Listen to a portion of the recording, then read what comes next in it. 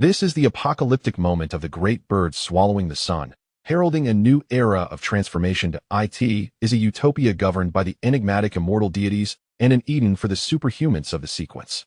Beyond the safety zones, the false god sees souls. Within the safety zones, human hearts are feasted upon by goo, the realms of hunting and temptation, genuine emotions and facades, faith and disorientation, survival and slumber, all partake in the consumption of humanity. I am feasting upon the divine. Chapter 1. The Dark Era, Awakening of the Divine Eater Sequence. Blue Star, January 1st, 2000. According to expert observations, a black bird suddenly appeared, regurgitating a colossal stomach that engulfed the entire sun. Subsequently, the black bird reconsumed the stomach and vanished from sight. The sun has disappeared, and Blue Star has plunged into darkness. However, life on Blue Star has not been entirely extinguished. Humanity manages to survive, with numerous researchers currently investigating the reasons behind this phenomenon. On the same day, deities appeared en masse on Blue Star, most of whom harbor a hostile intent towards humankind. Under the guidance of countless unsung heroes, humanity established a united government and constructed several large safety zones, leading to a new era where humanity resides. Solely within these sanctuaries, for some unknown reason, the deities are unable to enter these safety zones to slaughter humanity, a phenomenon that is also under extensive research by many scientists. This chapter of history marks the advent of the Dark Era on Blue Star. It encompasses 3 key points. What was omitted last year will undoubtedly be examined this year. Believe it or not. The first key point, seated in the corner of the classroom, Qin Xiang sighed, studying history will not save humanity, especially not this flawed narrative. In this world, only knowledge related to the sequence abilities holds significance. He turned his gaze towards the window. Through the protective glass, he could vaguely discern 1 or 2 oddly shaped deities drifting through the night sky overhead.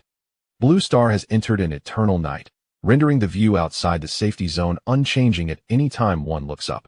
Faintly twinkling stars, and the so-called deities meandering beneath the starry sky. Classmates, next we shall discuss the deities. This is also a key point, so pay close attention. This is the first round of review, an opportunity to fill in the gaps. After the eternal night, Blue Star witnessed the emergence of peculiar creatures, each exhibiting bizarre appearances, yet they share a common trait, aggressiveness and immortality. Humanity believes these creatures are divine punishments resulting from the sins committed prior to the descent into darkness. Hence they are referred to as deities. Immortal beings, bizarre in form, yet exalted as deities. Upon hearing this, Qin Xiang could not help but scratch his head that IT is always thus. The pinnacle of science leads to theology. People attribute all inexplicable existences to the divine. Everyone should take note. The sections on deities and the Dark Era are essential for the college entrance examination, regardless of whether one studies the sciences or the humanities. The students displayed little enthusiasm. Everyone is aware that in this world, only those who awaken their sequence abilities can secure their place. As for the ordinary person's college entrance examination, only those ranking in the top 1,000th can gain admission to higher education institutions, thus opening the door to decent employment within the united government. Yet, within the vast safety zone, achieving a position within the top 1,000th is exceedingly challenging. Even the top 5 students in the school cannot guarantee such a rank. Qin Xiang, in his previous life, could not attain it, and now, in this rebirth, he finds himself even farther from that goal. In his past life, Qin Xiang was an orphan with unsatisfactory college entrance exam results. He later succeeded in postgraduate studies and secured a modestly respectable job.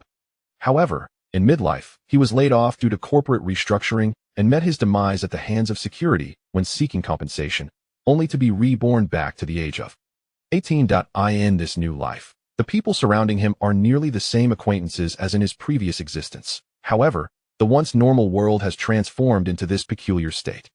It resembles a parallel universe. This parallel world is ruled by deities and those endowed with sequence abilities. Having yet to awaken his sequence abilities, Qin Xiang feels profound resentment. Heaven, why have you not granted me the awakening of sequence abilities? Have you consigned me to be mere cannon fodder in this rebirth? After the onset of the Dark Era, various creatures underwent mutations. Countless species have gone extinct, while countless others have emerged. Humanity, too, began to mutate. Thus, the sequence ability users came into being. On January 1st, 2005, 5 years after the descent into darkness, humanity welcomed its first sequence ability user. He possessed the extraordinary ability to transform one of his hands into a revolver. His revolver could discharge 6 bullets in a single day. Many deemed this mutation meaningless, for humanity's enemies were the immortal deities. Nuclear weapons could not slay the deities. What use was a revolver? Yet, astonishingly, what nuclear weapons could not accomplish, the revolver achieved. He killed 2 small deities that scurried across the ground. Even though these deities resembled giant cockroaches, they remained immortal beings. The sequence ability users could slay the deities. This shattered the prevailing notion of the deities' immortality. Humanity erupted in jubilant celebration, seeing a glimmer of hope for counterattacking the deities. This individual's awakening heralded a new era, and many others soon awakened their sequence abilities thereafter. The tales of humans slaying deities gradually became less rare. In fact, most sequence ability users earned substantial rewards through the hunting of deities. However, this minor spark of awakening sequence abilities did not alter the reality of humanity's existence within the safety zones, for in the 5 years following the awakening of the sequence abilities, the most perilous large deities remained unvanquished. Yet, the emergence of sequence abilities transformed the internal dynamics of humanity. Outside the safety zones, the deities reigned supreme. Within the safety zones, the sequence ability users hold dominion. The sequence ability users have become the deities within the safety zones. This is humanity's apocalypse. Yet it is also a paradise for the sequence ability users. Stories abound of individuals who were begging on the streets in the morning and achieved remarkable awakenings by afternoon, becoming the talk of the safety zones. In comparison to diligent study, awakening sequence abilities is the true path to altering one's destiny. Despite his rebirth, Qin Xiang still has not awakened his sequence abilities. He had thought that as a chosen one, he would possess some modicum of fortuitous luck. Yet 3 days have passed, and he remains an ordinary student living on the fringes of the safety zone. He yearns to acquire more knowledge regarding the sequence awakening, yet few around him can articulate the details. This is understandable. Anyone with relatives who are sequence ability users or have insight into the matter would hardly reside on the outskirts of the safety zone. Classmates, the awakening of sequence ability users represents humanity's hope, but we must remain grounded and diligently study. Awakening of sequence abilities? He immediately raised his hand, directing his gaze towards the homeroom teacher, who was teaching history. Qin Xiang, do you have a question? Teacher, why is it that none of us have awakened sequence abilities? How can one awaken sequence abilities? Isn't this question already addressed? The homeroom teacher frowned deeply. The cause of awakening sequence abilities remains a mystery. If I knew, I would have awakened myself. Immediately, a classmate interjected, but I heard that Zhou Yang from the next class had an uncle who awakened sequence abilities. Why can't I awaken mine?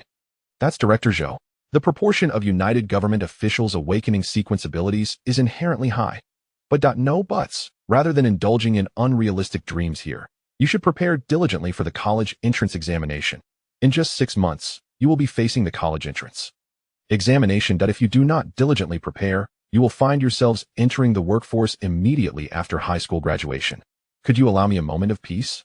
Open your assignments. I will review them. The homeroom teacher's agitation escalated, culminating in fervent slaps against the desk. However, the dual-lived Qin Xiang discerned that the teacher's fervor stemmed not from a desire to see his students succeed. Only the top 5 in the entire school had a chance of entering a prestigious institution, and the highest scorer in his class barely ranked around 30 in the school. In other words, everyone in the class would likely have to work upon graduating from high school. The teacher could not possibly be unaware of this reality.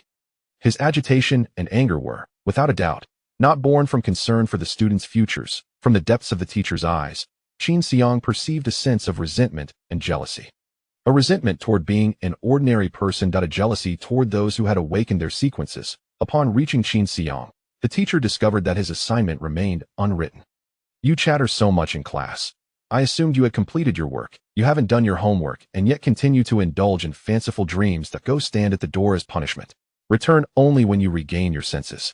Understood, he was not the only student who had failed to complete his work, yet he was the only one called out for punishment. It seemed that his earlier remarks had provoked the teacher's ire. It has been said that human anger fundamentally arises from one's own impotence. Perhaps that is true.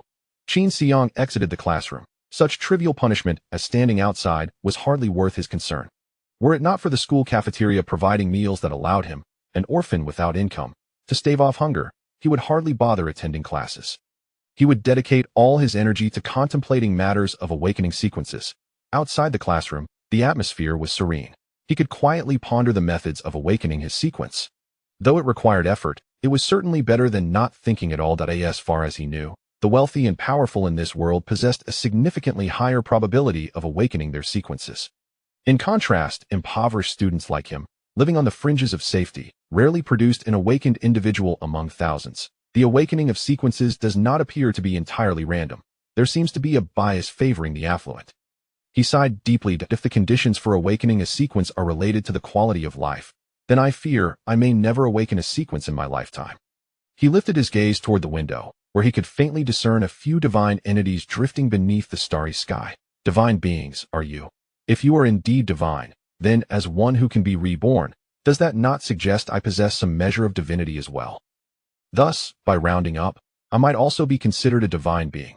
Qin Xiang smiled softly. Suddenly, he noticed in the dark expanse of the starry sky an eye slowly opening, gazing directly at him. The inky pupil did not appear human. It resembled that of a bird. This eye, suspended in the night sky, was immense and round. If it indeed belonged to a bird, it could likely swallow the entire blue planet in a single gulp. Qin Xiang frowned and glanced at the other students standing in the corridor, some of whom idly stared out the window, yet none seemed to notice the eye. Was he the only one who could see it? He locked eyes with the mysterious gaze for a brief moment and immediately felt as though it was casting some form of interference upon him, leaving him dizzy. In the next instant, a fragment of information appeared in his mind. Sequence Eater of Gods Awakening. Chapter 2, Double Happiness Arrives. Sequence Devourer Awakens. Consuming deities will enhance strength. Current sequence level. Level 1, Glutton, Skill, Blood Feast. Skill description. Consuming deities can enhance one's power. As he regained his senses, the eye in the starry sky had vanished. The sequence has awakened. His understanding of sequence abilities was limited. The only thing he knew was that those with sequence abilities could see their own sequence information in their minds. Have I awakened a sequence ability too? Qin Xiang was still in disbelief when he suddenly felt a surge of power within him, significantly bolstering his mental state. His previously gone arms began to develop muscular definition. It was said that awakening sequence abilities would enhance one's body, and it turned out to be true. However, pondering the eye of that bird, he felt somewhat perplexed. Is it truly the case that everyone awakens their sequences in such a peculiar manner? I can't shake the feeling that my awakening method and my sequence name are rather strange. Perhaps I should clarify this before informing anyone else. The name Devourer is quite straightforward. I should investigate it further in the Godslayer Forum. The Godslayer Forum serves as a platform for sequence ability users to discuss and exchange information. To access the forum, one needs either a mobile phone or a computer. Unfortunately, in his home, there wasn't even a functioning household appliance, let alone a computer. After evening study, the power resources during this apocalyptic era were scarce, and internet cafes were not open 24 hours. They had already closed for the night. Qin Xiang returned home, letting out a long breath. I'll take a rest and head to the internet cafe tomorrow morning. The next morning, he set off to the internet cafe with his meager 10 copper coins, carrying his backpack. The internet cafe was filled with a faint smell of smoke, far less pungent than those he remembered from his past life. It was somewhat dilapidated, adorned with a few decorative stickers, and seemed to have undergone little renovation. Yet, it was still much better than Qin Xiang's own dwelling. In his eyes, anyone who could afford electricity in this impoverished area bordering the safe zone was quite affluent. Those who could operate such an electricity-consuming internet cafe were even wealthier. In such a destitute region, few could afford the luxury of paid internet access. Yet, there was indeed an internet cafe established here. The choice of location for the cafe was peculiar, which seemed to be validated by the odd individuals he often observed entering and exiting during his school commutes. Half an hour is sufficient. He tossed 10 copper coins to the manager. Due to the severe scarcity of electricity, the internet cafe's fees were exorbitant. 10 copper coins represented his wages from a week of part-time work at the school library, and parting with them made his heart ache. The overweight manager in his 30s, seated at the bar, scrutinized Qin Xiang for a moment before expressionlessly pointing to a machine. That one, go ahead. After taking a seat, he noticed a man nearby, clad in a suit, typing away at the keyboard. Qin Xiang glanced again and finally understood why the scent in this internet cafe was far more pleasant than in his previous life. It was because the fees were steep. Those with the spare funds to visit were generally engaged in research or transactions. There were none of the internet cafe regulars who had their lives intertwined under one roof, as in his past. Qin Xiang pushed aside all other thoughts and focused on the screen before him. However, the machine was sluggish, taking 2 minutes to load the interface. There was no choice. Faster computers required additional payment. He logged into the forum, Godslayer Forum, to search for information regarding the currently awakened sequences. The pinned post was a statistical overview of the sequence abilities that had awakened thus far. He immediately clicked on it. From New Year's Day 2005 until now, a span of 5 years, thousands of sequences had already awakened. Everyone had experienced a sudden awakening, akin to an electric shock, with no one having seen the bird's eye prior to their awakening. Even more astonishing to Qin Xiang was that among the thousands of sequences, none were related to the consumption of deities. No one had awakened in a manner akin to his own, nor did anyone share his sequence ability. Qin Xiang swallowed hard, murmuring, "Am I truly the chosen one? My sequence yields no traceable information. Should I make it public? I could become the center of attention." However, as his gaze lingered on a particular post, he hesitated. Humanity has yet to learn how to digest the remains of deities. If I awaken a sequence that allows me to consume deities to grow stronger, I might be captured for research. Captured for research? With a preliminary understanding of sequence abilities, he recognized that his devourer sequence was a unique existence. Sequence ability users in the Godslayer forum were undoubtedly envious of this ability. The prospect of hunting deities while simultaneously strengthening oneself would undoubtedly be a terrifying perpetual motion machine. Qin Xiang cautiously realized that he seemed to lack the strength to match this extraordinary sequence. As the saying goes, a common man is innocent, but possessing treasures brings peril. If one possesses wealth that does not correspond to their strength, they will be surrounded by danger. Should I choose to trust myself, or place my faith in others, building my life and future upon their noble morals? For an ordinary person, this question is not difficult to answer. In an instant, Qin Xiang was resolute. I must keep this matter confidential. Silent wealth is the way to go. This holds true in both my past and present lives. As he contemplated his future plans, the computer suddenly returned to the password interface, displaying a message. Time is up. To continue using, please renew at the counter. The internet time purchased with 10 copper coins had expired. This is the hardship of lacking funds.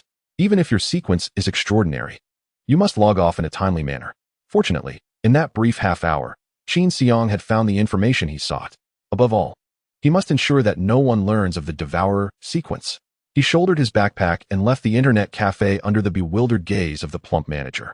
Through the anti-aircraft glass of the safe zone, gazing at the starry expanse that hung perpetually in the sky, along with the occasional drifting colossal deities, Qin Xiang felt a sense of confusion wash over him once more.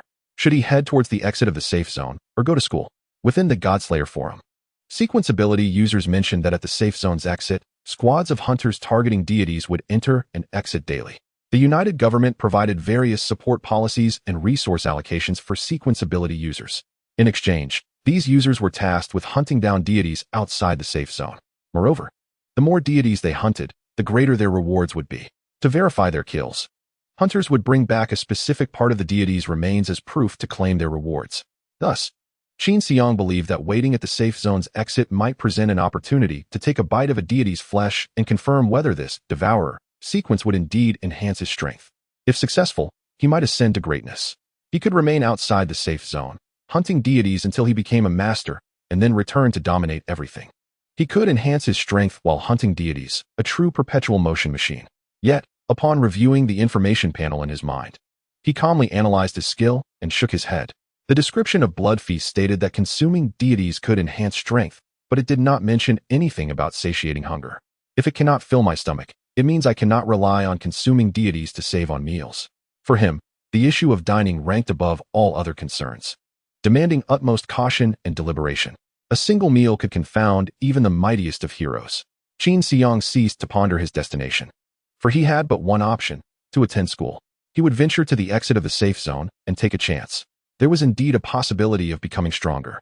However, the lunar calendar indicated that today was marked with all matters are ill-advised, suggesting that it might not be propitious to engage in risky endeavors.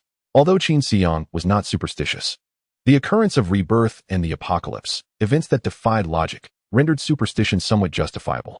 When individuals confront phenomena beyond their comprehension, they often succumb to superstition. The school provided lunch and dinner, and crucially, today was Friday. The school would be closed on Saturday and Sunday, meaning he would be unable to scrounge for food during the break. If he missed the cafeteria today, he would endure hunger for 2 more days, penniless.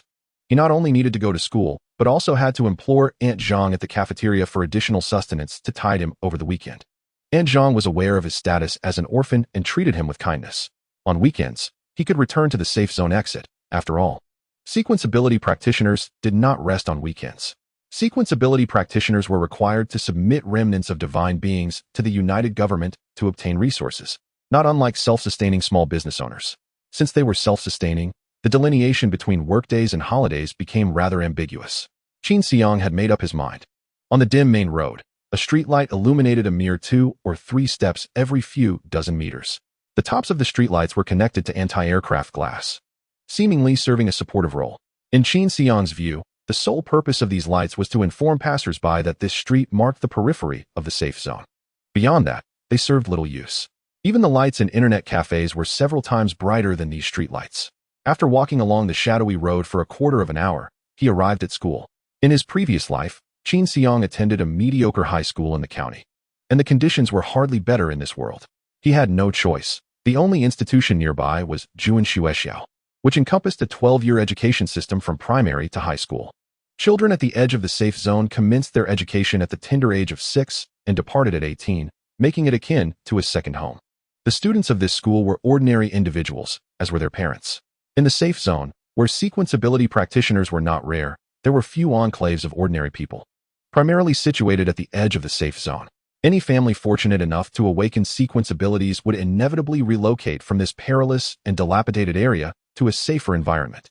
Within the school, everyone occupied the lower rungs of the safe zone hierarchy, but Qin Xiang's family circumstances were the most destitute. He had no home, no parents, and lived alone. Were it not for the United Government's policy allowing orphans to attend school free of charge, he could scarcely fathom where he would be or what he would be doing. As Qin Xiang traversed the dimly lit street to the school, the teachers on duty had yet to arrive, and morning self-study had not commenced. Each day, morning self-study was held from 8 to 8:15. He had recently awakened his sequence ability and was filled with excitement, which prompted him to rise early. Even after spending half an hour in the internet cafe, he still arrived early. The school was aglow with lights, being the brightest place at the edge of the safe zone. Equipped with the best electrical systems and lighting, an uncommon luxury in a region where electricity was costly. The United Government believed that the hope of saving humanity and striking back against the divine rested on the shoulders of every child. Therefore, education could not suffer. With improved educational conditions, the new generation would cultivate a sense of belonging to the United Government and the safe zone, thereby fostering a deeper commitment to the pursuit of hunting divine beings. The United Government also proposed equal educational opportunities for every child, for one could never know which child might grow into a hero. However, while policies sounded noble, their execution within each school often took on bizarre forms. Students like Qin Xiang, who paid no tuition and had no prospects, were regarded as leeches by the faculty, who looked down upon them. Even in the post-apocalyptic era, the benefits the teachers extracted from the school far outweighed what they received from Qin Xiang.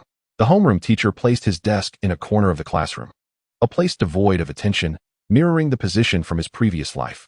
Before his rebirth, Qin Xiang had felt profound loneliness, but now, he found solace in it. At least here, no one would disturb his daydreaming. While other students took out their textbooks to prepare for the day's lessons, Qin Xiang rested his chin on one hand, gazing out the window at the occasional divine beings soaring past the safe zone. Could he defeat a divine being? What would they taste like? At that moment, his reverie was interrupted. He looked up to see a strikingly attractive female classmate standing beside him. "Ah, Li Jingwen, what brings you here?" She arrived, accompanied by a tumultuous memory. Li Jingwen was a classmate from high school, adept at both tea and fishing. Although Qin Xiang now perceived her as juvenile among their peers, she held a respectable position. It was no wonder he had been drawn to her for 3 years. Willing to forego meals to bring her breakfast with the meager earnings from his part-time job, he even assisted her with her homework. For Li Jingwen, Qin Xiang was always at her beck and call. However, she had never reciprocated his feelings, consistently deflecting his advances with the excuse of not wanting to distract from her studies. Yet, whenever Qin Xiang contemplated giving up his pursuit, she would seek him out, offering encouragement, suggesting it was merely a test of his resolve and urging him to persist. Such words were nearly impossible for an innocent high school student to resist, more captivating than any competition or task. Thus, Qin Xiang steadfastly adopted the role of a pure-hearted romantic warrior. Tragically, it was only after graduating high school that he learned Li Jingwen had begun dating Zhou Yang from the neighboring class. Zhou Yang came from a well-to-do family. His uncle was a department head in the education sector, and his parents held respectable jobs. Li Jingwen's relationship with him represented a significant leap across social classes. He vividly recalled witnessing Li Jingwen holding hands with Zhou Yang, her mockery directed at him. So foolish, no wonder you're an orphan. In this second chance at life, despite the world undergoing drastic changes, most of his former classmates remained unchanged. Upon encountering Li Jingwen again, he felt no stirrings of emotion, only a sense of enlightenment. The spring breeze had returned, and today he recognized himself anew. Love is beautiful, but one must be wary of those who wield it for malevolent purposes. Li Jingwen said sweetly, Qin Xiang, you haven't brought me breakfast for 3 days. Oh, I had breakfast myself, Qin Xiang replied nonchalantly. Li Jingwen paused, then inquired with surprise. What about my breakfast? Did you not tell me that you had breakfast at home, so I need not bring you any?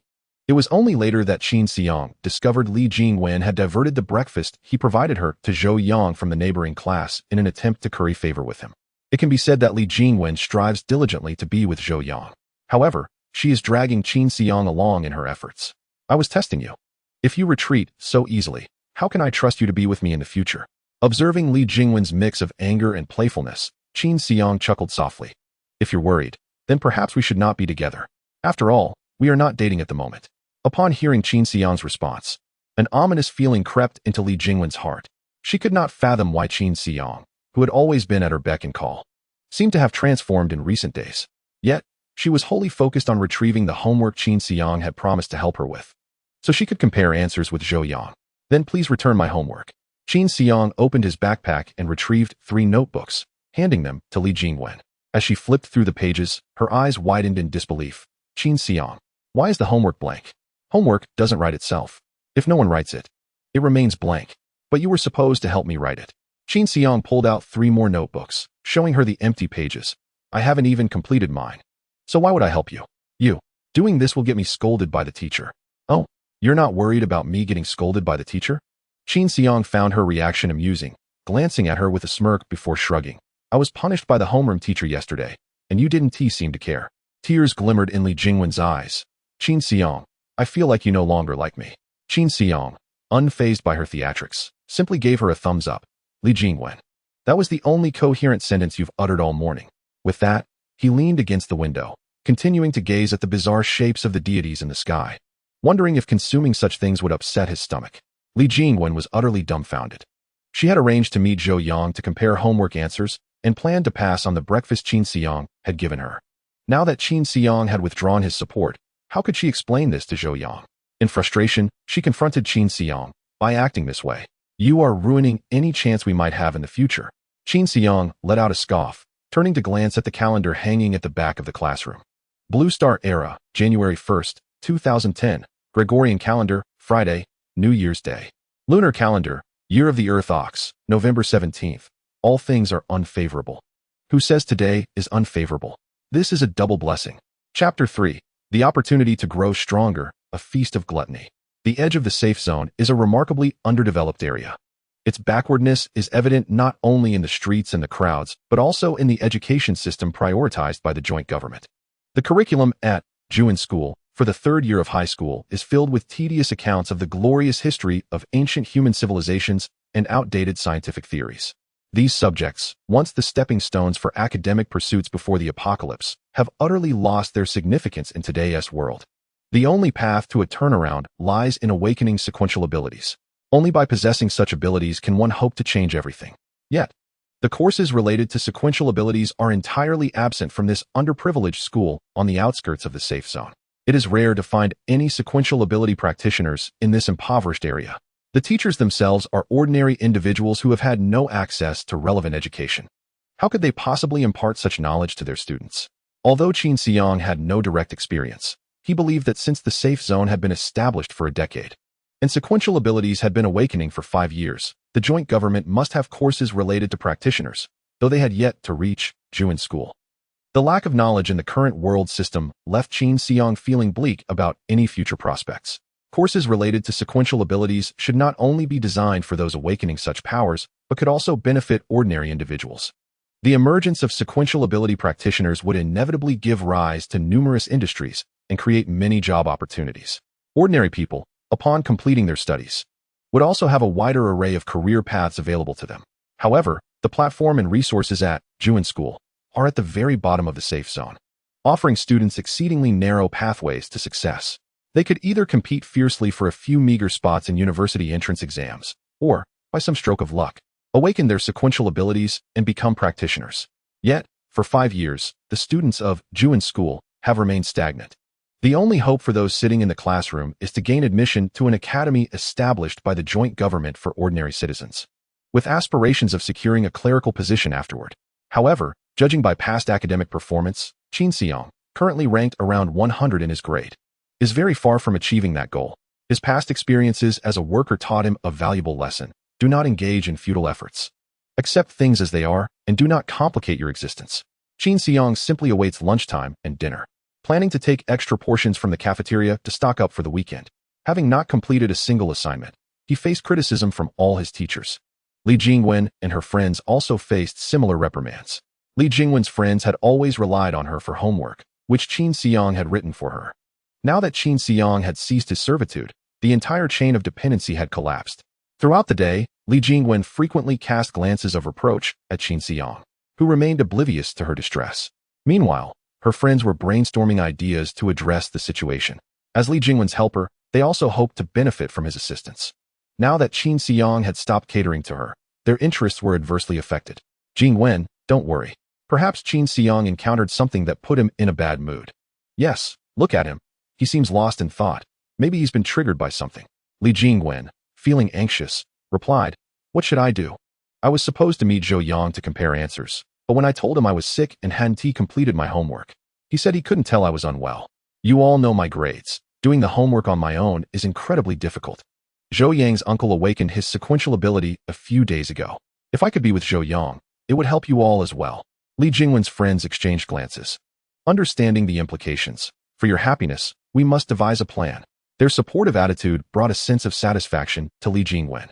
Being the first to learn about Zhou Yang's uncle's awakening further solidified her belief in their close relationship. However, the unpredictable variable introduced by Qin Xiang was beginning to trouble her. As Li Jingwen spoke, her friends became even more eager to strategize. They believed that if Li Jingwen climbed the social ladder, they would also benefit in some way. Jingwen, here is the plan. After school, you should stop him and tell him. When school ended, Qin Xiang left his books on the desk, as his backpack was stuffed with food. Today, he shamelessly took extra portions from the cafeteria, and Aunt Zhang didn't scold him, serving him as much as he wanted. His meals for the weekend were secured. He had decided to spend the weekend with a backpack full of food, planning to sleep near the exit of the safe zone. When a sequential ability practitioner returned from hunting deities, he would take his chance, silently growing stronger and gradually developing. He ultimately sought an opportunity to escape from the confines of this cursed place at the edge of the safe zone. Just as he was joyfully returning home, Li Jingwen unexpectedly appeared and obstructed his path. Qin Xiang furrowed his brow at her, a look of confusion etched upon his face. Li Jingwen displayed an endearing expression and said, Qin Xiang, I reflected on myself today and consulted my heart. Truthfully, I do have feelings for you. However, I am still quite young. Leave, Qin Xiang coldly interrupted her, dismissing her as if he were sidestepping a pile of refuse. He departed, leaving Li Jingwen standing there in stunned silence. She never anticipated that her humble admission would yield such a response. Had Qin Xiang truly changed? After a prolonged moment of bewilderment, she turned away, feeling desolate. Upon returning home, Qin Xiang took a cold shower and then lay down to rest. He had initially intended to stake out the safe zone's exit that very night. However, having not rested well the previous night, his body felt fatigued, leading him to reconsider.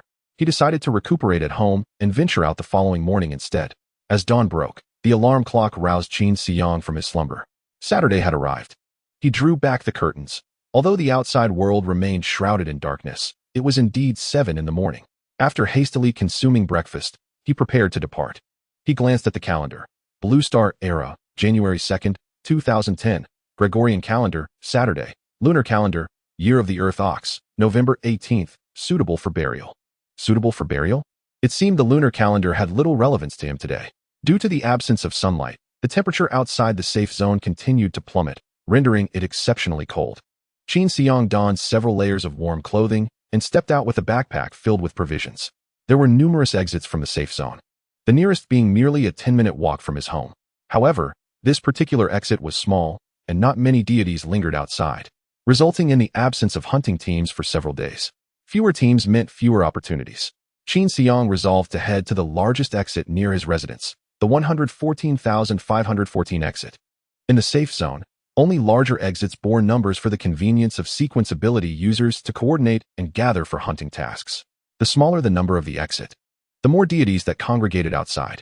Thus, more teams of sequenceability users would also gather at those exits.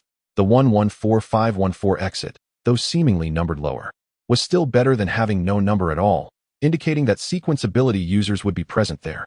Such knowledge was not imparted by schools or textbooks. Qin Xiang had gleaned it from a scientific post on the Godslaying Camp forum during a half-hour online session the previous day. He chuckled wryly, realizing that the apocalypse was indeed different. Schooling paled in comparison to internet access. Alas, internet access was costly and did not include meals, while schooling was free and provided 2 meals a day. If only the merits of schools and internet cafes could be combined. After contemplating for a moment, he concluded that ultimately, he should be grateful for the joint government's policy of free education and meals. The journey to the 114514 exit would take him over 2 hours. Yet he felt invigorated. His future brimmed with promise, and that exit held the hope of liberating him from his current fate. As he traversed the road, he encountered dilapidated houses, most of which had collapsed. The path was strewn with rubble and dust, neglected by any caretaker. Navigating through the debris often required him to climb up and down, leaving him breathless. The journey was lengthy, yet Qin Xiang encountered few living souls. Occasionally, he would spot a hurried passerby, evidently not a resident of the area. For years prior, the anti-aircraft glass had inexplicably shattered in several places. This glass served as a barrier preventing deities from entering the safe zone. Once the glass was compromised, the residents lost their only means of protection. Many deities seized the opportunity to invade and attack the safe zone. In an effort to contain the situation, the joint government urgently dispatched a sequenceability army to eliminate the invading deities and swiftly repaired the anti-aircraft glass. Thankfully, the government acted promptly, preventing larger deities from breaching the safe zone. Otherwise, the consequences would have been dire. Nevertheless, the incident resulted in significant losses. Original inhabitants either perished in the attack or relocated. The joint government repaired the defensive structures of the safe zone, but did not rebuild the streets or housing. Once insecurity arose, people ceased to trust the safety of the area. Even with the infrastructure restored, no one was willing to return to live there. The joint government decided not to waste further efforts. The absence of human presence allowed Qin Xiang to feel at ease, as he need not worry about someone pilfering the food from his backpack. Most graduates from Juan School struggled to find any means of livelihood, contributing to the poor security in the area. For Qin Xiang, the absence of others was far more comforting than their presence. Finally, he spotted a towering blue sign, emblazoned with the words, Safe Zone Exit 114514, in white paint. At last, he had arrived. Approaching the 114514 exit, he intended to assess the situation, only to find the area packed with people, making it impossible to enter. To discern what was happening inside, he sought a higher vantage point on a nearby mound and observed intently. His first sight was of the protective gate at the exit. This was his first visit to a numbered safe zone exit and his first encounter with such a gate. The gate was approximately 7 to 8 meters wide and 3 to 4 meters high, seemingly crafted from a special alloy, appearing exceedingly robust. The protective glass on the gate consisted of multiple layers, rendering it impossible for him to see clearly through to the area beyond.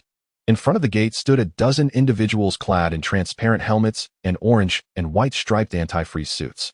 The anti-freeze suits, valued at more than 2 silver coins, represented a staggering sum in Qin Xiang's world, accessible only to sequenceability users.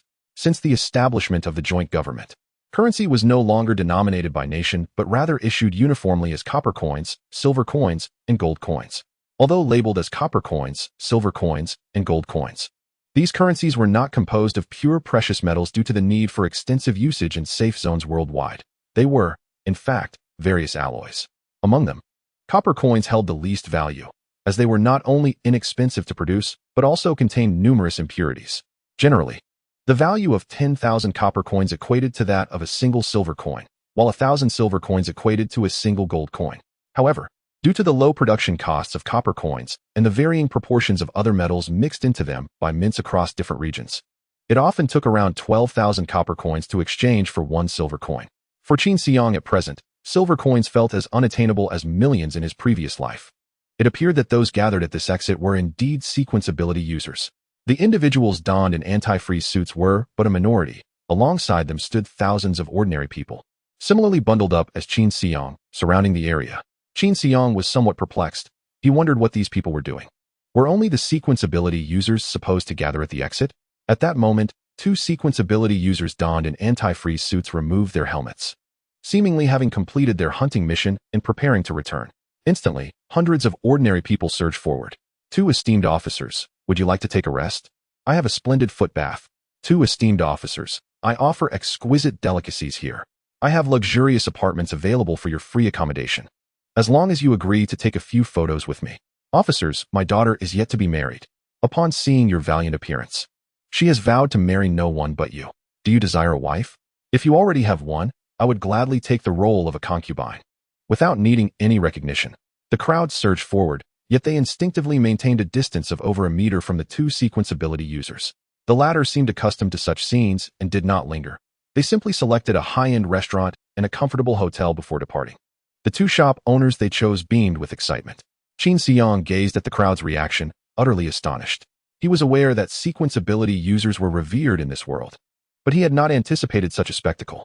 Ordinary people yearned to associate with a sequence ability user to escape their grim fates and seek a more comfortable life. They all aspired to transcend their social class, yet sadly, such aspirations were likely unattainable for a lifetime. Reflecting on this, Qin Xiang felt a surge of gratitude towards fate, further solidifying his own resolve. The heavens had already granted him an opportunity. He needed to seize it diligently. He wished to navigate through the crowd and draw closer to the remaining dozen or so sequence ability users, but he was immediately pushed aside. Hey kid, go to the back of the line. Why are you shoving forward? Qin Xiang replied, I'm not here to seek out sequence ability users. I won't compete with you for business.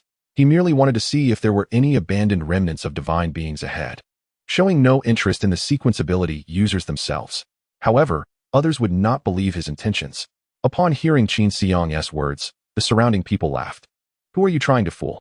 Every person trying to push forward says the same thing. With no other choice, Qin Xiang could only wait at the periphery. The protective gates at the exit of the safe zone opened repeatedly, as sequence ability users continuously entered and exited, while the throng of ordinary people dwindled. By nightfall, Qin Xiang finally secured a position closer to the front. However, unlike others, whenever a sequence ability user returned from outside the safe zone, his attention was not on them, but rather on the direction of the divine remnants they held. They presented the remnants to the inspection personnel for verification. To his surprise, he noticed that all the remnants were circular. Ultimately, all the circular divine remnants were taken away by the inspection personnel nearby, and he did not manage to collect a single one. Just as Qin Xiang thought he had gained nothing that day, another group returned from outside the safe zone. One sequence ability user inspected his haul and carelessly tossed aside an ear infested with numerous worms. This must have fallen into my backpack during the fight. It dirted my bag, he complained. Qin Xiang's eyes lit up at the sight of the worm-ridden ear, and he prepared to discreetly collect it. However, a cleaner swept the ear into a dustpan and turned to leave. What is going on? Has my meal been snatched by a cleaner? He felt a surge of unwillingness and immediately followed the cleaner out of the safe zone exit. The cleaner remained oblivious that someone would be interested in the trash in the dustpan. He walked to a corner of the street and directly discarded the ear into a filthy trash bin before turning away. Qin Xiang kept a close watch from the shadows until the cleaner had gone. Once the coast was clear, he approached the trash bin, intending to retrieve the ear. Yet, just as he was about to reach for it, he noticed a uniformed personnel walking by, glancing at the divine remnants in the trash bin and then taking out a notebook to record the findings. Qin Xiang furrowed his brow. Divine remnants in the trash bin are still being documented? Is this truly garbage? However, the management personnel paid little heed and departed after making their notes. Once the personnel had left, Qin Xiang rushed over. He lifted the lid of the trash bin, and a pungent smell of blood assaulted his senses. However, when he beheld the scene inside the bin, he was taken aback. There were numerous divine remains within. Qin Xiang's eyes widened, and his heart raced. Was this a veritable feast? Chapter 4. The Rise in Strength. Qin Xiang's gaze brimmed with excitement. As the saying goes, the iron shoes are hard to find, yet the reward comes effortlessly. How fortunate to find such a bounty of discarded divine remnants. Was this not a boon? It was nothing short of divine providence. He truly was the chosen one. Surveying his surroundings, Qin Xiang noted that no one was approaching. The divine remnants were unlike the familiar beef or lamb, causing him a twinge of hesitation. Yet, the thought of successfully verifying his blood drink skill, and subsequently being able to continuously enhance himself with the divine remnants filled him with anticipation. Clenching his fists, he suppressed his physiological discomfort and resolved to give it a try. In the face of his profound desire, all instincts would be subdued. There was no task to complete, no sacrifice to make. He was merely consuming the scraps of divine beings. What was there to complain about? He recalled what was mentioned in the god-slaying camp. Consuming divine remnants would elicit no adverse reactions. They were substances beyond the realm of life, indigestible and unabsorbable. Even upon awakening sequence abilities, it remained so. If he could truly digest the divine remnants, it would be an extraordinary stroke of luck. He closed his eyes and swallowed a piece of the divine remains whole. To his astonishment, while the remnants appeared rather uninviting, they tasted delightful, even surpassing the meals at the cafeteria. He could not discern whether it was the divine flesh that was genuinely palatable or if the cafeteria's cook was simply inadequate. Initially, he expected the taste to be unpleasant and pondered how much he could endure. Since it was unexpectedly flavorful, he decided to indulge without reservation. Qin Xiang opened his eyes and let out a long sigh. Sequence Devourer. Digesting divine entities will enhance strength. Current sequence level. Level 1. Glutton. Skill. Blood drink. Skill description. Consuming divine beings can lead to digestion. Why was there no change at all? Just then, Qin Xiang felt a series of sounds emanating from within his body. The sound appeared to originate from the area of his heart, gurgling like a spring breaking free from the confines of gravel, unleashing a long-suppressed flow of clear water. Subsequently, this surge of water spread throughout his body. Then, he experienced a sharp pain coursing through him, as if a torrent was surging through his narrow blood vessels, threatening to burst his muscles. His entire body began to convulse uncontrollably, with his muscles twitching violently. After about a minute, the pain finally subsided. He sensed his arm muscles twitch a couple more times before returning to their normal state. What was happening? Qin Xiang was filled with curiosity, uncertain whether the changes occurring in his body were beneficial or detrimental. He thus removed his outer garment to inspect his arms. Although Qin Xiang's arms seemed largely unchanged, his intimate familiarity with his own physique allowed him to quickly discern that the muscles in his arms appeared to have grown more robust. Whether it was merely an illusion or not, he felt an invigorating vitality coursing through his entire being. Even the backpack laden with provisions felt surprisingly light. He glanced again at the information panel, which revealed the same content as before, devoid of any alterations. Yet, the transformation within his body unmistakably indicated that he had undergone some ineffable change. Qin Xiang swiftly formulated a reasonable explanation. The information regarding the Qi Shinjia did not mislead. After consuming the divine remnants, he had indeed become stronger. However, this enhancement was insufficient to manifest in the data. While perusing the forum, he learned that individuals with sequence abilities experience significant improvements across various physical attributes after consuming sequence potions, precisely mirroring his current state. Since it proved effective, this validated his method of enhancing his sequence and strengthening his abilities. A promising beginning is indeed half the battle won. With a greedy smile, Qin Xiang rubbed his hands together and looked at the other remnants of deities before him. Unable to contain his eagerness, he seized another piece and swallowed it whole. Almost instantly, he felt that exhilarating surge rushing through his body once more. After a brief moment, Qin Xiang excitedly examined his physique, noting that the signs of his newfound strength were increasingly pronounced. I am now stronger and more spirited. A subtle smile curled at the corners of his mouth as he resolved to continue indulging without hesitation. The remnants of the deities in the trash bin? No, they were undeniably his first fortune. Yet, he maintained a sense of humility. As he picked them up, he was meticulous, striving to keep his clothing clean and tidy. Should he become splattered with blood, he would undoubtedly attract unwanted attention on his way home, which he would find difficult to explain. He remained vigilant, watching his surroundings to avoid being seen engaging in such peculiar behavior. To grow stronger, one must remain discreet. The secret of his sequential abilities must be safeguarded. His experiences from his previous life had exposed him to the malice that resides within many hearts. Even if one's intentions are pure, there will always be those who harbor jealousy and resent witnessing another's success, potentially leading to betrayal. In this life, endowed with such a unique ability, he must exercise utmost caution and refrain from revealing it to others. As Qin Xiang continued to feast, he relished the overwhelming sensation of power coursing through him. What began as an unbearable pain gradually morphed into something more tolerable, even bordering on an obsession. Damn it, I hope I'm not developing an inclination towards masochism. He silently chided himself, reminding himself not to succumb to the seductive allure of painful pleasure. However, he soon noticed a perplexing issue. despite consuming copious amounts. He felt no sense of fullness in his stomach. How odd it was that after such a feast, he didn't feel bloated, and in fact, he was still somewhat hungry. It seemed, as he had previously surmised, that devouring the deities only enhanced his strength without addressing his physiological hunger. No wonder the information referenced digestion rather than absorption. They were entirely different matters. The disappearance of the divine remnants in the trash could potentially attract attention, so it was prudent to avoid unnecessary trouble. His primary objective was to swiftly convert the remnants into his own power. Qin Xiang hastened his actions, continuing to devour the remnants beside the dumpster. After more than an hour, he had consumed all 30 or so remnants before him, resulting in a qualitative transformation in his strength and condition. Yet, he could not afford to revel in this newfound vitality. Finding a puddle nearby, he cleaned the blood from his hands and face without hesitation. He then departed swiftly, heading home. The changes in his body were unmistakable. The 2-hour journey took him merely 1 hour, and he felt no strain whatsoever. Although the time had been halved, his mood was twice as tormented.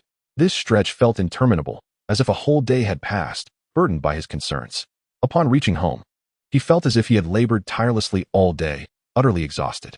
Sitting on his makeshift cardboard sofa, he finally sighed in relief. It was nighttime, and hunger gnawed at him. As soon as he closed the door, he opened his backpack and grabbed a portion of Lu Yanchangyu rice to satiate his hunger. However, upon taking the first bite, Qin Xiang frowned in distaste, revealing his dissatisfaction. The cafeteria's culinary skills remained consistently poor. It was utterly unpalatable. He muttered a complaint but dutifully finished his meal before tossing the container into the sink. Normally, he would wash the container after eating, but tomorrow was the weekend, and he wouldn't need to take it to school, allowing him to indulge in a little laziness. After letting out a satisfying burp, he poured himself a glass of warm water to aid digestion. However, as he set the kettle down, it slipped from his grasp and seemed poised to crash to the floor.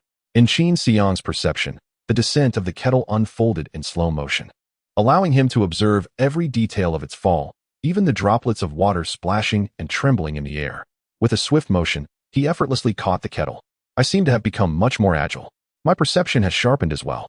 He placed the kettle back on the table, and before he could marvel at his newfound abilities, he noticed a deep handprint on the kettle, startling him once more.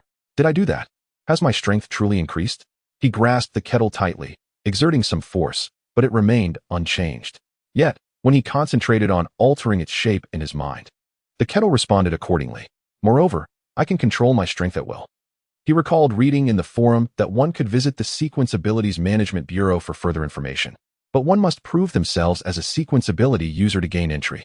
He did not intend to disclose his newfound abilities in the immediate future, at least until he had a clearer understanding of them. Thus, the Shi became his sole source for information. However, accessing the Shi required a computer or phone with internet connectivity, which were luxuries he could not afford. His only option was to visit an internet cafe. Yet, even half an hour there cost 10 copper coins, a substantial sum. The security zone where Qin Xiang resided was impoverished and underdeveloped. Even adults competed fiercely for job placements, leaving little opportunity for students. The sole avenue for earning money was through menial work at the school library, which paid a meager 10 copper coins a week. Fortunately, Mr. Zhu, the librarian, recognized Qin Xiang's circumstances and extended him special consideration, reserving the only student assistant position for him. When school resumed next week, he would return to the library to assist with organizing the books. Qin Xiang approached the window, gazing out into the vast darkness beyond the curtains, where countless deities roamed the heavens and earth, and a smile graced his lips. If I could consume them all, I can hardly imagine how powerful I would become. Today has been immensely fulfilling, instilling hope in the reborn Qin Xiang. He began to believe that in this world, he was indeed the chosen one. Qin Xiang washed his slightly soiled coat, took a cold shower, and then retired to bed. The following morning, as he awoke, he glanced at his robust arms and thighs, a smile gracing his face. What shall I do today? Shall I return to that trash bin from yesterday to search for remnants of the divine? This notion was swiftly dismissed by Qin Xiang. The disappearance of the divine remnants from the trash bin near exit 114514 might draw attention, leading to potential complications. However, venturing out of the safety zone to hunt for the divine, where should he begin, and how should he proceed? He was devoid of any clear direction. What if he were to be overpowered and killed in retaliation by a divine being? The predator would become the prey, leaving him with no recourse for justification. After contemplating for a moment, he smacked his forehead. One shot, one place. If he could not approach the trash bin at the safety zone exit, He could simply find another bin. Chapter 5. Obstruction. The map of the safety zone was extraordinarily vast. So much so that even the geography teacher at Joan's school lacked a detailed representation. Consequently, Qin Xiang was unaware of the distribution of safety zone exits. He only knew the rough location of exit 114514 because it was relatively close to him, with over 100,000 numbered exits. This was the only one he was familiar with. An ordinary person, unless aspiring to ascend to the ranks of those with extraordinary abilities, would hardly concern themselves with the locations of safety zone exits. Not knowing the locations of the exits was not a particularly pressing issue. He recalled that there was a route map at the bus stop near the main road. This map might indicate the locations of the safety zone exits. In previous weekends, Qin Xiang had merely lounged at home, as this minimized his consumption and allowed him to eat less. This weekend, however, was destined to be extraordinary. He was now filled with fervor, driven by a singular belief, to grow stronger. As long as he became powerful, he could escape this wretched place. With a backpack laden with provisions, Qin Xiang walked for over 10 minutes until he reached the bus stop. This was his first visit to a bus stop, as he could not afford the fare. In his memory of the post-apocalyptic safety zone, the impoverished walked while the affluent rode the bus. As for those who drove private cars, gasoline was an even scarcer resource than electricity, and such individuals were not found in the outskirts of the safety zone. He studied the route map at the bus stop for quite some time. He discovered that several of the bus stops along the route were named after safety zone exits. The only bus line at the edge of the safety zone passed several exits, all of which had lower numbers than 114514. As for which safety zone exit to pursue, Qin Xiang was uncertain. He would take it as it came. In this life, he had never taken a bus, so he had no idea of the distance between stops. Alas, it would be wonderful if orphans could ride for free. Qin Xiang glanced at the 5 copper coin fare, shaking his head in resignation. He had given all 10 of his remaining copper coins to the internet cafe yesterday. A round trip would cost 10 copper coins. He might as well return to the internet cafe to search for information. Thus, Qin Xiang embarked on a journey to gauge the distances between bus stops on foot. He needed to ascertain how far apart the stops were to estimate which safety zone exits he could reach on foot. He walked along the bus route for 20 minutes before arriving at the next bus stop. This stop seemed much farther away than those he remembered from his previous life. After consuming the divine remnants yesterday, his strength had increased, and he walked at a speed far exceeding that of ordinary pedestrians. Whenever the streets were deserted, he would quicken his pace and move forward with all his might. Even so, he could only traverse 3 stops in an hour. Having learned the distance to 1 stop, he began to understand his range of activity. The 7th stop was called exit 54320, the 17th was exit 89757, and the 20th was exit 38324. At this juncture, it appeared that only these 3 stops afforded him the opportunity to search for divine remnants. The farthest, exit 38324, would allow him to return home before tomorrow. Beyond that, he might not make it back before Monday, jeopardizing his ability to attend school. On Monday, Qin Xiang must arrive at school early to inform the librarian of his intention to continue his work-study program. Otherwise, he risked losing his position and, consequently, the funds necessary for visiting the internet cafe. After some reflection, Qin Xiang decided to proceed to exit 54320 to assess the situation. The hour and 40-minute journey did not leave Qin Xiang feeling fatigued. Rather, he felt increasingly invigorated. The abundance of material and spiritual wealth often warrants separate discussions. When one possesses hope, they approach tasks with a renewed vigor. Even though the streetlights around him were exceedingly dim, casting a sense of oppression in the air. It was still daytime.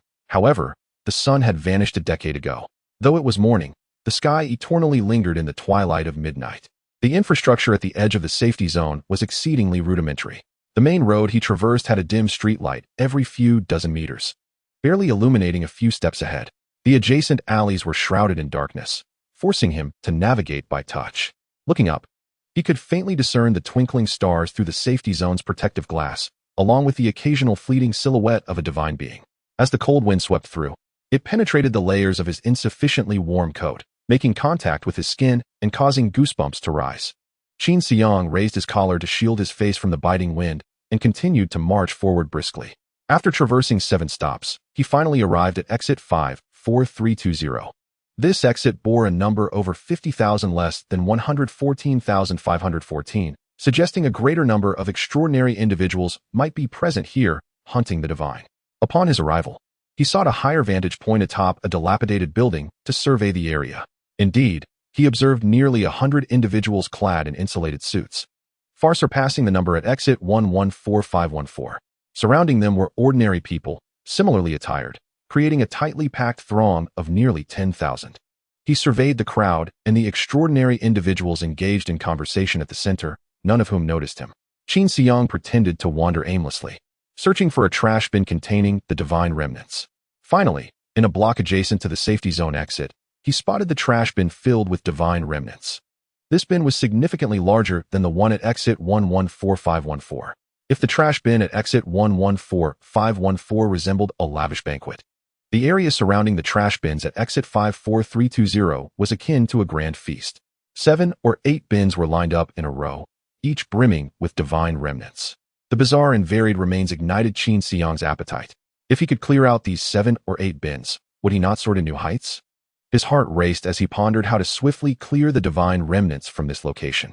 However, he suddenly noticed 2 sanitation workers nearby, their uniforms stained with blood. Initially, Qin Xiang intended to wait at a distance until the 2 workers departed before approaching. However, when he came into the view of the 2 cleaners, they simultaneously raised their heads to look at him.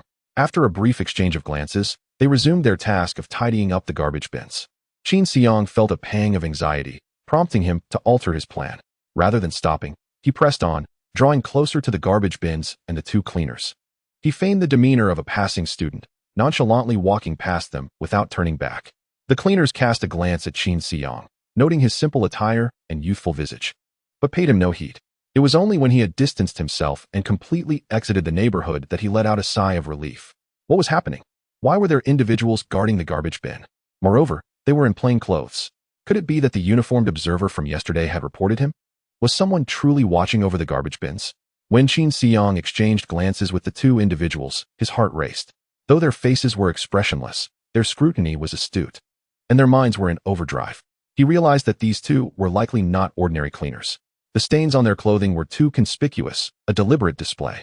The remnants of divine entities within the bins had long since departed from their corporeal forms, their blood thoroughly drained during the hunt. The cleaners he had encountered yesterday at the exit of security zone 114514 bore only a slight layer of dust. Even amidst the numerous remnants of divine entities at the exit of security zone 54320, there were scant traces of blood. Yet these 2 were smeared in blood, as if they had just committed murder, a stark contrast to the appearance expected of cleaners. It was evident that the blood was intentionally applied. Their excessive caution was apparent. Moreover, when Qin Xiang appeared from a considerable distance, the 2 of them simultaneously lifted their heads to regard him. At the moment their gazes met, he sensed their heightened vigilance. Cleaners should focus solely on their duties. Why must they be alert to their surroundings? Both were similarly on guard. Perhaps the disappearance of the divine remnants from the garbage bin last night had attracted attention. It was plausible that these remnants had been recovered for other purposes. His prior concerns were not unfounded. In just one night, the United Government had commenced an investigation into the matter. It was evident that the garbage bin at the exit of security zone 114514 must be under the watchful eyes of more plainclothes agents. Qin Xiang sighed. If he had only taken 1 divine remnant yesterday, would it have been less troublesome? However, taking merely 1 remnant each day appeared safe. Yet it required over 30 trips to the garbage bins to attain his current strength. The more trips he made, the greater the chance of exposure, and he could easily be apprehended on the spot. It was more prudent to aim for a significant haul. It was precisely this consideration that had led him to decide to clear out the garbage bins of divine remnants altogether yesterday. Qin Xiang understood that his plan to extract divine remnants from the garbage bins might be on the verge of collapse. Yet he had not entirely given up hope. Despite his favorable view of the United Government, he harbored doubts about the efficiency of its lower echelons. Otherwise, how could Jiyuan Shuexiao still have not offered courses related to sequencing abilities? Perhaps the situation had not escalated to the point of obliterating all his opportunities. Alas, there were no chances left here. He would move further ahead and test his luck. Even if there were no opportunities, he had significantly strengthened himself with yesterday's gains. This endeavor was not in vain. Leaving the exit of security zone 54320, Qin Xiang continued along the bus route, heading into the distance. The next exit, security zone 89757, was 10 stops away. 10 stops, sigh. It would take over 3 more hours to walk there. He wondered if he would be able to return home today, or if he would have to spend the night outdoors. Chapter 6. Ascension of Sequence Abilities on the Road. Qin Xiang pulled out a portion of the 1,000-foot mushroom he had retrieved from the cafeteria on Friday, using it as lunch while he walked. In the cafeteria, Mushrooms were considered a top delicacy. With a texture reminiscent of meat and the unique flavor of fungi, they could be sautéed to perfection. Yet, Qin Xiang found himself unable to savor it. His mind was entirely preoccupied with thoughts of how to grow stronger in the future. By the time he reached the exit of security zone 89757, it was already afternoon. Fortunately, his body had been enhanced the previous day, granting him remarkable stamina. Having walked nearly 6 hours from home, he felt no fatigue. However, he understood that this state could not last much longer, as he could no longer maintain the initial pace. This realization dampened his optimism about venturing further to security zone 38324. The round trip would require an additional 2 hours, which was not a wise undertaking. Spotting the sign for exit 89757 brought him relief. He had finally arrived. This time, he did not head directly to the exit of the security zone, for his goal was not to sequence ability users there. To avoid exposure, he opted to take a small detour to first assess the situation around the garbage bins. Having previously searched for garbage bins near 2 security exits, he had developed a rough understanding of their locations. Sure enough, after traversing a block, he spotted 3 garbage bins filled with remnants of divine entities. As he watched the deep purple tentacles slowly creeping along the edges of the bins, his heart raced. He surveyed the vicinity. There was no one around, nor any cleaners in sight. Was this an opportunity or a trap? He walked casually while meticulously analyzing the situation. The disarray of the garbage bin suggested that no one had taken the time to organize it. Qin Xiang noticed only a single set of scuffed footprints around the bins, likely belonging to a cleaner. As for the possibility of someone surveilling him from the shadows, the probability seemed low. The sequence ability users at exit 89757 were significantly fewer than those at 54320, making it unlikely that the garbage bins here were under greater scrutiny. If the vast garbage station at security zone 54320 had only 2 plainclothes agents, then without a doubt, the exit of security zone 89757 could not possibly have more sophisticated surveillance measures. The absence of anyone nearby indicated a lack of monitoring. This meant that the disappearance of the divine remnants from the garbage bin at exit 114,514 had only reached the ears of those at exit 54,320 and had not spread to a wider area. Initially, he had intended to venture to the more distant exit of security zone 38324, as there was certainly a grand feast awaiting him. However, his body was now showing signs of fatigue, seemingly insufficient to support a gamble there. Thus, he resolved to focus on the garbage bins at 89,757. He understood that his analysis was not infallible. Yet, fortune favors the bold, and prosperity is often found in peril. To grow stronger, one must take risks. Simply seeking safety would lead to missed opportunities. Having lived a second life, Qin Xiang did not intend to merely relive the mundane existence of his past. At the very least, he aimed to utilize his formidable sequence abilities to escape the periphery of the security zone and attain financial freedom. Therefore, he must become stronger. He must grow stronger with utmost urgency. Resolving all of this, Qin Xiang promptly decided to seize the moment while no one was around and rush to the garbage bins to indulge. The remains of the deities in the trash can this time were 3 to 4 times what he had consumed yesterday. He needed to hasten his pace and resolve this matter swiftly. If he continued to savor the remnants as he had done the previous day, requiring water to assist him, he would be at a loss regarding how long it would take to clear out these 3 bins of delicacies, which could potentially expose him. However, should he accelerate his eating speed, he would not be able to meticulously protect his clothing from splatters of blood, which could lead to grave complications. Thus, before indulging, he prudently removed all his outer garments and hung them on a nearby street lamp. The metallic exterior of the lamp featured several hooks, whose purpose Qin Xiang was unaware of, yet they served perfectly to suspend his coats. With his upper body bare, he approached the trash can. This area was near the exit of the safety zone and was considerably colder than elsewhere. The frigid wind that surged through the opening of the safety zone sent chills down his spine, causing goosebumps to rise on his skin. Prioritizing safety, he had no choice but to endure the cold while he feasted. Gazing at the exquisite array of divine remnants, Qin Xiang shivered with excitement. He swallowed hard and declared, "Let us begin." Whether it was due to his growing familiarity with the task or an enhancement in his physical condition, his ability to swallow had markedly improved. This time, he consumed the remains at a pace several times faster than the previous day. No longer did he find himself choking, with remnants in each hand. He swiftly shoved them into his mouth and swallowed without pause. Within mere minutes, he was on the verge of finishing the contents of the 3 trash bins. Throughout his consumption, his entire body was undergoing continuous fortification. By the time he neared the end of the divine remains, he noticed that even without his upper garments, he no longer trembled from the cold. His body brimmed with vigor. Such immediate results. Observing the increasingly defined contours of his chest and abdominal muscles, Qin Xiang could not help but smile in satisfaction. At that moment, a shift occurred in the information flooding his mind. Sequence Devourer of Deities Promotion. Digesting deities enhances strength. Current sequence level. Level 2. Greedy Marauder. Skill. Blood Drink. Skill description. Consuming deities raw enables digestion. Skill. Violence. Skill description. Within 10 minutes, self-strength and physical resilience increase threefold, during which time no pain is felt. He had leveled up. Qin Xiang widened his eyes in disbelief as he beheld his information panel. The new skill, Violence, significantly enhanced his agility and rendered him impervious to pain. This ability seemed to greatly augment his combat prowess. Could he now join the deity hunting teams of sequence practitioners?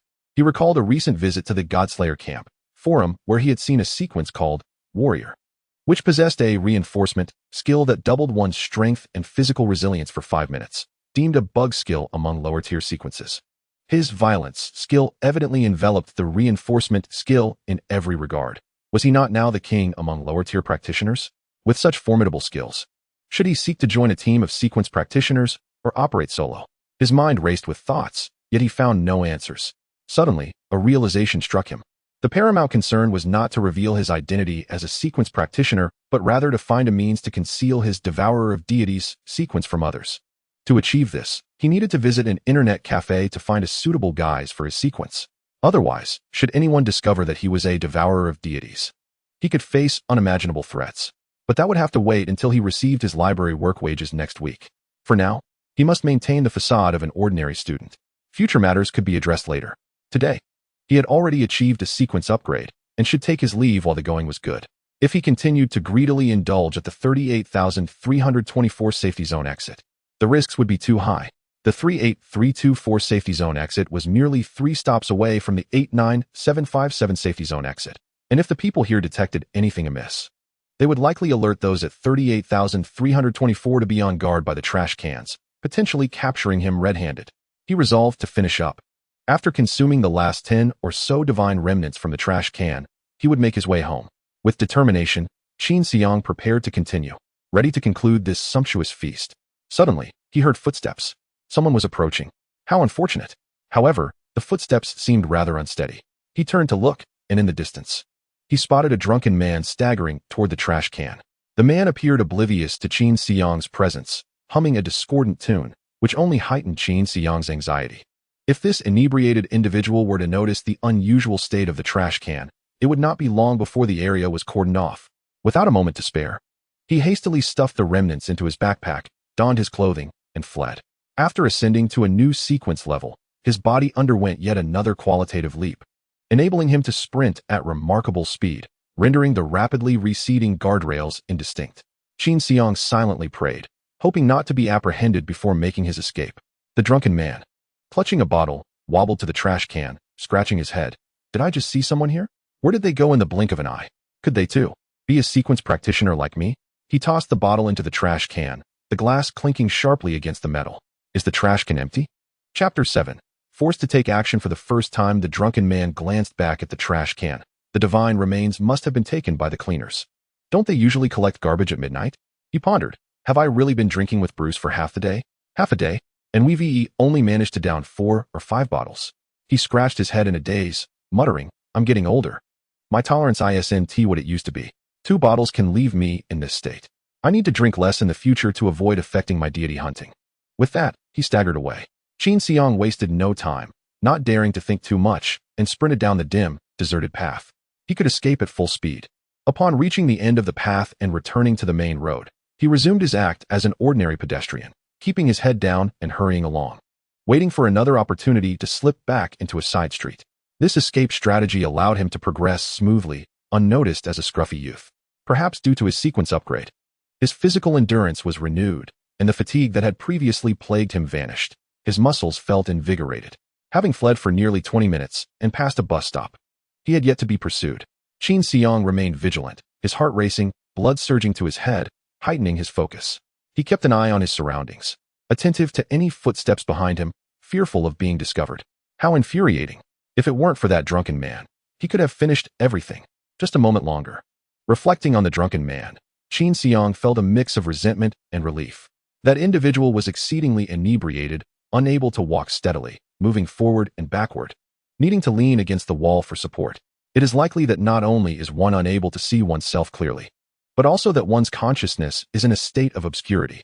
Had the individual who encountered him at that moment not been inebriated, they would have undoubtedly recognized the issue immediately and reported it to the United Government. If that had occurred, he might have already been apprehended. Truly, it seems that fate has intervened on his behalf. This backpack filled with the remnants of deities, should he be captured, he would find himself at a complete loss for words. Even if he had not taken the remnants from the backpack, he would still be within a designated area, making escape exceedingly difficult. Moreover, his backpack contained over a dozen remnants of deities. The reason he had chosen to carry these away was that he could foresee that the opportunity to scavenge for such remnants from the trash bins would vanish after tonight. The theft of deity remnants is not deemed particularly grievous, as these remnants hold little value. Qin Xiang had observed during his last visit to the internet cafe that consuming deity remnants leads to an inability to digest them, resulting only in their expulsion from the body, either unchanged or via excretion. No one would bother with such worthless remnants. Nonetheless, the disappearance of these remnants is indeed peculiar. If they are of no use, why would they be stolen? Could there be a deeper conspiracy at play? The consecutive disappearance of deity remnants from 2 different trash bins over 2 days would surely attract considerable attention. The police department has likely taken note of this. Qin Xiang, having pilfered from the trash bins for 2 consecutive days, aimed to gain strength in the shortest possible time. Had it been anyone else, they might have taken a more gradual approach, retrieving small amounts over time rather than emptying the bins in one go. However, Qin Xiang had learned from his past life the pitfalls of a gradual approach. He had believed that progress in work was achieved through steady accumulation, leading to gradual growth and eventual promotions. Yet, he died without ever receiving a promotion. This realization compelled him to understand that a slow and steady plan is suited for those with a certain foundation, not for someone like him, a destitute individual. Quick gains are the best strategy for those at the bottom of the working class. His ability to withstand variables is too weak. Even the slightest disturbance could crush him. What if the United Government were to assign guards to every trash bin in the future? How would he cope with that? Would he hide for the rest of his life? Who knows when the next opportunity would arise? In this new life, he is unwilling to wait in silence any longer. What can be accomplished today should not be postponed until tomorrow. It is better to act early than to delay, as delays can lead to unforeseen changes. It is foreseeable that should Qin Xiang attempt to retrieve deity remnants from the trash bins again, the likelihood of his exposure increases significantly. Since this is to be his final opportunity, and the individual who might discover him is a sluggish drunkard, he must seize the chance to take as much as possible. In a worst-case scenario, regardless of whether he takes the deity remnants or not, if he were caught by the United Government, escape would be nearly impossible. Boldness may sustain the daring, while timidity may lead to starvation. Observing that his backpack was slightly stained with blood, Qin Xiang decided to clutch it tightly against his chest and sprint down a narrow path. The path, unlike the main road, lacked dim streetlights at regular intervals and was shrouded in darkness. The only light came from the starlit sky, filtering through the anti-aircraft glass of the safety zone. Enhanced by his improved physical condition, Qin Xiang could see the narrow alleyway with remarkable clarity. The dark environment worked to his advantage, concealing his identity. Even should he encounter someone, he could run past without concern for exposure. He resolved to escape home along this route. However, just as he turned into a dim alley, an unforeseen event unfolded. A small knife flew from the corner, aimed directly at his right eye. What is happening? His agility far exceeded that of an average person, and upon spotting the knife, he swiftly dodged. The knife clattered to the ground, striking the cobblestones of the alley with a sharp sound. Qin Xiang's gaze locked onto 3 figures lurking by the roadside. The trio, with disheveled hair and mocking expressions, appeared surprised. To think a fat sheep would wander past while they were resting here. What good fortune for the 3 of us. They rose to encircle Qin Xiang. Coldly, he inquired, "What do you want? What do we want? Is that even a question? We intend to rob you." "Rob? Can't you see that my coat is quite tattered? What use is there in robbing a poor fellow like me? I have no money." Qin Xiang frowned, feeling a sense of urgency as time slipped away. He had no time to engage in lengthy debates with these 3. The matter of the disappearing deity remnants could be exposed at any moment. He needed to distance himself from the exit of safety zone 89757 as swiftly as possible. He was merely 2 stops away from that location, far from being in a secure area. Furthermore, he was still carrying a backpack filled with deity remnants. At that moment, one of the men brushed aside his greasy bangs, revealing a wicked smile. No money, you say? Just leave the backpack with us. These three were indeed after his backpack. Qin Xiang glanced at the bag nestled against him, quickly covering the blood-stained area, inwardly lamenting the dire situation. Although there was little of value within the backpack, he could not relinquish it to them. There rests nothing of worth in there. Then let us take a look. Qin Xiang assessed the three vagrants attempting to rob him, feeling no panic. They were merely ordinary individuals. Should he choose to escape, they would be unable to stop him. As he contemplated which direction to break free, one of them mockingly remarked, "You, sprinting down this narrow path as if fleeing for your life, must be hiding something precious in that bag, right? Here's the deal. You keep a quarter, and we'll take the remaining 3/4. We'll even help you keep this a secret. What do you say?" Another chimed in, "Exactly. Hand over the goods, and we three will act as if we've never seen you. Otherwise, you'll be in for some serious pain. Even if you manage to escape, we can report you to the police." When you turned the corner, the streetlight revealed your face, and we've memorized it. Upon hearing this, Qin Xiang's feet, poised to flee, froze in place. If these three had seen him, the risk of exposure was imminent. Should they indeed report him to the police, all would be lost. Suddenly, a murderous intent surged within him. The malice in his eyes was immediately detected by the seasoned criminals who had survived in the gray areas of society for years. "Boss, this kid's gaze seems pretty fierce. Should we strike? Just a poor kid. If he's ready to fight, it must mean the treasures in that bag are worth a fortune. Let us take him down and claim the riches." With that, the three men drew knives and lunged at Qin Xiang. He had never killed anyone before. Until now, he had merely entertained the thought. For someone like Qin Xiang, who had lived an ordinary life in a civilized society, taking a life was no simple task. Initially, he struggled to resolve himself to commit murder. But now he was cornered by three assailants. If fate has decreed your demise, then so be it. This kid is quite audacious. Kill him. The three, witnessing Qin Xiang with no avenue to escape, felt a surge of confidence. Yet, to him, their aggressive stance appeared as feeble as that of 3-year-olds, lacking any real threat. Qin Xiang delivered a swift straight punch aimed at the nearest individual. As his fist collided with the bridge of the man's nose, he distinctly felt the sharp vibration of a clean fracture. Qin Xiang realized that he could now perceive subtle information in an incredibly brief moment. A transformation he had come to understand through actual combat. Blood gushed from the man's mouth and nose. With a resounding thud, the man was propelled off the ground by Qin Xiang's punch, flying backward for 7 or 8 meters before crashing to the ground, rolling a few steps on the stone pavement before finally coming to a halt. Qin Xiang's keen senses allowed him to witness the entire process of his lethal blow, igniting a fervent excitement within him. He had taken a life. The face before him, now devoid of any semblance of humanity, bore an odd expression directed at Qin Xiang and the two other assailants. Upon witnessing this, the two men trembled in fear, immediately realizing they had provoked a sequence ability user. However, fear did not deter them. Both were fugitives with blood on their hands, acutely aware that at this juncture, it was a matter of life and death, and pleading for mercy was futile. The only means of survival lay in eliminating Qin Xiang. With renewed ferocity, the two men charged at Qin Xiang, brandishing their knives with the intent to kill. Qin Xiang stepped back with his left leg, executing a sweeping kick with his right leg that struck one of the assailants in the waist. The sound of bones cracking echoed as the man bent at an unnatural angle, flung through the air alongside Qin Xiang's leg. When Qin Xiang retracted his leg, the airborne man collided with the last assailant rushing in to encircle him, sending both tumbling backward in a chaotic roll. Without hesitation, Qin Xiang leaped forward to the side of the disoriented man and raised his fist once more. "Spare me. I'll give you all the money I have." At this critical moment, the instinct for survival compelled the assailant to plead for mercy. Yet, Qin Xiang did not grant him the opportunity to continue speaking. His fist struck the man's cheek, shattering his skull. "If I kill you, your money will be mine as well." After dispatching 3 individuals in quick succession, the murderous intent within Qin Xiang gradually subsided, swiftly replaced by an inexplicable emptiness. He let out a deep sigh. He had not anticipated that he would take a life. Yet, it was a matter of self-preservation. There was nothing more to say.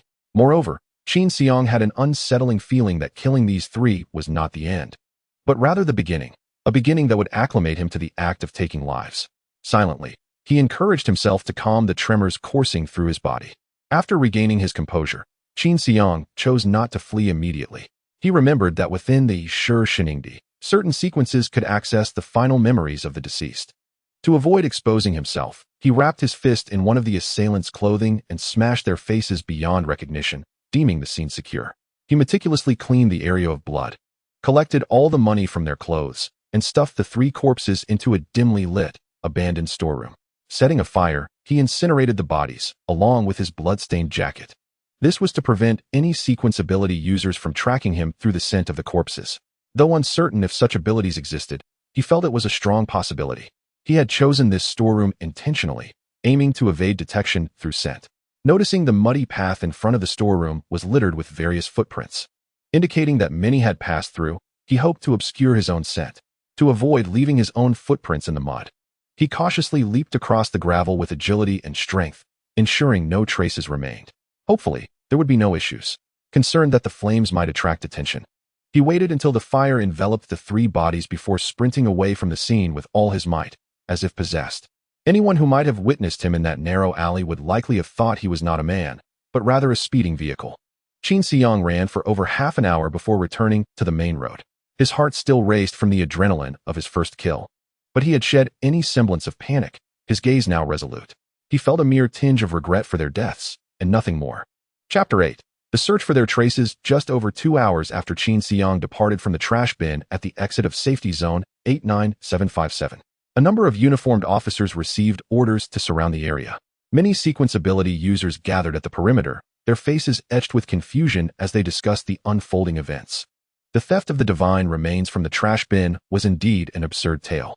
Some things remain unnoticed during mundane times, yet once lost, they attract a multitude of problems and attention. Undoubtedly, the divine remains were one such entity. A detective clad in a coat, with a scarf wrapped around his neck and a cigar clenched between his teeth, circled the trash bin. The surrounding officers stood at attention, treating the detective with utmost respect, as if he were no ordinary investigator. Royliana, your sequence has advanced. I've heard you now possess a far more powerful tracking ability, surpassing the director's police dogs tenfold. Do you have any means of discerning the sense here?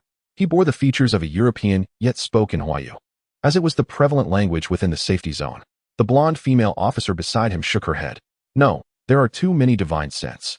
The human scent has been completely obscured.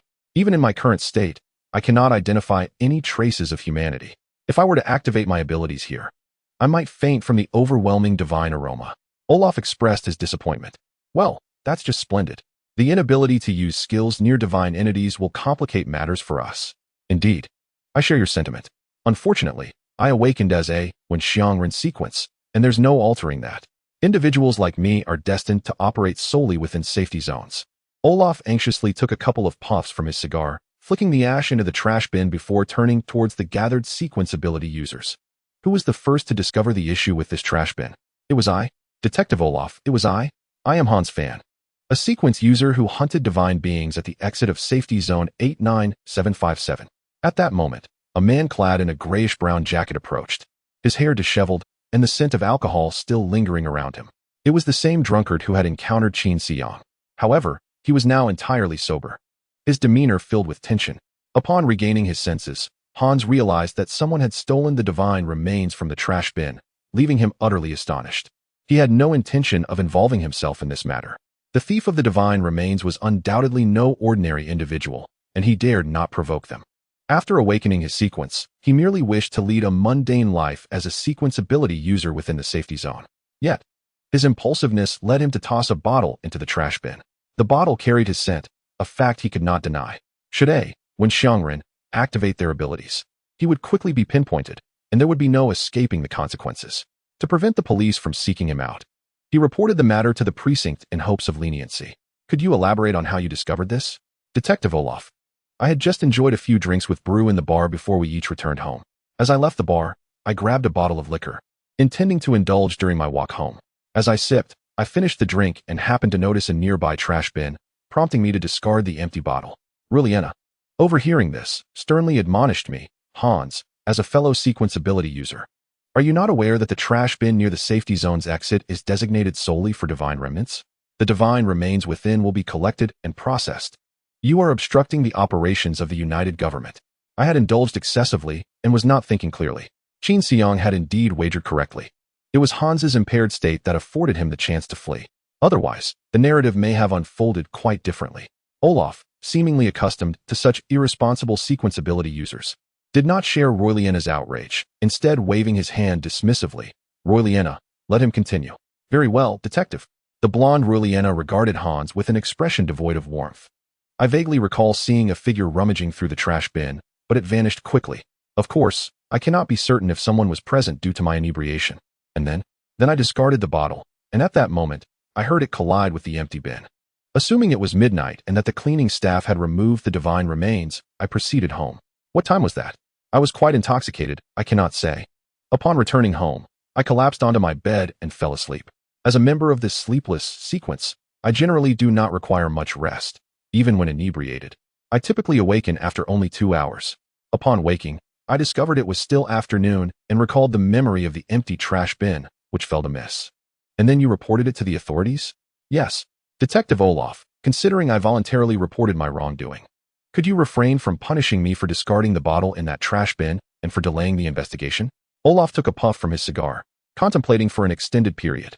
During his reflection, Hans felt a surge of anxiety about the potential repercussions he might face. Royliana, ensure that you inform the other personnel at the safety zone exits to keep a close watch on the trash bins. Understood. And what about me? Hans inquired with urgency. Olaf then realized Hans was still present. Oh, I was just contemplating the case. What do you wish to say? I would like to ask if my voluntary report could mitigate my punishment for the mistake I made here. I truly acknowledge my error and promise not to repeat it. I implore you to grant me this opportunity. Olaf barely glanced at him. We adhere strictly to protocol. The scales of order at the police station shall remain unblemished. You shall receive your due reward, as well as your punishment. Hans felt a pang of regret. He had willingly reported the incident and cooperated fully with the investigation, yet still faced punishment. What a stroke of misfortune. Take him back to the station. Following her superior's instructions, Royliana promptly ordered an officer to escort Hans away. Yes, Hans wore a sour expression, cursing the wretched thief of divine remains. After Hans was led away, Olaf resumed his furrowed contemplation, pondering whether a single individual was responsible. Why would someone steal the divine remains from a trash bin? It would be more sensible to pilfer some moldy wood from a warehouse for kindling. Royliana interjected. A similar incident occurred yesterday at safety zone exit 114514. I reported it to the chief, but unfortunately, it did not garner sufficient attention. Only the vicinity of 114514 was monitored. As a result, the perpetrator struck again at a further location. At that moment, Royliana's pager buzzed. Hello, please speak. What? All right. I understand. Yes, I acknowledge. I will inform Detective Olaf immediately.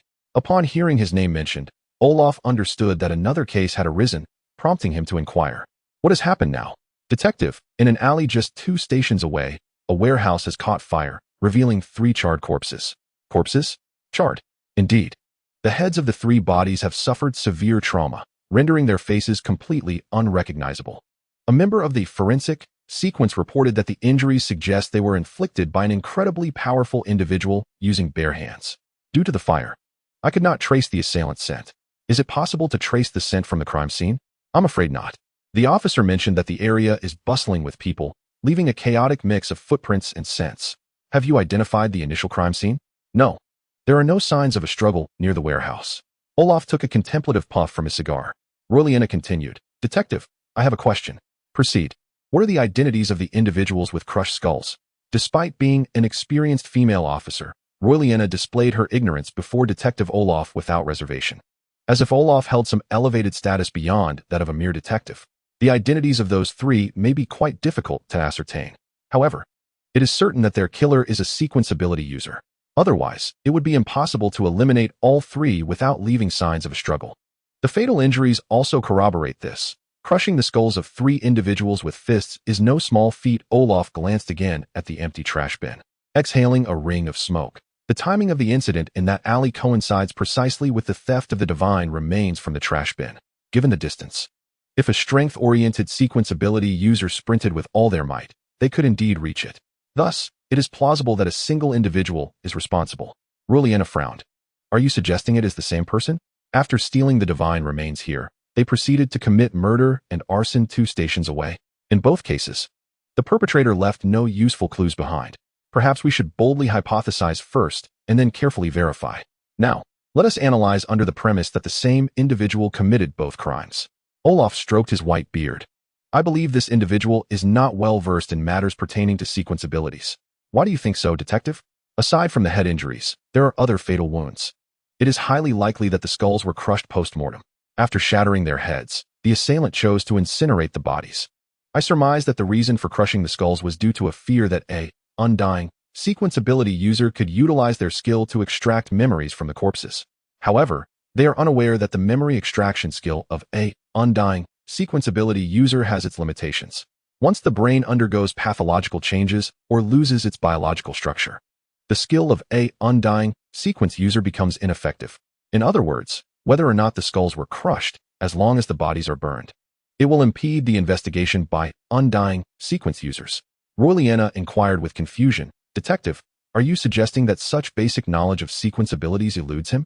Aside from that, I cannot conceive of any other reason for such an unnecessary act.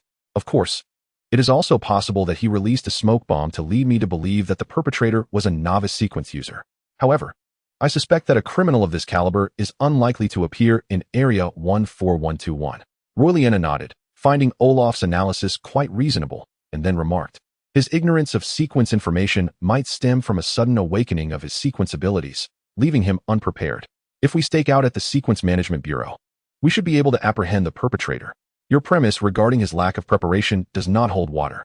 Alofu shook his head, fully aware that selecting a chaotic location to distract one was part of the plan, as was the act of incinerating corpses to obliterate evidence.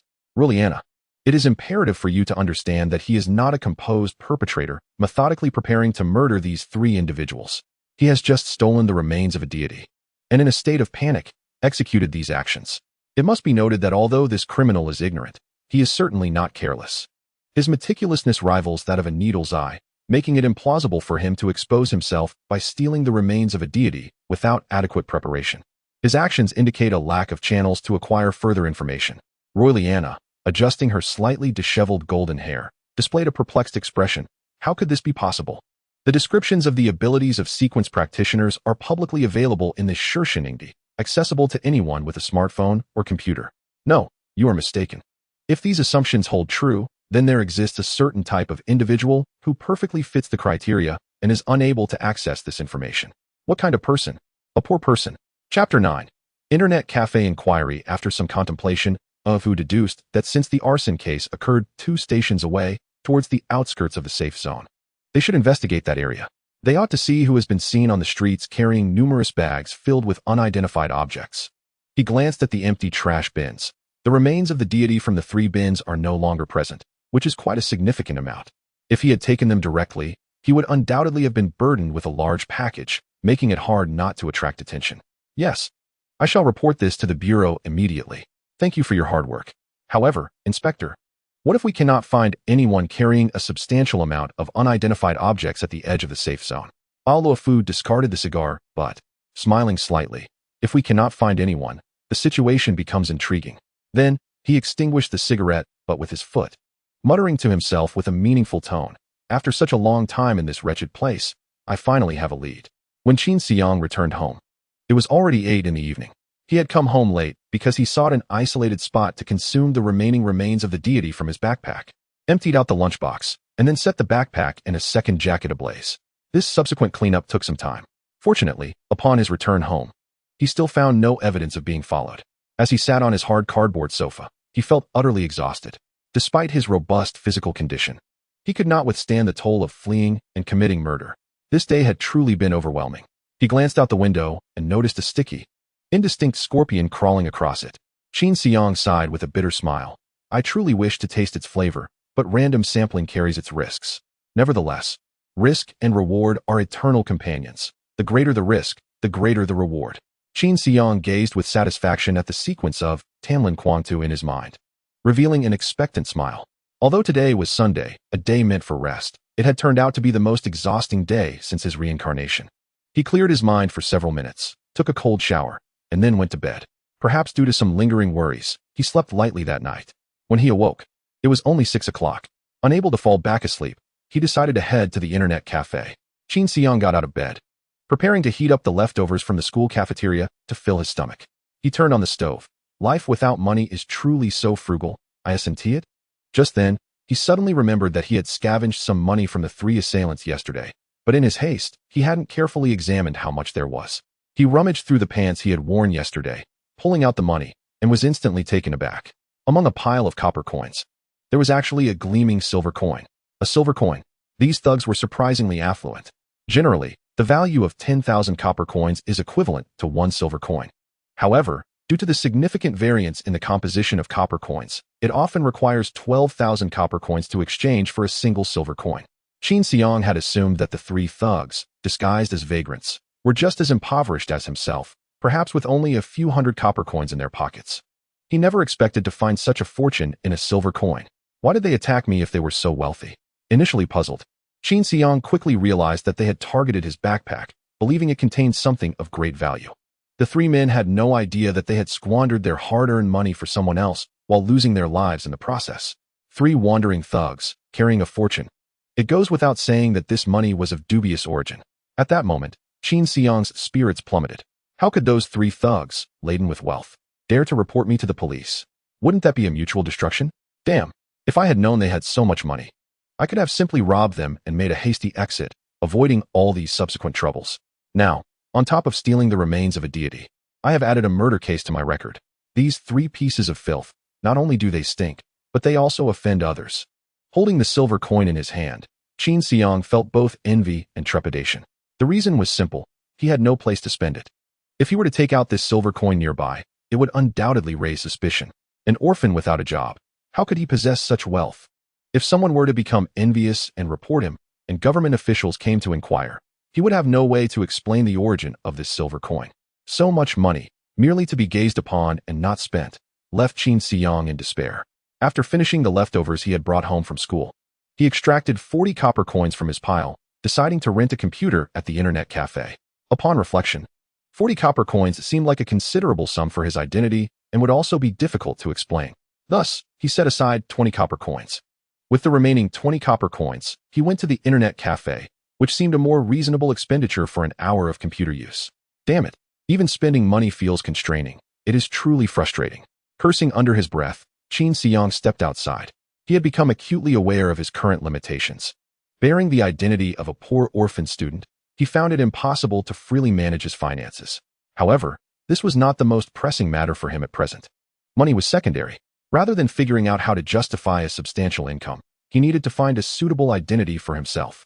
An identity as a sequence practitioner that could be publicly acknowledged, allowing him to join a team of sequence practitioners to hunt deities outside the safe zone and learn combat skills. Once he had mastered these skills, he could hunt and consume deities on his own to enhance his abilities. He believed that as long as he could endure, he would gradually grow stronger. And when the time came for him to act as he pleased, he could reveal his sequence and abilities. By then, no one would pose a threat to him. Even if he couldn't endure indefinitely, he must at least survive in the beginning, waiting until he had the means to protect himself before revealing himself. With this determination, Qin Xiang arrived at the internet cafe, pulling out 20 copper coins. The staff today was still the same plump middle-aged man from before. 1 hour on the computer, please. The staff, expressionless, pointed to the computer he used last time. That one, go ahead. Qin Xiang observed a new advertisement behind the network administrator. Recharge 500 copper coins and receive an additional 500 copper coins. Why not come recharge? He sighed inwardly upon seeing this promotional event reminiscent of his past life. Although he possessed the means to recharge, he found himself unable to articulate the reason behind his ability to produce such a sum of money at once. Regrettably, he turned away and seated himself at a computer reeking of smoke. As before, the machine took an excruciatingly long time to boot. Ample enough for Qin Xiang to freshen up. Upon entering the interface, he opened the browser and once more accessed the Shursi Shiningdi forum. He noted several pinned posts that proved quite beneficial to him. In addition to the previously viewed statistics of all known sequences, there were guidelines for individuals newly awakened to sequence abilities on how to report to the United Government and subsequently join the Hunter God Squad. Qin Xiang clicked on this newcomer guide and began to study it meticulously. A person could awaken sequence abilities at any time, any place, and in any state. When one awakens a sequence ability, a panel of information appears in their mind, revealing their sequence name, sequence level, and the skills available for use. Qin Xiang glanced at the information panel within his mind. Sequence Qi Shinjia, devouring deities will enhance strength. Current sequence level, level 2, greedy berserker, skill, blood drink. Skill description. Consuming deities raw allows for digestion. Skill, violence.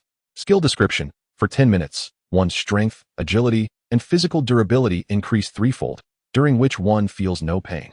It seemed that his information panel contained an additional line compared to what the poster had mentioned. Devouring deities will enhance strength. This very line had spurred Qin Xiang to venture to the 114-514 safety zone exit the day before, seeking remnants of deities in hopes of fortune. Upon reviewing the information panels of other sequence ability users, it appeared they lacked this particular notation. How then could they enhance their strength without guidance on how to do so? Qin Xiang continued to read the post, pondering this question.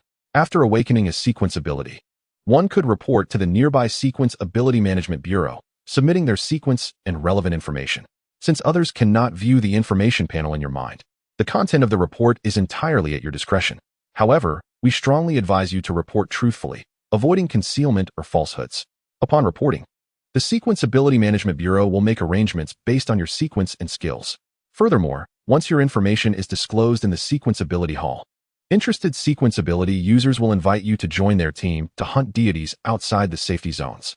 Should your information be erroneous, it could very well lead to your demise or the annihilation of your team. Qin Xiang noted this carefully. After reporting information, all Sequence Ability users would be aware of your sequence and skills. Upon registering at the Sequence Ability Management Bureau, you would receive the initial reward provided by the Bureau, which can also be understood as a novice gift pack containing sequence elixirs. Sequence elixirs are substances developed and researched by the United Government, specifically designed to enhance the strength of sequence ability users. The formulation of sequence elixirs remains a top secret matter of the United Government, controlled by the highest leaders of various safety zones. Consuming sequence elixirs is currently the only known method for all sequence ability users to elevate their strength. Only after ingesting sequence elixirs can a sequence ability user continuously grow stronger and ascend in level. However, one must not merely rely on consuming sequence elixirs. After utilizing a sequence elixir, digestion is necessary for strength enhancement. The method of digesting elixirs is rather singular. It involves utilizing one's skills in combat against deities. The more frequently you employ your skills, the quicker the elixir is digested. Do not entertain the notion of recklessly casting skills outside the safety zone merely to digest sequence elixirs. The Bureau will issue sequence elixirs based on the level and quantity of deity remnants you submit. If you use your skills excessively and digest the elixir completely, yet only return with a meager deity remnant or none at all, the Bureau will perceive issues with your combat capability, thereby reducing your allocation of sequence elixirs, or possibly revoking it altogether. After hunting deities, in addition to providing sequence elixirs, the Bureau will also bestow upon you corresponding honors and substantial rewards. Thus, hunting deities stands as the most effective means for sequence ability users to amass wealth and enhance their strength. Qin Xiang pondered deeply. All sequence ability users must rely on sequence elixirs to bolster their strength, while simultaneously unleashing skills during battles with deities to digest the elixirs. Yet, he merely needed to consume deities and digest them to continually augment his own power. Did this not imply that he was, in a sense, operating with a cheat? No. He reasoned. He did not possess any system beyond the laws. This was merely the sequence he had awakened. How could it be considered a cheat? I, Qin Xiang, have not resorted to any unfair advantages. Chapter 10. The raid at the Internet Cafe. Having gained a preliminary understanding of the matters following sequence awakening, Qin Xiang once again perused the post summarizing various sequences and abilities. He sought a sequence that could conceal his identity, one that could be masked by his existing powers without revealing any telltale signs. If he were to register at the Sequence Ability Management Bureau, he must find such a disguise. Initially, Qin Xiang contemplated fabricating a sequence, crafting everything from its name to its skills, tailored specifically for his Qi Xinjia. However, after further reflection, he abandoned the idea. Firstly, he was uncertain whether the Sequence Ability Management Bureau possessed any means of verification, such as whether his concocted sequence would harbor any flaws. Secondly, all sequence ability users could view his information. A wholly new sequence would undoubtedly attract considerable attention and scrutiny from all. Under the scrutiny of countless magnifying glasses, it was inevitable that he would betray himself. He could even be unfortunate enough for someone else to awaken a sequence with the exact name he had fabricated, which would lead to immediate exposure. Thus, it was far more prudent to seek from the existing sequences. Qin Xiang lacked direction. All he could do was meticulously examine each sequence in search of the optimal mask to conceal his identity. The post commenced with an introduction to the unified abilities of sequence ability users. Upon awakening, the physical strength, agility, and perception of sequence ability users would correspondingly increase. After digesting 5 bottles of sequence elixirs, various aspects of the body would enhance by approximately threefold, far exceeding that of ordinary individuals. Only threefold, Qin Xiang mused, recalling how he had sent that assailant flying with a single punch, with strength comparable to that of a speeding automobile. It was hard to believe that his strength had merely tripled. It might even be tenfold. A light flickered in his mind. Could it be that his Qi Xinjie sequence could further amplify his base attributes? This revelation astonished him. Not only did he awaken a powerful sequence, but his fundamental growth was also remarkably high. Good news seemed to cascade in abundance. He could scarcely keep up. Qin Xiang smiled, diligently scrutinizing each sequence's abilities. When he encountered the Wenxiangren sequence, he discovered that the level 1 skill, Xuan Xiang, could locate enemies within a certain range based on lingering sense, bringing him a sense of relief. Indeed, there exists a sequence ability user capable of tracking based on scent. His concerns were not unfounded. Fortunately, I managed to find a chaotic place to dispose of the body. Otherwise, I would have been in grave danger. The skills of Wenxiangren become ineffective in areas saturated with divine presence. If one were to forcefully activate the skill, it could lead to fainting, bleeding from all orifices, or even brain death. Given that, Wenxiangren's abilities are nullified in the presence of deities, it is among the few that can acquire the Management Bureau's sequence potions without engaging directly in combat against divine beings. However, to obtain these sequence potions, Wenxiangren must join the organization of the United Government, typically assisting the police in solving cases. Especially upon witnessing the collaborative efforts and investigations, Qin Xiang felt an immense sigh of relief. It goes without saying that the trouble he caused at the exit of Safety Zone 89757 yesterday would undoubtedly attract the attention of the police, likely including Wenxiangren sequence practitioners. Having narrowly escaped a crisis, he felt an overwhelming sense of joy. He continued to peruse the information, gaining considerable knowledge about various sequence practitioners. Qin Xiang yearned to jot these down, as his memory could hardly retain all the abilities of the sequence practitioners. However, pulling out paper and pen to document this would raise too many suspicions.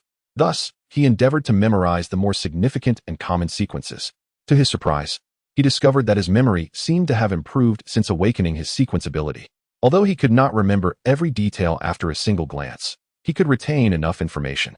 He couldn't help but marvel at the benefits of awakening his sequence abilities. Just as he reveled in this realization, he encountered another sequence, Busi.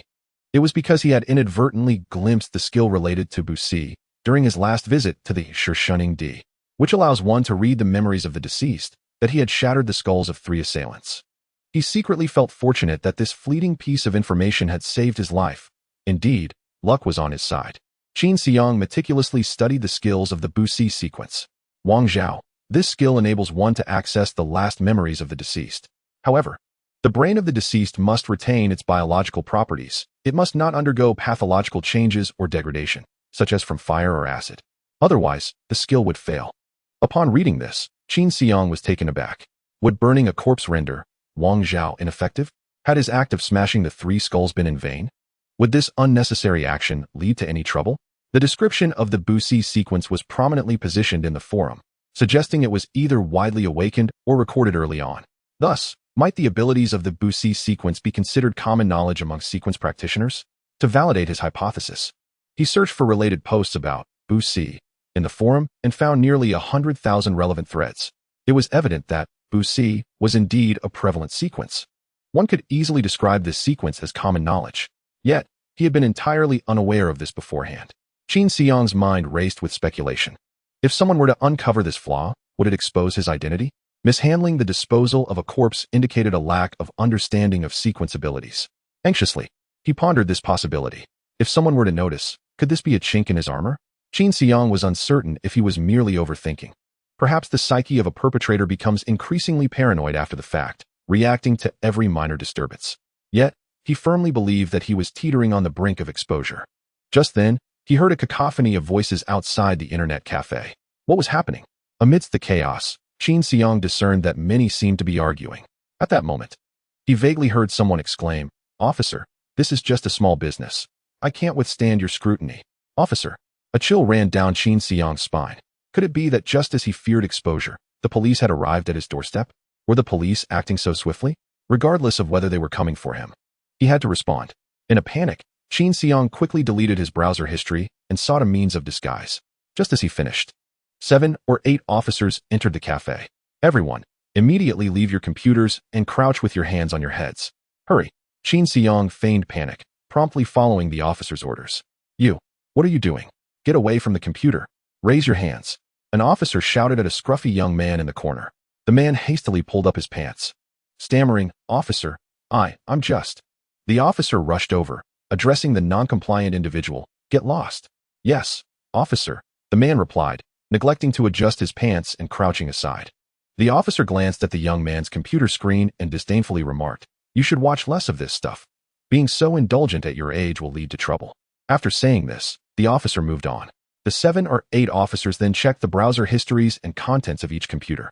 When they reached Qin Xiang, the officer glanced at his face and then at his computer screen and browser content, sympathetically patting his shoulder.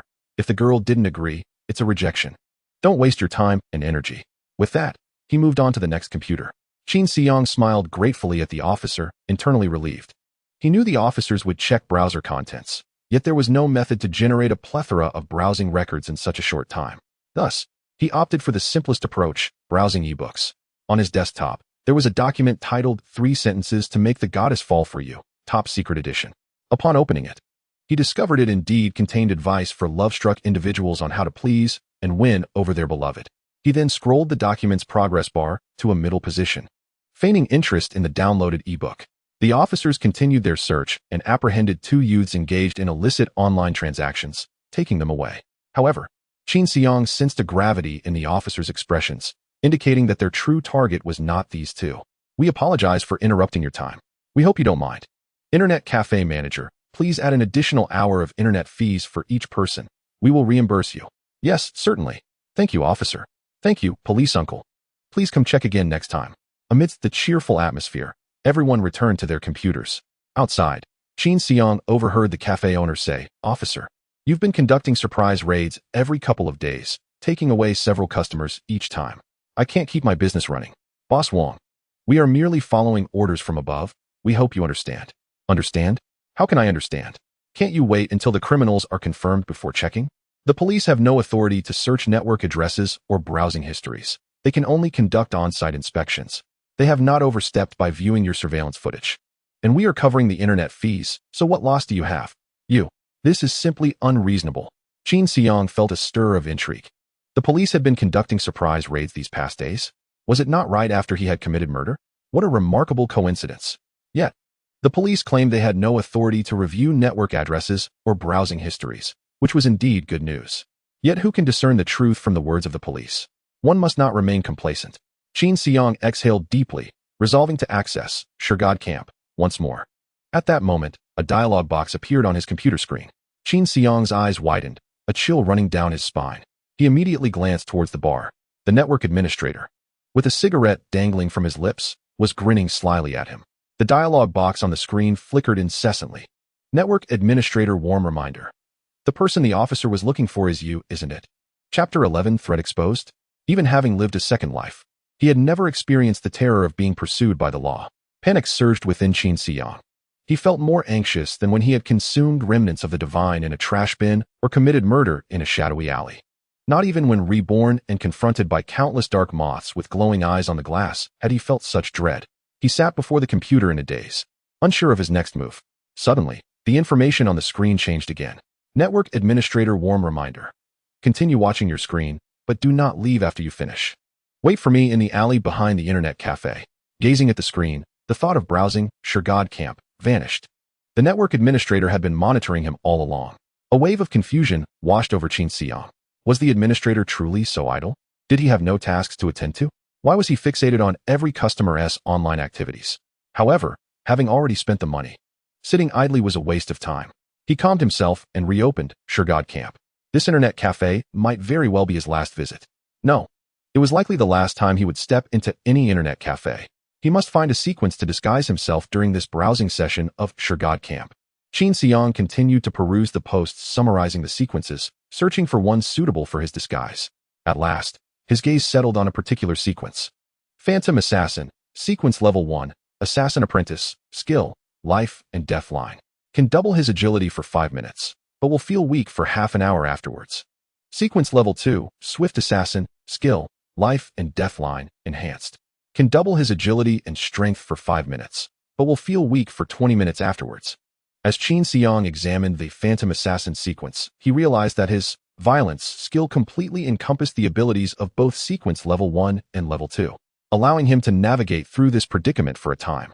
Thus, he meticulously reviewed the skill descriptions of this sequence, committing them to memory. To further understand this sequence, he searched for it within the forum, yielding thousands of posts. Evidently, it was a relatively common sequence. What equipment is most essential for the Phantom Assassin sequence? Who are the best allies for a Phantom Assassin? My ally, the Phantom Assassin, is utterly useless in battle, only using skills to flee. What should I do? Phantom Assassin seeks God Hunter teams, warriors preferred. Qin Xiang clicked on a Phantom Assassin introduction post, Essence, to explore further. The post detailed how to train as a Phantom Assassin, how to effectively utilize resources provided by the Bureau, and how to procure the most suitable equipment. Within this post, Qin Xiang discovered a wealth of information, including the fact that the Sequence Level 3 of Swift Assassin was Shadow Assassin, Skill, Life and Death Line, Enhanced 2. Can triple agility and double strength for 10 minutes, but will feel weak for 10 minutes afterwards.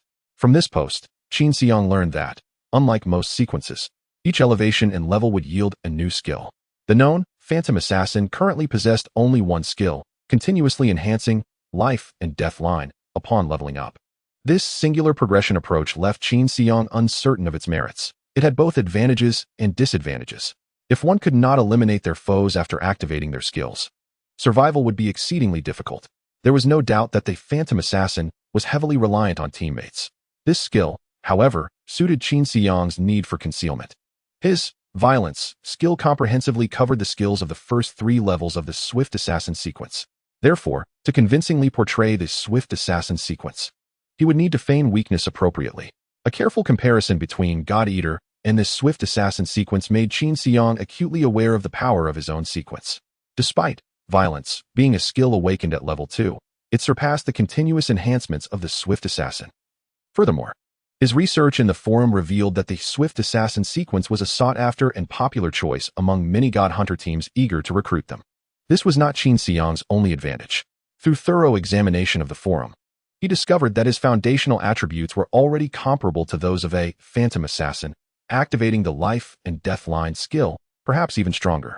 Even without deploying any skills, he was invincible among lower-level sequence users. Thus, how should he embody the guise of a Phantom Assassin? The paramount strategy was to remain as inconspicuous as possible. Upon identifying his substitute sequence, Qin Xiang received a notification indicating that his computer time had expired. After exchanging a glance with the network administrator at the bar, he opted to log off and exited the internet cafe under the administrator's watchful gaze, steering clear of the surveillance cameras at the entrance. Qin Xiang followed the administrator's instructions to the alley behind the internet cafe. The alley, removed from the oversight of the cafe's proprietor, lacked any surveillance cameras. It resembled an unmonitored zone, littered with debris and disposable food containers, permeated by the stench of refuse reminiscent of a cafeteria. In this narrow alley, Qin Xiang could scarcely find a place to rest. Ultimately, he wiped a slab clean and placed it on the greasy steps before sitting down, bracing himself for the impending onslaught of the nauseating odor. After a while, the greasy middle-aged network administrator, clad in a white shirt and swaying with excess flesh, appeared in the cramped alley, a jacket draped over his shoulder. Unperturbed by the litter strewn about, he kicked aside refuse as he walked, leaving his shoes smeared with grease. Qin Xiang regarded the yellowed collar and cuffs soaked with sweat with disdain. Meanwhile, the administrator gazed at him with avarice. "Kid, the officers are looking for you because you killed someone, right?" This opening line struck directly at Qin Xiang's innermost thoughts. He remained silent, believing that the murder incident near the 89757 safety exit could hardly reach such a remote place in just one night. It was needless to say that the administrator had deduced the truth. Thus, he felt no obligation to confess. The administrator chuckled, "Even if you don't say anything, I already know. You were here last time to check the forum for sequence users, and now you've returned." The network administrator proactively articulated the confusion lingering in Qin Xiang's mind, prompting him to inquire, "Can you remember everyone?" "Of course not. I am not a sequence ability user endowed with memory skills. Just remembering me?" Qin Xiang pondered the unfortunate fate that had caused him to attract the attention of the corpulent administrator before him. Because of your impoverished appearance, it is apparent you are a miserly soul on the fringes of the safe zone. The fact that you would spend money to visit an internet cafe piqued my curiosity, especially since you wore the same outer garment on 2 occasions. Thus I committed you to memory. You lingered long on the forum, particularly on the sequences of Bu Si and When Xiang Ren, which predominantly comprise investigators from the police department. Suddenly, the police arrived. You swiftly deleted your browsing history and opened a text document on your desktop, feigning to read an ebook. I immediately surmised that you must have committed murder and were concerned about being discovered by the police's sequence ability users. The network administrator's flabby face quivered with excitement, seemingly celebrating his astute observation of this grand revelation. Meanwhile, Qin Xiang remained noncommittal. He would not provide any response to the myriad of speculations about himself. Even if the administrator's guesses were entirely accurate, one must not allow their adversaries to penetrate their thoughts. Qin Xiang could not recall where he had encountered that line in a past life, yet it perfectly encapsulated his current strategy. He resolutely refused to divulge any fragments of information regarding himself to this administrator.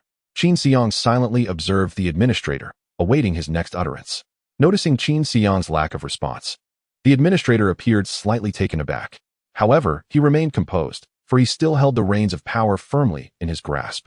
It is quite simple to summon you. I shall not disclose your matters to others, but you must give me a silver coin as a bribe for silence. Qin Xiang let out a soft laugh, casting a piercing gaze at the administrator. A silver coin? Are you mad? The administrator was taken aback by Qin Xiang's glare. The murderous aura emanating from his smile was not something that could be feigned. This lad, no older than 18 or 19, had undoubtedly taken a life. He swallowed hard, stiffening his neck as he replied, I am not mad. A silver coin is your life-saving money. It is well worth it. After all, you are a murderer. There is nothing you would shy away from. The administrator seemed to have found a newfound confidence, growing more animated as he continued. I do not care how you obtain it, steal, rob, or kill. So long as you can provide me with a silver coin, that will suffice. Qin Xiang merely regarded the administrator with indifference, as if watching a farcical spectacle unrelated to himself. The administrator felt as if he were being scrutinized by a tiger, his skin prickling. Yet he chuckled, You cannot intimidate me. We are both ordinary people living out our lives in this wretched place. Who among us has more limbs than the other? It seems the administrator is unaware that Qin Xiang is a sequence ability user. This, indeed, is a minor piece of fortunate news amid the calamity. Qin Xiang did not allow the administrator's queries to lead him astray. He keenly observed the administrator's breathing becoming labored, indicating his rising tension. Thus, Qin Xiang pressed further, posing the question that lingered in his mind. Since you know I have killed, why are you not afraid I might kill you? The administrator wiped the cold sweat from his brow and replied, I have already composed an email detailing your offenses, complete with a close-up photograph of you from the surveillance footage.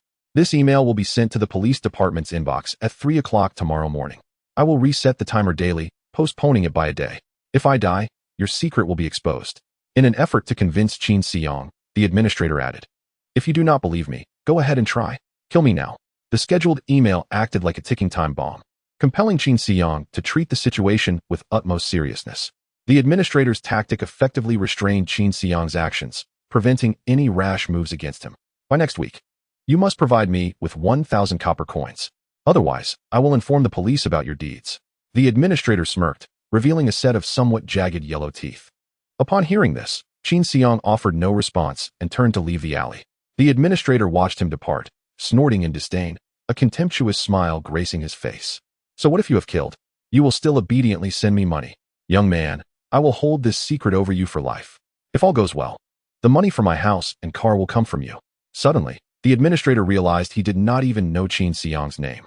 By the way, my name is Lu Daji. What is yours? Qin Xiang continued his silent retreat, offering no reply. A dead man has no need for a name.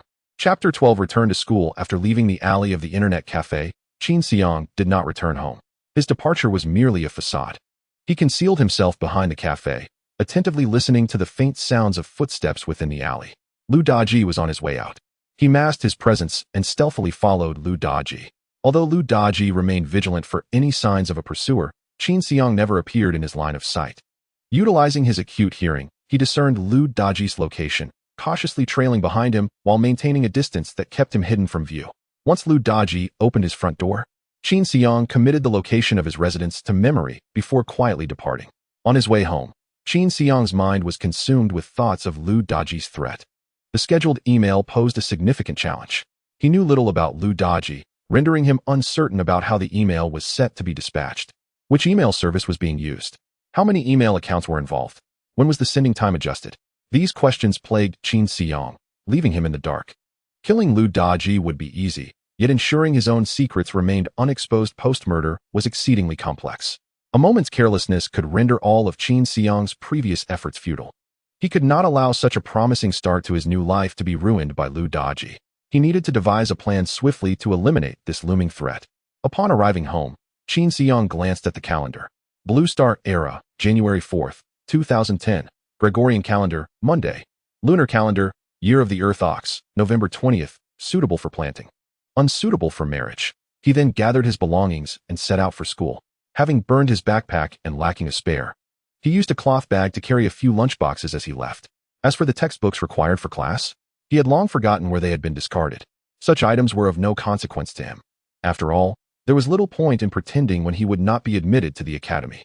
Once outside, Qin Xiang took a detour past the internet cafe, deliberately avoiding the surveillance camera at the entrance. Through the cafe's large door, he spotted Lu Daji still seated at the bar, intently focused on the computer screen, his face a mix of tension and excitement, fingers deftly tapping away at the keyboard. Engrossed in some game, lost in his gaming reverie, Lu Daji failed to notice Qin Xiang as he passed by. Qin Xiang stole a glance at Lu Daji before turning away and heading straight to school. Today did not seem like an opportune day to eliminate Lu Daji. The almanac had not indicated that today was suitable for burial, and there was indeed wisdom in that. During the school days, the main thoroughfare bordering the safety zone was slightly busier than usual, unlike the weekends when it lay desolate. Numerous students walked in pairs. Qin Xiang strolled alone, refraining from greeting anyone. Upon reaching the school gate, he noticed several adults dressed formally standing at the entrance, surveying the school's condition. Recognizing them as the principal of Jiuan Shuexiao and several prominent teachers accompanying him, Qin Xiang pondered what had prompted the principal to suddenly conduct inspections at the gate today. Perhaps it was a mere whim, a desire to assert his presence occasionally. "Good day, principal." "Good day." The students greeted him cheerfully, and the principal responded with a warm smile. Qin Xiang, wishing to avoid drawing attention, maintained a polite smile and greeted the principal as well, to which the principal returned a smile in response. However, the reaper is more merciful than the troublesome spirits. A teacher furrowed his brow and abruptly shouted at Qin Xiang. "You, stop." The students turned in unison, realizing the teacher was pointing at Qin Xiang, and then, indifferent, continued on their way to the classrooms. It was nothing unusual to be called out by a teacher at the gate, and no one found it particularly noteworthy. After all, the more deficient the school, the stricter the regulations. The teacher approached and reprimanded. "Why did you not greet the principal with a louder voice? Do you not understand the principle of respecting your teachers?" Was he to be questioned merely for the volume of his greeting? Qin Xiang's fingers twitched involuntarily, as if he wished to clench his fists. With a weapon in hand, the urge to harm arose within him. After having taken a life, his mindset had shifted, and he was tempted to simply punch this teacher to convey his understanding of respect. While he owed the united government for his free meals and education, he felt no debt towards the teachers. Yet, the loathsome visage of Lu Daji flickered in his mind. Never mind, he thought, better to endure.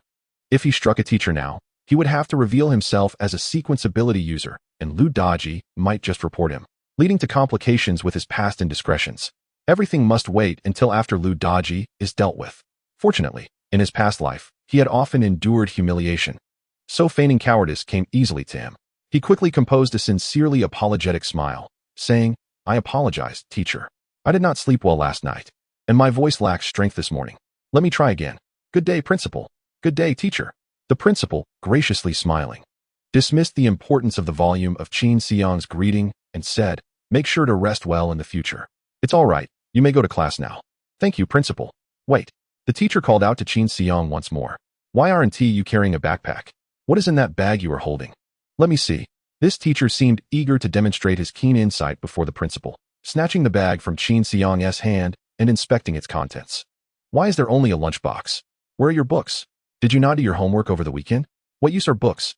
All this studying is merely a waste of time. How many can actually gain admission to the colleges established by the united government each year? You must know that the top students in our grade are well known to the school leaders. Focus on nurturing your best students. Why trouble me, an ordinary student? Confronted with the teacher's stern interrogation, Qin Xiang suppressed the urge to deliver a punch that would send him back to his senses. With each act of restraint, his hatred for Lu Daji deepened. Just as Qin Xiang was about to speak, a girl's voice emerged from behind him. Teacher, over the weekend. Qin Xiang was studying at a classmate's house, and he left his books there. I promised to bring them for him today. Turning around, Qin Xiang was astonished to see Li Jingwen defending him. Is that so? He was unsure of why Li Jingwen chose to come to his aid, but nodded in agreement. Yes, that's correct. The teacher scrutinized the two of them, not perceiving any hint of affection in Qin Xiang's eyes, and deemed there was no indication of early romance between them, thus allowing them to go. Thank you, teacher. Thank you, teacher. The teacher's scrutinizing gaze was also noted by Qin Xiang, who couldn't help but scoff internally. This wretched school, policing for early romance? For whom? Most students graduate from high school to enter the workforce. Engaging in romance now and marrying post-graduation only allows them to dedicate themselves fully to their careers. He was perplexed as to why there were so many tedious rules in a place like Jiyuan Shuexiao with such low admission rates. Li Jingwen quickened her pace to walk alongside Qin Xiang. Qin Xiang, shouldn't you say something to me? Looking at Li Jingwen's bright smile, he replied without a hint of warmth. Do you think I should thank you? I helped you, so you should say thank you. Isn't that only fair? In the past, when I brought you breakfast or helped with your homework, you never said thank you, merely stating it was a test of our relationship. Consider this a test for you as well. Of course, it is not a test of whether you are suitable for me, but rather whether you possess a shred of humanity. Li Jingwen's smile faltered slightly before she switched to a somewhat coquettish tone. In the past, I did not do well. You have helped me, and I have helped you. Let us consider it even, shall we? Your cold words truly hurt my feelings. Even. Qin Xiang found it amusing. In his memories, he often stayed up late to assist Li Jingwen with her homework, and he frequently went hungry to bring her breakfast. A trivial act of coming to his rescue would balance the scales. His contributions, in Li Jingwen's eyes, were indeed contemptible. Fortunately, in this rebirth, he had wisely cut his losses. Settling the score felt good. Now that they were even, he could sever ties with Li Jingwen entirely, sparing himself the daily discomfort of her presence. Fine, we are even. Since we are even, let us start anew.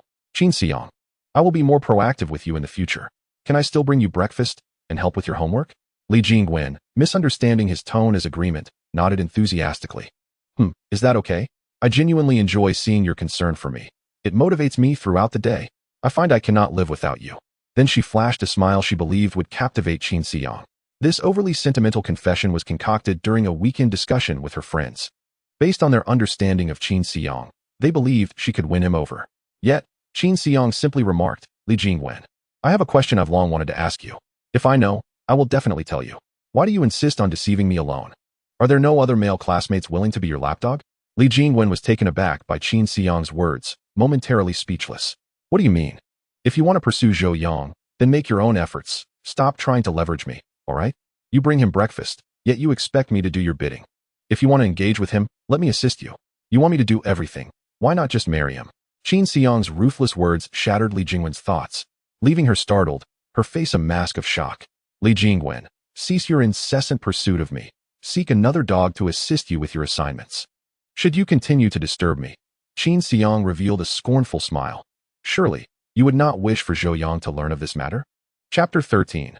Filling in college entrance examination choices. Qin Xiang, having lost all patience with Li Jingwen and wishing to sever any lingering entanglements, found every additional word exchanged with her to be a descent into depravity. Since ordinary words failed to awaken the sluggish mind of this zombie-like Li Jingwen to her demeanor, he resolved to be blunt and strike with artillery. It was high time for her to comprehend that Qin Xiang was no longer her obedient hound. Observing the myriad of expressions flitting across Li Jingwen's face, growing increasingly unattractive, Qin Xiang felt an immense sense of relief. At long last, his words had proven effective. He strode confidently toward the classroom, and as anticipated, Li Jingwen ceased her pursuit, trailing behind at a leisurely pace. Qin Xiang glanced back at her. She did not even dare to meet his gaze, instead fixating on the tiled path before her, lost in her thoughts. He entered the classroom with a buoyant spirit, finding his designated corner, and plopped down, beginning yet another day of daydreaming. The chapter of his entanglement with Li Jingwen had come to a close. He pondered whether dishonestly reporting his sequence abilities would be discovered. Did the Sequence Abilities Management Bureau possess the means to investigate these abilities? A well-structured plan was essential. Upon entering the classroom, Li Jingwen's countenance resembled that of an eggplant smeared with sauce, utterly unappealing. A furtive glance at the serene Qin Xiang intensified her frustration. Her close friends quickly encircled her, inquiring about her distress. Jingwen, what troubles you? Indeed, you seem quite downcast. Did you not rest well last night? Li Jingwen, blessed with beauty and a bit of cunning, had always been the nucleus of their small circle. Now that she had grown close to Zhou Yang, especially with his uncle having awakened his sequence abilities, she had ascended to the position of the sole queen of their clique. Through gritted teeth, she seethed, how could Qin Xiang possibly know about my relationship with Zhou Yang? Her friends were equally taken aback. How had this dense Qin Xiang suddenly become enlightened? Li Jingwen's eyes darkened with resentment. He cannot possibly be aware of this. His sudden and complete shift in attitude must have been due to someone informing him.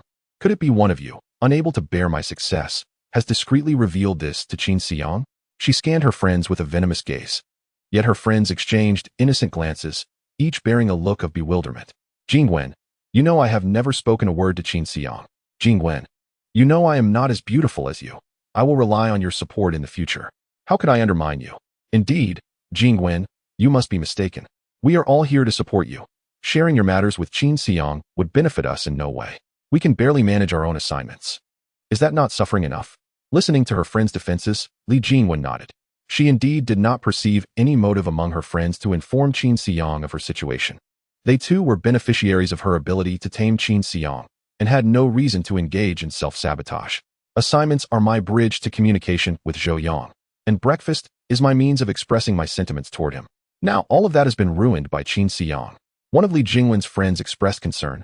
Jingwen, you know our capabilities in completing assignments. We rely entirely on you and cannot contribute at all. Exactly, and the breakfast you prepared for Zhou Yang is gone too. You are aware of our family circumstances. We cannot provide breakfast for Zhou Yang. Indeed, we sometimes struggle to have breakfast ourselves. And it is impossible to spare an additional portion for you. Perhaps you should devise a solution on your own?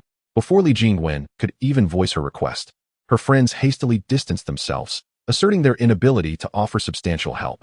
They only sought to benefit from her without any intention of reciprocation. In her heart, she had long ceased to regard these friends as significant. Once she married Zhou Yang, she would certainly sever ties with them. For now, she merely needed their counsel, hence avoiding open conflict. Very well, I shall consider other excuses to approach Zhou Yang. That would be splendid. Jingwen, do not let go of a promising young man like Zhou Yang. Indeed, Jingwen, with your qualities, you are certain to be with Zhou Yang. Among her friends, Li Jingwen boasted the finest appearance and the most adept social skills. Should she manage to secure Zhou Yang, they too would gain some advantage. Being with Zhou Yang might just elevate her beyond the confines of this mundane place. Just as one girl finished speaking, another beside her tugged at her arm. Her expression filled with disdain, seemingly reprimanding her for speaking thoughtlessly. They were destined to live perpetually on the fringes of safety. If Li Jingwen, this vital ally, were to leave for another place, how could they seek her assistance? Li Jingwen remained oblivious to her friends' ulterior motives. Each individual harbored their own agenda. No one was a fool. The opportunity to escape the periphery of safety was one Li Jingwen would never forsake. That was a lesson instilled in her since childhood. She would not be swayed by a couple of superficial words from so-called friends. Nevertheless, her friends' inquiries were indeed worth contemplation. With breakfast and assignments off the table, what excuse could she now conjure to approach Zhou Yang? Zhou Yang was no naive orphan like Qin Xiang. His family background was among the most prestigious in the school, and even the principal greeted him with warmth. Having studied the psychology of boys, Li Jingwen understood that a person of Zhou Yang's caliber could not be approached directly, for such an act would only breed disdain in him. Yet at this moment, she was at a loss for a reliable method to navigate her current predicament. Through clenched teeth, she muttered, "It is all that wretched Qin Xiang's fault. If I ever catch that traitorous scoundrel, I shall tear her apart." Sitting in the last row of the classroom, Qin Xiang naturally had no interest in Li Jingwen's affairs. At present, he felt an overwhelming sense of ease. However, this tranquility did not endure long, as thoughts of Lu Daji resurfaced in his mind. Qin Xiang suddenly recalled that it was time for him to organize books in the library. Since he had little to study, he decided to head there. Upon arriving at the library, he approached Teacher Zhu. "I would like to continue managing the books in the library, if that is permissible." The librarian, a kind-hearted retired female teacher who had been rehired, oversaw the library. Although it was termed a library, it merely contained 3 rows of bookshelves and a few small tables. Essentially established to appease the educational department's inspections, there were no valuable books, and few students came to borrow any. Out of sympathy for Qin Xiang's circumstances, Teacher Zhu had offered him this meagerly compensated position, hoping to improve his situation to some degree. In the memories of Qin Xiang's past life, Teacher Zhu had shown as one of the few bright spots in his lonely school existence. Very well, as long as you are willing to help. The position of managing the books will remain yours. Thank you, teacher. You may go about your business for now, and after lunch, come by for a brief organization. Upon glancing at the library, Qin Xiang noticed merely one or two fellow students, and there was not much to tidy up, so he nodded in agreement to leave. Very well, I understand. See you at noon, teacher. Study diligently and do not become complacent. Who knows, you might gain admission to the academy. Indeed, I shall strive earnestly. After bidding farewell to Teacher Zhu, Qin Xiang returned to the classroom, intending to continue his daydreaming during class. However, upon hearing the teacher's lecture, he realized that this lesson was unlike the previous ones. Today's class possessed a refreshing novelty, no longer recounting outdated knowledge, but rather concerning the filling of applications for college entrance examinations. As a third-year high school student with only 6 months until the Gaokao, Qin Xiang recognized the significance of devoting an entire day to discuss the matter of application submissions. Nevertheless, in his class, no one possessed the hope of entering a prestigious institution, thus rendering this lesson seemingly pointless to him, a mere waste of time. Classmates, in 6 months, you will face the Gaokao, followed by the submission of your applications to the colleges established by the joint government. There are only 8 colleges in our safe zone set up by the joint government.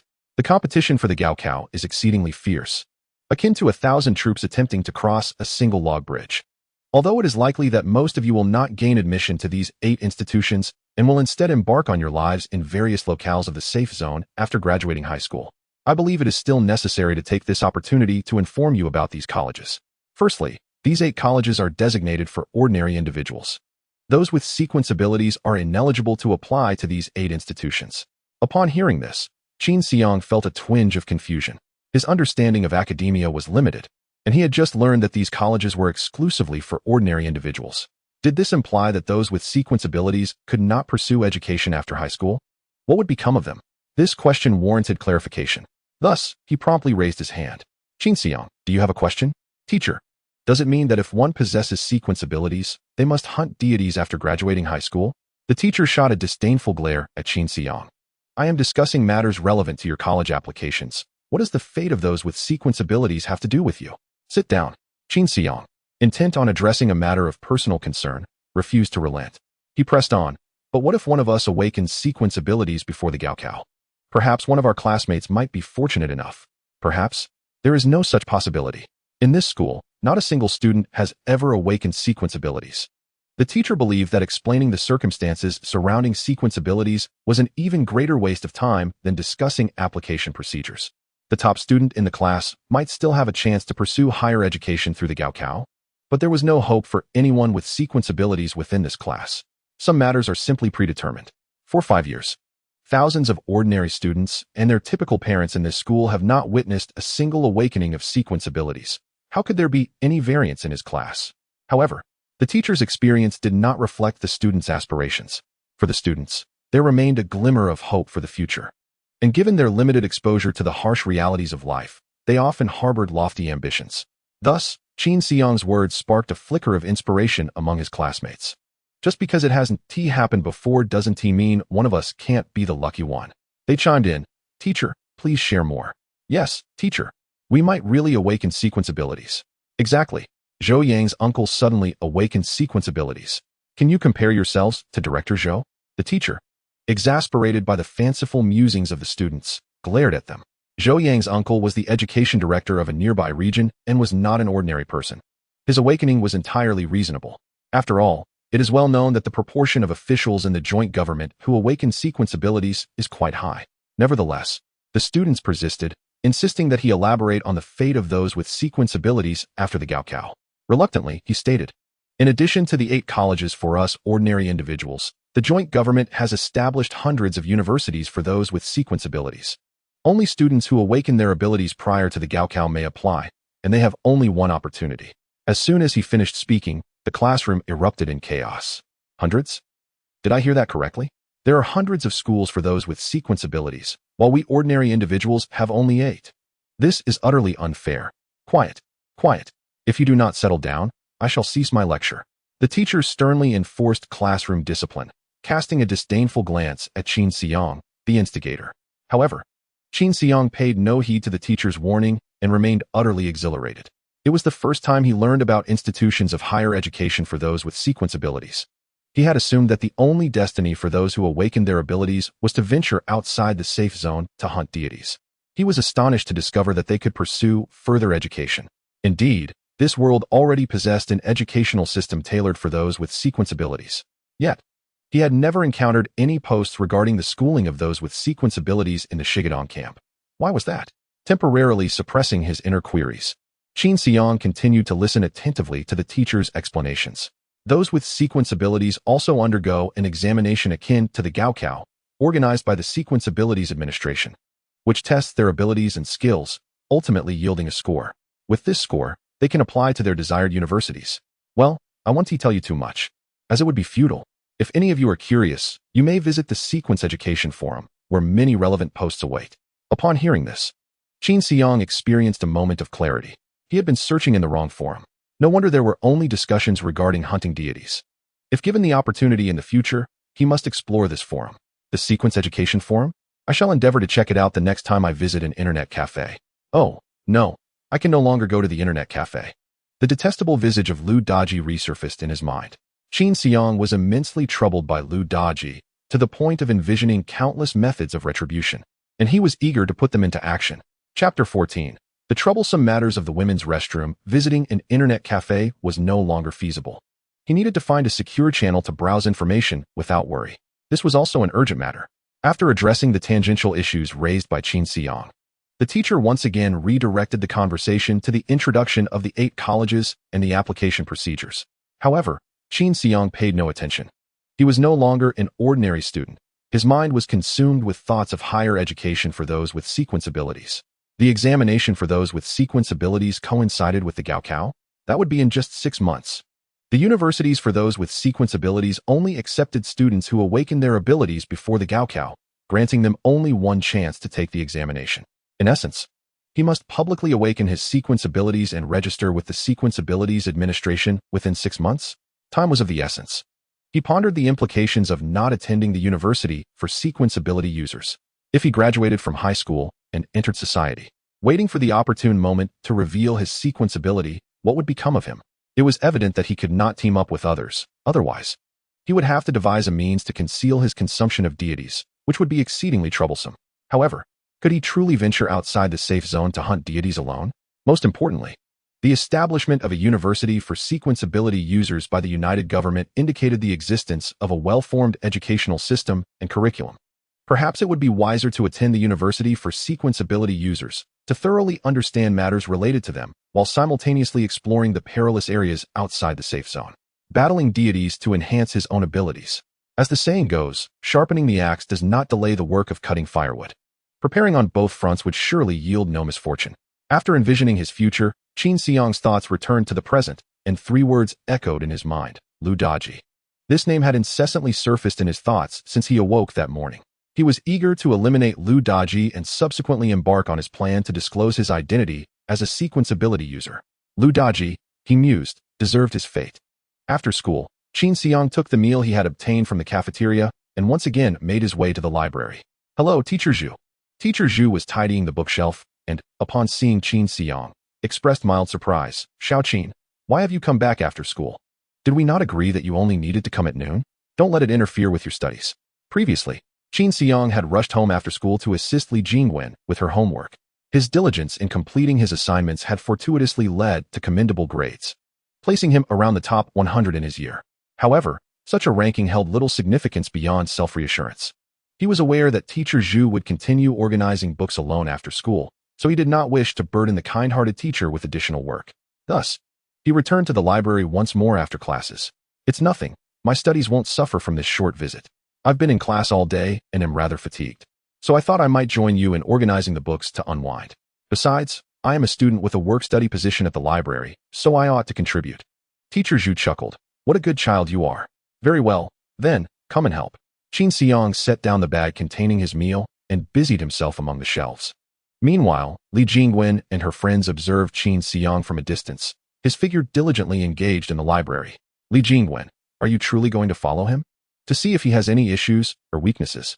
I cannot allow him to threaten me indefinitely. He used to leave school directly after classes. But today he has come to the library. There must be something amiss. Perhaps he is meeting with someone who has informed on him. I must teach that informant a lesson on how to speak. All right, we will help you. Her friends accompanied Li Jingwen, quietly keeping watch from afar. As Qin Xiang was organizing the books, he noticed a girl sitting on the floor beside the shelves, diligently flipping through a workbook. This was a characteristic of the school library. In addition to standard literature, it housed numerous workbooks related to college entrance examinations for students to borrow.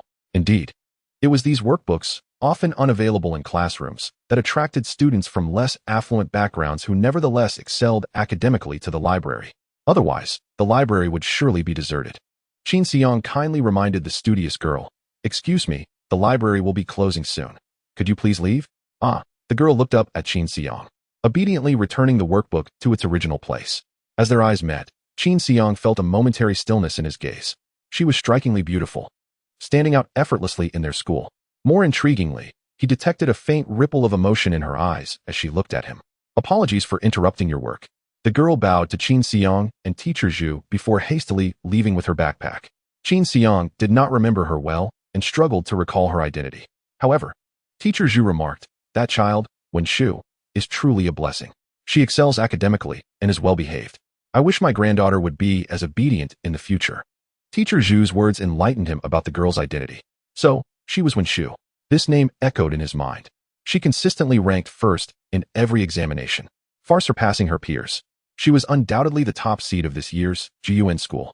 Excellent students naturally enjoyed certain privileges. The principal, directors, and teachers treated her with great care. For instance, while other students faced reprimands for failing to complete assignments, she faced no consequences. Not only could she forego homework, but she could also study in the library during class hours without being interrupted by teachers. Students like her surpassed the capabilities of subject teachers regarding college entrance exam preparations. With her good looks and outstanding academic performance, she was recognized as the school's belle. Many boys pursued her, but she politely declined each one. In this life, like Qin Xiang, Wen Shu came from a challenging family background and lived with her grandmother. In his previous life, Qin Xiang recalled that Wen Shu's family situation seemed better. It was said that she ultimately gained admission to Qingbei University, after which he lost all contact. After all, once they took the college entrance examination, they belonged to entirely different worlds, and he had no inclination to inquire further. However, during a subsequent class reunion, he heard some female classmates mention that she had passed away at a young age. Yet, why did their brief eye contact evoke a sense of connection? How peculiar. As he regained his focus, he noticed Teacher Zhu passing by, carrying a hefty stack of books. He immediately said, "Teacher Zhu, please set that down. It looks quite heavy. Allow me to assist you." "No, it's fine. I can manage," she replied. Seeing this, Qin Xiang set down his own books and hurried over to take them from her. "Let me help. I am young and strong. You should rest." Teacher Zhu smiled. "Thank you, good child. You have always kept this position for me. I ought to be the one expressing my gratitude." For the first time since his rebirth, Qin Xiang felt such warmth towards another person, believing wholeheartedly that Teacher Zhu deserved it. After tidying up, Teacher Zhu locked the door. "Goodbye, teacher. See you tomorrow." "Yes, take care." After bidding farewell to Teacher Zhu, Qin Xiang felt a pressing need to relieve himself and decided not to leave the school yet. Instead, he took a detour to the restroom behind the library. The restroom beside the library was seldom visited, so it was not cleaned very often. Perhaps it had not been attended to for several days. As Qin Xiang entered and was immediately greeted by an overpowering stench, he merely aimed to finish quickly and depart. While he was relieving himself, he suddenly heard loud slapping sounds from the adjacent stall. "Tell me, are you the one who informed Qin Xiang about my relationship with Zhou Yang? Who are you? Do I know you? Stop pretending. Today in school, you only spoke with me and Zhu Li. If it wasn't he, then was it that old hag Zhu Li who blabbed? Jing Wen, don't trust her. Wen Shu, a girl who excels academically and is beautiful, has a heart as venomous as a snake. Exactly. Relying on her favored status, she shamelessly entangles herself with multiple suitors, oblivious to the number of beds she has graced." Wen Shu merely remarked, "You lot are truly peculiar. You wretched creature, do not presume that because you excel in your studies and possess a modicum of beauty, you can seduce Zhou Yang. Let me be clear, it is utterly impossible." Upon hearing this, Qin Xiang was taken aback. To encounter such melodrama even after rebirth is truly remarkable. He recognized that the frenzied shrew was none other than the typically charming Li Jingwen. It was as if he were stuck with this relentless pest. When Shu was unwittingly dragged into the fray, and out of both compassion and reason, he felt compelled to intervene. After washing his hands, Qin Xiang approached the ladies' restroom. Li Jingwen, making such a ruckus just to relieve yourself? You want me to inform Zhou Yang about this, do you? Upon seeing Qin Xiang, the previously brazen Li Jingwen and her companions were momentarily stunned. When Shu's once delicate visage bore two vivid handprints, Qin Xiang paused, puzzled. How could Wen Shu, after receiving such a slap, merely comment on their oddity? A sudden thought crossed his mind. This woman must possess some depth. After a brief moment of shock, Li Jingwen regained her composure and addressed Qin Xiang. Qin Xiang, I have not sought trouble with you. So why do you meddle? Are you jesting? Qin Xiang gazed at Li Jingwen as if she were a simpleton. I used to do your homework daily and even brought you breakfast, following you like a dog, and yet you dare to harass me? Li Jingwen's temper flared in response. Setting that aside, do you not bear any blame? Blame? You and your friends, with your lack of beauty, should not project your issues onto others. One girl, appearing even heavier than Qin Xiang, interjected, Qin Xiang, do not be unreasonable. Qin Xiang ignored her and stepped forward to pull Wen Shu away. Unreasonable? If I were truly unreasonable, I would have informed Zhou Yang about Li Jingwen's antics. Zhou Yang's uncle had already awakened his sequence abilities. His family was destined for greatness. Should you provoke me further, your dreams of marrying him will be utterly shattered. This statement struck at Li Jingwen's core, and her countenance darkened. What do you intend? Do not provoke Wen Shu. That is all I ask. After graduation, you can live as your affluent lady, and I shall embrace my life as a wanderer. Li Jingwen gritted her teeth in anger. Qin Xiang, you are truly heartless. Qin Xiang shook his head. Heartless? I am genuinely perplexed as to how you could derive such a term from your pitiful intellect to describe me. Feel free to insult me if it brings you joy. You are but a pitiable creature. I have nothing more to say. We are leaving. Hold on. Li Jingwen and her group found themselves cornered at the restroom door. Qin Xiang, what do you intend to do? Qin Xiang turned to the now swollen-faced Wen Shu. Did they strike you? Wen Shu glanced at Qin Xiang, her expression devoid of gratitude. Yes. Slap. Slap. As soon as Wen Shu's words fell, Qin Xiang delivered two resounding slaps to Li Jingwen. Everyone was taken aback. Wen Shu stared at Qin Xiang in astonishment, seemingly unable to comprehend the actions of this unfamiliar male classmate. Qin Xiang. Li Jingwen covered her face, glaring furiously at him. Do not bark. You and I have no debts to settle. As for your affair with Wen Shu, consider it settled, understood? Li Jingwen's eyes gleamed with malice. Qin Xiang. You will regret this. Qin Xiang pondered briefly. He recalled that Li Jingwen's uncle was a ne'er-do-well. He was unafraid of any ruffian. Yet he knew Wen Shu might be in danger. He couldn't constantly monitor her and Li Jingwen. As a Tinga sequence ability user, he had no time for such trivialities. Suddenly, an ingenious solution to his predicament struck him. Li Jingwen, I remember you scrawled Zhou Yang's name on the corner of your homework, followed by a string of numbers. That must be Zhou Yang's Qiuqiu number, right? Although your family lacks a computer, you must have communicated with Zhou Yang while at the internet cafe, correct?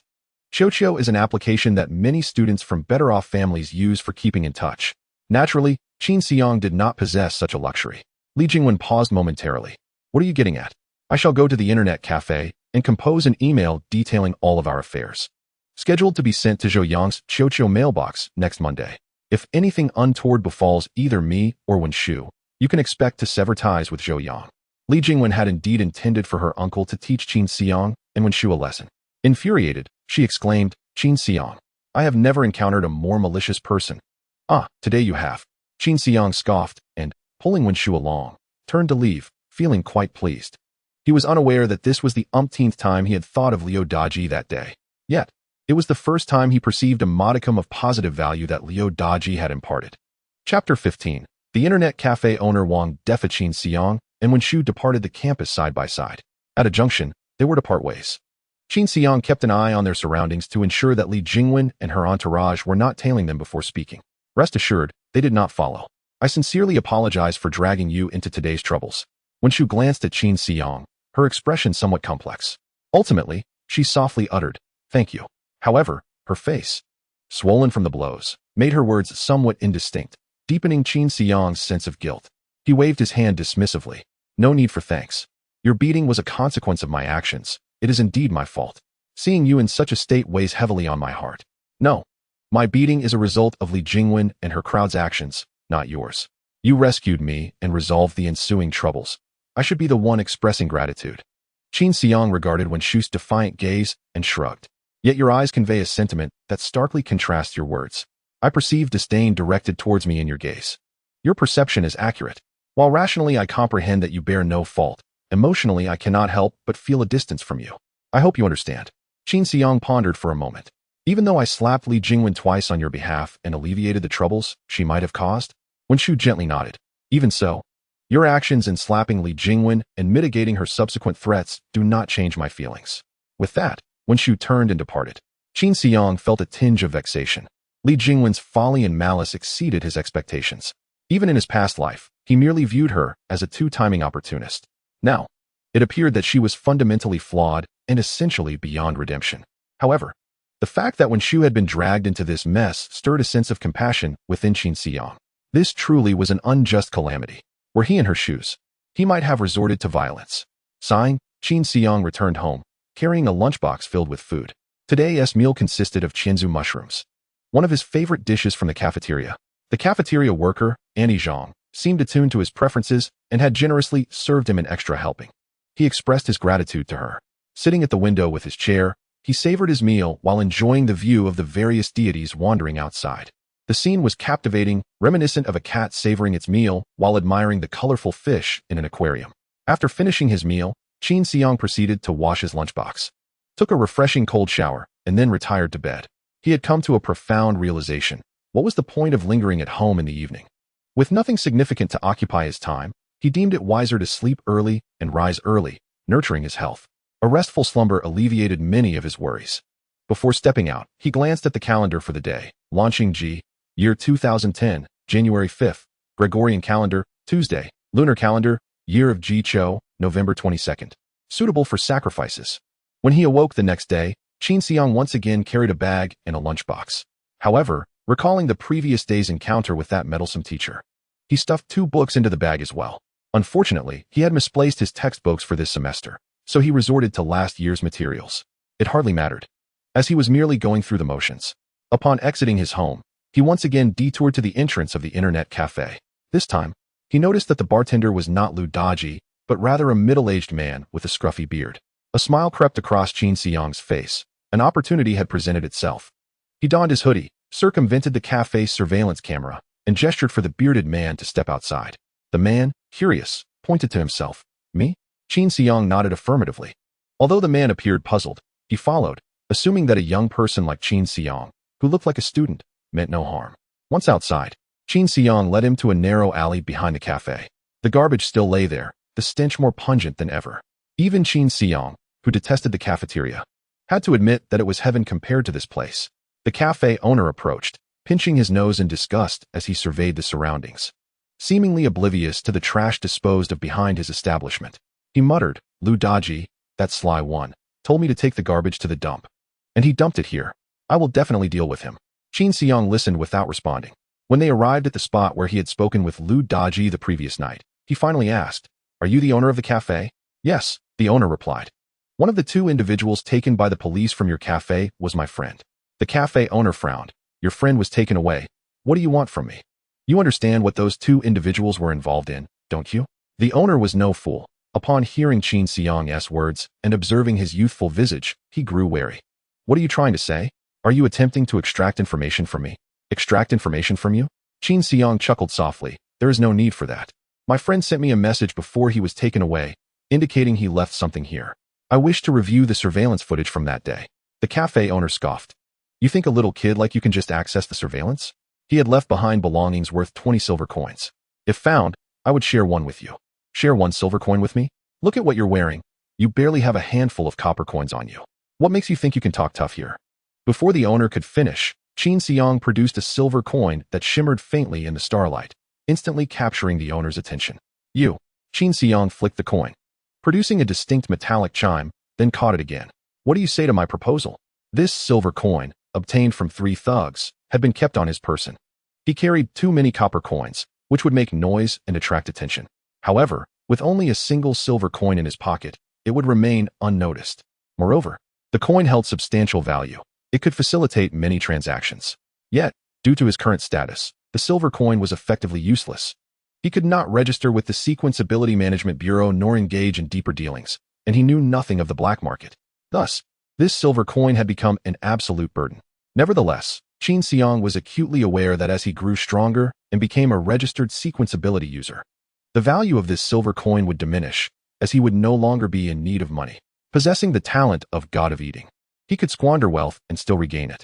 Therefore, to maximize the benefits of this silver coin, he resolved to use it promptly. Perhaps to purchase a coffin for Lu Daji. The owner swallowed hard. What exactly are you involved in? Qin Xiang smiled. You don't know? That is for the best. If you remain unaware, you will encounter far fewer troubles. Now, regarding the previous question, can you handle this silver coin? The cafe owner's eyes darted, and he gritted his teeth. Follow me. He led Qin Xiang to a dark storage room adjacent to the cafe. Qin Xiang frowned. He had never realized this seldom-used room belonged to the cafe owner. Inside the cluttered storage were many discarded machines covered in dust, save for a clean table at the center. 3 monitors adorned the table, each displaying for surveillance feeds. The footage is here. Take a look. But let me be clear. If I allow you to view the footage, regardless of whether you find anything, you owe me a silver coin. The cafe owner seemed anxious that Qin Xiang might change his mind, stating this as soon as they entered. Wait, Qin Xiang interrupted. Is it necessary to view the surveillance footage here? Can it be accessed from the computer at the bar? I believe it has better lighting for visibility. The cafe owner replied. The bar computer is merely for managing customer traffic and monitoring. It cannot access the surveillance footage. After a brief hesitation, Qin Xiang nodded and approached the monitors to check the recordings. However, upon locating the footage for January 3rd, he discovered that it only captured the evening, with no recordings for the morning or afternoon, prompting him to frown. Why is there no surveillance for the morning of January 3rd? The cafe owner shrugged. Electricity costs a fortune. Those cameras cannot be running continuously. I typically only turn them on every few days, and only in anticipation of inspections by the joint government would I have them running for a full 24 hours. Clenching his fists, Qin Xiang glared at the cafe owner. Are you mocking me? Without the footage from that morning when the police arrived, how am I supposed to investigate? The cafe owner chuckled, picking up a hammer from nearby. We had an agreement. Even if you find nothing, you owe me a silver coin. Otherwise, Qin Xiang stepped onto a discarded monitor, slowly crushing it underfoot until it flattened into a metal disc. He kicked the disc aside, instantly shattering 3 or 4 more monitors. Otherwise, what? The cafe owner panicked. You're a sequenceability user. Qin Xiang cast a disdainful glance at the cafe owner. What kind of person do you think could conduct a transaction worth 20 silver coins in this dilapidated internet cafe on the edge of a security zone? Did you not foresee my potential? Or do you believe I could not possibly be involved in a deal worth 20 silver coins? The internet cafe owner was utterly dumbfounded, his body trembling with fear, and the hammer in his hand fell to the ground. Qin Xiang always spoke in a half-hidden manner, leaving much unsaid, which allowed the cafe owner to indulge in endless speculation. In an instant, the owner conjured an image of an organization of sequenceability users that specialized in the black market, with Qin Xiang as one of the debt collectors. Spare me, I know nothing. I have no intention of hindering your business. Qin Xiang discerned that the cafe owner believed he was a lawless figure engaged in underground dealings, and thus he played along, embodying the character the owner envisioned. Of course, I am aware that you know nothing.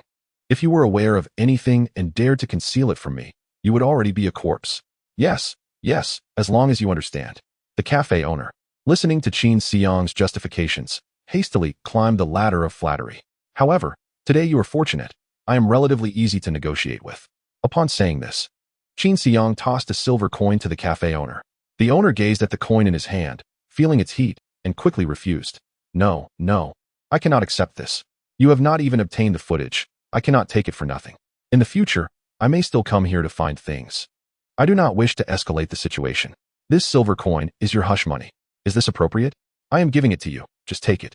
Qin Xiang stepped closer to the cafe owner, gently patting his shoulder twice. I only have one concern. You wouldn't tell the police about our dealings, would you? If you were to betray me, the next time my associates come, it won't be a silver coin they bring, you understand? No, absolutely not. You can trust me. You should know that to run an internet cafe in this rundown place, I have my connections. As long as there is no evidence, the police won't be able to touch me. Then the cafe owner chuckled, wearing a sycophantic expression. Besides, if I were to betray you, I would have to hand over this silver coin, wouldn't I? With so much money at stake, why would I want to bring trouble upon myself? You can come whenever you wish. If I find anything, I will wait for you to collect it. Very well. However, I may come here to use your computers. I hope you can keep that confidential. The cafe owner replied. You can come directly to the warehouse. Use the computers there. The one I used to check the surveillance is the latest model. Furthermore, the network login port is encrypted. Even the police cannot trace it. Saying this, he unhooked a key from his keyring and handed it to Qin Xiang. Qin Xiang accepted the key, nodding in satisfaction, and suddenly remembered something. This computer doesn't have any monitoring software, does it? None. Only I can access this warehouse, and the computer is for my use. Why would I monitor myself? All right, I understand. Thank you. You're welcome. If you need anything, just let me know. My name is Wang Defa. You can call me Afu. All right, Afu. I shall remember that. I will report on your matters. You can rest assured that as long as I am fine, you will not encounter any troubles. This was both a reassurance and a stern warning, preventing Wang Defa from daring to engage in any underhanded actions behind his back. Fear not. I will definitely keep my mouth shut. By the way, I remember the last time I visited your internet cafe, the person at the bar was not you, was it? Oh, you must be talking about Lu Daji. He takes Tuesday and Wednesday off. Qin Xiang nodded. Then I will come find you on Tuesdays and Wednesdays. I have other matters to attend to. I shall take my leave now. All right. You take care. After sending off Qin Xiang, Wang Defa glanced at the silver coin in his hand, and then at the monitor he had crushed underfoot, letting out a long sigh of relief. He kicked the hammer nearby in annoyance. As an ordinary person, how could he dare to act against a sequence ability user? He was truly courting disaster. Fortunately, this sequence ability user had a good temperament. Otherwise, he might have already met his ancestors. Having survived a brush with death, he was left alone in the empty warehouse. Upon reflection, Wang Defa realized that Qin Xiang's arrival and departure had not negatively impacted him. Rather, he had unexpectedly earned a silver coin. He examined the coin in his hand, biting it to ascertain its authenticity. It was indeed silver. However, was this coin a blessing or a curse? After struggling with his thoughts for a while, Wang Defa slowly came to a resolution, his gaze growing resolute.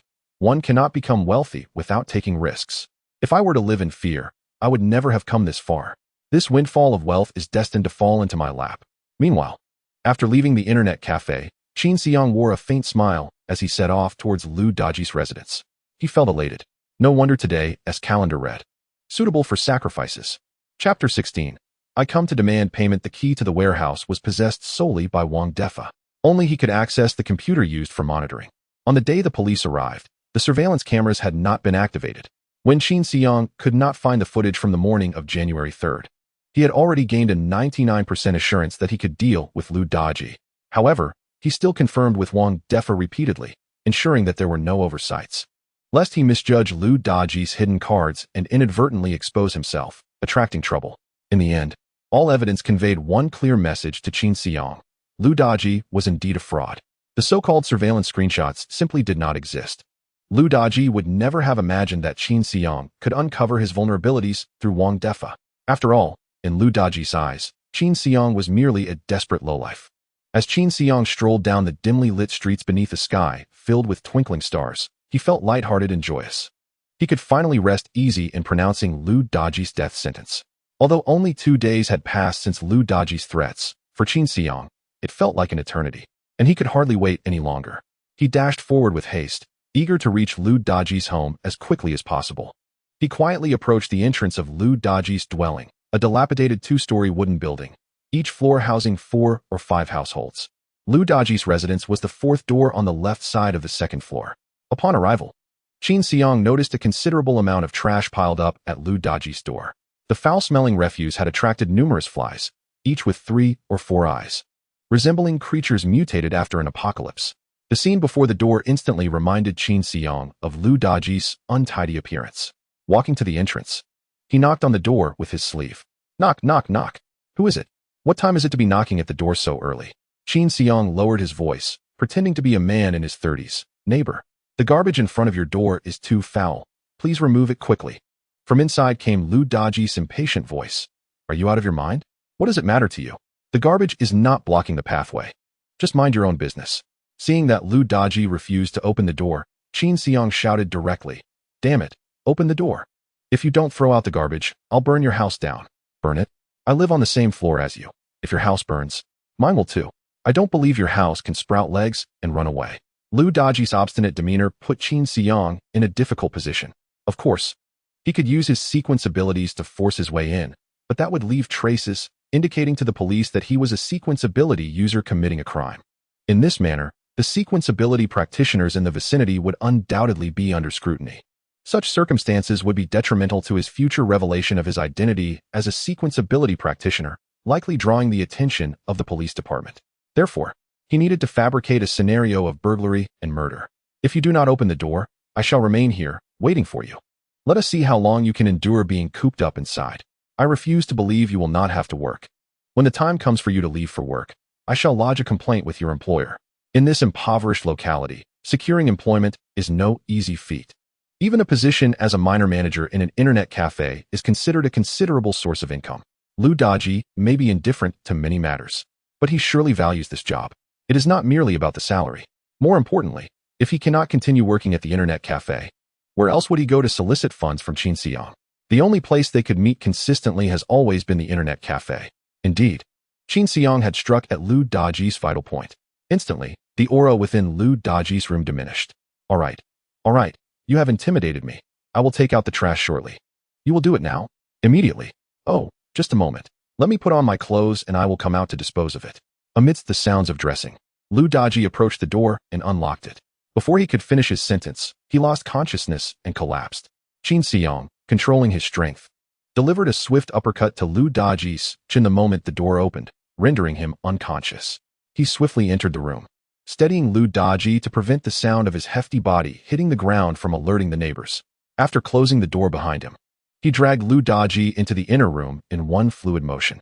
Once Lu Daji was securely bound, Qin Xiang stuffed his mouth with a foul sock and commenced his search of the premises. Lu Daji's home contained little of value, merely a few hundred copper coins. Qin Xiang collected the money, creating an illusion of a burglary. After toiling for a while, he heard muffled sounds behind him. Turning around, he saw Lu Daji had regained consciousness and was staring at him in terror. Qin Xiang noticed that Lu Daji's chin appeared somewhat distorted and shook his head. It seemed he had not controlled his strength adequately, having broken Lu Daji's jaw with a single blow. This was not ideal. Spotting a baseball bat in Lu Daji's room, he picked it up and approached Lu Daji, aiming for his chin. Lu Daji desperately shook his head, pleading for mercy, only for his expression to harden, seemingly threatening Qin Xiang.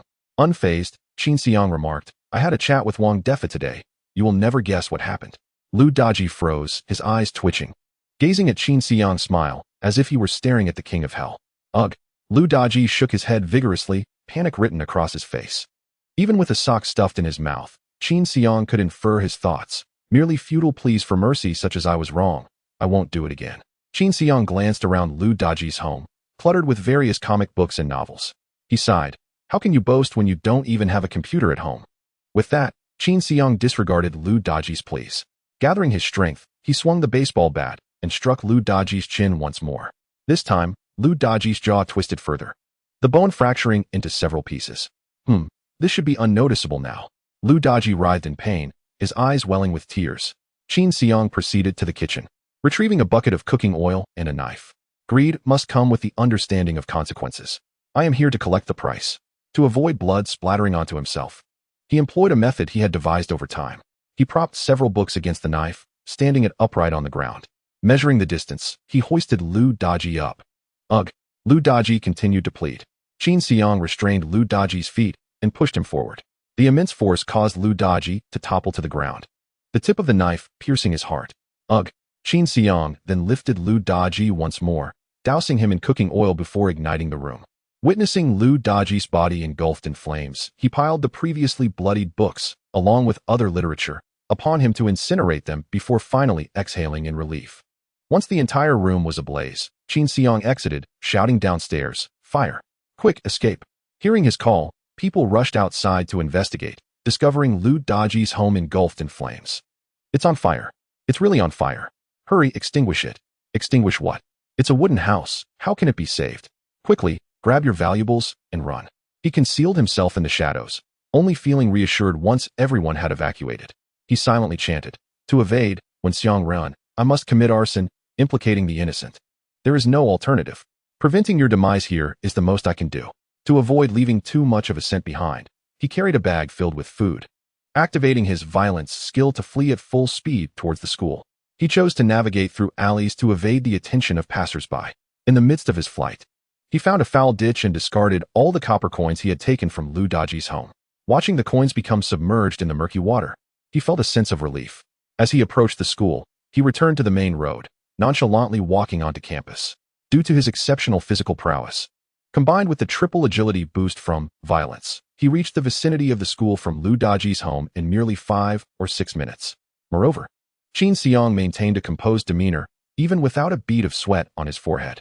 From the moment he left his door to arriving at school, barely 20 minutes had elapsed. His timing had been impeccable. Qin Xiang smiled faintly. 20 minutes, though slightly longer than his usual commute, was still acceptable. An almost perfect alibi. He hoped the police department would swiftly classify this case as a burglary. In a few days, once the commotion subsides, he would proceed to the Sequence Ability Management Bureau to register. This feeling of being choked is more agonizing than suffocation. He must be cautious henceforth, ensuring he does not leave behind any incriminating evidence. Upon arriving at school, he maintained a serene expression. No one could fathom that just moments ago, he had taken a life. Qin Xiang did not head directly to the classroom, but instead made his way to the library. Teacher Zhu was already seated there, sipping hot water. "Oh, little Qin, what brings you here so early again?" "I came to check. You sit tight. There might be some students coming to borrow exercise books this morning, and I'll assist with the registration." "That is not necessary. Your priority right now is your studies. I don't need your help. Hurry and attend your morning self-study." Qin Xiang flashed a grin. "Teacher Zhu, you know my grades well. What difference does it make whether I study or not? Instead of wasting time in the classroom, I might as well help you tidy up the library. Don't you agree?" Oh, this child. With the matters he needed to resolve already taken care of, Qin Xiang was left with only the wait for the situation to unfold. In the classroom, having inquired yesterday about the advancement of sequence ability users, there was no further useful information. Wandering aimlessly in the classroom would yield no sudden insights. It would be better to assist Teacher Zhu in alleviating her workload. Qin Xiang placed the bag containing his lunch down and took his position as the book lending administrator, awaiting students wishing to borrow exercise books. "Hello. I would like to borrow," he heard a faint female voice. Looking up, he was surprised to find it was Wenshu. Although her face seemed slightly more swollen than the day before, Qin Xiang frowned, wondering if Li Jingwen had dared to strike again. Did she truly wish to sever ties with Zhou Yang? However, upon closer inspection, he realized Wenshu's swelling was due to some bruising rather than a new injury. Wenshu, noticing Qin Xiang, appeared somewhat startled and averted her gaze. As he recorded her borrowing of the exercise book, he casually inquired, "Your grandmother must be quite worried, I presume?" Upon hearing this, Wenshu glanced at him momentarily, leaving Qin Xiang uncertain of the meaning behind her expression, as if she were observing an oddity. Wenshu shook her head. She does not know. Doesn't know? Without further response, she picked up the exercise book and departed. After her exit, Teacher Zhu remarked, "Her grandmother is quite elderly. I heard she became blind 2 years ago and relies on Wenshu for care, so she may be unaware of her granddaughter's swollen face." Sigh. It is disheartening to see such violence inflicted even upon a good and obedient student like Wenshu. This school truly declines year by year. Teacher Zhu continued to express her grievances regarding the deteriorating academic atmosphere, deeply affected by the situation. Having devoted much of her life to teaching at Jiyuan Shuexiao since before the apocalypse, her emotional ties to the school were profound. Witnessing students becoming increasingly self-destructive weighed heavily on her heart. Qin Xiang offered her some comfort while contemplating the circumstances of Wenshu's home life, letting out a sigh. Though he himself faced hardships, he still wished for others' happiness. His thoughts then drifted to those rendered homeless by the fire he had caused, and a wave of guilt washed over him. Yet, one must ultimately live for oneself. Chapter 17. The police's suspicions due to the old wooden building's deterioration. Shortly after Qin Xiang departed, the entire structure ignited. The ferocious flames were insatiable and could not be extinguished. By the time the fire brigade arrived, they could only helplessly witness the inferno consume everything. Within half an hour, this wooden building, a witness to the passage of 30 to 40 years, was reduced to ashes. As firefighters sifted through the remains, they discovered a charred corpse, a knife embedded in its chest, blackened by the flames, prompting an immediate call to the police department. Upon receiving the report, the police swiftly dispatched a team to the scene, led by Inspector Olaf. Olaf kicked a standing blackened beam, which splintered upon impact. Observing the area, he shook his head. Such large fires seem to have become frequent lately. Roylina interjected, "Indeed, as my Wenxiangren sequence has become more widely known. People are aware that only fire can thoroughly eliminate the scent they leave behind. Hence, criminals often favor arson when committing their acts." Criminals? This fire was not an accident. Have you already surveyed the scene? Yes, Inspector Olaf. Among the ashes lies a charred body with a knife in its chest, the hands bound behind its back, indicating it was a murder. Take me to see. Certainly. Both were sequence ability users, possessing physical capabilities far surpassing the average person. And they kicked aside charred planks to reach the disfigured corpse of Ludaji. Olaf crouched down, took out a cigar, snipped the end with scissors, then lit it from the still-burning wood. After taking a puff, he scrutinized the body. At first glance, it indeed appeared that the individual had been restrained and subsequently stabbed in the chest. Give me some gloves. An officer handed Olaf a pair of white gloves. With the cigar in his mouth, he donned the gloves and began examining Ludaji's remains. This man's jaw is broken, seemingly the result of a heavy impact. Are there any clues? The officer shook his head. None. The fire destroyed much evidence. Judging by the shape of the bones, it appears he was struck with a baseball bat. This area is quite impoverished. Baseball bats are rarely seen. Even if they exist, they would likely be wooden. Thus, we cannot locate the murder weapon. Olaf nodded, agreeing with the officer's assessment. Do any neighbors know anything? Yes. The deceased, Ludaji, worked as an administrator in a nearby internet cafe. The time of the incident was approximately between 7:20 and 7:25. His neighbors heard someone knocking on his door before the fire, urging him to dispose of the garbage at his doorstep, and it seemed there was some altercation. Based on the timeline, it appears that the person who entered, killed Ludaji, and robbed his residence must be that individual. Do we have a description of the assailant? The officer shook his head. No one saw them. It was early, and many were still asleep. Those who heard the argument were simply early risers heading to work. Olaf remained silent, deep in thought, before asking, was Ludaji's household the best in this building? No. There are 2 female workers from a cosmetics factory in this building, both of whom earn more than Ludaji.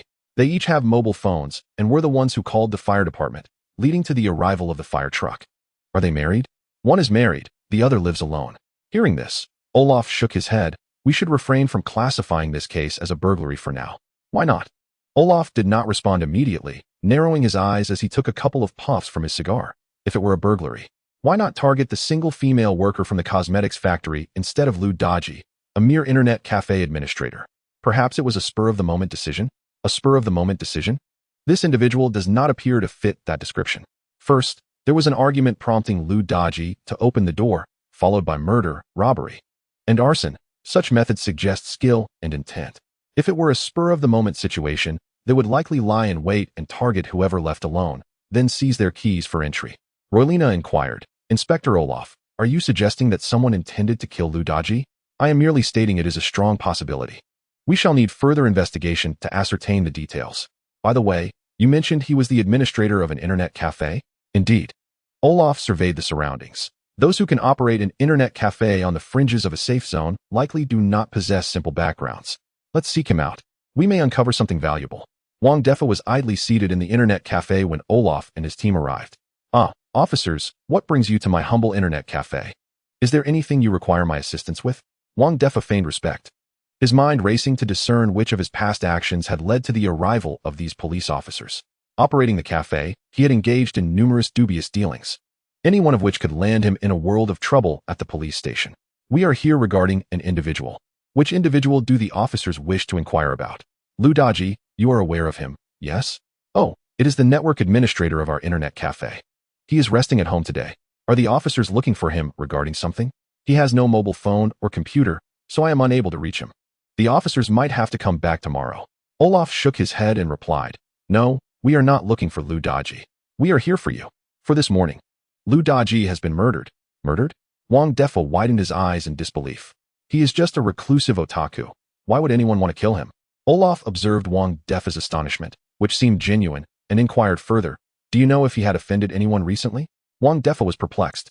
He is merely a network administrator, responsible for charging fees and turning on computers. Who could he possibly offend? Even if he did, who would go so far as to kill him? He had even spoken to Qin Xiang about Ludaji earlier that morning, but instinctively dismissed the notion that a sequence ability user would exert effort to eliminate a reclusive network administrator. Olaf continued, the scene suggests he was a victim of a burglary. Do you have any leads on this? Sir, a burglary is typically a matter of greed, leading to murder. How could I possibly have any leads? Olaf suspected that Wang Defa might not be a suspect, but still asked, have you been at the internet cafe all day? Yes. I've been here the entire time. You can ask the other patrons, they can vouch for me. Indeed, Wang Boss has been here consistently. Yes, I can confirm that. If Lu Daji is dead, it certainly has nothing to do with Wang Boss. Wang Boss, I remember you were sought after this morning and stepped out for a while. A young man with a face full of acne chimed in with a smile. Wang Defa furrowed his brows, recognizing this young man as someone he had previously scolded for overdue internet fees. He never expected this individual to cause trouble for him in front of the police today. Wang Defa narrowed his eyes at the young man, contemplating how to teach him a lesson. Olaf, hearing the young man's words, asked, Wang Defa, is what he said true? It is true, Wang Defa replied nonchalantly. In his view, Lu Daji's death had nothing to do with Qin Xiang. Who sought you out, when, and how long were you gone? My memory is a bit hazy. I don't know why my head hurts so much that I can't recall. You can ask that young man with the acne. He probably remembers better than I do. This time, Wang Defa was no longer as eager to cooperate with Olaf's inquiries and feigned a headache to evade the topic.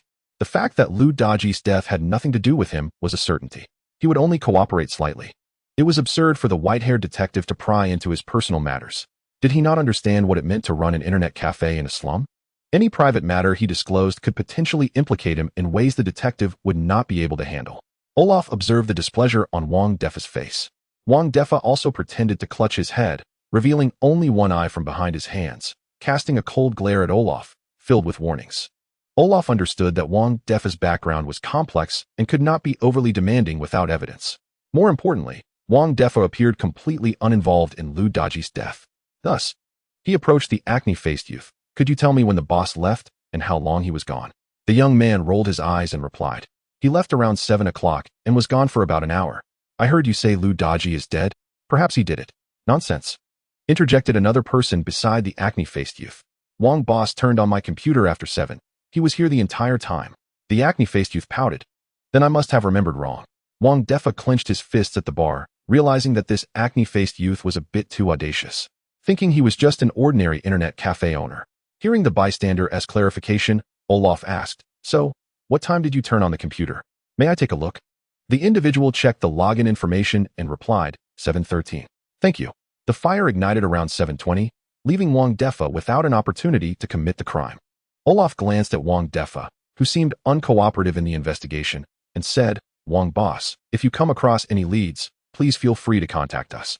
No need to see you off, Wang Defa stated, disinterested in further conversation with Olaf and his team. Olaf departed with his officers. Detective Olaf. This internet cafe owner is suspicious, Roylina suggested beside Olaf. Of course, he is suspicious, Olaf replied, lighting a cigar. But his issues are not for you to investigate. Before I return to the Sigma district, I cannot investigate them either. But there are no buts, Roylina. Do not be curious about everything. Focus solely on the case at hand. That is my advice to you, and I hope you remember it. Roylina gazed at Olaf's profound eyes and nodded.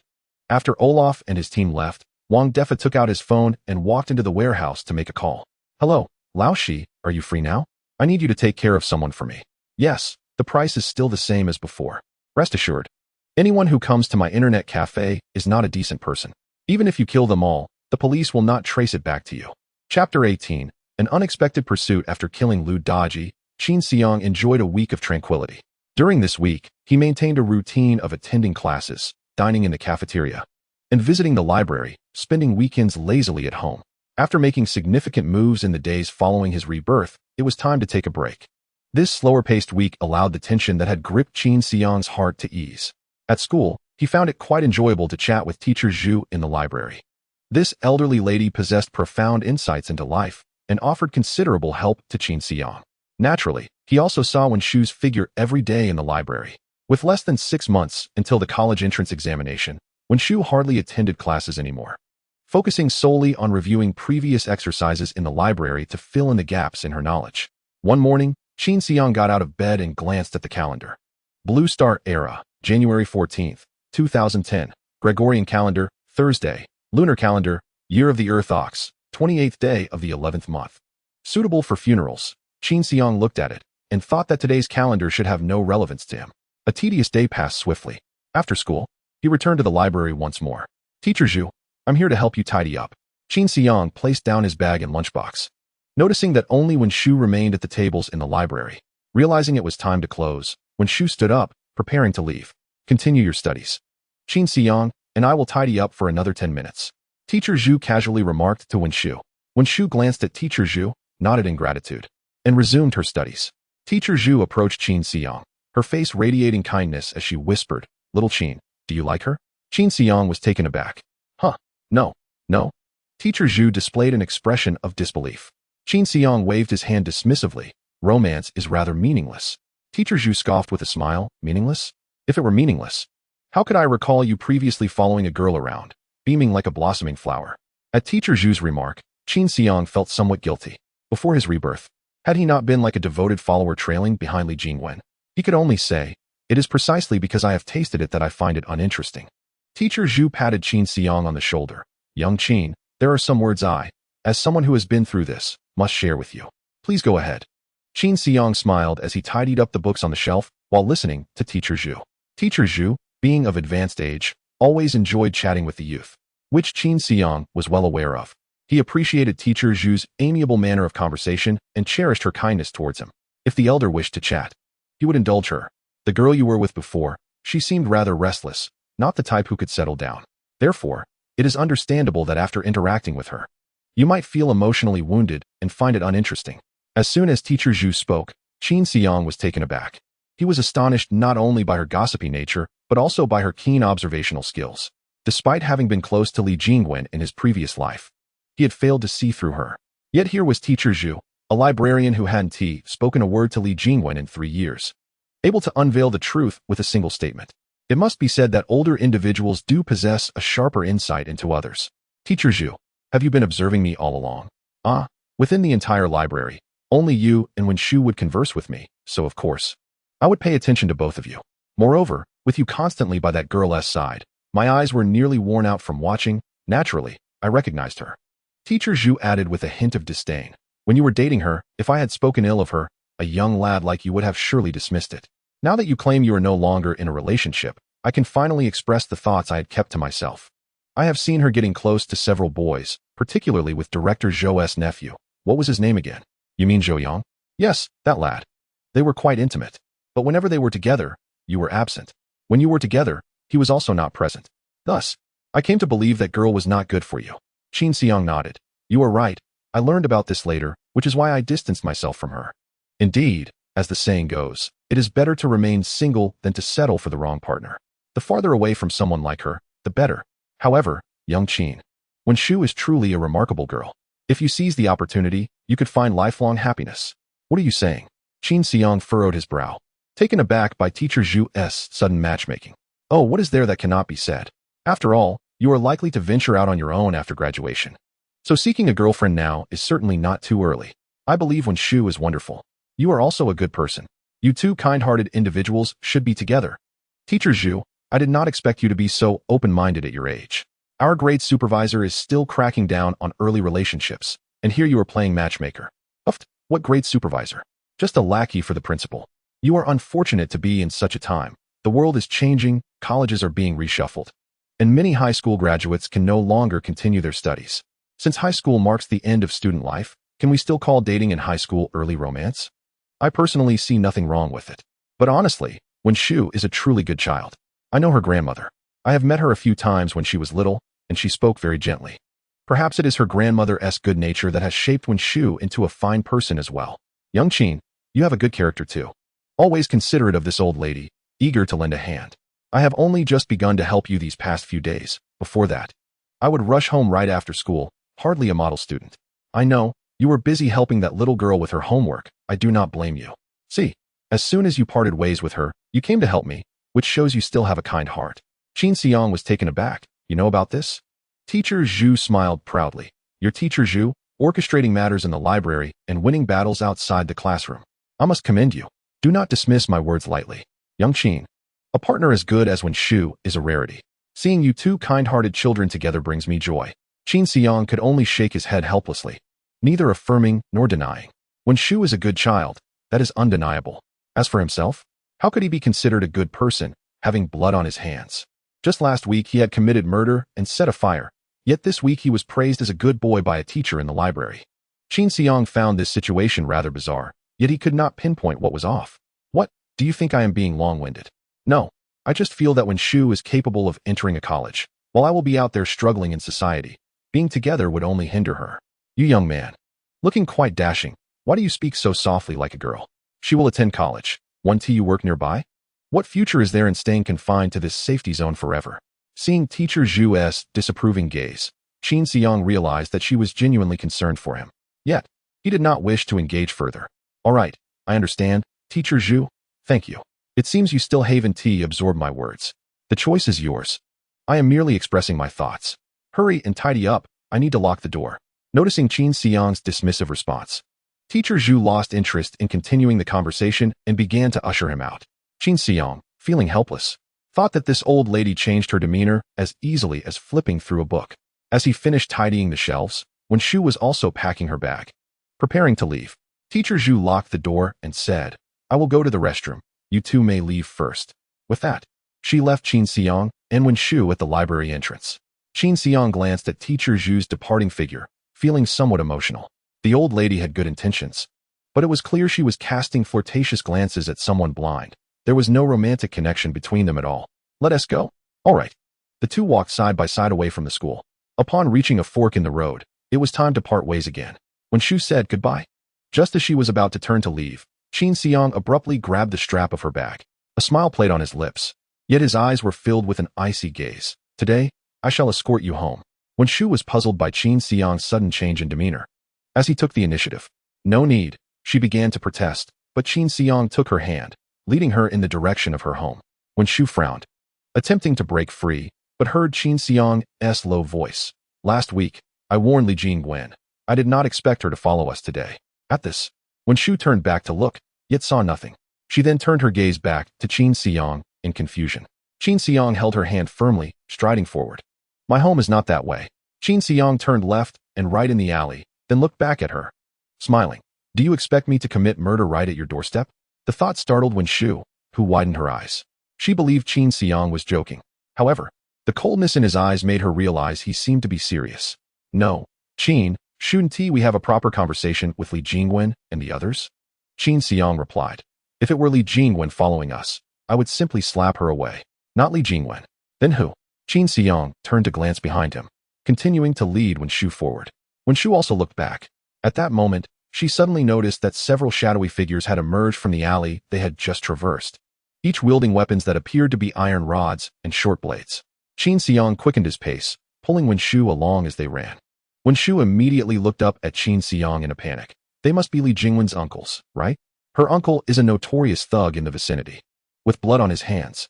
Why is he following us? Qin Xiang pondered for a moment. To eliminate us both. Their plan for me is likely to beat me up and then kill me. As for you, he did not finish his sentence, merely casting a symbolic glance at Wen Shu, who instinctively covered her throat. But why? Why must they kill us? You heard what I said to her last time, didn't you? It's because of her connection with Zhou Yang, right? Yes. Zhou Yang, who is he? Just an ordinary person. However, his uncle has awakened his sequence ability, so he has been rising in prominence recently. Li Jingwen likely wishes to cling to Zhou Yang and live a life of luxury. But didn't you say you set up a timed email to warn her not to act recklessly? Qin Xiang smiled slightly at Wen Shu. I deceived her. Deceived? The cost of going to the internet cafe is exorbitant. How would I manage that? She must have realized this and sent her uncle to deal with us. But how does her uncle know whether you went to the internet cafe? Has he been following you? No, following me would be too exhausting. I believe her uncle must have had someone stake out the internet cafe for a week. I told her I would send a delayed email from the internet cafe, which would push back the time weekly. If I hadn't gone to the internet cafe for a week, it would mean I hadn't set up the timed email at all. When Shu was utterly astonished, they care this much about Zhou Yang? I neglected that point. It seems that Li Jingwen and her family view the relationship between Li Jingwen and Zhou Yang as a chance for their redemption. That is why her uncle is going to such great lengths. After Qin Xiang's confirmation, when Shu was left bewildered, she glanced back at the approaching figures, despairing. Then are we going to die here? It's my fault for involving you in this. Therefore, I will handle this matter. You? Qin Xiang's smile bore a hint of menace. You can keep a secret, can't you? Chapter 19. A shared secret. When Shu did not comprehend Qin Xiang's meaning, but nodded nonetheless. Qin Xiang affirmed her response, halted his steps, turned around, and pushed Wen Shu aside. Moments later, 5 or 6 burly men wielding knives and clubs approached. The leading man, sporting a small braid, looked at Qin Xiang and sneered. Why have you stopped running? Weren't you quite the sprinter? Qin Xiang replied disdainfully, I've arrived at my destination. Why would I run? Destination? Where is that? The burly men surveyed their surroundings and realized they were in a dilapidated, deserted courtyard, with wooden houses and pigsties long collapsed, leaving only broken walls. In the yard, alongside an abandoned stone mill, stood a stone well, the water level uncertain. It was evident that no one had lived there for at least 5 or 6 years. A closer inspection revealed the dust on the ground and spider webs at the entrance, indicating not only was it uninhabited, but it had also seen no visitors. Perhaps it was a rural house abandoned before the apocalypse, or perhaps the owner fled to another place after the catastrophe. The entire courtyard was shrouded in darkness, illuminated only by the starlight filtering through the air defense glass, allowing a vague view of the surroundings. Qin Xiang was running while meticulously observing the environment, deliberately choosing such a location. The man with the braid asked, "What's south wrong with this place?" "Before I answer your question, let me ask you. You are Li Jingwen's uncle, correct?" The braided man let out a cold laugh. "Yes, that is right. The affair between Jingwen and Zhou Yang is our family's hope and cannot be thwarted by you. You deceived Jingwen, claiming you sent a delayed email.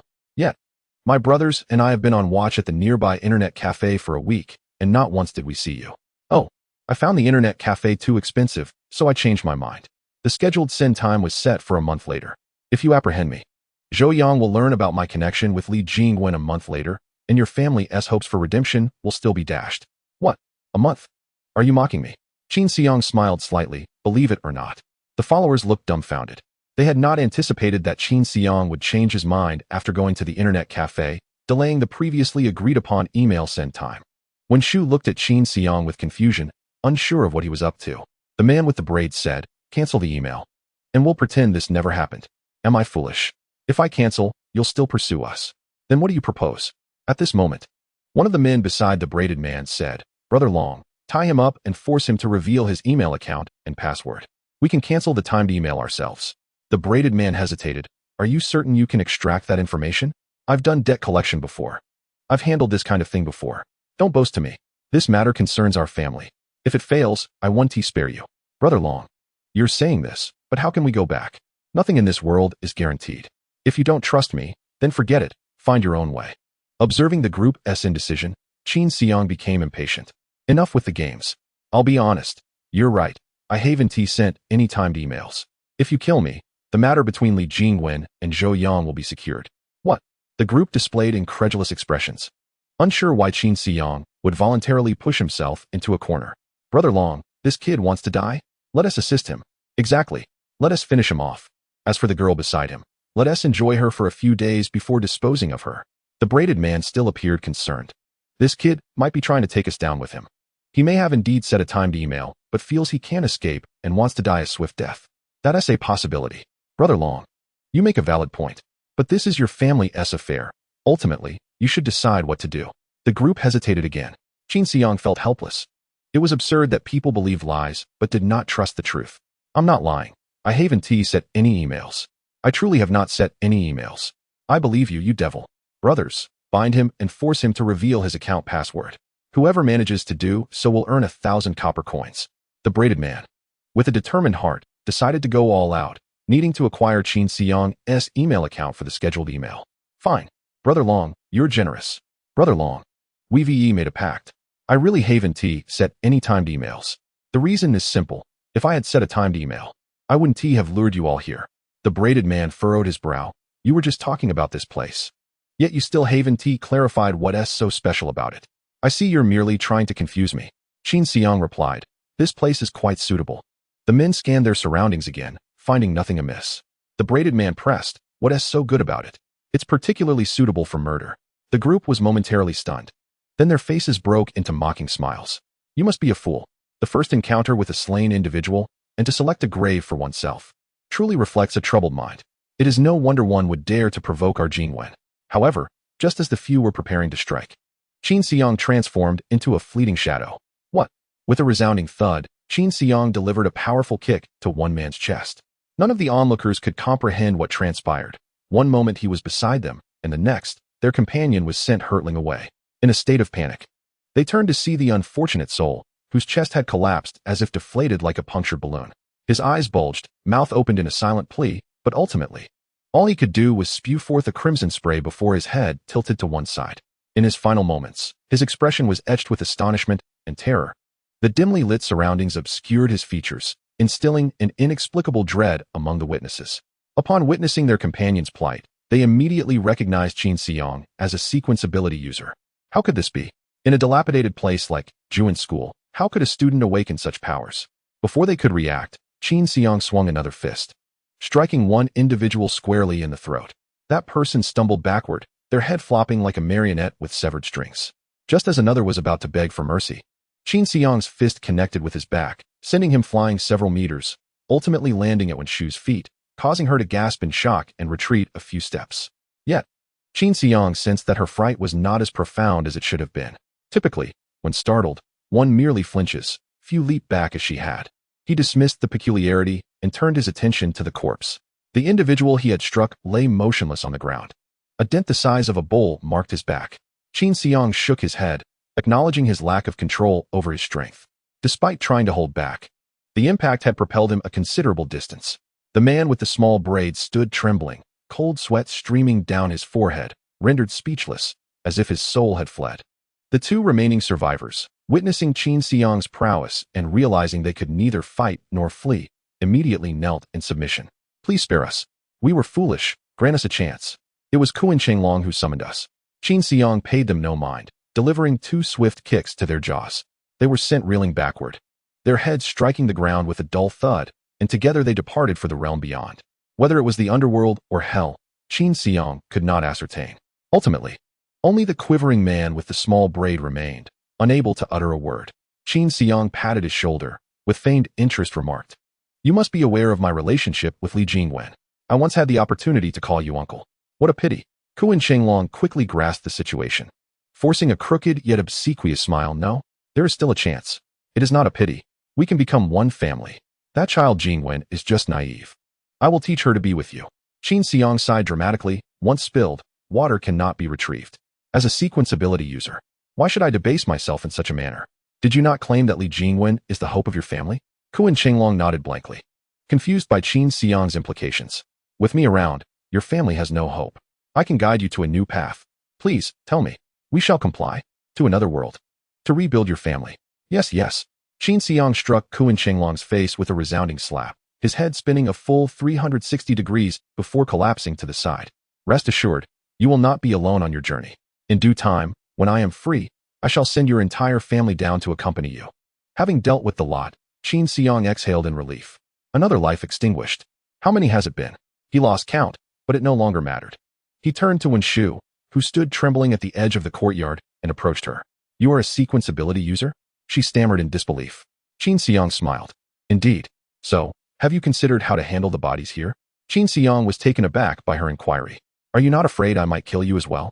Wen Shu, seemingly unperturbed, looked up at him curiously. "Why would you kill me?" "Because you witnessed me commit murder." Wen Shu replied, her expression perplexed. "If you wanted to kill me, you could simply let me go home. They would act against me. Why complicate things?" Qin Xiang nodded. "You are rather astute. Remaining so composed in the face of murder." Yet, Wen Shu lowered her gaze, offering no reply.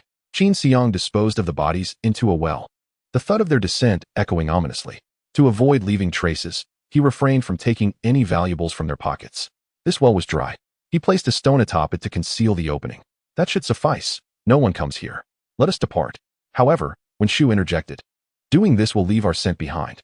If the police discover it, they may trace us. What do you suggest? Burn the place down?" It was deserted, which would raise no suspicion. But if we incinerate it, would that not attract attention? There are ways to eliminate the scent without burning it. Qin Xiang paused. "Then what do you propose? The cafeteria food has a strong odor. You could scatter some of it here and in the well. In no time, it will mask our scent." Qin Xiang nodded, then eyed her with curiosity. "How do you know such things?" "I enjoy reading. I learned it from books." "Do books even cover such matters? What have you been reading?" 100 Methods to Commit Crimes Without Being Detected by Sequence Users. "Why do you read such a book?" "I simply enjoy reading. I read everything. And today, it has proven useful." Qin Xiang regarded the seemingly delicate girl before him, realizing that appearances can be deceiving. He followed Wen Shu's advice to clean the scene, and together they departed. They walked side by side through the dimly lit alley. "You are truly remarkable," Qin Xiang remarked sincerely. "Thank you, but I believe you are even more impressive. Merely average. What is it like walking alongside a murderer?" "Actually, it feels quite all right." Wen Shu smiled at Qin Xiang, her bright eyes reflecting the starlight. "After all, we share a secret." Chapter 20. Returning Wenshu home, by the way, Wenshu asked, "When do you plan to reveal yourself as a sequence ability user? If you do not disclose it before the college entrance examination, you will be unable to participate in the assessments for sequence users. I thought you might first inquire about when I awaken my sequence ability. What purpose would that serve?" Qin Xiang could not help but glance at Wenshu again. She was rather special. It was quite recent. "I need to check what preparations are required before visiting the Sequence Ability Management Bureau. My background is somewhat complicated, as you witnessed today. Thus, I must ensure there are no issues during registration." That makes sense. Furthermore, it is essential to comprehend the assessment of sequence ability users. Since I intend to participate, I must ensure that everything is prepared in advance. This is to avoid any chaotic matters arising once my identity is publicly revealed, which would leave me overwhelmed. Indeed, that is a valid point. Do you have any suggestions? Wenshu shrugged. "What you said makes perfect sense. I have no advice to offer." "Very well. Li Jingwen, how do you plan to handle the situation? With her uncle missing, she will likely deduce that it is your doing quite soon." Qin Xiang replied nonchalantly. "Offer her a glimmer of hope. Keep her dangling. You mean to not disrupt her relationship with Zhou Yang, allowing her to retain some expectations?" "Precisely. Let her hold on to that hope until I have resolved everything, after which I shall personally shatter her dreams." "And then eliminate her?" "Yes, along with her entire family." That seems quite reasonable.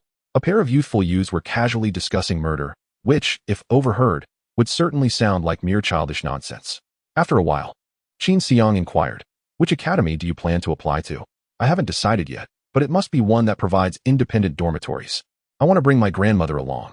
Are there few academies with independent dorms?" Wenshu chuckled. "It is evident you did not pay attention during last week's unified enrollment lecture. As a sequence ability user, what need do I have for such trivialities? It would be a waste of time."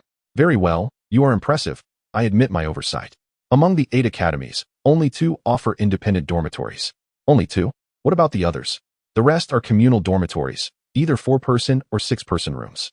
"It sounds like those academies with independent dorms must have better conditions. They are probably the finest 2 academies, correct? Given your strength, you should be able to gain admission." Wenshu was about to say something, but glanced at Qin Xiang. Noticing his genuine smile, which conveyed heartfelt wishes for her success, the words lingered on her lips, but were swallowed back. "Yes, thank you."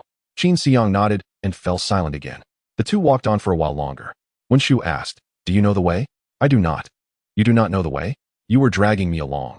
How could I remember the path? So where have we been heading all this time? Never mind. Let us proceed forward. We shall recognize the main road when we see it." After walking for another half-hour, they finally spotted the dim glow of street lamps. "We have reached the main road. Let us check the signposts." Indeed, the 2 ascended to the main road, confirming their direction only to discover they were heading in the completely opposite direction from home. To return home, they would need to walk for more than 40 minutes. "The number of people on the road had dwindled. Allow me to escort you home." "Very well, thank you." The 2 walked side by side, their conversation dwindling. They both prudently refrained from probing into each other's personal matters, especially those of a sensitive nature. For instance, Wenshu did not inquire about Qin Xiang's sequence, while Qin Xiang refrained from questioning why Wenshu could suddenly recall how to manage the scent of corpses. They had jointly committed a grievous act, and although their bond had grown intimate, it remained comfortably distant. This relationship afforded both of them a sense of ease. After a while, Wenshu spoke up, "Qin Xiang, given your remarkable abilities and intelligence, why do you have feelings for Li Jingwen?" Although this question did not delve into privacy, it left Qin Xiang feeling exceedingly embarrassed. He cast his gaze downward, observing Wenshu looking ahead, seemingly devoid of any mockery towards him. Yet, Qin Xiang could not shake the feeling that she was indeed laughing at him. Perhaps it is true that even the most intelligent individuals can act foolishly at times. Moreover, I do not consider myself exceptionally clever. At least, when I am with you, I often feel somewhat dim-witted. Wenshu gently shook her head. One may act foolishly momentarily, but not for an extended period. Qin Xiang paused slightly. This statement touched upon his most profound privacy. Wenshu seemed to imply that he was a different person compared to his former self. However, how could he explain such a transformation? After all, it was only after his rebirth that he underwent a complete metamorphosis. For the first time, Qin Xiang encountered a question he found impossible to answer. He felt that no matter what lie he concocted, it would surely be unraveled by those large, twinkling eyes of Wenshu, adorned with flowing hair. After considerable contemplation, Qin Xiang could not devise a suitable explanation. Ultimately, he could only say, "Many things are beyond our control." Wenshu nodded. "Indeed, many things are uncontrollable."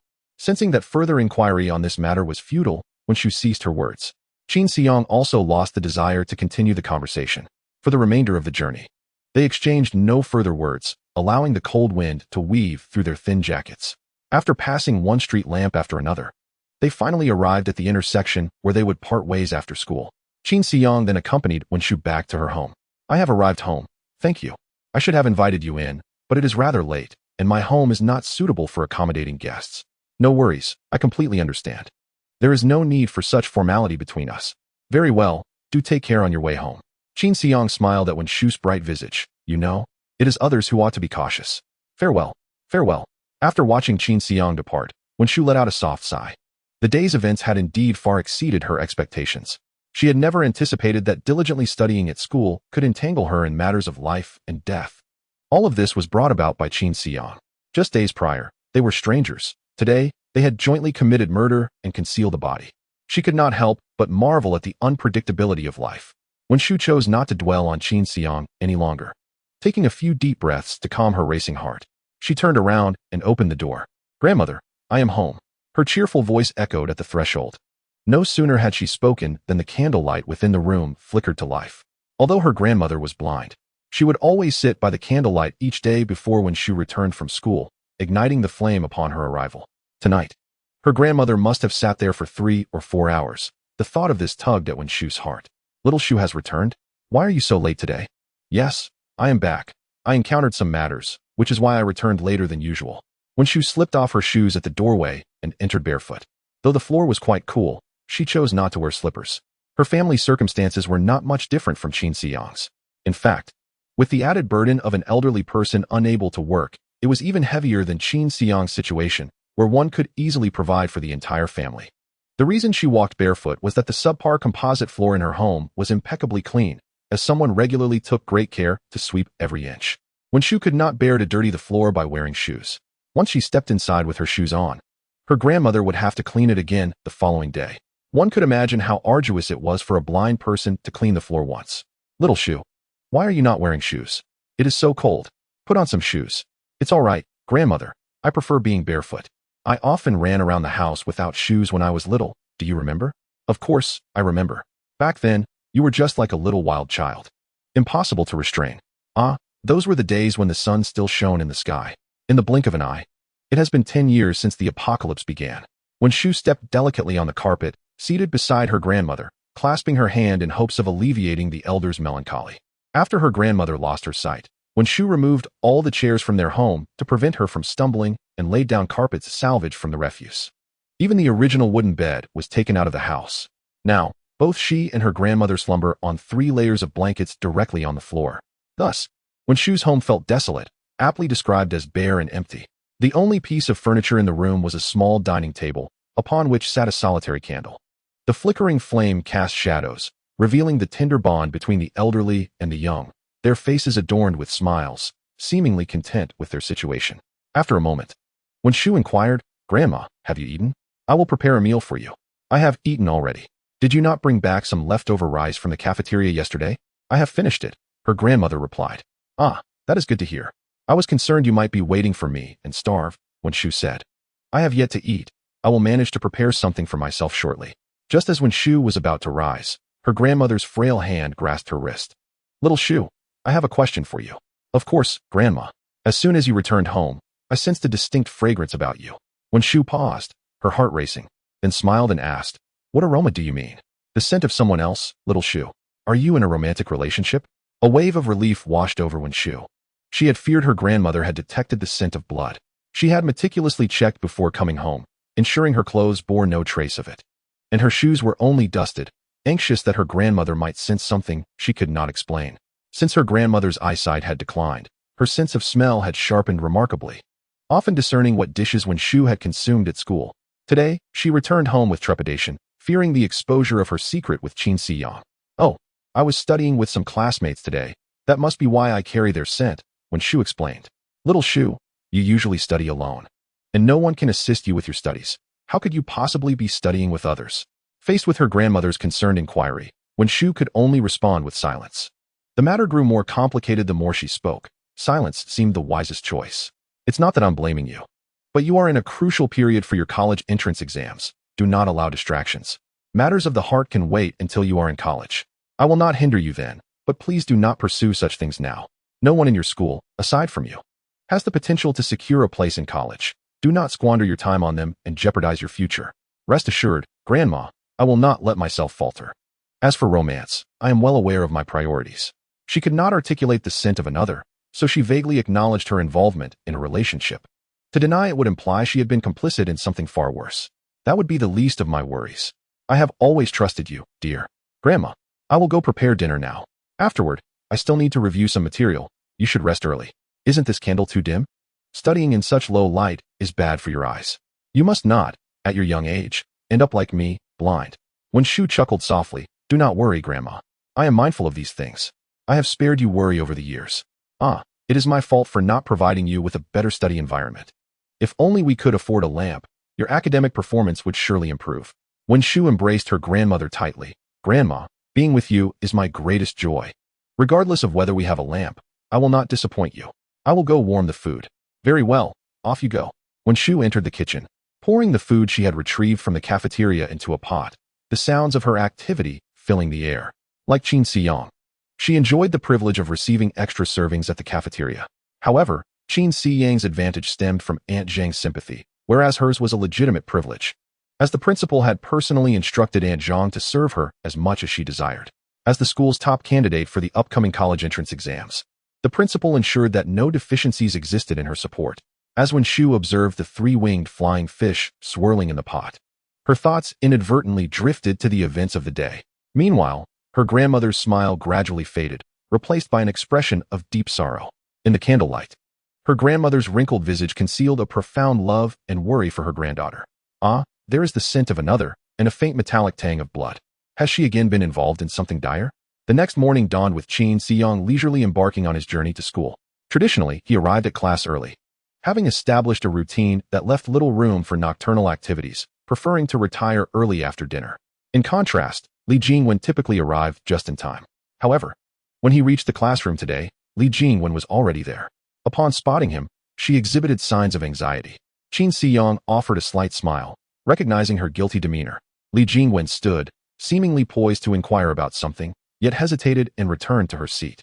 Qin Siyang, feigning indifference, ambled past her, maintaining the cool detachment he had adopted in recent days, refraining from engaging her in conversation. Last night, her uncle Kuan Chenglong had not returned home, igniting concern within the family.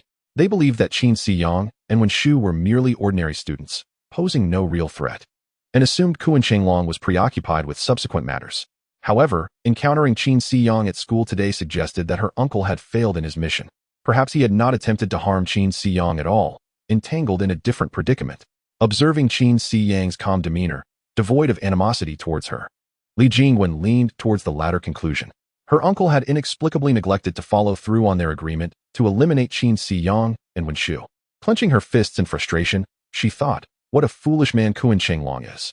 He boasts of his prowess and reliability, yet he cannot distinguish between priorities. Qin Siyang, seated at his desk, casually glanced at Li Jingwen and noted her apparent agitation, choosing to avert his gaze. Before he publicly disclosed his identity as an awakened sequence power user, he would not divulge to anyone that he had encountered Kuan Chenglong. Let Li Jingwen and her family navigate their confusion in ignorance. They likely felt restless and anxious, yearning for resolution. Yet when they finally grasped the outcome, they would likely reminisce fondly about this period of irritation and anxiety, devoid of genuine fear. Qin Siyang suppressed a smile, reflecting that perhaps he had been too lenient with Li Jingwen. She deserved a bit more mental torment. Nevertheless, his mind was preoccupied with gathering information prior to unveiling his awakened sequence, rendering him disinterested in wasting even a moment on her. Throughout the afternoon, he continued his efforts in the library, organizing books. Wen Shu had also arrived early, diligently working through challenging problems in her exercise book. As Qin Siyang passed by her, clutching his books, he remarked, "Keep your eyes a safe distance from the pages. If you continue to lean in so closely, you risk developing nearsightedness, and I doubt you have the funds for glasses." "Thank you," Wen Shu replied, raising her gaze slightly to maintain a healthier distance from her book. In the course of their daily academic life, Wen Shu has always been a refined and graceful classmate, and Qin Siyang can sense her politeness through her demeanor. He continues to organize his books in tranquil silence. Teacher Zhu observes their interaction with a maternal smile, concluding that Qin Xiang is indeed receptive to advice. It is a pity that such commendable students are not together. Pleased with herself, Teacher Zhu sits at her desk, sipping her warm water, feeling as though she has accomplished something worth boasting about. After school, when Shu once again sits in the library until closing, and the two exit together, only to part ways once more at the intersection. Goodbye. Goodbye. On January 20th, 2010, in the Gregorian calendar, a Wednesday, in the lunar calendar, the 6th day of the 12th month, suitable for visiting friends and relatives. Visiting friends and relatives? What friends and relatives do I have? Rising. Qin Xiang shakes his head at the calendar and grabs his bag containing his lunch before stepping out.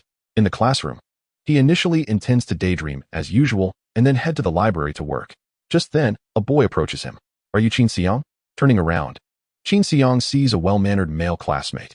Though his attire is not extravagant, it is quite appropriate, indicating a family background that far surpasses Qin Xiang's. However, he has no recollection of this individual. Although unfamiliar with him, the female classmates in the room cast intrigued glances at him. Even Li Jingwen, who has been downcast due to her uncle's disappearance, directs a bright gaze towards him. It is safe to presume that he is yet another prominent figure from a different school. Nonetheless, no matter how illustrious, Qin Xiang remains oblivious. He has no impression of Wen Shu, the school's belle, so why would he know of this male celebrity? Furrowing his brow, Qin Xiang inquires, "Who are you?" "I am Zhao Liwen from class 2. Zhao Liwen. Qin Xiang frowns. The name rings a bell, albeit faintly. "I'm sorry, but I don't think I know you." Immediately, a girl whispers, "He doesn't even know Zhao Liwen, the second in the grade. I wonder what Qin Xiang usually does. It is only natural. He spends his time in the classroom daydreaming. How could he possibly know these diligent students? Zhao Liwen, he is not very bright. What do you need from him? We can relay your message." Qin Xiang glances at the girls mocking him, who are preening and vying for attention in front of Zhao Liwen, and finds it quite amusing. He addresses them. "I may daydream and waste time daily, yet my grades seem to surpass yours, don't they? If I'm not very bright, then what does that make you?" "Qin Xiang, how can you speak like that? I just speak the truth." It turns out that he is the perennial runner-up behind Wen Shu. No wonder he seems a bit familiar. "Do you need something from me?" Observing Zhao Liwen's refined scholar-like appearance, Qin Xiang feels they are worlds apart and cannot fathom why he would approach him. Zhao Liwen states earnestly, "Qin Xiang, this is a crucial period for preparing for the college entrance examination. I hope you can focus on your studies." This statement leaves Qin Xiang bewildered. What do you mean?" "Literally, I wish for you to study diligently and avoid future regrets." Qin Xiang bursts into laughter. "You are truly amusing. My studying or not has nothing to do with you." He then turns away, gazing out at the starry sky and the divine beyond. Noting Qin Xiang's disregard for Zhao Liwen, several girls begin to defend him. "Qin Xiang, even if you study better than me, Zhao is looking out for your best interests. Why this attitude?" "Exactly. It's simply hopeless. Zhao, I'm willing to study hard, but I need support. Can you study with me? I'm also eager to learn." Qin Xiang turns back to the girls. "You are all here striving to please him. Since he arrived, has he even glanced your way? From my perspective, Zhao Liwen clearly looks down upon you all. Save yourselves the trouble." "You, what did you just say?" Those who plan to cozy up to Zhao Liwen, hoping to ride on his coattails to success, should reconsider. Zhao's standards are high. He wouldn't settle for you superficial girls, unlike some male classmates who have no standards. After saying this, Qin Xiang casts a significant glance at Li Jingwen. Understanding that Qin Xiang is indirectly criticizing Zhou Yang's lack of discernment, Li Jingwen grits her teeth in anger and turns away with a huff. Zhao Liwen seems slightly perturbed by the commotion and decides to clarify his intentions. "Qin Xiang, if you do not wish to study, please do not disturb others who are preparing for the college entrance examination. This is a once-in-a-lifetime opportunity. If you ruin it for others, you will regret it for a lifetime." Qin Xiang squints. "I say, Zhao Liwen, are you unwell?" "I sit in this corner of the classroom daily, either sleeping or daydreaming during lessons. Who have I disturbed? Are you saying that just the thought of me daydreaming keeps you from focusing on your studies? If I truly disturbed you, I apologize. But the reality is, I do not even know you." Zhao Liwen grits his teeth and responds, "I am not referring to how it affects me. Not you?" Qin Xiang raises an eyebrow. "If not you, then why are you seeking me out?" "I am here on behalf of Wen Shu. You have been disturbing her studies in the library lately, and I hope you can keep your distance." Upon hearing Wen Shu's name, the girls who have been fawning over Zhao Liwen suddenly fall silent. They all inwardly curse Wen Shu, a student who excels academically, is beautiful, and possesses a good character. Perhaps Wen Shu is too perfect, leaving them with no grounds for criticism. They can only claim she is calculating and that it is all an act. Qin Xiang sizes up Zhao Liwen. So, you think so little of these girls because you fancy Wen Shu. Quite discerning.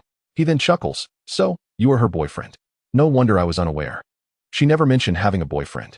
By the way, Zhao, I apologize. I did not intend to encroach upon your territory. Please do not misunderstand. Wen Shu and I are merely ordinary friends. Our relationship is entirely innocent. Zhao Liwen is taken aback. I am not her boyfriend. We are not in a romantic relationship. However, after the college entrance examination, we will attend the same institution together. Huh. Qin Xiang is momentarily stunned. What do you mean? Are you also a sycophant? Why do you say also? That is of little importance. Attending the same college with her? Qin Xiang smirks. Friend, it's not that I doubt you. But you consistently score several points lower than Wen Shu. What basis do you have for attending the same college? I am aware my grades do not match hers. But if I apply to the lower-ranked colleges, I am quite confident. Coincidentally, Wen Shu is interested in Tiantong College and Renqing College, which are the lowest ranked among the 8 colleges. Qin Xiang hesitates for a moment. Wen Shu mentioned that the colleges offering independent housing are not the best, but rather the worst. Wouldn't that mean Wen Shu's excellent grades are a waste? As the only friend at one school, Qin Xiang suddenly feels a pang of regret for Wen Shu. He quickly realizes that Wen Shu's compromise stems from financial constraints. Without money, even with her academic prowess, she remains helpless in a secure environment, especially while caring for a blind grandmother. Thus, I hope you will not disturb Wen Shu as she prepares for her examinations. Qin Xiang, some matters are destined not to be a part of one's life. I hope you can recognize this reality. Qin Xiang gazed at Zhao Liwen with an expression akin to that of observing an imbecile. Why don't we ask Wen Shu if she would be willing to be with you after graduation? Zhao Liwen seemed taken aback by Qin Xiang's suggestion, hesitating for a moment before responding. Even if she is unwilling now, I will win her over in the future. She will certainly accept me. Win her over? Accept you? Qin Xiang pointed towards Li Jingwen, who sat ahead. Asked that woman how I treated her before. Did I win her over? Zhao Liwen did not turn around. That is your issue. I possess the confidence. You articulated a point quite accurately. What? Some matters are inevitably not meant to be part of one's life. I hope you can recognize this reality. You are truly unreasonable. Zhao Liwen, realizing he was utterly helpless against the obstinate Qin Xiang, angrily turned and left the classroom. Qin Xiang cast a disdainful glance at Zhao Liwen's retreating figure before turning his gaze out the window, falling into contemplation. Although Qin Xiang was uncertain about the type of man Wen Shu would prefer, it was evident from their conversations that Wen Shu's personal qualities were exceptional, making it not difficult for her to find a remarkable partner. Moreover, they had shared experiences of violence together, and Wen Shu's performance far exceeded Qin Xiang's expectations. She navigated both the righteous and the sinister paths with clarity. This naive young master Zhao was the kind who wouldn't even earn a dog tag as a sycophant. Qin Xiang surmised that Zhao Liwen would undoubtedly meet the same fate as he did in pursuing Li Jingwen. However, Wen Shu was not as harsh as Li Jingwen, so his outcome should be somewhat better. At worst, he would be a stray dog, not destined for the butcher's shop. Qin Xiang pondered Zhao Liwen's words earnestly. He indeed had a point. His obsequiousness could potentially distract Wen Shu from her studies. Zhao Liwen was correct. During the crucial preparatory period for examinations, Wen Shu should not be easily diverted. After all, I need to participate in the sequential ability assessment following the college entrance examination and must swiftly prepare for the awakening of my sequence. Perhaps I could do Wen Shu a favor while I'm at it. Once I announce my sequence awakening, I will be liberated from this orphaned and impoverished existence. The mere thought of the scene following my announcement filled him with anticipation. It was time to soar. Initially, he planned to rest well during the 5 school days and research sequence-related materials over the weekend. However, he decided to sacrifice some sleep today and visit Wang Defa's place after school to explore the forums. Qin Xiang sighed to himself. I truly am a benevolent person. Chapter 22. Wang Defa's intelligence after school. Qin Xiang tidied up the library and walked out with Wen Shu once again. However, as he was about to exit the school gate, he caught sight of Zhao Liwen's furious gaze. No need to pay him any mind. Before Qin Xiang could speak, he heard Wen Shu's voice. I said, you need not concern yourself with Zhao Liwen. Oh, Qin Xiang and Wen Shu gradually distanced themselves, while Zhao Liwen remained rooted in place, under the streetlight at the school entrance, watching Qin Xiang intently. Possessing exceptional perception, Qin Xiang naturally sensed the malice in that gaze. Wen Shu, what is the matter? Zhao Liwen has been staring at us. He must often trouble you, right? Wen Shu shook her head. No. Her rejection was firm. You need not worry. I'm fine. I haven't exchanged any words with him. She added, seemingly afraid that Qin Xiang might escalate the situation. He warned me to attend the same school as you in the future and to keep my distance from you. When Shu paused for a moment, looking at Qin Xiang, did you go to find Zhao Liwen? He approached me. Qin Xiang rolled his eyes at Wen Shu. I don't even know him. Why would I seek him out? Upon hearing this, Wen Shu pouted and offered no further response. What he says is of no consequence. Just let it pass like a gust of wind. It hasn't affected my studies. After explaining so much, are you afraid I will harm him? Qin Xiang sighed helplessly. I am not a malevolent demon inclined to murder. I would rather not resort to such actions unless absolutely necessary. Rest assured, I have my ways. Wen Shu inquired with curiosity. You? What methods? Nothing worth mentioning. At the intersection where they parted ways, Qin Xiang waved at Wen Shu and then walked away. Wen Shu watched Qin Xiang's retreating figure, a slight smile gracing her lips. Thank you. After returning home and setting down the bag containing his lunchbox, Qin Xiang proceeded to the nearby internet cafe. He circumvented the entrance cameras and noticed Wang Defa seated at the bar. A look of distress etched on his face as he stared blankly at the monitor. Lu Daji should have been sitting there, while he enjoyed the company of his wife and child at home. However, for reasons unknown, that unfortunate wretch Lu Daji had been killed over a few hundred copper coins. With the network administrator gone, Wang Defa, the cafe owner, found it challenging to locate someone capable of operating the management system and was thus compelled to step in himself. Damn it, if I find out who killed Lu Daji, I will make him pay dearly. The absence of a replacement was not the most difficult aspect. Recently, the police had been relentless, inspecting his cafe daily, which severely impacted his business. Wang Defa's internet cafe, located in this impoverished area, was not primarily for providing internet services, but rather served as a gray area for illicit transactions. His cafe's machines could alter backend data to conceal login addresses, facilitating anonymous transactions online. Since the login addresses were randomly generated, government network management personnel had no means to trace them. When someone requested Wang Defa to provide a hidden login address service, the internet fee would increase 20-fold. Although the base fee for internet access was already exorbitant, a 20-fold increase was astronomical. Nevertheless, Wang Defa's cafe continued to attract a steady stream of customers. The profits from illegal transactions far outweighed the inflated internet fees. The cafe's primary revenue stemmed from this gray area, demonstrating remarkable audacity. It was evident that Wang Defa was not just an ordinary individual without connections. Someone within the government was specifically ensuring the safety of his establishment. Naturally, a significant portion of Wang Defa's illicit earnings was funneled to his benefactor. With ample operational leeway and a robust background, Wang Defa's cafe quickly gained a reputation in the vicinity, operating for 3 years without major incidents. Until a few days ago, officials from the police department began to patrol and inspect his establishment daily. After thorough investigations, aside from taking away a few of his special clients, there were no other penalties. Wang Defa was perplexed about what exactly the police were trying to uncover. He called his benefactor to inquire about the situation. To his astonishment, his benefactor seemed equally helpless. Let them investigate if they wish. You need not concern yourself. What about the business? The voice on the other end sighed. Let the business slow down for now. I have no solutions. Sir, could you provide me with a hint? I am genuinely worried that one day I might be taken away by the police, or worse, disappear like the previous owner 3 years ago. The disappearance was an accident. You need not worry. The matter concerning the police is quite troublesome. Someone has escalated it. Wang Defa was taken aback, his heart racing to his throat. We are merely engaged in trivial business for a modest profit. How could this possibly escalate? They are not targeting our little venture. So rest assured, the individuals from the police station will not take any action against you. Understood. By the way, have you encountered any peculiar individuals lately? Peculiar individuals? Wang Defa immediately thought of Qin Xiang. However, due to the hush money of a single silver coin, he chose to conceal the truth. None, just some business folks. Well then, that is settled. I have a meeting to attend. Goodbye, Chief. Knowing that the police had ulterior motives, Wang Defa felt a sense of relief. However, due to frequent visits, his additional income had plummeted, causing him considerable distress. In recent days, he could only strive to cut back on expenses. As he pondered, he spotted Qin Xiang at the entrance. To Wang Defa, Qin Xiang embodied both the god of wealth and the Grim Reaper. Thus, upon seeing him, he felt both anxious and pleased. Wang Defa glanced at the few customers in the internet cafe, all engrossed in their screens. He held up a roll of paper and called out, I'm stepping out to the restroom. If anyone arrives, please have them wait a moment. Thank you. All right. Go ahead, Boss Wang. Wang Defa exited, avoiding the surveillance, and approached Qin Xiang. Greetings, boss. Oh, please don't say that. You are my superior. Wang Defa said, offering Qin Xiang a cigarette. Qin Xiang waved his hand. We do not allow smoking.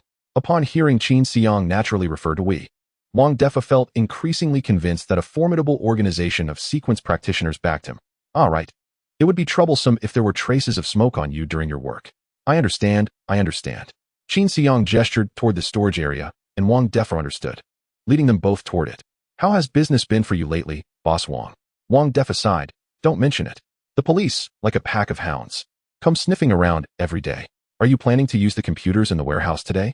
Qin Xiang sensed something amiss and cautiously inquired. They come every day? Should I refrain from visiting recently?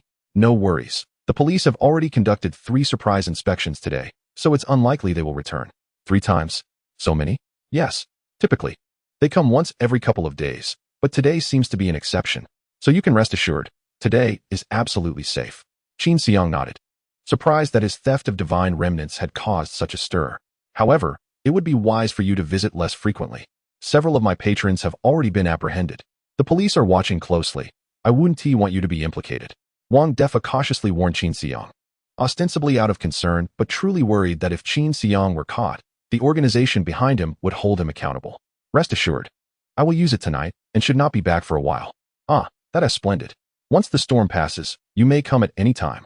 Qin Xiang smiled without responding. This storm was indeed stirred up by him. Once it subsided, unless he was caught, he could continue his operations. The two confirmed that the area was clear and slipped into the warehouse. Boss Wang, I happen to have some matters I am unclear about and would like to consult you. Please, go ahead. Due to directives from above, I intend to register with the Sequence Practitioner Management Bureau. Wang Defa was momentarily stunned. You have not registered yet? With so much to manage, would it not be exceedingly risky if the information were made public? Wang Defa suddenly understood. Yes, indeed, you are correct. However, I was merely instructed to figure out how to register a sequence here. Given your line of work, you must be more knowledgeable about this than I am. Speak freely. Qin Xiang leaned closer to Wang Defa, fixing his gaze on Wang Defa's eyes. I want to report a false sequence. Are there any hidden dangers to be aware of in this area 14121? Upon hearing this, Wang Defa immediately averted his gaze. How should I know? I am just an ordinary person. Your eyes betray you. They tell me you are aware. Wang Defa's face twisted in distress. I implore you, boss. Do not put me in a difficult position. I am but a mere insect. How dare I meddle in your affairs with the Bureau? Qin Xiang sat back in his chair, crossing his legs. Do you think that silver coin is easy to come by? You expose yourself here, living in constant fear. In the end, how much do you think your benefactor shares with you? I have already given you so much. Did you not anticipate that I would have other tasks for you? Wang Defa swallowed hard. He knew that money was hard to earn and that one must endure hardship to provide for their family. Yet he had no idea that the burden behind that silver coin was so immense. Assisting a sequence practitioner in deceiving the Sequence Practitioner Management Bureau, wasn't he that absurd? If successful, Qin Xiang might very well silence him to protect his secrecy. If failed, Qin Xiang would betray him, and the Bureau would undoubtedly deal with him harshly. Was he out of his mind?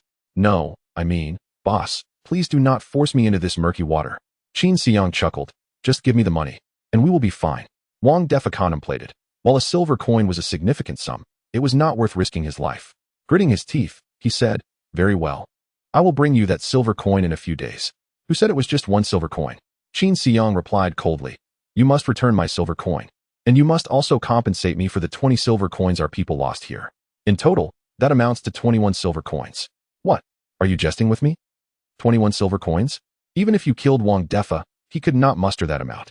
Thus, upon Qin Xiang's audacious demand, Wang Defa was agitated. Qin Xiang slammed the table. Just with you? Do you think I was assigned to register with the Bureau for fun? The cases I carry could lead to execution 100 times over. What a risk it is to register with the Bureau. It is precisely because the transaction of the 20 silver coins I was responsible for went awry in your establishment that those above have penalized me. If you had activated the surveillance that morning, would I have had to take this risk with the Bureau? Listening to Qin Xiang's furious reprimand, Wang Defa's bravado quickly diminished. I searched the internet cafe high and low but found nothing. Moreover, you have no idea what that item is.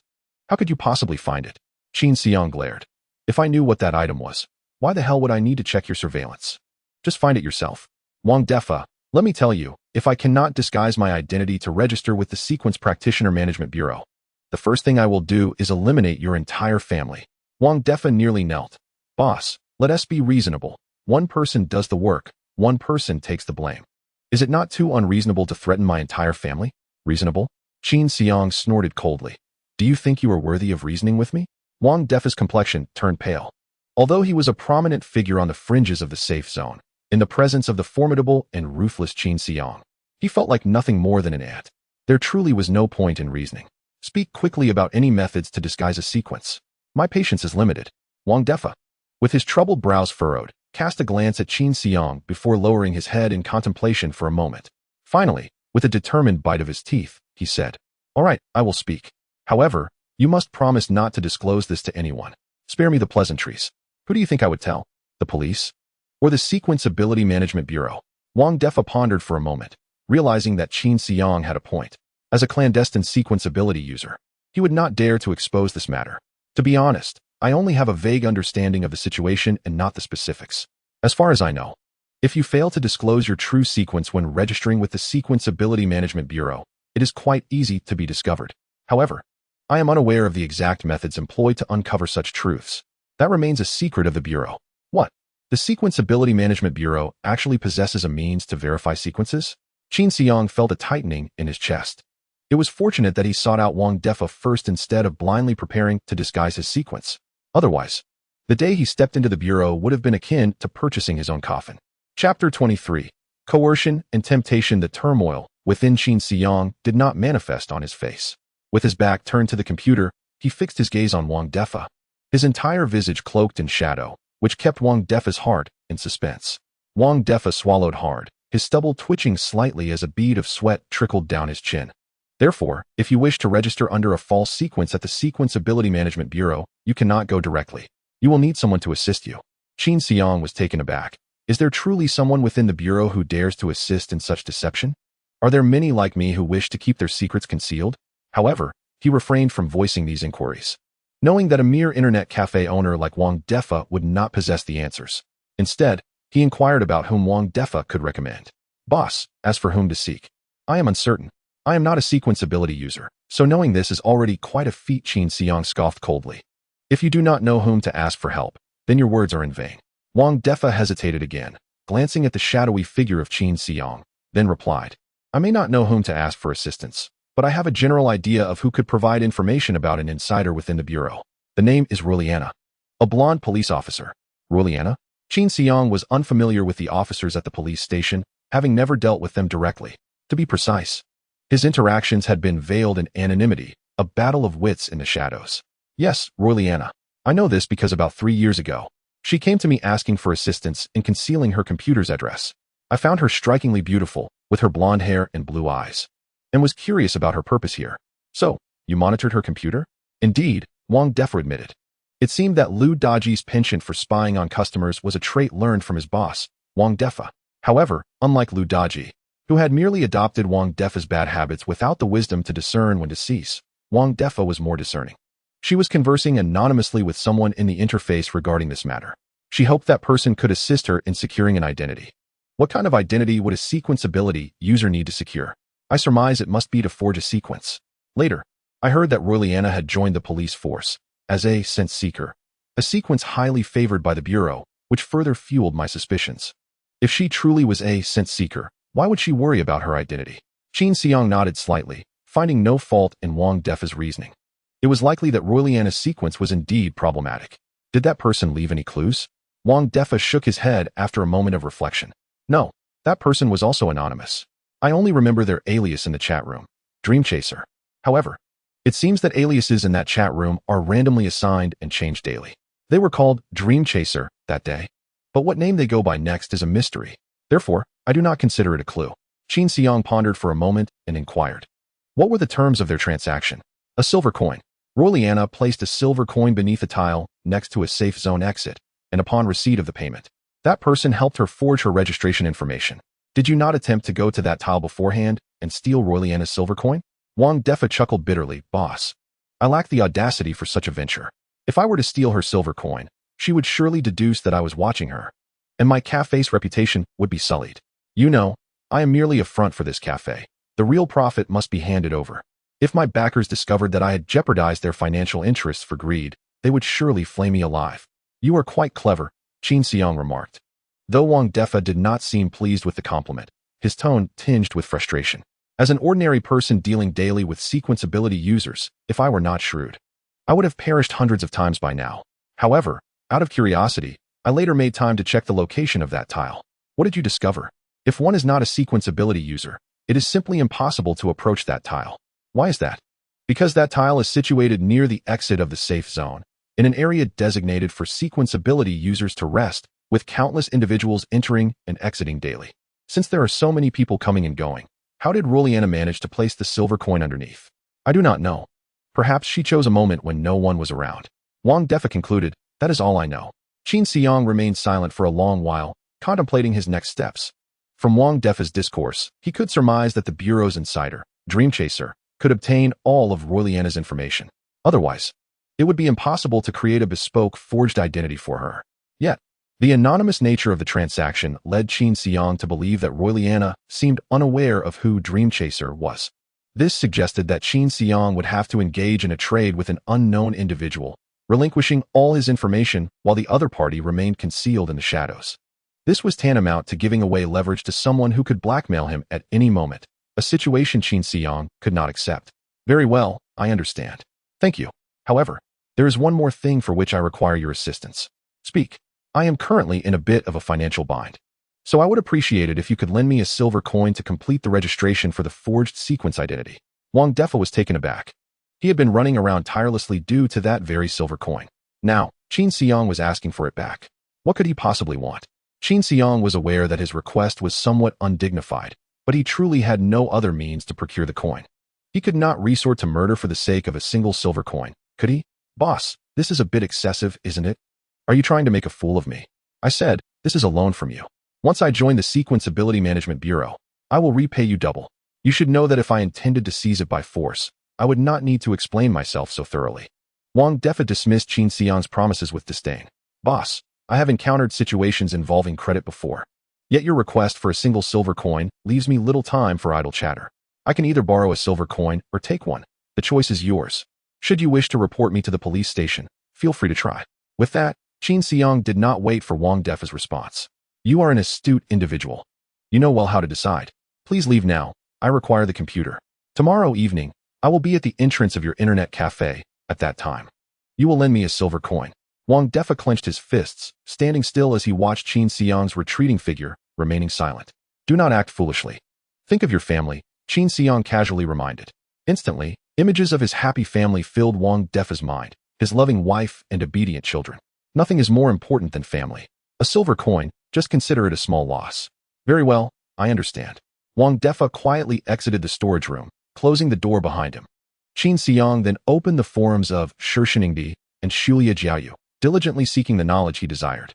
As this was likely his final visit to this place for some time, he meticulously examined every detail. For more complex matters, he jotted notes on paper to prevent any lapses in memory that could lead to grave mistakes. By the time Qin Xiang left the storage room, it was already past midnight. The internet cafe had long since closed, and Wang Defa had returned home. After locking the storage door and ensuring no one was around, he hurried back home. What a fruitful day this has been. After taking a cold shower, he lay in bed, gazing at his notes, genuinely reflecting. The coming days will be quite busy. Early the next morning, around 6 o'clock, he rose, gathered his belongings, and concealed his face with his collar while donning a wide-brimmed hat, ensuring no one could recognize him before stepping outside. Instead of heading directly to school, he first visited a grocery store where he purchased 2 envelopes, a sheet of writing paper, and a worn-out pencil for a copper coin. He requested the shopkeeper to place one envelope inside the other, and though the shopkeeper did not understand the reasoning behind this, he complied. Holding the envelope, Qin Xiang followed the route from the map he had consulted the previous night, making his way to the police station, which was a 30-minute walk from the school. As it was still early, only 2 officers were stationed outside, and the main door remained ajar, with little activity. After confirming the presence of a public mailbox in front of the police station, he smiled faintly. He then turned into a small alley beside the station. This alley was home to many homeless individuals, primarily those who had graduated high school, but could not find work in this impoverished area on the outskirts of the safe zone. To survive, they sold the government-allotted housing, thus becoming street dwellers. With the homeless came their children. Many parents, seeking opportunities elsewhere, abandoned their children to avoid the burden. Thus, Qin Xiang also encountered several wandering orphans here. This sight led him to realize that his own rebirth had not placed him in the direst of circumstances. At least he could attend school and have food to eat, unlike the children in this alley, who had been deprived of hope from birth.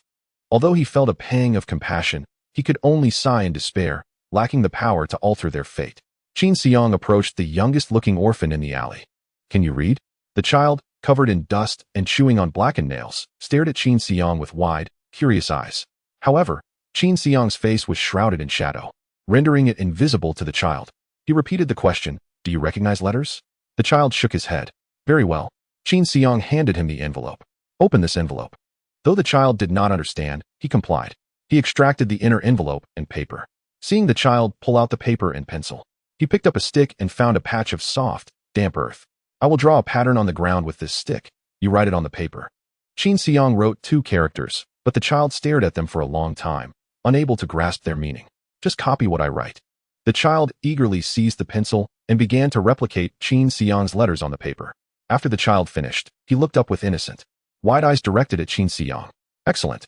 Place this paper into the envelope you just opened." Upon receiving Qin Xiang's praise, the child shyly smiled. "Now, write the words I wrote on the outside of the envelope." After the child obediently followed instructions, Qin Xiang nodded. "Truly impressive. Could you help me by placing this envelope into the large box at the entrance of the police station?" The child appeared somewhat bewildered. Qin Xiang wiped away the marks he had made on the ground, discarded the stick deeper into the alley, and then said, "Follow me." Qin Xiang led him out of the alley, revealing the brightly lit police station. "Do you see that blue box?" The child nodded. "Please put this letter inside. I know you can do it." Upon seeing the police station, the child inexplicably seemed frightened. No. The child's eyes were filled with resistance, as though he had suffered under the hands of officers before. "If you help me put it in, I will give you something delicious." Saying this, Qin Xiang opened his lunchbox to reveal a dish of chinzu mushrooms and rice. The child's eyes lit up at the sight of the food. "It's a promise." "Yes. I want to go back on my word. I'll wait right here for you." The child gritted his teeth, as if making a significant resolution, and then, with determination, sprinted toward the police station's mailbox. Qin Xiang watched as the child placed the letter into the mailbox before rushing back. The child, panting and slightly incoherent, exclaimed, "Food. Remarkable." Qin Xiang smiled and handed him the lunchbox. The child immediately devoured it. Qin Xiang observed as the child finished eating, then packed away the lunchbox. "Was it delicious?" The child nodded enthusiastically. "If it was tasty, I will bring you more next time. By the way, if anyone asks you questions, remember to say you cannot read, understood?" "Yes." Qin Xiang left the alley and turned toward the school. He could have provided the child with a better meal, but the cafeteria food had a strong odor that could mask his scent, preventing anyone from tracing it back to him. "I hope to have a pleasant meeting tomorrow." Officer Leolina. An hour later, officers began arriving at the police station, and among them was Leolina. "Good morning, Leolina." "Good morning, Li Wei." Leolina greeted her colleagues warmly. "Leolina, it seems there is a letter addressed to you here." The personnel in the office frowned, scrutinizing the handwriting on the envelope, uncertain. "It might not be yours, but I believe these characters should belong to Leolina. What do you think?" Leolina took the envelope, examining the distorted script with some confusion.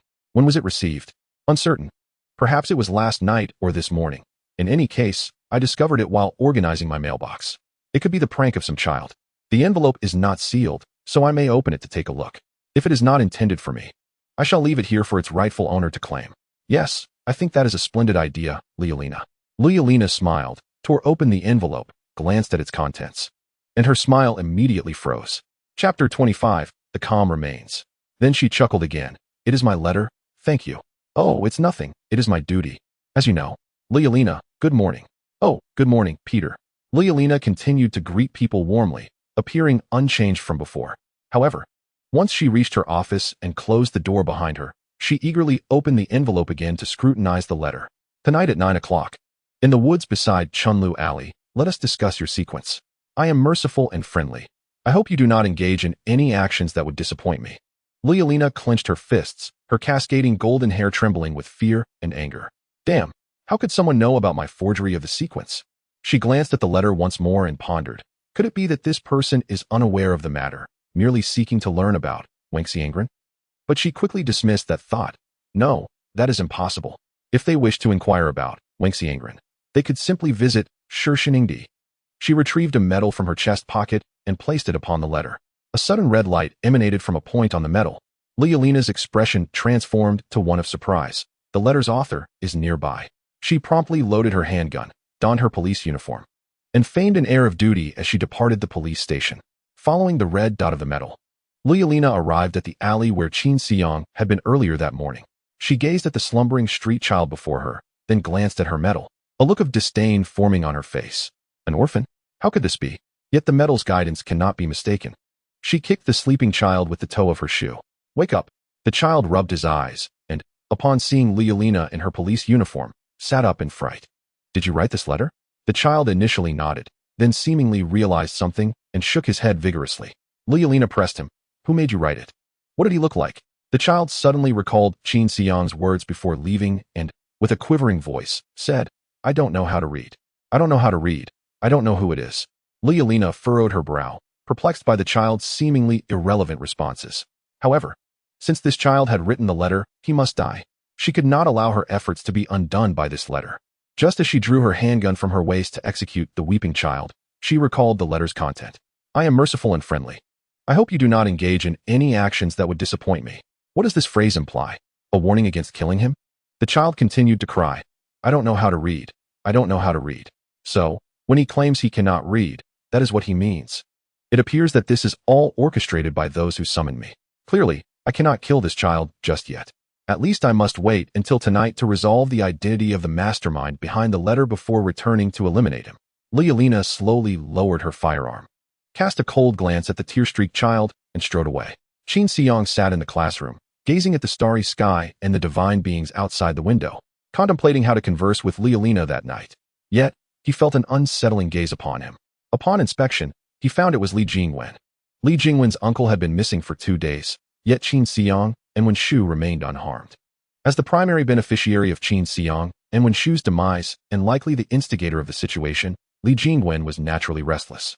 Today, she had even forgotten to seek out Zhou Yang for a chat, her mind adrift as she sat in the classroom, occasionally glancing back at Qin Xiang, hoping to glean something from his demeanor.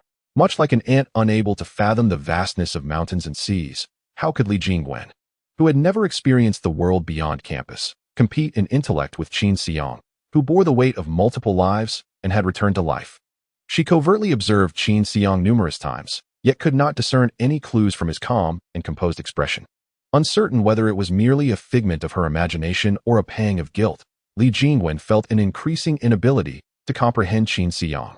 Ever since the day he ceased to revolve around her, he seemed to have ventured into a realm entirely unknown to her. She looked back at Qin Xiang once more, sensing that his vacant gaze towards the scenery outside held stories she could not decipher. Strangely, a sense of dread began to envelop her. An incredible thought arose in her mind. What if Qin Xiang is actually a hidden sequence ability user who has turned the tables on her uncle? I must be losing my mind. How could there be sequence ability users here? Li Jingwen shook her head, attributing her absurd thoughts to a lack of rest over the past few days. During the break, Zhou Yang approached Li Jingwen. Li Jingwen suddenly felt a lack of attention directed towards herself from him, which was unusual, so he came to check if she was all right. Li Jingwen. Li Jingwen glanced at Zhou Yang, who stood at the classroom door, and a sense of panic surged within her. She hastily stole a glance at Qin Xiang. Qin Xiang remained lost in thought, propping his chin up, showing no reaction. Since Qin Xiang did not actively disrupt her interaction with Zhou Yang, he must be unaware of Kuan Chenglong's matter. It seems that Kuan Chenglong himself is oblivious to whom he has crossed and has ended up discarded in some foul ditch. With this thought, Li Jingwen's mood improved significantly. She then donned her signature sweet smile and rushed towards the classroom door. Zhou Yang, what brings you here? I have noticed that your mood has been off these past few days, so I wanted to check if everything is all right with you. I am fine. There have been some changes at home lately, so I have been somewhat distracted. A flicker of sadness suddenly crossed Li Jingwen's eyes. What happened? Can I assist you in any way? Li Jingwen shook her head. I don't know, but I really wish I had someone to lean on right now. Zhou Yang, I understand we are merely ordinary friends, but after school, may I rest my head on your shoulder? Zhou Yang hesitated for a moment, then nodded. All right. Thank you. You are truly kind. Then I shall see you after school. Li Jingwen bid farewell to Zhou Yang and returned to the classroom door. From a distance, she saw Qin Xiang, seated by the window, already slumped over his desk in slumber. Qin Xiang's relaxed demeanor further convinced Li Jingwen that he was entirely unaware of Kuan Chenglong's intentions to kill him. The previous gloom lifted, and her heart returned to its prior state. She wished fervently for Qin Xiang's swift demise. She could not help but wonder whether Kuan Chenglong was alive or dead. If he is still alive, let him hasten to eliminate this waste. His mere presence vexes me. Chapter 26. The Meeting with Lialina. After school, Qin Xiang returned to the library to organize books once more. However, this time he discovered that, in addition to teachers Zhu and Wen Shu, another individual was present, Zhao Liwen.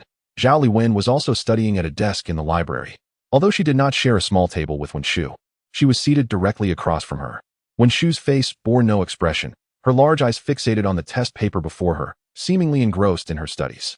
However, Qin Xiang understood that she was not in a good mood. In the past, when he came to the library to organize books after school, she would greet him with a smile, her demeanor relaxed. Unlike now, when she resembled a studying machine. At that moment, Zhao Liwen approached Wen Shu to ask her a question, and she responded with an impassive expression, succinctly offering her answers without elaboration. Qin Xiang shrugged, preparing to engage Zhao Liwen in conversation again, but Teacher Zhu coughed lightly. Teacher Zhu pointed to a note on the table. For you. Qin Xiang picked up the note and recognized Wen Shu's handwriting. Zhao Liwen attended Zhu in school because his father was an intern at the engineering bureau there, making it convenient for him to study. His father was about to become a permanent employee, possessing considerable influence, and it was advisable not to provoke him. Qin Xiang displayed a helpless expression. Wen Shu had already anticipated his actions, leaving little else to say. Teacher Zhu urged, hurry up and finish packing. We need to lock up and leave. All right. Qin Xiang understood that Wen Shu was also enduring a trial in the library, so he hastened his packing. Soon, he informed Zhao Liwen and Wen Shu, the library is closing, please exit. Wen Shu remained silent, returning her workbook to the shelf before shouldering her bag and departing. Zhao Liwen, however, dawdled, only emerging when Teacher Zhu was nearly locking the door. Qin Xiang, Zhao Liwen called out to Qin Xiang, who was about to leave. What is it now? I hope you consider what I said yesterday. I meant no harm, I was speaking earnestly. Qin Xiang, already weary of his company, continued toward the school gate. Zhao Liwen caught up, adding, I hope you realize that being with Wen Shu will only distract her. Are you out of your mind? I haven't said a word to her. It's you who's disrupting her studies.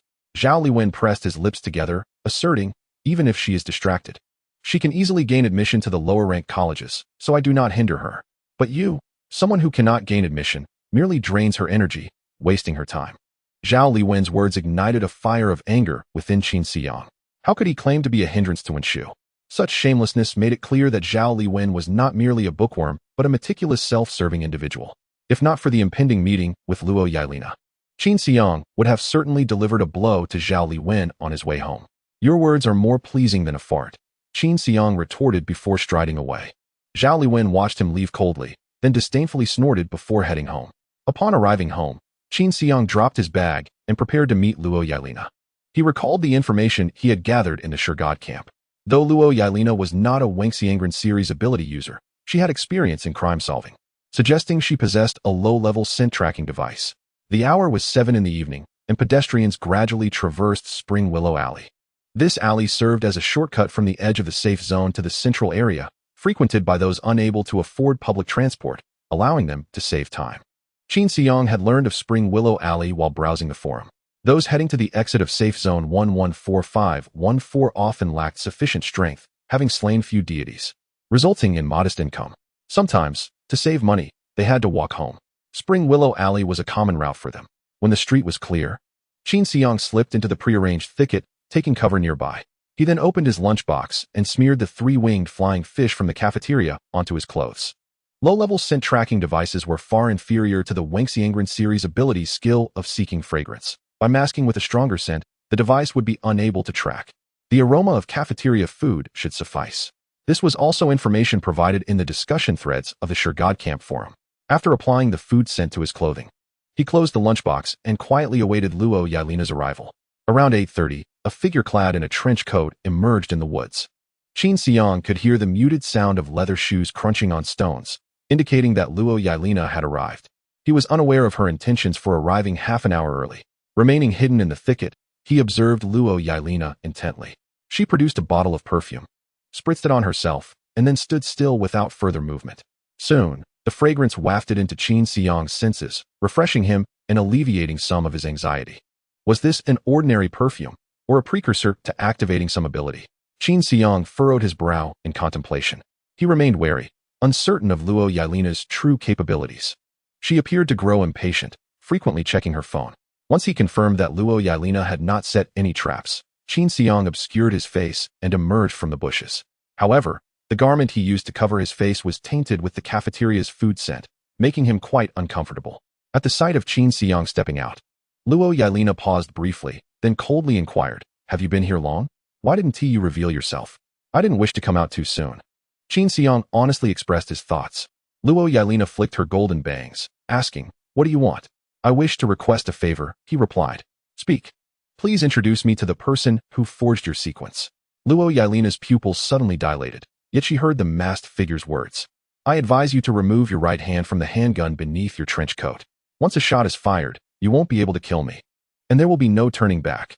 Luo Yelena froze, taken aback that this person had discerned her actions. Such keen perceptive ability. Despite her confidence, her hand remained on the gun, as she had already chambered a round before arriving, ready to shoot at a moment's notice. "You are very confident. But I don't believe your reflexes can outpace a bullet." Qin Xiang chuckled. "I certainly cannot be faster than a bullet. However, a bullet requires you to draw the gun and pull the trigger to fire, does it not? I merely need to be quicker than you." Chapter 27. Initial consensus. Luo Yelena regarded Qin Xiang with a vigilant expression, seemingly unconvinced by his words. Qin Xiang shrugged. "If I didn't have complete confidence, I wouldn't have come to meet you. Therefore, I hope you can exercise a modicum of patience and continue our conversation. What do you want?" "Didn't I already say? I hope you will introduce me to the person who forged your sequence." Luo Yelena pressed. "And then?" "Then it seems you truly did not heed my words. First, lower your hand from the gun." Observing the murderous intent in Luo Yelena's eyes, Qin Xiang understood she was determined to attempt to shoot him and resignedly remarked, "Don't waste your efforts. Before my arrival, I scheduled a timed email to be sent to the officers at the police station. By tomorrow morning, the entire precinct will be aware that your sequence is fabricated. If I am unable to return tonight to adjust the email's delay, your deception will be exposed. Thus, even if you were to kill me, it would serve no purpose." "What?" Ruliana was taken aback. She had not anticipated that this masked individual had a contingency plan. Now, she truly felt a sense of panic as events unfolded unfavorably for her. "Moreover, you lack the ability to kill me." While Ruliana was momentarily stunned, Qin Xiang activated his violence skill, propelling himself forward with force. Ruliana, being a sequence ability user of a higher caliber, possessed heightened perception and agility compared to ordinary individuals. Nevertheless, she could only perceive Qin Xiang approaching with astonishing speed, leaving her no time to react. He swiftly seized the gun from her grasp and retreated 2 steps to maintain a safe distance. "What are you doing?" Qin Xiang twirled the gun in his hand. "Jesting. I have spoken for quite a while, yet you remain unconvinced. I shall have to demonstrate with facts." With that, he turned the gun towards Ruliana, whose expression instantly shifted to one of terror. "What do you intend to do?"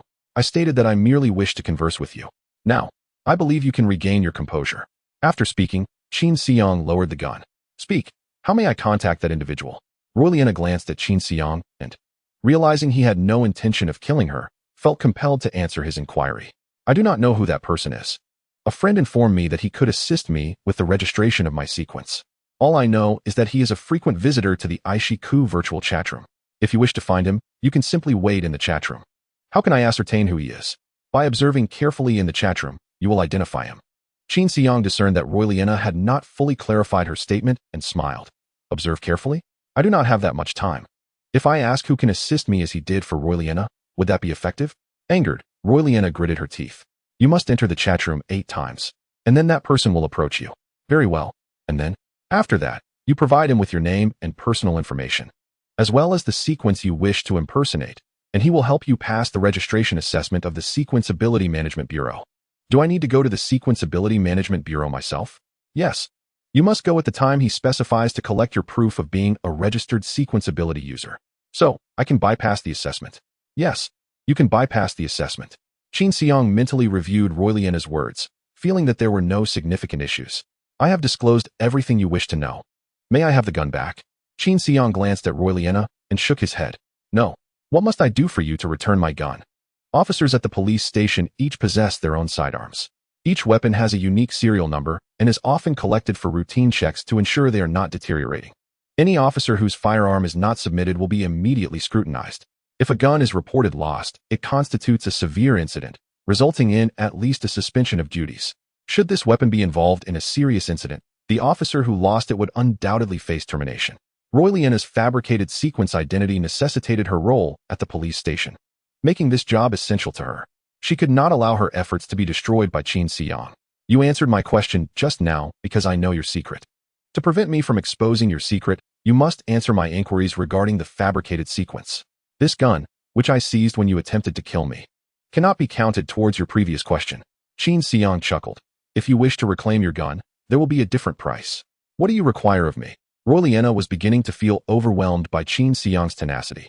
She had not anticipated that he would be so troublesome. Throughout this conversation, she had remained at a disadvantage, unable to control the situation. Tell me your true sequence. In your dreams. Roy Liana trembled with rage, illuminated by the dim starlight, resembling a golden lion radiating murderous intent. I am a person of my word. You have just answered my question, and I can assure you that I will not disclose your fabricated sequence to others. However, you should forget about retrieving this gun. With this weapon, I will find it much easier to commit murder in the future. However, you may need to take the blame for me. You scoundrel. I have done nothing to provoke you. Why can you not let me be? Your true sequence. Tell me, and the gun shall be returned to you. I worked hard to become an officer at the police station. Do you have any idea how many difficulties I faced? I even sacrificed my own innocence for it. Your true sequence. You heartless demon. Must you ruin me to find satisfaction? Sequence. Regardless of how Roy Liana raged and complained, Qin Xiang coldly repeated his question. The words he spoke became fewer, signifying that his patience was waning. Roy Liana, if your next utterance does not reveal your sequence, I will leave immediately. I can guarantee that your low-level tracking tools will never find my presence. Roy Liana's emerald eyes were now bloodshot from madness, appearing particularly terrifying in the shadowy forest. Meanwhile, Qin Xiang, obscured by his mask, stood before her like a detached observer, exhibiting no emotional fluctuations. Were it not for the rise and fall of his chest with each breath, one might mistake him for an odd statue. Chapter 28. Twists and turns. Roy Liana gazed at Qin Xiang, a tear cascading down her cheek. Joybringer. I said, my sequence is Joybringer. Upon finishing her statement, Roy Liana revealed a smile of despair. Qin Xiang observed her spirit seemingly drained and understood why Roy Liana chose to conceal her sequence identity. The Joybringer is most renowned for its sequence level 1 skill, ultimate pleasure. When activated, it allows the designated target to experience unparalleled ecstasy for a limited time, instilling in them an intense desire to engage in pleasure with the skill's wielder. Ultimate pleasure is effective not only on mortals, but also on deities. When a Joybringer employs ultimate pleasure, divine entities gather around the Joybringer. The ultimate fate of a Joybringer sequence ability user can only lead to two outcomes: being a plaything for the upper echelons within a secure zone, or serving as bait to hunt deities outside the secure zone. Regardless of the choice, one will endure endless suffering. Thus, those who awaken as Joybringers typically must conceal their identities, leading ordinary lives. Once discovered, it marks the beginning of an irreversible descent. This is also the reason behind Roy Liana's concealment of her sequence. Qin Xiang, though expressionless, felt a twinge of sympathy for her. However, this sympathy remained appropriately restrained, not expanding further. Compassion could cloud his judgment. He must maintain absolute coldness to secure his position. Luo Yiliana revealed her sequence. Yet Qin Xiang remained unyielding. Observing the despair in Luo Yiliana's eyes, he spoke. Currently, there is no one on the road. Therefore, I implore you to activate your ultimate joy skill. What do you intend to do? I must ascertain that you are indeed a Joybringer. Qin Xiang believed that there would be future opportunities to seek Luo Yiliana's assistance. Thus, he felt it imperative to seize her absolute secret. It was inconceivable for him to accept her claim of being a Joybringer, based solely on her tears. Are you determined to push me into a corner? I have already stated my position. What more do you desire from me? Luo Yiliana implored, tears streaming down her face. However, Qin Xiang remained emotionless. Activate the ultimate joy skill, or I shall depart with my weapon. Realizing that her pleas had no effect on him, Luo Yiliana acquiesced. Very well, you have won. She wiped her tears and tidied her disheveled golden locks. I am not a Joybringer. How did you uncover the truth? Was my earlier display of tears insufficiently convincing? Do not pose excessive inquiries. You lack the standing to do so. Reveal your sequence.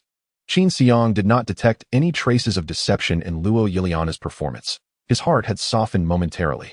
However, having once been deceived by Lu Daji, he had become increasingly cautious, determined to ensure absolute certainty. To his surprise, Luo Yiliana was indeed playing her cards close to her chest. The fair-haired, Azure-eyed policewoman was truly enigmatic. My sequence is tightened, she revealed, extending her hand. Unbeknownst to him, her palm began to swell, growing to the size of a sofa. Then, like a deflated balloon, it reverted to its original form. The tightened sequence allows one to enlarge a part of their body, or even their entirety, enhancing the strength of the enlarged portion. Typically, they serve as a meat shield in confrontations with deities within hunting squads. However, the mortality rate for tightened sequences is exceedingly high, as the resilience of the human body ultimately pales in comparison to that of the divine.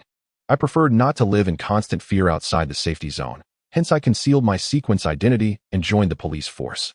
What I just demonstrated was the level 1 skill of the tightened sequence, local amplification. Only a titan can achieve this, so I did not lie. Luo Yiliana smiled at Qin Xiang. May I have my firearm returned now? Qin Xiang recalled the characteristics of various sequence abilities. Although he could not remember every single skill, it seemed that only the tightened sequence could facilitate bodily enlargement. Wait, there is another. Upon this realization, Qin Xiang ceased his urgency to leave and fell into contemplation once more. Luo Yiliana frowned. What now? Why do you still withhold my weapon? I am waiting. Waiting for what? For 10 minutes. For you to activate the level 1 skill of the tightened sequence, local amplification, again. A flicker of shock crossed Luo Yiliana's eyes. What do you mean? I need to confirm whether you are genuinely a tightened sequence or merely an imitator of the local amplification skill, like a fraudster. If my memory serves me right, the fraudster sequence can mimic skills they have witnessed, but only the external appearance, and they cannot replicate the same skill consecutively. Luo Yiliana's previously relaxed smile vanished abruptly. You are truly a handful. So what now? She slumped against a nearby tree. You are correct. I am a fraudster sequence. To substantiate her truthfulness, a vibrant mask suddenly appeared on her face, a manifestation of the shaman sequence's ability. Qin Xiang nodded. Luo Yiliana was indeed a fraudster sequence, which he had finally discerned. Yet, the process had been convoluted, and he had nearly been misled multiple times. Your command of Mandarin is impressive, and your emotions are deeply resonant. You almost deceived me. The tools for sustenance must be mastered well. There is nothing to boast about. You are remarkable, more so than any of my colleagues or criminals I have encountered. Luo Yiliana sincerely praised Qin Xiang. In your presence, I feel as powerless as an infant. Every lie I utter is ruthlessly exposed by you. The last time this happened was when I first met Detective Aloy. Having obtained the answers he sought, Qin Xiang decided not to squander more time in the woods with this deceitful policewoman. I shall take my leave. I will leave your handgun on the path in the woods. After I depart for 3 minutes, you can follow my trail to retrieve it. All right, I understand. You should disappear quickly. I truly do not wish to see you again, you cunning devil. Qin Xiang shrugged. At least I have not deceived you from the beginning. Have I, kind-hearted and honest Luo Yiliana? Luo Yiliana huffed and offered no response. With a buoyant spirit, Qin Xiang turned to leave, casually retrieving his lunchbox hidden among the underbrush. Though you are intelligent, it would be wise to tread carefully. Do not fall into Aloy's hands. Otherwise, I too shall be implicated. Aloy, you say? I shall remember that. Thank you. Chapter 29. Exile. Qin Xiang did not return home immediately.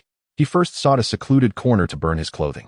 He remained concerned that the scent lingering on the garments might lead someone to track him, despite being soaked in the pungent sauces of the cafeteria. As he watched the coat gradually turn to ash, he sighed. How long has it been? I have already burned 3 or 4 coats. At this rate, I shall soon be clad in short sleeves in this frigid world. Most of these coats were scavenged from the garbage dump, none purchased with money. Yet, the days of poverty might continue for some time. He would need to find time to scour the dump again for treasures. After disposing of his leftover food into a foul ditch and cleaning the lunchbox, he finally returned home. He hastily consumed some remnants from the previous day before venturing out once more, ensuring no one was following him. He made his way back to the internet cafe. Wang Defa, upon seeing Qin Xiang at the entrance of the cafe, reluctantly approached. Boss, your silver coin. Yesterday, Qin Xiang had arranged with Wang Defa to retrieve the silver coin today as payment for his assistance in fabricating sequence information. Wang Defa extracted a silver coin from his pocket, placing it in Qin Xiang's hand, but his fingers lingered, reluctant to release it. Thank you. I will return it. Qin Xiang pulled the coin from Wang Defa's grasp and pocketed it. Although it felt somewhat shameless, he had little choice. Acquiring a silver coin was indeed challenging. Wang Defa lowered his eyes. Boss, if there are no further matters, let us refrain from future dealings. Consider it a lesson learned. Wang Defa had gained nothing from his association with Qin Xiang and might face trouble from the Sequence Ability Management Bureau, leaving him feeling as though he had swallowed something unpleasant. Qin Xiang had many matters to attend to that required the internet, and Wang Defa's internet cafe was his only safe means of access. How could he possibly refrain from visiting? Qin Xiang remarked. I still need to use the computer in your warehouse tonight. You're coming again? The police Haven T checked in today. Wang Defa replied, frowning. It's already 10 o'clock. Aren't you worried about the cafe closing soon? He fell silent, visibly displeased. Rest assured, I will ensure you are compensated handsomely. However, you must wait until I navigate through this hurdle. Qin Xiang reassured him, patting Wang Defa on the shoulder before heading towards the warehouse. Once inside, Wang Defa, filled with frustration, exclaimed, damn it, who will take care of this bastard? Qin Xiang sat before the computer and promptly opened the Aishiku virtual chat room. This platform served as a haven for online socializing.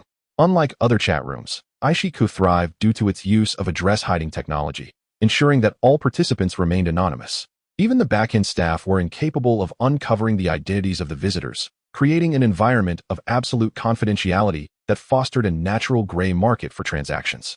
Inevitably, the chat room caught the attention of law enforcement, with undercover officers potentially lurking within. To avoid misidentifying a police officer as a trading partner, individuals engaged in business employed various encryption methods. For instance, one participant would enter and exit the chat room 8 times to ascertain a trading partner's intent. Qin Xiang was unclear on how this trading method circulated or how Luana became aware of it. Following Luana's guidance, he entered the chat room 8 times, then remained still, patiently awaiting contact from the mysterious individual. The chat room interface was quite simple. The left side displayed a list of current visitors.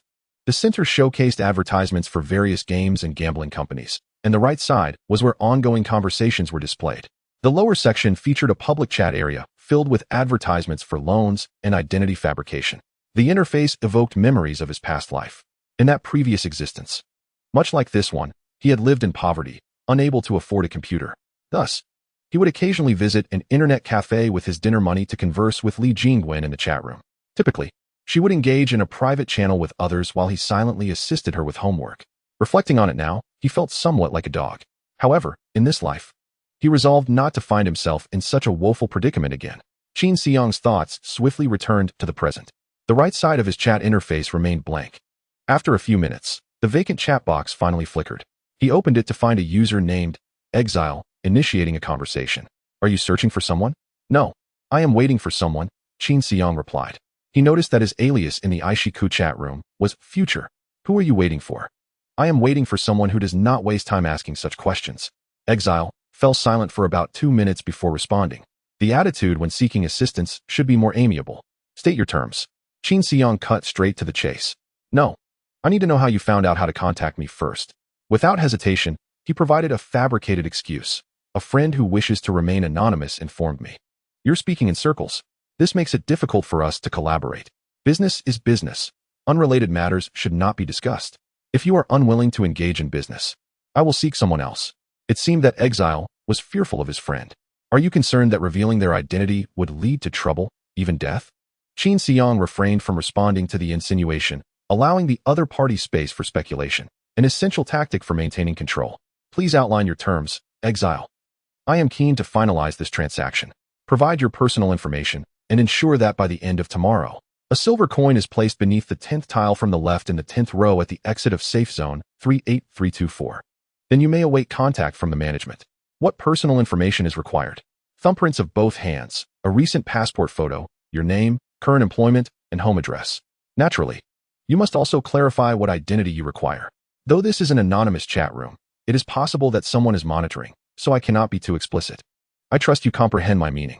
Qin Xiang immediately understood that the identity referred to was the sequence he needed to fabricate. I have too much to provide today. That is acceptable. For safety's sake, these transactions should ideally occur offline. You can send me the payment first. I frequently visit the chat room. Feel free to contact me at your convenience. Shall it be as it is today? No. After paying. New visitors should first announce in the public chat area that they are newcomers, then enter and exit the chat room 5 times consecutively. Chapter 30. Failure to wait by the stump. After concluding his conversation with Exile, Qin Xiang departed the warehouse and returned home to wash and rest. He hoped for a smooth outcome the following day, reflecting on this as he drifted to sleep.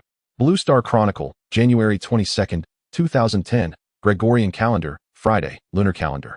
Year of the Earth Ox, 8th day of the 12th month, Laba festival, auspicious for travel, It was Friday, yet Qin Xiang did not attend school due to time constraints. The exit of Safe Zone 38324 was 21 bus stops away from his home. Even with his upgraded sequence and enhanced physical abilities, it would take him 5 to 6 hours to arrive, making the round trip over 10 hours. This did not account for the time spent waiting for an opportunity to hide the silver coin. If all factors were considered, he might not return home until early Saturday morning. As for taking the bus, he could not disembark before the bus reached its destination, which would severely limit his route. His feet were the most reliable means of transportation, provided he had sufficient stamina to avoid any unforeseen complications that could delay him further. Qin Xiang opted to set out early. By the time he reached the vicinity of Safe Zone 38324, it was already 1 o'clock in the afternoon. At this hour, the number of individuals at the exit was relatively sparse. Sequence ability users were either out for lunch or taking a break, while ordinary people hoping to dine alongside them had naturally dispersed, leaving only a few stragglers lingering near the exit. Qin Xiang concealed his face within the oversized hood of his sweatshirt, counted the tiles, and passed by nonchalantly. Seizing the moment when no one was paying attention, he swiftly pried up a small gap in the tile and slipped the silver coin inside. After replacing the tile, he stepped on it to ensure it aligned seamlessly with the others, leaving no trace of disturbance. With 2 muffled thuds, Qin Xiang confirmed that the tile was securely pressed down before turning to leave. Subsequently, Qin Xiang sought a humble corner where ordinary individuals congregated to rest. Many common folk were seated or reclining here, seizing the opportunity to recuperate. They were aware that once the sequence practitioners initiated their hunt for deities beyond the safety zone, they too would have to engage in their own endeavors. The area was exceedingly crowded, accommodating over 1,000 souls in a confined space, primarily due to its proximity to the safety zone's exit. Should any sequence abilities users arrive, they would be readily visible. Although the vicinity near the exit of the safety zone was rather frigid, the throng huddled together offered mutual warmth against the cold winds. After all, what did mere chilliness matter when compared to the chance of survival? Qin Xiang cautiously navigated around those napping on the ground, seeking a spot where he could barely stand. He squeezed between 2 individuals and, amidst the disapproving gazes of those around him, he too plopped down onto the ground. From his bag, he retrieved a lunchbox and began to devour its contents voraciously. As soon as the lunchbox was opened, the onlookers exhibited disdain. Although they were all ordinary people capable of affording ingredients and cooking at home, none could prepare a meal as odorous as the one in Qin Xiang's box. Even a simple sauté with oil and salt could not produce such a repugnant aroma. At last, a middle-aged woman could no longer restrain herself and remarked to Qin Xiang, "Young man, judging by your youth, this must be your mother's cooking, right? It is simply unbearable. Such ingredients in her hands are a travesty." Qin Xiang swallowed the last bite of the 9-tailed black rat meat and, with an impassive expression, replied, "My mother has long since passed away." The woman was taken aback, then inquired, "Was it your father who cooked?" "My father is also dead." The middle-aged woman gaped for a while, wanting to speak, but ultimately fell silent, ceasing her chatter. An elderly lady nearby murmured softly, "Poor child, he seems to have just graduated high school, yet life has already stripped him of a future." Qin Xiang continued eating the cafeteria food, indifferent to the words of others. Once he finished, he tidied up the lunchbox and placed it back in his bag, intending to use it as a pillow and lie down to rest. This time, he did not force his way into the crowd. Instead, the people around him instinctively shifted to create a space for him to recline. "Thank you." He expressed his gratitude vaguely to the general goodwill surrounding him without focusing on anyone in particular. As he lay down, he did not close his eyes to sleep, but stared blankly in one direction. Others might assume he was lost in melancholy or reminiscing. Yet his gaze remained fixated on the tile concealing the silver coin. Although Banished had instructed him to relinquish the coin before nightfall, he did not believe that Banished would necessarily retrieve it the following day. If he were banished, he would certainly devise a means to extract the coin tonight. This transaction was inherently unequal. Banished possessed all the genuine information about the forger, while the forger did not even know Banished's gender. All forgers would resent being so easily manipulated. The agreed-upon deadline for the transaction was tonight. Thus it was highly probable that the other party would concentrate their efforts here tomorrow, eager to discover who had taken the coin. This would significantly increase his risk of exposure. Qin Xiang was confident in his judgment. He stood silently observing. As the afternoon break concluded, teams of sequence practitioners began to depart from this location. The crowd surged again, blocking the exit of safety zone 38324. Qin Xiang joined the throng, remaining close to the tile, ensuring it remained within his line of sight. Whenever a sequence practitioner entered or exited, the crowd would rush forward, promoting their desired transactions. Some offered to sell houses, others provided services, while some even promoted their daughters. Qin Xiang was swept along by the human tide, moving back and forth without any action. His numbed expression was concealed beneath his hood, leaving those nearby uncertain of his intentions at the safety zone exit. Yet no one inquired about his purpose. To the other ordinary people, the presence of a silent bystander simply meant one less competitor. Perhaps they assumed he was shy, or perhaps he sought to win the favor of a female sequence practitioner but had yet to find his target. Qin Xiang's thoughts went unnoticed and unheeded. Those who came here harbored strong convictions and purposes, hoping to turn their fortunes around today. Who had the time to concern themselves with a mere bystander? Thus, like a puppet devoid of agency, Qin Xiang was carried by the ebb and flow of the crowd until he found himself beside the fateful tile. He intentionally maintained a certain distance from it, merely ensuring that his eyes could still see it, all to avoid alarming anyone. However, as the crowd swelled, he inadvertently found himself right next to the tile. It was fortuitous. After all, he had been pushed here by chance. If he suddenly stepped away, it would only raise suspicions. Qin Xiang retained his passive demeanor, allowing himself to be swept along. Eventually, he was pushed onto the tile itself, his foot landing upon it. A soft thud resonated beneath him. Qin Xiang's eyes widened in realization. Previously, when he had concealed the silver coin beneath this tile, stepping on it had produced a dull thump. Now, it emitted a crisp sound. His heart raced with trepidation. Was the space beneath the tile now empty? Did this mean someone had taken the silver coin he had placed there? No, he needed to verify this immediately. Qin Xiang ceased to drift with the crowd, firmly standing atop the tile, unyielding to the pushing of those nearby. Why are you standing still? Are you sick? Just as those around him were about to chastise him for being in the way, several sequence practitioners in frost-resistant gear passed by. Instantly, the crowd's attention was diverted, and they surged forward, promoting their businesses. Seizing the opportunity, Qin Xiang crouched down, feigning that sand had entered his shoe. Adjusting his posture, he used his body to obscure the tile from view, preventing onlookers from seeing any changes. Then, as he removed his shoe, he deftly wedged a finger into the gap between the tiles, gently lifting one up. Under the illumination of the overhead lights at the safety zone exit, and with keen eyesight, he beheld a shallow pit, about half a centimeter deep and the size of a fist, beneath the tile. The silver coin was indeed nowhere to be found. Qin Xiang nonchalantly replaced the tile, his expression frozen in shock. Despite his vigilant observation, the coin had vanished. How could this be? He had only placed the coin down 2 or 3 hours prior. How could it have disappeared? Was it possible that the individual who took the silver coin had been secretly watching, and upon witnessing him place the coin here, immediately seized it? Qin Xiang clenched his fists, trembling with rage. Throughout the entire time, the tiles had remained undisturbed. Was it a case of remote theft? It appeared that the silver coin had been taken by a sequence ability user who exploited the moment of distraction. He scanned the fervent crowd surrounding him, attempting to locate the sequence ability user concealed within. However, searching for them was akin to finding a needle in a haystack. Qin Xiang swiftly regained his composure and pondered a strategy. If he simply surrendered, he would be at the mercy of exile. Absolutely not. Following the incident with Lu Daji, Qin Xiang vowed never again to relinquish control of his own fate to anyone. He paid for services, not to hand over leverage. Cursed be it. Qin Xiang silently cursed to himself. If the person who took the silver coin was a sequence ability user masquerading as an ordinary person, then he had no means to reclaim his loss. However, if the thief belonged to a certain hunter squad, there might still be a chance for redemption. With this thought, Qin Xiang ceased waiting and, like others, began to press forward toward the position of the sequence ability user. His formidable strength allowed him to easily push to the front row. Yet, such blatant maneuvering would likely draw the attention of the hunters. This was not an advisable strategy. Just moments after he had placed the coin down, a sequence ability user had already taken it. Thus, it was highly probable that the thief had been watching him and was aware of his appearance. If Qin Xiang's actions were too conspicuous, he would be easily recognized. To avoid drawing the attention of the sequence ability users, he could only inch forward gradually. As he neared the front, he shed his coat, revealing the youthful visage of a student. He believed that, at this moment, the thief would no longer recognize him. Qin Xiang fervently prayed in his heart, hoping that the individual who took the silver coin was a member of a hunter squad and not just a random passerby. He recalled the sequence information he had reviewed at the Godslayer camp.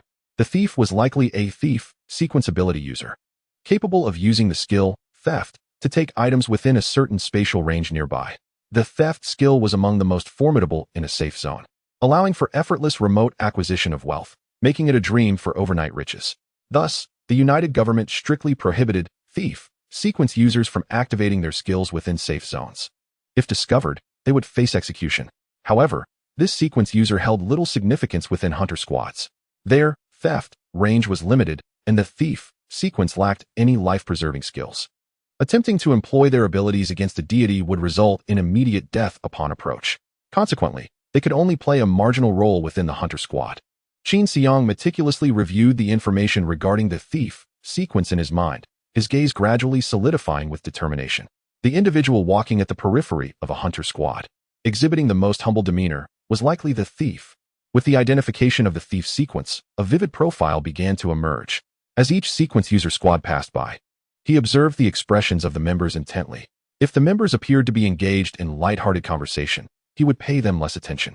However, if a squad had someone standing aside, taciturn or continually ingratiating themselves, Qin Xiang would focus more intently, eavesdropping on their dialogue. Several hunter squads passed, discussing the recent battle outside the safe zone. Listening to their conversations, Qin Xiang felt a tinge of disappointment for not spotting the thief. Just then, another hunter squad moved through the crowd. Unlike the previous teams, these members seemed indifferent to the battle against the deities. They were enthusiastically planning which bar to visit for relaxation. One lean young man in his 20s remarked, "Everyone, I want to be joining for drinks later." "Oh, why not?" The lean young man hesitated. "Well, he didn't contribute much. How can he have the nerve to drink with us?" "Exactly, a mere thief. Only able to assist us a bit. If it weren't for the administrator pushing him into the squad, who would want him?" The members laughed derisively, and the lean young man gritted his teeth but remained silent. Others cast him disdainful glances before sauntering away, leaving him trailing behind, walking in solitude. Yet, such internal strife was merely the exclusion within the hunter squad and did not affect the fervor of the surrounding ordinary people. Even the derided sequence ability user remained a sequence ability user, vastly different from the common folk. Observing the lean young man isolated, the crowd eagerly surrounded him. Chapter 32. Fortuitous Luck. People clamored to recommend the same old business to the lean young man. "Young man, don't be disheartened. Come dine at our establishment. It will lift your spirits. I won't charge you a dime. Just a photo together will suffice. Eating one tea resolve your troubles. One must find the right partner in life. My daughter just graduated from high school. She is young, beautiful, kind-hearted, and insists you are the one for her. Would you like to meet her?" "Young man, don't listen to him. Committing to one woman for life is dreadfully boring. Come to me, where women of all ages await you. I guarantee you'll have a splendid time tonight. If you prefer someone mature, I can accompany you." These individuals clamored and jostled, their faces a mix of excitement and grotesqueness, as they struggled to push others aside to monopolize the attention of the lean young man. The ordinary people, clad in frost-resistant clothing, shouted loudly around him, hoping to be noticed. Each person harbored dreams of turning their fortunes around, believing they could achieve it through this sequence ability user. The crowd's fervor was palpable. The spittle from those nearby splattered onto Qin Xiang's face, leaving a foul stench. This odor, mingled with the persistent scent of sweat, became almost unbearable. Yet, this attempt by the crowd was destined to fail. The lean young man cast a cold glance at them, remaining silent, before walking away. Although the crowd continued their fervent pitches, they instinctively parted to create a path for him. It was only after the lean young man had receded into the distance that they collectively fell silent, their eyes shifting back to the entrance of the safe zone, awaiting the next opportunity. Moments after the lean young man exited the safe zone, a youth of 18 or 19, resembling a wild bull, effortlessly pushed through the layers of people, quietly following in his wake amidst the astonished gazes. Once Qin Xiang confirmed the lean young man was on the main thoroughfare, he sought a corner, altering his attire to avoid detection. The thief sequence. Still connected to the administrator, if the individual who took the silver coin was not you, then I must accept my fate. Soon, he resumed his pursuit of the lean young man. Qin Xiang's current appearance was somewhat comical. In an effort to avoid recognition while stalking the slender youth, he donned his coat and trousers inside out, drawing the attention of numerous passers-by. "Mom, that big brother seems a bit unhinged." "Shoo, keep your voice down. Stay far away from such unstable individuals. Do you understand?" Qin Xiang paid no heed to the whispers and glances of the onlookers, for his singular focus was on the slender youth ahead. It appeared that the youth had overheard the comments, as he halted his stride and glanced back at Qin Xiang. However, he did not seem to recognize him. He merely cast a derisive look before continuing on his way. The two walked along the main road, one following the other. The dim streetlights intermittently illuminated their silent figures, as if narrating a story that no one cared to hear. As the number of pedestrians dwindled and they reached a secluded alleyway, only the two of them remained. Qin Xiang continued to trail the slender youth. Even if the youth were somewhat oblivious, he must have sensed something amiss. Slowing his pace, the slender youth waited for Qin Xiang to pass him by. Yet, Qin Xiang did not seem to be pursuing him, maintaining his speed. The slender youth glanced back, noting that Qin Xiang appeared to be merely 18 or 19 years old. Likely a high school student or a recent graduate. He looked like an inexperienced youth, posing no threat whatsoever. It seemed he had been overly cautious. Perhaps still anxious from the tense atmosphere of hunting a deity, he decided to relax. Standing beneath the streetlight, the slender youth retrieved a pack of cigarettes from his pocket, took one out, and skillfully produced a match from another pocket. Shielding the flame from the wind with the cigarette pack, he struck the match, preparing to light his smoke. Suddenly, the light from the street lamp before him vanished. The slender youth looked up to find the youthful figure who had been following him, now beaming brightly. "I hope it's you." The slender youth immediately sensed something was amiss, but before he could react, a shadow darted past him. He felt as though he had been struck by a truck in the chest, his body uncontrollably propelled backward into the dark alley. Thud, thud, thud. The slender youth crashed into a trash bin, toppling it and scattering refuse everywhere. Qin Xiang steadied himself, glanced around to confirm the absence of onlookers, then swiftly approached the slender youth. The youth lay beneath a heap of filthy, foul-smelling garbage, his orange and white thermal suit stained with muck. Ignoring the mess, he clutched his chest in pain, grimacing in fear as he looked up at Qin Xiang. "Who are you?" Qin Xiang offered no response. Delivering another punch to his jaw, the slender youth felt a jarring sensation as his brain collided with his skull, accompanied by a shuddering noise, before slipping into unconsciousness. Qin Xiang dragged the unconscious youth from the refuse and began searching his person, finding nothing of note until his gaze fell upon the distinctive black backpack of the deity hunting squad. He opened the backpack, which contained numerous small compartments, each sealed with a zipper. As he probed, he discovered several compartments held items. One contained a glass vial filled with a pale blue liquid. Qin Xiang picked it up, examining the label that read Special Series Potion from the Ability Management Bureau. So this is what a series potion looks like. He opened it to take a whiff, and a sweet aroma wafted forth. However, the surrounding stench of garbage mixed with the sweetness was nauseating. He sealed the vial and tucked it into his pocket. He understood the immense value of a series potion to those with abilities, having learned much in the god-slaying camp. Taking this vial could provide leverage over the slender youth for various tasks. No, it was not a threat. It would be more of an invitation for the youth to assist him with minor errands. He continued to inspect the other compartments in the backpack, discovering a mobile phone, some coins, and a silver coin. Qin Xiang turned off the phone and placed it in his pocket. Such a luxury of over 1,000 copper coins was something he desperately needed and would undoubtedly find useful in the future. Upon examining the silver coin closely, he realized it was not the one he had left beneath the tiles. The coin he had placed originated from Li's mint, while this one came from Henry's mint. Had he mistaken his target? He searched the backpack and the slender youth's person thoroughly, yet found no trace of the other coin. As he pondered this, he noticed something unusual at the bottom of the backpack, something hard and uneven. After a thorough inspection, he finally discovered a hidden compartment, cleverly concealed beneath the other compartments. If not for his ample time, he might never have found it. He opened the secret compartment to find some dirt and another silver coin. Examining the coin closely, he noted the inscription Li's mint on its side, then glanced at the unconscious slender youth, revealing a peculiar smile. Indeed, a boy who smiles often is bound to have good fortune. Chapter 33. The casual interrogation. Qin Xiang was not particularly skilled at interrogation. He was far more adept at killing. Unfortunately, murder does not resolve every issue. Sitting upon a tree stump, he gazed at the slender youth suspended by ropes.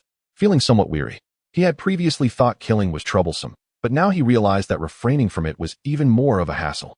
To find an absolutely secluded spot, Qin Xiang had carried the nearly lifeless slender youth through various alleys until he stumbled upon an abandoned, desolate courtyard.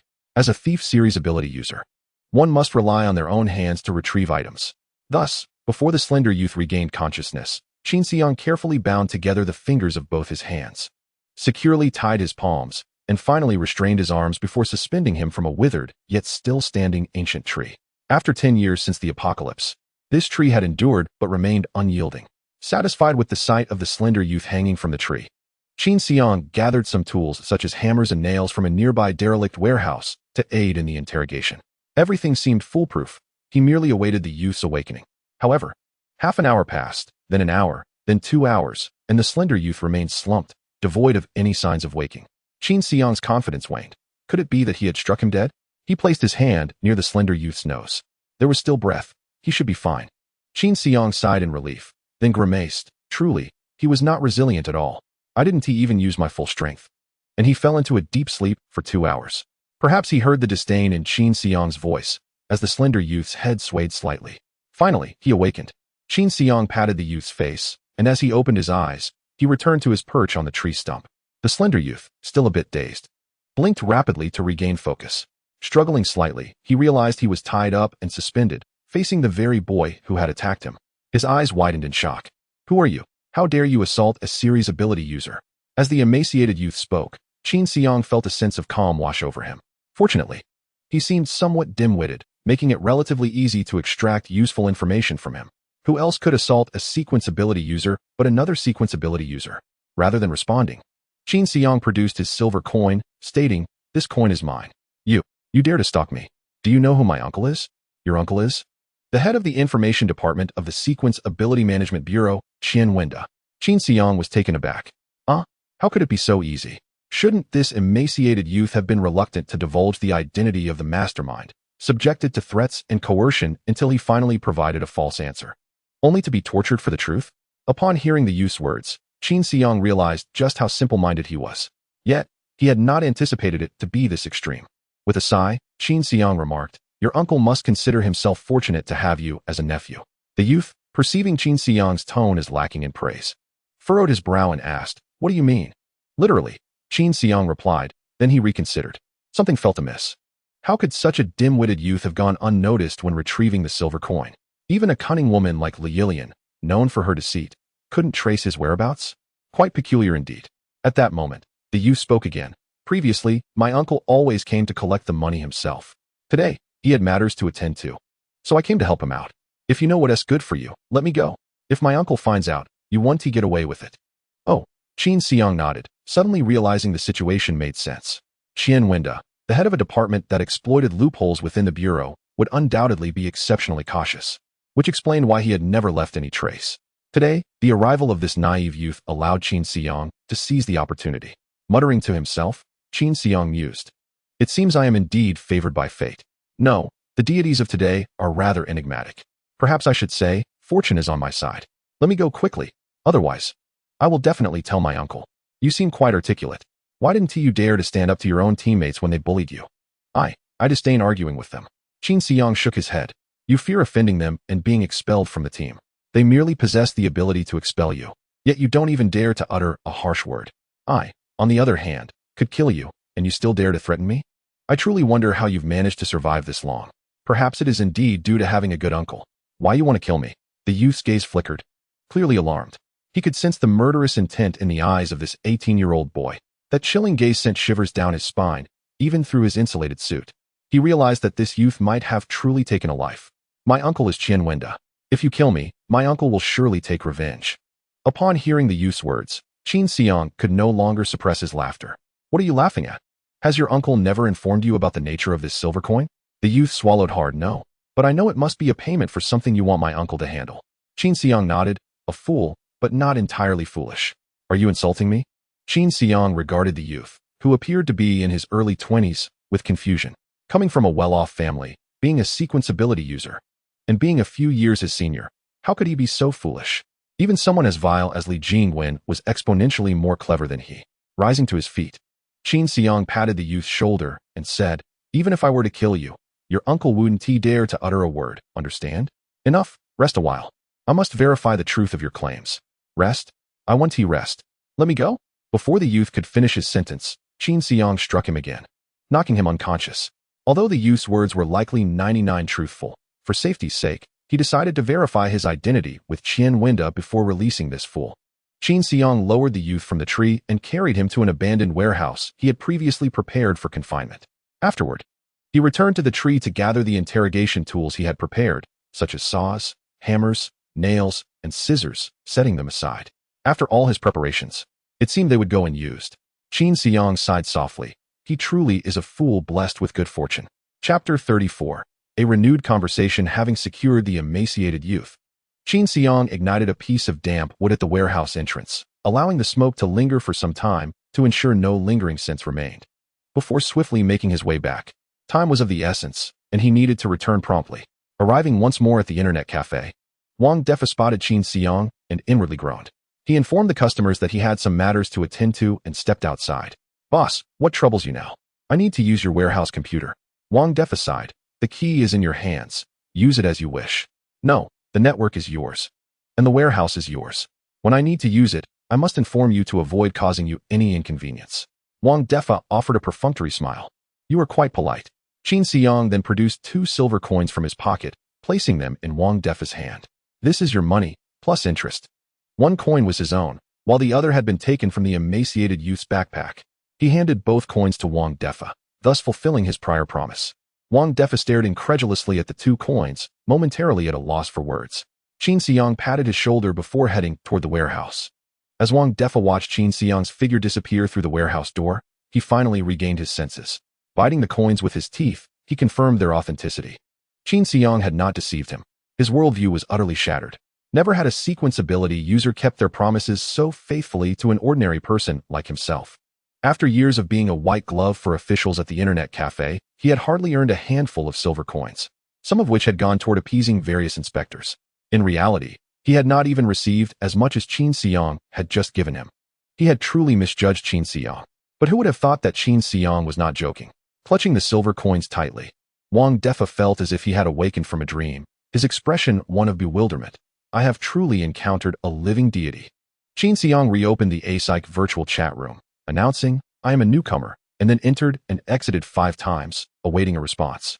Today's chat room advertisement promoted virtual gambling. With the slogan, take a chance, perhaps today luck will be on your side. This slogan seemed rather fitting. Qin Xiang chuckled softly. While he had no intention of participating in online gambling, he did indeed feel that fortune favored him today. Today, the chat room randomly assigned him the codename, Fanji, which further convinced him that everything was predestined. After a while, a dialog box on the right side of the chat room flickered. Qin Xiang clicked on it. It was a person with the codename, Xiangjiao. Have you sent the money? Qin Xiang replied, yes. Good. You may send me your personal information now. However, I believe you might not be able to retrieve that silver coin. Xiangjiao responded with a smiley face emoji. You think there are too many people coming and going there? And I can't lift the floor tiles to retrieve it? You need not worry about that. I will find a way. No, I mean, the person who is supposed to help you get the money might not return. The dialog box fell silent for a while. After some time, Xiangjiao sent another message. What do you mean? Qin Xiang pondered for a moment and then playfully typed a line. He said his uncle is around. I wouldn't dare to harm him. So, let's meet somewhere to discuss his fate. I am quite curious. With such a clever nephew, will you truly protect him? This time, Xiangjiao seemed to be at a loss for words, not responding for half an hour. Qin Xiang observed that Xiangjiao's name remained blue, indicating he was still online. Though he perhaps needed a moment to digest what Fanji had communicated, Qin Xiang rested his arms behind his head, idly staring at the screen. What could Chief Qin be doing? Was he coldly staring at the screen, or was he smashing things in the room? After a little while longer, Xiangjiao finally sent another message. Tomorrow at 9 a.m., let us meet by the unfinished building next to the exit of safety zone 38324. You seem to have misunderstood the situation. The time and place for our meeting should be determined by me. Xiangjiao immediately responded, what are you thinking? You come to me for help and still want to be picky? If you hadn't approached me, I wouldn't have spoken to you at all. I decide where we meet, and remember to bring my nephew. And you cannot forget the silver coin you asked me to help with. Qin Xiang chuckled, your kind uncle. It is not the one who types more who holds the argument. At the very least, do you know who I am? It seemed that Xiangjiao was quickly exposed by Qin Xiang's ruthless jab, and soon sent a reply. You may set the time and place. But you must bring my nephew and the silver coin. Let us meet at noon tomorrow at the 2nd floor of the collapsed department store next to the exit of safety zone 54320. All right. Remember to bring my nephew and the silver coin. Observing, Xiangjiao emphasized these words twice. Qin Xiang could only reply kindly, I'm afraid I cannot bring either of those. What do you intend to do? If I do not see my nephew and the silver coin, I will not assist you. His uncle. You should be aware of who holds the initiative now. You are utterly unreasonable. Unreasonable? To protect your information from leaking. To avoid being monitored by the personnel behind Aishiku. I did not even mention your name. Do you still think I am unreasonable? In the chat room, Qin Xiang intentionally avoided using the title Chief Qian, fearing that the chat information might be scrutinized. According to what Qian Wenda had said during their last conversation, The virtual network could also be monitored. Even if Aishiku's virtual chatroom claimed that everything was confidential, it remained hard to fully trust. Offline transactions, involving only two individuals with mutual leverage, provided the utmost guarantee. Thus, during that previous exchange, Qian Wenda only instructed Qin Xiang to place the silver coin in a particular location without specifying the transaction's details, suggesting that offline transactions were preferable. This time, Qian Wenda continued to only mention the time and place of the transaction without revealing the content. This way, even if someone was monitoring, they would not be clear about what they were discussing. The Aishiku chatroom received thousands of visitors daily, and comparatively, transactions involving more participants and larger sums were more likely to catch the attention of monitors. The vague exchanges between Qin Xiang and Qian Wenda were innumerable, and no one would focus their attention on them. Cautious and meticulous, Qin Xiang had made every effort to ensure that nothing was left to chance since suffering a setback with Lu Daji. Chapter 35, Police Raid. Qiangjiao replied again. All right. I take back what I just said. How will I be able to see my nephew? Upon completing the transaction, I will naturally return him. If you wish to have the police's Wang Xiangren sequence attempt to assist in locating him, that is fine, but I hope you can bear the consequences of doing so. Are you threatening me? This is merely a suggestion, not a threat. By the way, I have sent a timed email regarding your matters. If my affairs are not settled this weekend, or if I die on the way to our transaction, many of your colleagues will learn about your situation. Your colleagues' email information is quite easy to find. You know that. You are truly despicable. What of it? It's merely self-preservation. Unless, of course, you plan to kill me tomorrow. The things you think about are quite disgusting. Is there anything else you wish to say? One last requirement. You must ensure that my nephew remains unharmed. Otherwise, I will not spare you. Fine. I have a question as well. Speak. What purpose do you serve keeping such a foolish nephew? If it weren't for him, you would never have been exposed. Qiangjiao did not answer this question, and his name turned gray. Qin Xiang shrugged. What a cold-hearted chief. However, he also breathed a sigh of relief. His forged sequence matter finally seemed to have some clarity. Meeting with Qian Wenda tomorrow would clear everything up, and life would embark on a new chapter. Suddenly, he felt a weight lift from his heart. Just as he prepared to leave, he suddenly heard Wang Defa's shout. Officer, it's so late. My internet cafe is about to close. What are you doing here? The police had come for a surprise inspection. Wang Defa's loud reminder made Qin Xiang immediately understand his meaning. He hurriedly cleared the browsing history and attempted to open the surveillance footage interface. At that moment, he froze. The surveillance footage interface was pitch black. The surveillance switch had been turned off by Wang Defa. Damn it, that miser, trying to save on electricity. I have no idea where the surveillance switch is. If the police suddenly discover that the warehouse door is unlocked, walk in to inspect, and see Qin Xiang staring blankly at the dark screen, they would definitely suspect something amiss. Just as Qin Xiang felt anxious, the very thing he feared occurred. The warehouse door was pushed open, and it was not Wang Defa who walked in. A silver-haired elder, dressed in plain clothes, wrapped in a scarf, and smoking a cigar entered. Upon seeing Qin Xiang, the elder revealed a scrutinizing gaze. Qin Xiang met his gaze with a look of panic. Internally, he was not particularly flustered, but believing he appeared as a mere 18 or 19-year-old youth, he felt he should look alarmed upon the sudden intrusion, thus adopting such an expression. The warehouse fell into a moment of silence, with only the sound of footsteps outside and the crackling of the elder's cigar burning. Before long, several individuals entered, all clad in police uniforms. Detective Olaf, what brings you here? The detective replied, the warehouse was previously locked, yet today it is open. So I came to investigate for any unexpected discoveries. Olaf, wasn't he the detective that Luo Yiliana had cautioned herself to be wary of? The fact that he could elicit such admiration from her signified that Olaf was certainly not to be underestimated. Upon locking eyes with Olaf for a fleeting moment, Qin Xiang realized that this old man would be quite formidable. He never anticipated it would be Olaf. Was the detective here late at night to investigate the 3 corpses found in the alley, or the theft of divine relics, or perhaps both? Qin Xiang's heart sank immediately, and he steeled himself to confront the ensuing events. At that moment, Wang Defa squeezed in from behind, smiling apologetically at Olaf. Detective, what are you here to investigate this time? Do not move, Olaf commanded, ignoring Wang Defa and directing his order towards Qin Xiang. Complying, Qin Xiang removed his hands from the mouse and keyboard, leaving a computer desktop devoid of any activity. Olaf approached Qin Xiang, scrutinizing the screen before opening the browser, only to find the history erased, causing his gaze to sharpen with intensity. What were you doing here? Qin Xiang stammered, struggling to respond. Olaf observed Qin Xiang and noticed his belt was inexplicably loosened. Were you watching adult films? Qin Xiang feigned shyness, quickly lowering his head. The only action he could hastily execute was to loosen his belt, creating an illusion that he had been browsing adult websites and subsequently deleted the history. Is this warehouse and the computer yours? Olaf shifted his questioning away from the adult films. Qin Xiang felt a sense of foreboding. The old man was indeed difficult to deal with, remaining utterly objective and composed despite his performance. No, this warehouse belongs to Wang Defa, Qin Xiang meekly admitted.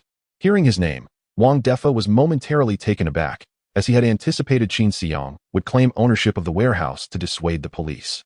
However, upon reflection, he realized such a claim would be riddled with inconsistencies, leaving him vulnerable to suspicion. In areas where lies were unnecessary, it was better to speak the truth. Thus, Wang Defa stepped forward and asserted, "This warehouse is mine." "Your warehouse? What is its purpose?" Wang Defa chuckled. "It is for monitoring surveillance." Surveillance? Olaf noticed the surveillance icon on the desktop and clicked on it, only to be met with a black screen. Why is it black? You see, we operate a modest business. If there's nothing significant happening, we turn off the surveillance to save electricity and reduce costs. I know this is against regulations, and I will reflect on it. I promise it won't happen again. Olaf did not pursue Wang Defa's violation of regulations further. He seemed indifferent to such matters. Indeed, Wang Defa had committed numerous violations running an internet cafe. The absence of surveillance was trivial in comparison. His primary concern was the young man seated before him and whether he was connected to the theft of divine relics. Olaf took a sip from a cup on the table, tapped the ash off his cigar, and inhaled deeply. Throughout the process, his eyes remained fixed on Qin Xiang. This gaze evoked memories of the sensation he felt at home, being scrutinized by the divine presence outside the window, as if it sought to consume him. Olaf remained silent. Yet his presence in the dimly lit warehouse left Qin Xiang feeling profoundly suffocated. A fine sheen of sweat began to bead on Qin Xiang's forehead, revealing genuine trepidation and guilt this time. "You and Wang Defa, what is your relationship?" "We are friends." "Friends? How did you meet?" "We met online."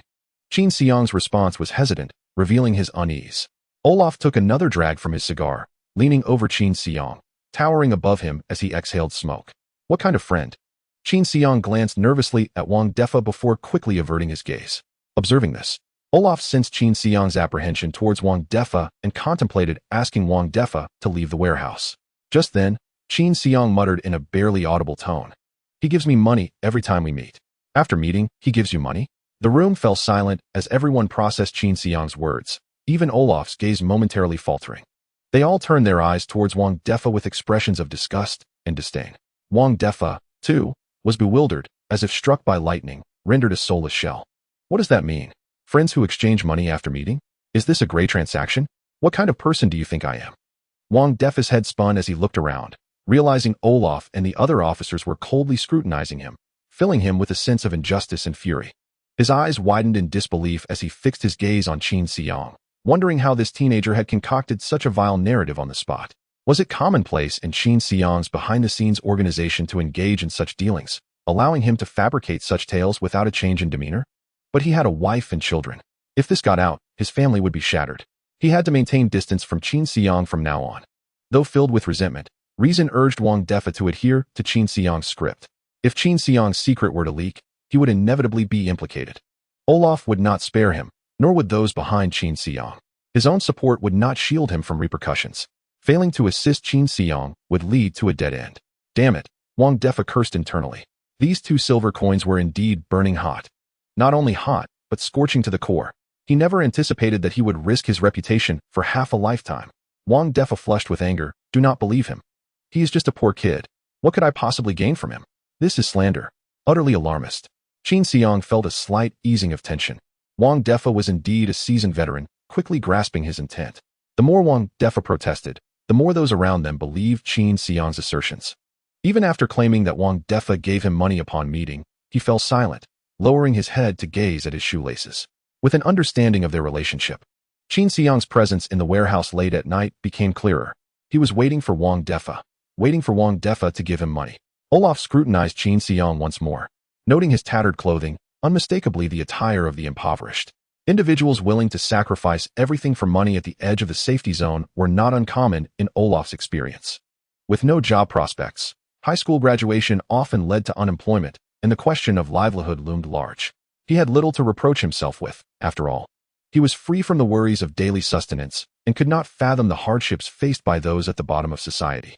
Olaf inquired, "Are your parents or family aware of this matter?" "My parents have passed away. I live alone." Upon hearing this, Olaf became increasingly convinced of the implications that Qin Xiang's words held. Without parents or other support, life for him was a monumental challenge. All the officers expressed sympathy for Qin Xiang's plight and condemned Wang Defa's actions. Yet, none of them reached into their pockets to assist Qin Xiang with his basic needs. They possessed moral hearts, but their generosity did not extend that far. Olaf extinguished his cigarette, but in a cup of water, and withdrew his hand from the table. "Let us go home and rest." At that moment, an officer promptly questioned, "Inspector, are we leaving this child here?" Olaf glanced at the officer and retorted, "What? Are you willing to pay for his meals?" "I am willing. It's just a few copper coins. After all, it's not unaffordable." At this, a burly officer could no longer contain himself. His conscience had ultimately triumphed over his obsession with money. Olaf continued, "This time you have given him money. But what about next time? Can you sustain him indefinitely? Or perhaps find him a job at the edge of the safe zone? There are not thousands, but at least 5,000 individuals like him. Can you secure employment for each one?" Listening to Olaf's words, the burly officer bowed his head. "If you help him find work, you will invite an endless stream of troubles upon yourself. Remember, you are a police officer. Your primary duty is to investigate cases and maintain public order. Do not concern yourself with matters beyond that. Otherwise, you will find yourself unable to accomplish anything." With that, Olaf departed the warehouse, followed by the other officers. The burly officer, after casting a glance at Qin Xiang, gritted his teeth and hastened to catch up with the others. The warehouse was left with only Qin Xiang and Wang Defa. Qin Xiang appeared relaxed while Wang Defa wore an expression of rage. Their gazes met, each harboring their own thoughts. Wang Defa turned and walked towards the warehouse door. Upon seeing the officers had moved far away, he closed the door. In the dark warehouse, only the monitor emitted a faint blue glow, illuminating Qin Xiang's face. "Boss, you may have gone a bit too far this time." Qin Xiang sighed, "Indeed. It is somewhat excessive." Wang Defa assumed Qin Xiang felt guilty for his actions, unaware that Qin Xiang continued, having evaded Olaf's scrutiny this time. "If he discovers that I registered as a sequence ability user at the Management Bureau, he will surely rekindle his suspicions. It is evident that I will encounter significant troubles in the future." Qin Xiang shook his head. Tonight, he had been compelled by Olaf to concoct this flimsy story to send the police away. His persona as a destitute orphan had already taken root in Olaf's mind. However, he was to meet Qian Wenda tomorrow and register as a sequence ability user this weekend. Should Olaf see Qin Xiang's information at the Sequence Ability Management Bureau? How could he not perceive the discrepancies? But without this excuse, it was highly likely that Olaf would bring him back to the police station, thus disrupting his meticulously laid plans. There was even a risk that, due to being detained for investigation at the police station for 10 days to half a month, Qian Wenda's foolish nephew might starve to death in an abandoned warehouse. From Qian Wenda's tone, it was clear that this nephew held great importance to him. If Qin Xiang were to cause his demise, it would likely lead to an unending feud with Qian Wenda, not to mention the impossibility of securing assistance in falsifying his sequence registration. Qin Xiang could not accept such an outcome and thus had to choose the lesser of two evils. Observing Qin Xiang's singular focus on his own concerns, Wang Defa lamented, "Boss, you are in trouble. What about me? What will become of my reputation?" Qin Xiang did not even glance at him. "What is your reputation worth? But a few copper coins?" Chapter 37. Negotiation in the ruins. Upon returning home, Qin Xiang took a cold shower and then fell asleep. The following morning, after consuming some leftovers, he hurriedly left the house. He had not attended school on Friday to seek someone at the exit of Safe Zone 38324. Thus, he had not procured any meals from the cafeteria. The thought of what to eat this weekend was yet another headache. However, he did not dwell excessively on his hunger, as he had a few copper coins in his pocket. He still had a considerable amount of the copper coins taken from the 3 robbers. It would suffice for a meal or 2. Naturally, he could not squander it carelessly. As a destitute orphan student, it would be unbecoming to indulge in 2 street meals over a single weekend. On Saturday morning, the streets were nearly deserted. Most jobs at the edge of the safe zone operated from Monday to Friday, with weekends reserved for rest. Given the poverty of the inhabitants, weekends were often spent in slumber, conserving energy and minimizing meals whenever possible. They saved every half copper coin, relishing the minor joys of accumulating savings. In such an environment, it was widely believed that only foolish individuals would expend their energy wandering the streets on weekends. Clearly, Qin Xiang was one such fool. Every day he ventured out, gazing at the nearly identical starry sky, traversing the pockmarked streets beneath dim streetlights. This monotonous existence had grown tiresome. Were it not for the intriguing presence of Wenshu, everything at the edge of the safe zone would feel akin to muck, repulsive, and malodorous. Even with Wenshu, he could not accept a prolonged life in such a decrepit place. Long-term endurance and gathering strength? He had done so in his previous life, only to be laid off and subsequently killed by hired thugs. In this life, the notion of enduring for an extended period had already been cast aside, discarded into the refuse. He could accept momentary restraint, but long-term patience was out of the question. He lacked such patience. Today, he was determined to resolve matters with Qian Wenda. By next week, he would return to school as a sequence ability user. As for Olaf, that could wait, if necessary. Eliminating him might also serve as a viable solution. Battling the morning chill, Qin Xiang walked for more than an hour until he reached the exit of Safe Zone 54320. A journey that would typically take 2 hours by bus was now expedited due to his enhanced speed after ascending in rank. He arrived at the site of the partially collapsed department store beside the Safe Zone exit. The building had broken off around the 4th or 5th floor, with the upper half leaning precariously, resembling a person with a severed neck. It was reminiscent of the position he had assumed when he killed Kuan Chenglong. The head remained attached to the shoulders, yet the vertebrae were fractured. Qin Xiang smiled as he stepped into the department store. Inside, the walls had deteriorated significantly, with twisted rebar protruding like tree roots. The stair railings had rusted and lost their paint, making Qin Xiang reluctant to touch them. The ground was strewn with debris covered in dust, left unattended. With each step he took, small fragments would cascade from above. However, there were no spider webs in the building. Perhaps the cold at the safe zone exit deterred even the spiders from taking up residence there. He cautiously stepped over the crumbling plaster and stones on the staircase, leaping up a dozen steps to reach the 2nd floor of the department store. There, he discovered that someone was already waiting for him. The man sat on a chair with a broken leg, coldly observing the arrival of Qin Xiang. Upon noticing Qin Xiang, he stood up, causing the chair to topple over due to its loss of balance. Qin Xiang scrutinized him. The man was of average height, clad in a gray woolen coat and black trousers, with ordinary cloth shoes adorning his feet. His facial features were obscured beneath a wide-brimmed hat, and despite Qin Xiang's keen eyesight, he could not discern the man's face clearly. This was of little consequence, as Qin Xiang himself was also concealed beneath the hood of his sweatshirt, confident that the man across from him could not see him well either. However, the man's demeanor exuded an air of superiority and arrogance, a trait that could not be feigned. "You arrived rather early," Qin Xiang remarked casually, noting that their arrangement was for noon, yet he had come well before 8. "And you?" The two fell silent for a moment, refraining from pursuing that topic. Then, the man introduced himself. Director of the Information Department at the Sequence Ability Management Bureau, Qian Wenda. "I am aware," Qin Xiang replied. "As a courteous gesture, you should introduce yourself. There is no need for haste. I require your assistance, so I will certainly provide you with my personal information." Qin Xiang did not rush to divulge his information. He intended to maintain control over the conversation at all times. "Very well. I will assist you in fabricating an identity, provided you release my nephew. I have no need for the silver coins. Is that arrangement acceptable? After the transaction, we shall part ways and have no further dealings." "That was the case before." "What do you mean by before? Have you changed your mind?" "I believe I may pursue a deeper collaboration with you, Director Qian." "That won't be necessary. After this transaction, our relationship can be concluded." Qian Wenda exhibited no interest in Qin Xiang's proposal. He was solely focused on swiftly dispatching this troublesome individual and retrieving his nephew. However, the more resistant he became, the more Qin Xiang perceived him as a potential ally. Cautious and astute, he could undoubtedly offer substantial assistance at critical junctures. "Releasing your nephew is merely a bargaining chip for me to forge my identity." "But, Director Qian, what about you?" "Me? I still have emails that I send to your colleagues at the Sequence Ability Management Bureau." Qian Wenda scoffed. "If this transaction is completed, would you then report me? If I were to falter, you would be implicated as well." "Ah, in that case, allow me to introduce myself," Qin Xiang said with a slight smile. "I am Qin Xiang, a senior student from Juanshuexiao."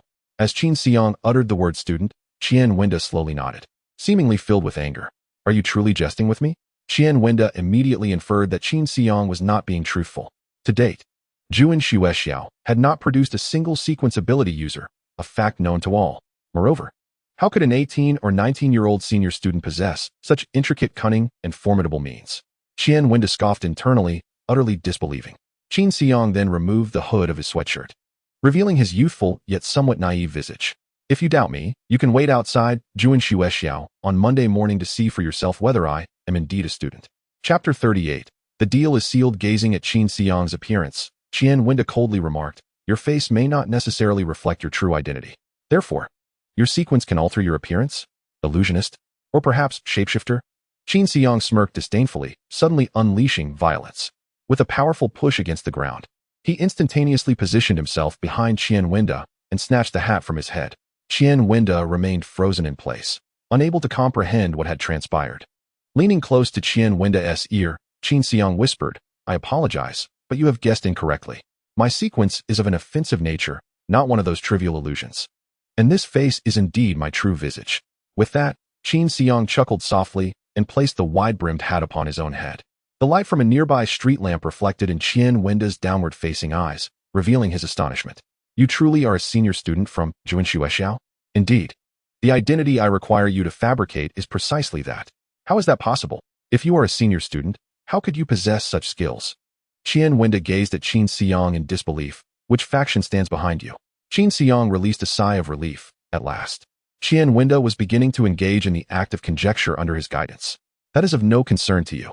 I merely desire to pursue further collaboration with Director Qian." Qian Winda realized that Qin Xiang's background was far more intricate than he had initially assumed. He had envisioned Qin Xiang as a mere rogue who had drifted here alone, but now it appeared he could potentially be a key figure within a significant power. The situation seemed to be turning dire. Damn it, I should never have sent my foolish nephew to retrieve the silver coins. No, I should never have accepted this dubious business in the first place. When the two first conversed in the Aishiku chatroom, Qin Xiang had been rather vague, leaving Qian Winda uncertain about who had referred him for the identity fabrication. Although he had felt uneasy, he had chosen not to delve into it too deeply. Now, reflecting on his previous actions, he recognized the numerous peculiarities. Foolish, utterly foolish. Qian Winda repeatedly cursed his own greed in his mind. Now, it seemed he was entangled in a matter of great consequence. He gritted his teeth but dared not act against Qin Xiang, asking, "Shall we continue this collaboration with you or with those behind you? I am merely myself." Qin Xiang's gaze turned profound. "I intend to reclaim what is rightfully mine." Upon hearing this, Qian Winda instantly recognized that Qin Xiang was not merely a prominent figure, but potentially a critical player in a larger scheme. "How do you propose we proceed? The future can be addressed later. For now, assist me in resolving the matter at hand." Qin Xiang chose not to elaborate further. Qian Winda was no fool and would not be easily deceived. The more one spoke, the greater the likelihood of complications arising. "By next Monday, I require the identity of a sequence ability user. I will send you the information using your nephew's phone. Upon completion of the task, I will return him to you. From then on, I will communicate with you through your nephew's phone." "Understood." Qin Xiang pondered for a moment before inquiring, "Does the phone number require real name verification?" Qian Winda furrowed his brow, a hint of curiosity arising in his gaze. "You have never used a phone? How could a key figure within a powerful faction possibly be unaware of mobile phone numbers?" "I have indeed never used such a device," Qin Xiang replied coldly, seemingly unconcerned. Qian Winda quickly grasped the implication. The youth before him had once been a privileged individual. Those around him had always handled phone calls, so he had never used a mobile phone himself. How elevated was Qin Xiang's status? Even Qian Winda, who wielded influence at the edge of the safe zone, suddenly felt uncertain. Numbers without real name verification can be used by anyone. Agreed. Qin Xiang directly opened his phone and took a selfie, subsequently sending his information and photo to a contact he referred to as Uncle, before promptly deleting the message. "Once it's all set, inform me, and I shall retrieve the certificate from your administrative office." With that, Qin Xiang departed from the department store without waiting for Qian Winda's response. Qian Winda gazed at the message from Qin Xiang, his brow furrowing increasingly. This address seems to be at the very edge of the safety zone. And he is an orphan? With such a background, the awakening of sequence abilities is evidently suspicious. If this were a previous client, Qian Winda might have disregarded it. However, it was clear that Qin Xiang belonged to a powerful faction, one that he could not afford to offend. Thus, he swiftly dialed the number. "Hello? Nephew, it's me. You haven't wandered too far, have you? Come back. We need to discuss this further."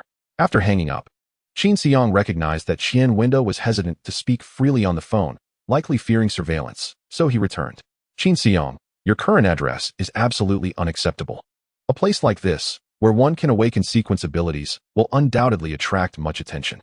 It is far too conspicuous. I fear many will become intrigued by your true identity." After hearing this, Qin Xiang felt a pang of concern. He had indeed overlooked what Qian Wenda pointed out. What do you suggest I do? My current identity is that of a poor orphan, and if the address is in a more favorable location, it would raise suspicions as well. You have a point. That is indeed a dilemma.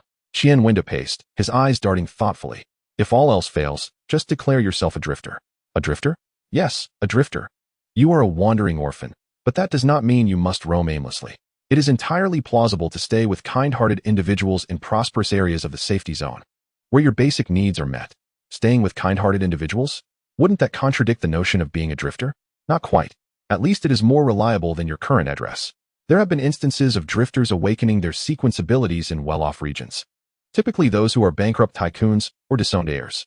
Qin Xiang pondered further, but the people around me are aware that I live on the outskirts of the safety zone. If they see my information indicating that I am a drifter, wouldn't they find it suspicious? Your acquaintances? Those ants from Juan School? They cannot awaken sequence abilities. How could they possibly know your registration details? What if? Regardless, we must ensure absolute security. Qian Wenda contemplated and advised, if you are worried, sell your house or burn it down and become a genuine drifter. Qin Xiang crossed his arms, reflecting for a moment, and recognized the validity of Qian Wenda's words. The term drifter could indeed obscure many issues and alleviate his burdens. Very well, let it be so. Chapter 39. To the administrative office, selling a house takes too long and leaves a transactional record, which is not a favorable option for Qin Xiang. Thus, Qian Wenda's suggestion was essentially a single-choice dilemma. Upon returning home, Qin Xiang gathered the concealed hundreds of copper coins, placed them in a cloth bag, along with a lunchbox and his resident permit. Then, with a decisive gesture, he set his house ablaze. Qin Xiang's residence was on the outskirts of the safety zone, where few resided, and no developers would venture to construct substantial projects in this remote area post-apocalypse. Hence, the surroundings comprised only single-story bungalows, with a considerable distance between each. The fire consuming Qin Xiang's home did not jeopardize the safety of others, nor did it disturb the neighboring residents who remained in slumber. This was sufficient. With his house accidentally burnt down, he became a bona fide drifter. Yet, even as a drifter, one must find a place to rest. He wandered for some time, ultimately arriving at Wang Defa's internet cafe. Upon seeing Qin Xiang again, Wang Defa was devoid of the initial trepidation and subsequent joy, replaced instead by a countenance of resignation and a belly full of grievances. He muttered, "What kind of boss is this? Clearly a harbinger of doom. Sigh. Why did I even bother with him?" Despite his discontent, when he stepped out of the cafe to speak with Qin Xiang, he donned a polite demeanor. "Boss, what brings you here again?" "Oh, I need to stay in your internet cafe storage for a while. It should only be a few days. After sorting out my sequence registration, acquiring a house shouldn't be too difficult." What? Wang Defa shuddered, his eyes widening in disbelief. "I said, I want to stay here for a while. Boss, if the police come to conduct a surprise inspection again, what am I supposed to say? Just repeat what you said last time." Wang Defa waved his hands in protest. "No way. Boss, this is truly unacceptable. The last time was an emergency, and I understood. But you can't keep doing this. I have a wife and child. If they find out about us, how can I continue being a husband and father?" Qin Xiang shot him a sidelong glance. "Do you think I want this? You wouldn't assume that our alleged relationship is a situation where I benefit while you suffer, would you?" Wang Defa's face contorted as if he had scrubbed floors for a decade. "I didn't mean you were benefiting while I was suffering. We both suffer, right? This is a lose-lose situation. Enough with the chatter. If you don't let me sleep here, I shall go sleep at your home." "What? You can't be serious. Stop lecturing me." Qin Xiang, weary of further debate, opened the storage room door, shook out the dust from the carpet, and lay down to rest. Wang Defa could only sigh silently in frustration as he closed the door behind Qin Xiang. What a predicament! Wang Defa grumbled as he departed. Lying on the floor of the storage room, Qin Xiang felt quite helpless. He longed for his own bed. Hopefully, Qian Wenda would expedite matters. This wretched place was unbearable even for a day. Struggling through the night, Qin Xiang awoke early the next morning, around 6, due to the cold, hard floor that left his back aching. Although he possessed a robust physique, he was not accustomed to sleeping on the ground. It felt more torturous than murder. With a grumpy demeanor, Qin Xiang washed his face and opened his phone, discovering an unread message. "All set. Meet at the Sequence Abilities Management Bureau at 8 a.m. on Sunday with your resident permit, number 14121. Upon checking the sender, "Uncle. Wow, my esteemed Qian Kazhang." Qin Xiang nearly leaped with joy. Qian Wenda was indeed reliable, resolving everything on the same day. Eagerly, he opened the nearby computer used for monitoring. searching for directions to the Sequence Abilities Management Bureau. It appeared to be about 6 bus stops away. It was time to set off. Qin Xiang committed the route to memory, cleared the browser history, tucked his belongings into the drawer beside the computer, and took only his resident permit before leaving the storage room. He walked along the main road for 4 stops, then turned onto a small path, continuing for 10 minutes before turning onto another main road, walking for another half hour. The Sequence Abilities Management Bureau, number 14121, should be just ahead. The bureau was a 3-story square building with gray exterior walls. Streetlights cast a dim glow on the building, barely illuminating its shadowy presence. Qin Xiang was perplexed by the way this dark hue emitted light, yet it undeniably added an aura of intimidation to the already solemn building. He found it amusing that a place he once dared not glance at had now become the backdrop for his first encounter, approached with a sense of jest. As he gazed at the desolate streets and the gray facade of the square, imposing management bureau, a wave of reflection washed over him. The entrance to the Sequence Ability Management Bureau was devoid of guards, for all personnel within had awakened their sequence abilities. Thieves and wrongdoers seldom saw trouble here. For an ordinary person, merely approaching the bureau required immense courage, lest they fall victim to a misdirected attack by a sequence user, leaving them without recourse. According to the decrees of the United Government, should a sequence user take the life of an ordinary citizen, neither the police, the prosecutor's office, nor the courts possess the authority to adjudicate the matter. The case must be referred to the Sequence Ability Management Bureau for a verdict, which typically results in an increased quota for the sequence user to hunt deities, euphemistically framed as contributing to the safety zone. In truth, everyone understood that even without punitive measures, sequence users would still venture beyond the safety zone to hunt deities. This arrangement essentially serves to protect the sequence users. Yet, despite their privileges, no one dared voice dissent. Firstly, the awakening of sequence abilities is random. No one is born a sequence user, rendering the ascent to this privileged class remarkably transparent. Secondly, the ability to slay deities embodies humanity's hope. To begin stripping sequence users of their privileges would equate to depriving humanity of the opportunity to escape the safety zone. This heavy burden is one that none can bear. Thus, in such perilous locales at the fringe of the safety zone, sequence users exist as demigods, evoking reverence and fear alike. However, the United Government does not extend unlimited leniency to sequence users. Taking the life of an ordinary person can lead to severe consequences. Yet sequence users are strictly prohibited from harming students and public officials. Students represent the future nurtured by the United Government, while public officials are the foundation of its governance. To kill either of these groups would invoke strict legal repercussions, even for sequence users. Under such constraints, public animosity towards their privileges diminishes, leading to a relatively stable, albeit distorted, social structure in this apocalyptic era. As Qin Xiang ascended the steps and pushed open the black wooden door of the bureau, he was immediately taken aback by the interior.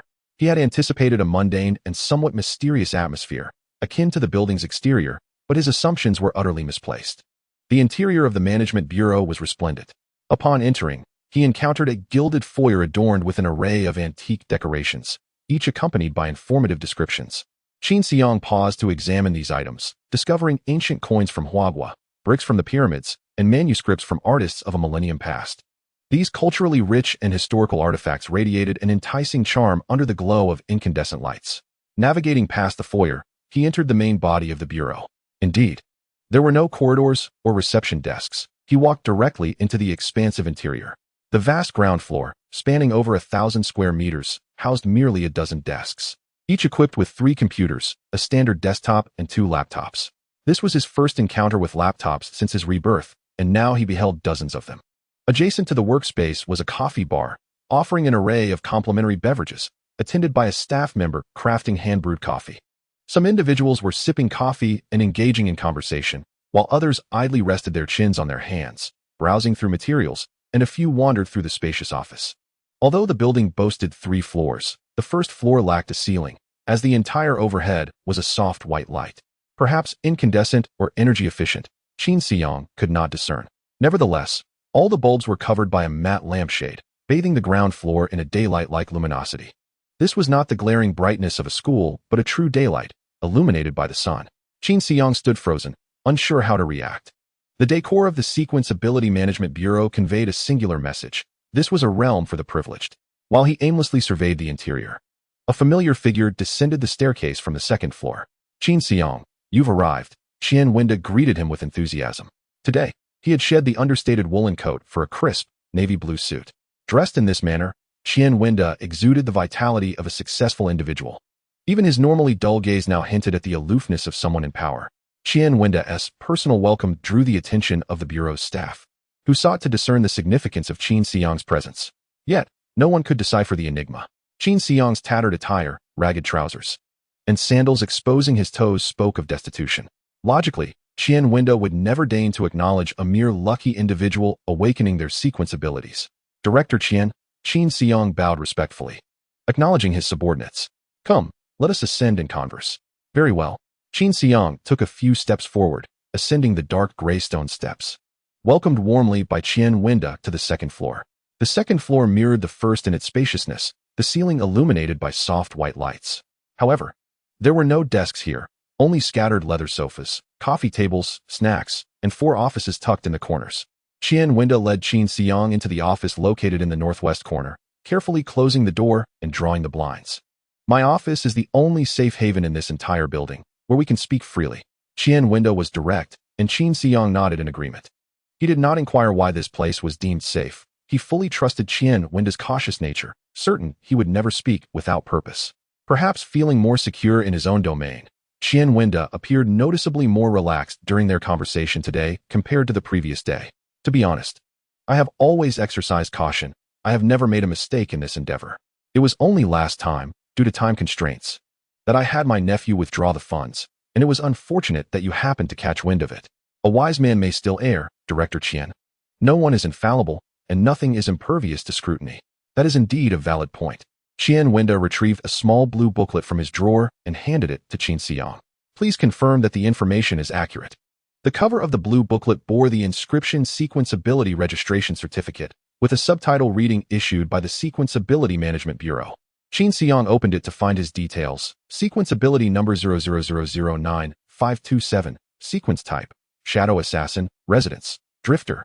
Why is my number so low? To his knowledge, the members of the Godslayer camp exceeded 1 million. It was improbable that he would possess such a low registration number. The previous owner of this phone number has passed away, and the number has been reassigned to you. Well, that is not an issue. What about your residence? It has been resolved. Qian Wenda did not inquire how Qin Xiang managed this. 2 meticulous individuals possess an unwavering trust in each other. This booklet serves as your identification. Previously, I did not have your fingerprints, but now that you are here, we shall record them into the system. Do not doubt my intentions. This is all in accordance with the established protocols. I comprehend. Qin Xiang placed his thumbs upon the fingerprint collector, while Qian Wenda typed a few keys. All set. You are now a formal Sequence Ability user and can log into the Shinsho camp under the Sequence Ability User Information section to view details of all legally registered Sequence Ability users. What about my username and password? I will send them to you via text. You may modify the password yourself, should you forget it.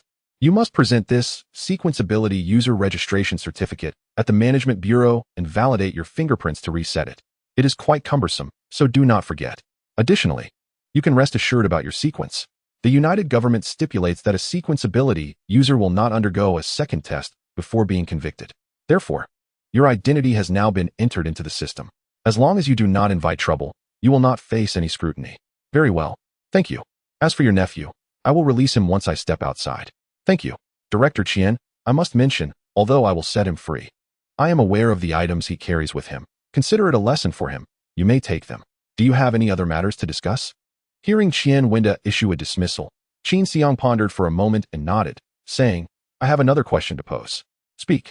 Director Qian, working in such an environment, why would you concern yourself over a mere silver coin? Qian Wenda was initially taken aback, then smiled. It seems you truly lack a concept of money. It appears that Qian Wenda regards Qin Xiang as a fallen noble, to which Qin Xiang neither agreed nor disagreed. A single silver coin has an exchange rate of 10,000 copper coins, yet no one exchanges it at that rate. The market price is typically 12,000 copper coins. My monthly salary as the bureau chief is only 1,550 copper coins. An extra job is equivalent to more than half a year's salary. As for the office environment you mentioned, that belongs to the United Government, not to me. Chapter 41. The previous night, after leaving the Management Bureau, Qin Xiang took a detour to the warehouse where Qian Wenda's nephew was detained. He opened the door to find a thin young man securely bound, and he felt a sense of relief. He had been somewhat worried that the young man might die in the warehouse, making it difficult to explain to Qianwenda. The thin young man, blindfolded and unable to see who approached, had a rag stuffed in his mouth, rendering him mute. Qin Xiang stepped forward, removed the blindfold, and took out the rag from his mouth. "Here is your uncle's phone." Saying this, he held the phone to the young man's ear. Uncle, it's me." Although the thin young man had been starved for 2 days, upon hearing Qianwenda's voice, he managed to voice a desperate plea. Qin Xiang silently lamented that a sequence ability user's physique is indeed far superior to that of an ordinary person. "What did you say, uncle? You are giving him the phone? And the belongings from my backpack too? There are my sequence potions in there." "Uncle, I understand now." The young man's previously agitated demeanor instantly deflated, akin to a frostbitten eggplant, losing all spirit. On the other end of the line, Qianwenda's stern reprimands echoed through. After silently enduring several minutes of scolding, he informed Qin Xiang, "Uncle wants to speak with you." "Hello, Director Qian." "That's enough, he is fine. You may let him go." "No problem, Director Qian, see you later." "Understood." Qin Xiang hung up and cut the ropes binding the thin young man. Noticing the young man's fingers twitch, Qin Xiang amicably warned, "You would do well not to activate your theft skill to pilfer from my pockets. Your uncle should have advised you against causing unnecessary trouble. If you provoke additional issues, it will cost you more to resolve them. Do you understand?" Listening to Qin Xiang's words, the thin young man clenched his teeth and bowed his head in silence. Once Qin Xiang confirmed that the young man could move freely, he turned and departed. Qin Xiang did not engage in any parting pleasantries. He found this foolish individual so distasteful that it was best to avoid seeing him altogether. Qin Xiang walked towards home, only to remember that his house had burned down, leaving him now as a vagabond. Resigned, he made his way to the warehouse adjacent to Wang Defa's internet cafe. This time, Wang Defa sat at the bar counter, not even bothering to approach. He merely nodded at Qin Xiang with a resigned expression, watching him enter his own warehouse. Wang Defa pouted, murmuring, "That is my warehouse." Upon entering the warehouse, Qin Xiang promptly opened Shen Shou Camp, logged into his account, and changed his password. Next, he accessed the Sequence Ability User Information section, perusing the details within. The director of the Education Department in Area 14121, Zhou Xing, must be Zhou Yang's uncle. He awakened the sequence, soft body. Qin Xiang felt somewhat bewildered. What kind of sequence is this? He had never heard of it before. He searched further. The skill, softening, allows one to become pliable for 5 minutes. What a useless sequence. It is no wonder Zhou Yang did not receive much preferential treatment from the Education Bureau, as his uncle is an ineffectual sequence ability user. Those who awaken their sequences on the outskirts of the safe zone are often like Zhou Xing, rather inconsequential. However, with the enhancement of physical attributes from the sequence ability, Zhou Xing's strength still surpasses that of an average person, thus affording him some advantages. Qin Xiang continued to examine the information of others he knew. Second-level police officer. Luo Yiliana, sequence, scent whisperer. Indeed, it was she who forged the sequence. Director Qianwenda of the Area 14121 Management Bureau, sequence mimicry, skill liquidation. Allows one to dissolve into water for 10 minutes. This water source sequence seems quite interesting. Unfortunately, the information panel here only displays skills of sequence level 1. After searching the forums, he found no other skills related to mimicry. It remains rather enigmatic. Qianwenda's sequence is relatively rare. Qin Xiang could not find much relevant discussion, suggesting that this sequence is a significant factor in his ability to serve as a director. Even though Management Bureau officials are not required to venture outside the safe zone to hunt deities, a director with a mimicry sequence surely sounds more impressive than one with a soft body sequence. Qin Xiang then looked into Olive's sequence. First-level detective of the Area 14121 Police Department, transferred 6 months ago. Olive, sequence scales, skill confidential. The sequence scales is another one Qin Xiang encountered for the first time. He searched extensively in Shen Shou Camp, but found no information whatsoever. He could only see a few exclusive chat groups for scales, sequence ability users.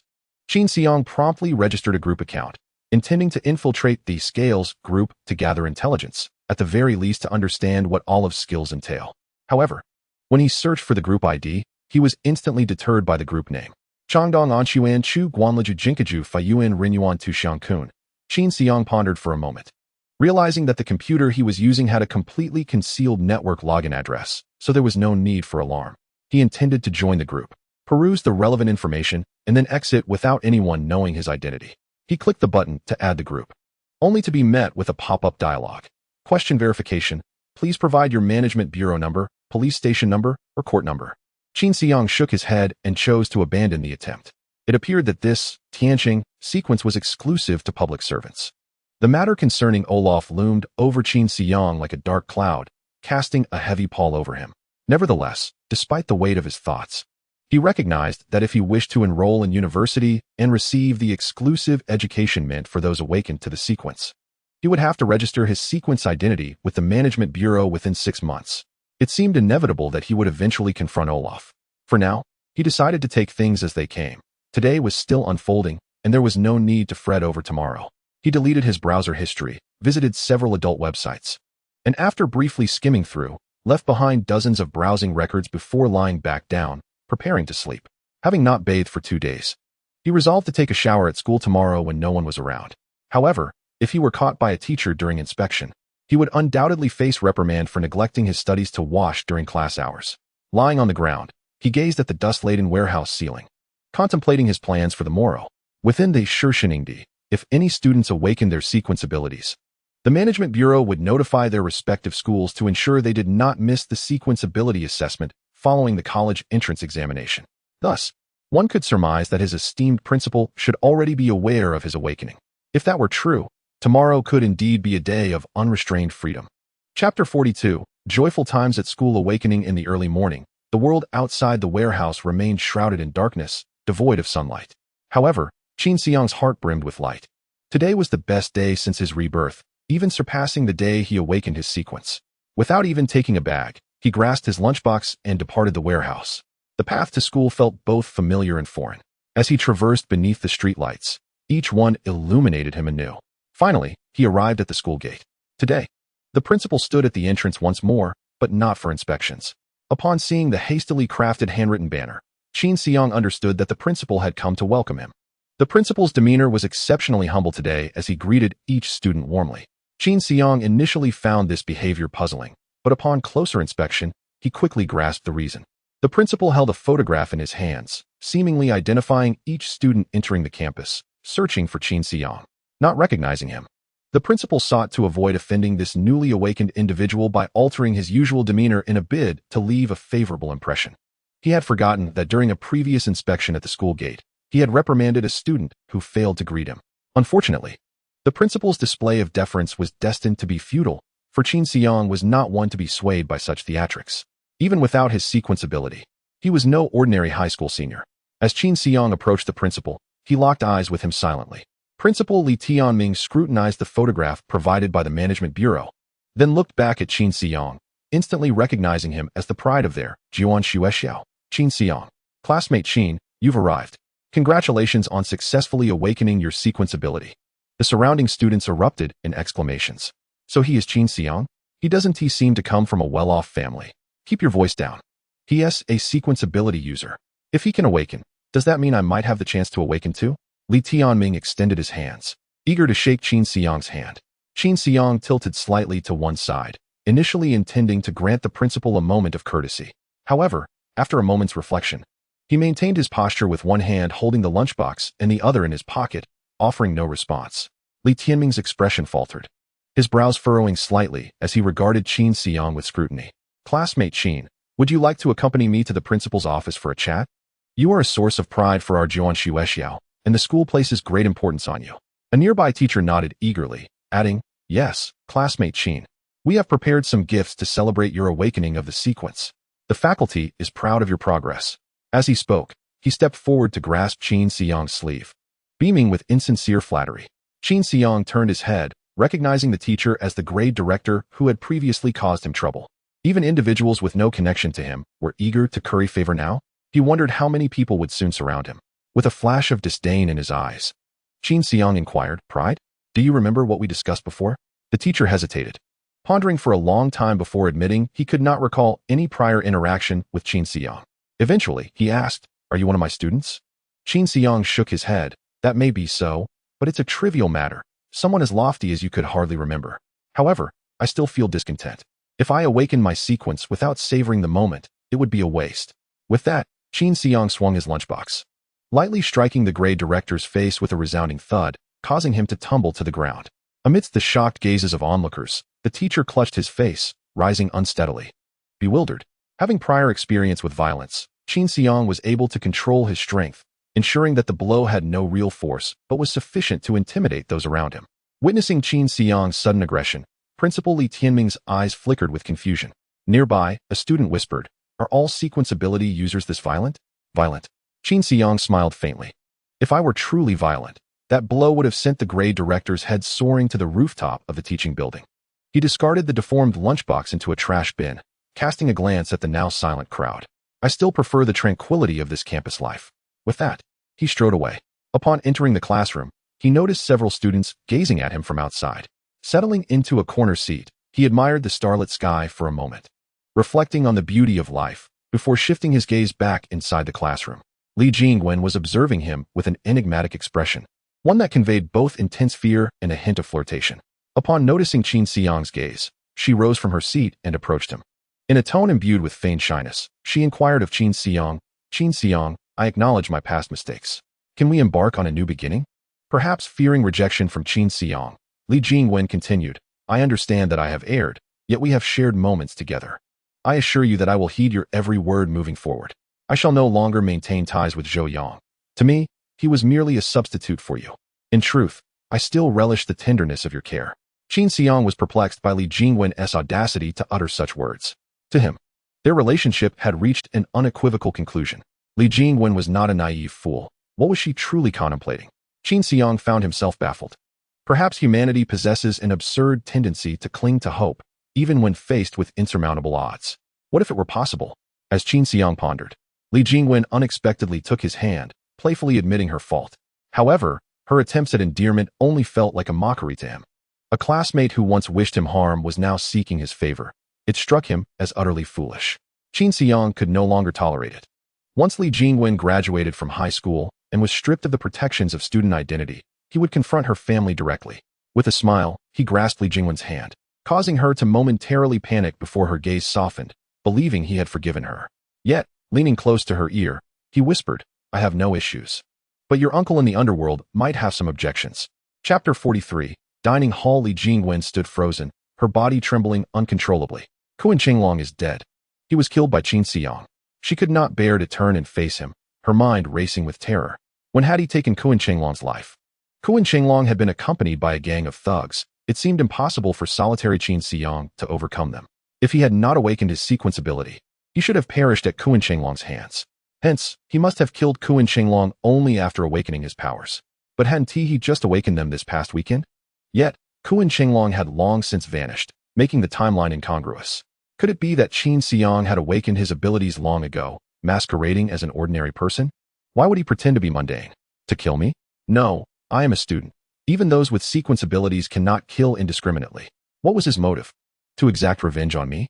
Li Jingwen's thoughts spiraled into an abyss of uncertainty, far beyond the confines of her rational mind. Fear soon engulfed everything. At that moment, she felt her body, which seemed on the brink of separating from her soul, move involuntarily. Looking down, she realized it was Qin Xiang squeezing her hand. She dared not meet his gaze, yet his gentle tone betrayed a smile upon his lips. "What is the matter? Don't wish to reconcile with me?" Li Jingwen shuddered and quickly withdrew her hand, her face paling as she stood motionless. Qin Xiang ceased his entanglement with her, rising from his seat to depart. Before exiting the classroom, he glanced back and remarked, "I thought you would say that this was all a test of my feelings for you." To Li Jingwen's friends, this statement appeared to encourage her to pursue Qin Xiang further. Yet to Li Jingwen, it felt like a devilish whisper. As Qin Xiang departed, her friends immediately surrounded her. "Jingwen, Qin Xiang is encouraging you. Why don't you go after him? Indeed, weren't you the one who encouraged him before? Just a bit more effort, and you could become the woman of a sequence ability user." Qin Xiang's powers far surpass Zhou Yang's.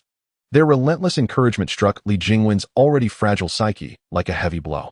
"No," she cried out, startling her friends as she dashed out. "Jingwen, where are you going?" "Don't worry. She must be going to chase after Qin Xiang." "Oh, that's reasonable. If Li Jingwen marries Qin Xiang, will we benefit from it? I see no issue. After all, we hold so many secrets about her and Zhou Yang. If she dares mistreat us, we will inform Qin Xiang." "Indeed. Huh. Brighter days are surely ahead."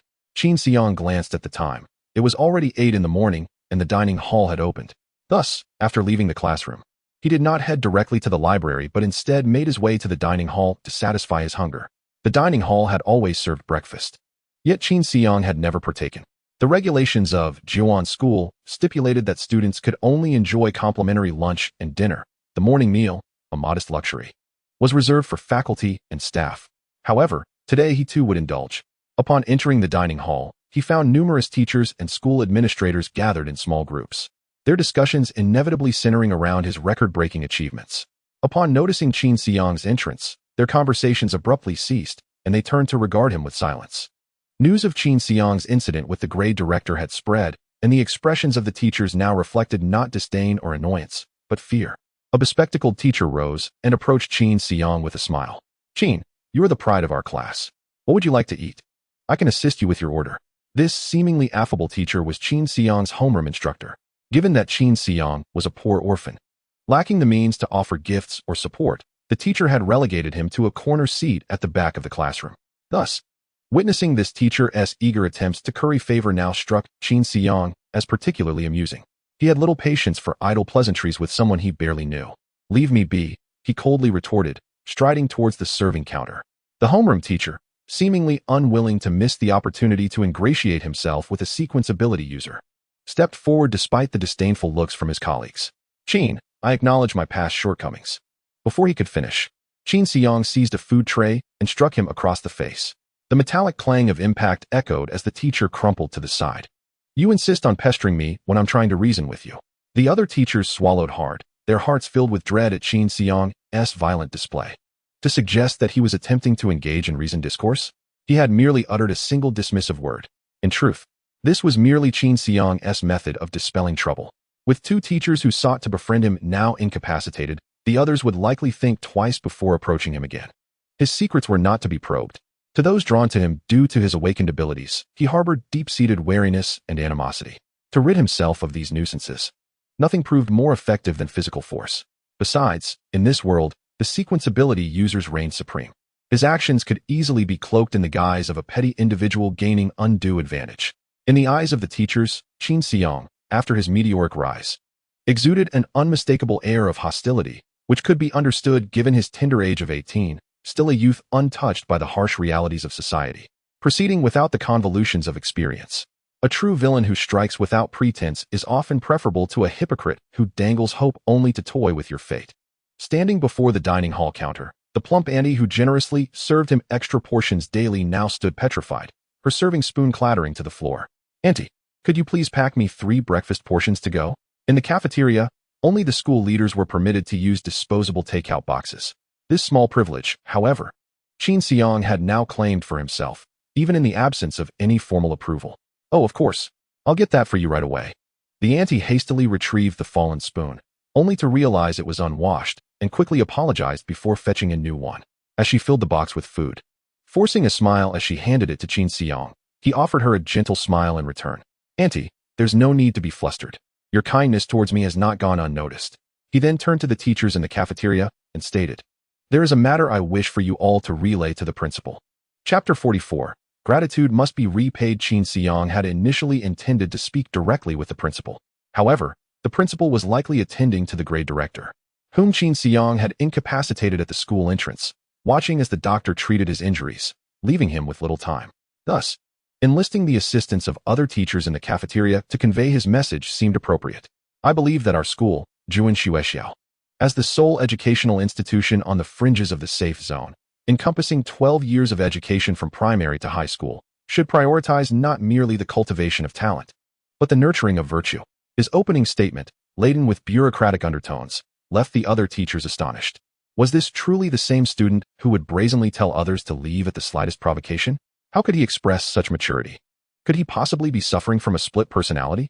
Yet, no teacher dared to voice these thoughts aloud, especially with their homeroom teacher lying incapacitated on the ground. Without good moral character, when we students step out of the campus and into society, we inevitably face societal education, which could tarnish our alma mater's reputation. This is not what we students wish to witness, nor what you esteemed teachers desire. The faculty couldn't help but think that Qin Xiang had a knack for oratory, his rhetoric rivaling that of the school leaders. To an outsider, it might have seemed as if the principal was addressing the staff in a meeting. Yet, what was Qin Xiang's true intention in making such statements? Pausing, he continued, "Where is the director of moral education?" Everyone turned their gaze to a middle-aged man with a balding head and a face full of flesh. He stood up with a smile, albeit one that was unable to mask his palpable anxiety. "Qin, it's me."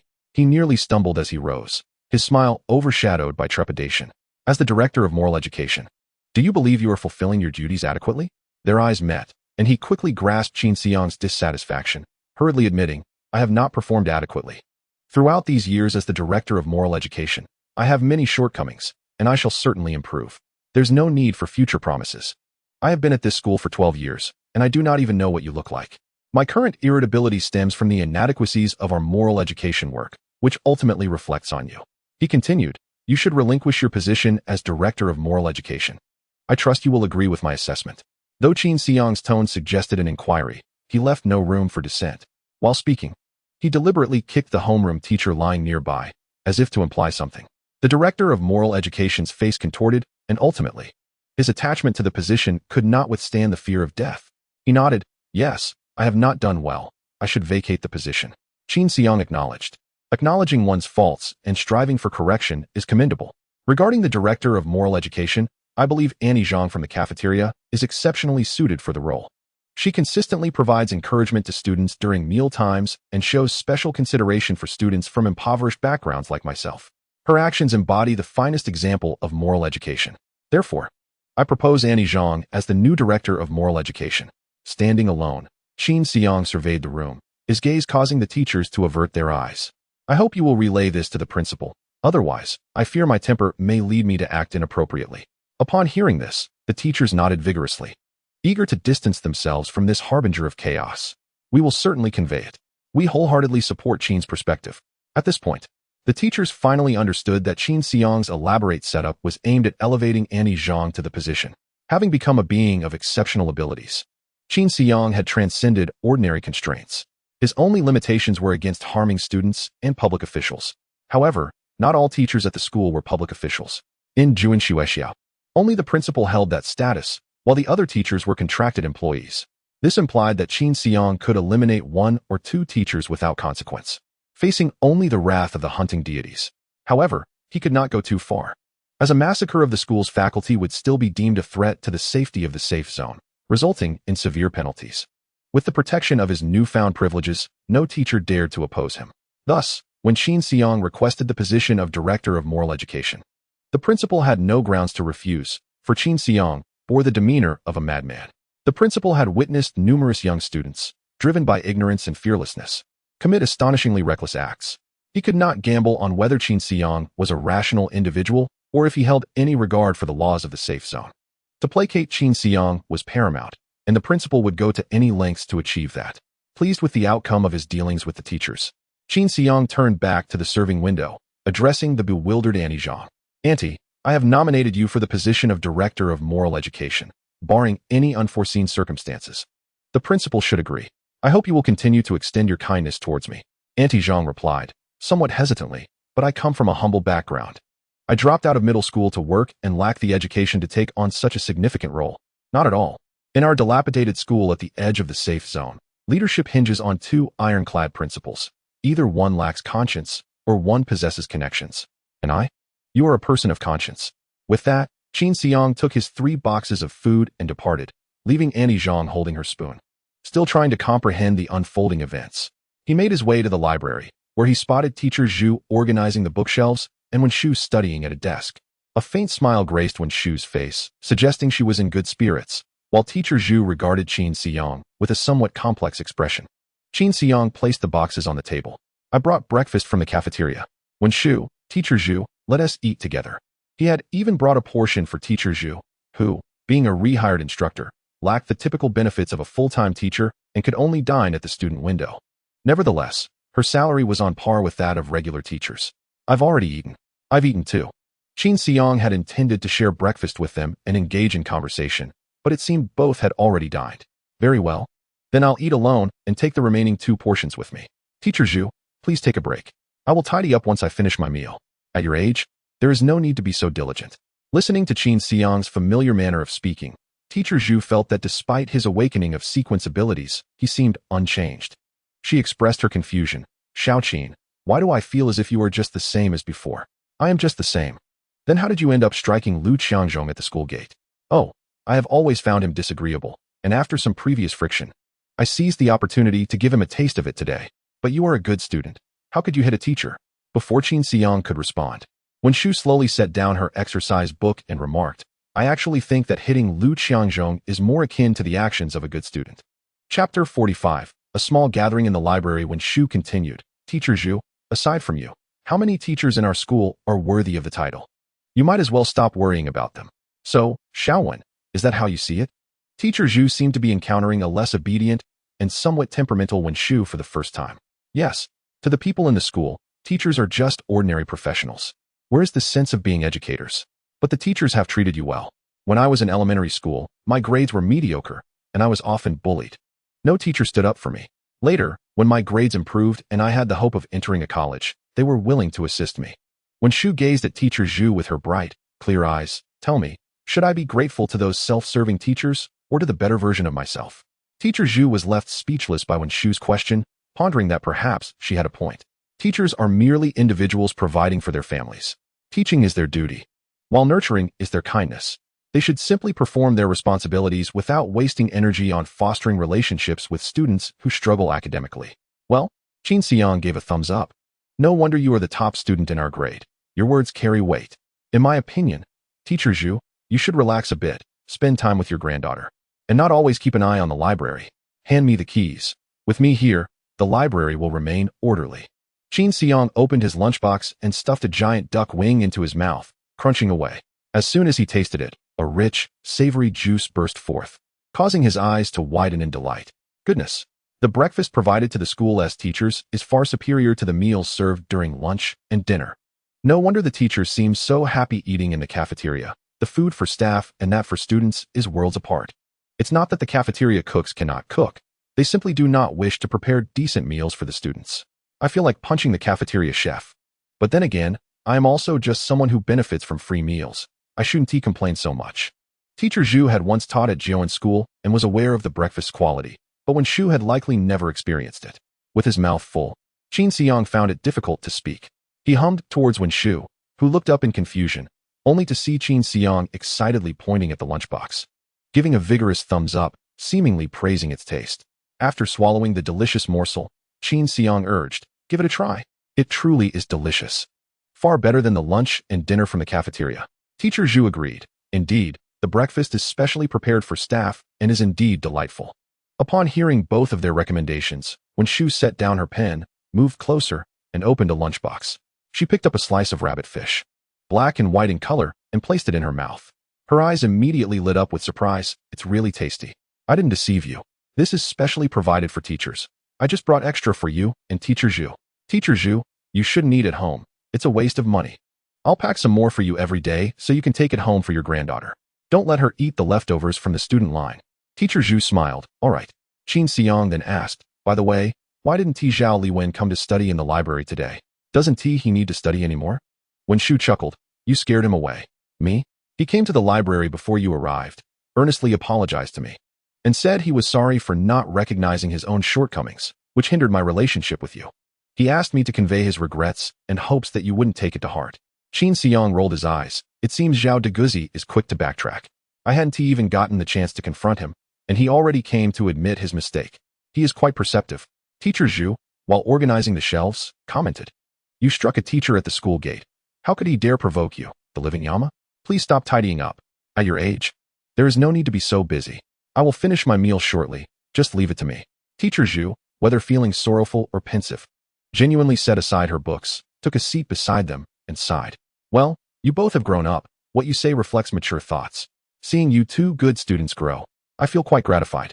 Your words make it sound as if you are about to leave us, Qin Xiang joked, but noticed that Teacher Zhu did not respond. He and Wen Shu exchanged glances, realizing that Teacher Zhu's expression was quite pained. No, Teacher Zhu, surely you wouldn't. Teacher Zhu waved her hand. It's an old ailment, one that cannot be cured. You need not worry about it. Everyone has their fate. My life is nearly settled. Your futures are still long ahead. What exactly is your problem? Please tell us. Stomach cancer, it's incurable. Stage 4? Teacher Zhu shook her head. No, it's stage 2. However, I am on the edge of the safety zone, and there are no hospitals capable of performing stomach cancer surgeries. The ones that can are beyond my means. I might hold out for a few more years before I must depart. I have lived longer than my husband, seen quite a bit in this life, and have no significant regrets.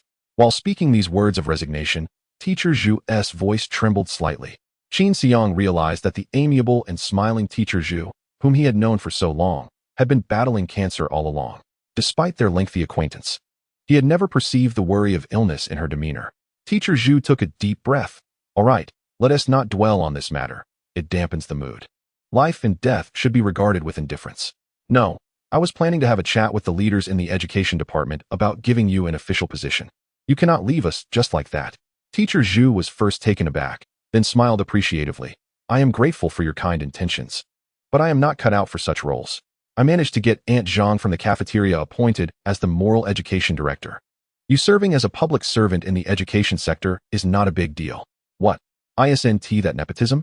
Although Xiao Zhang is quite a decent person, Xiao Qin, what you're doing is not right. This is not nepotism. This is recognizing merit. Teacher Zhu, we are in the apocalypse. There are not many moral standards left.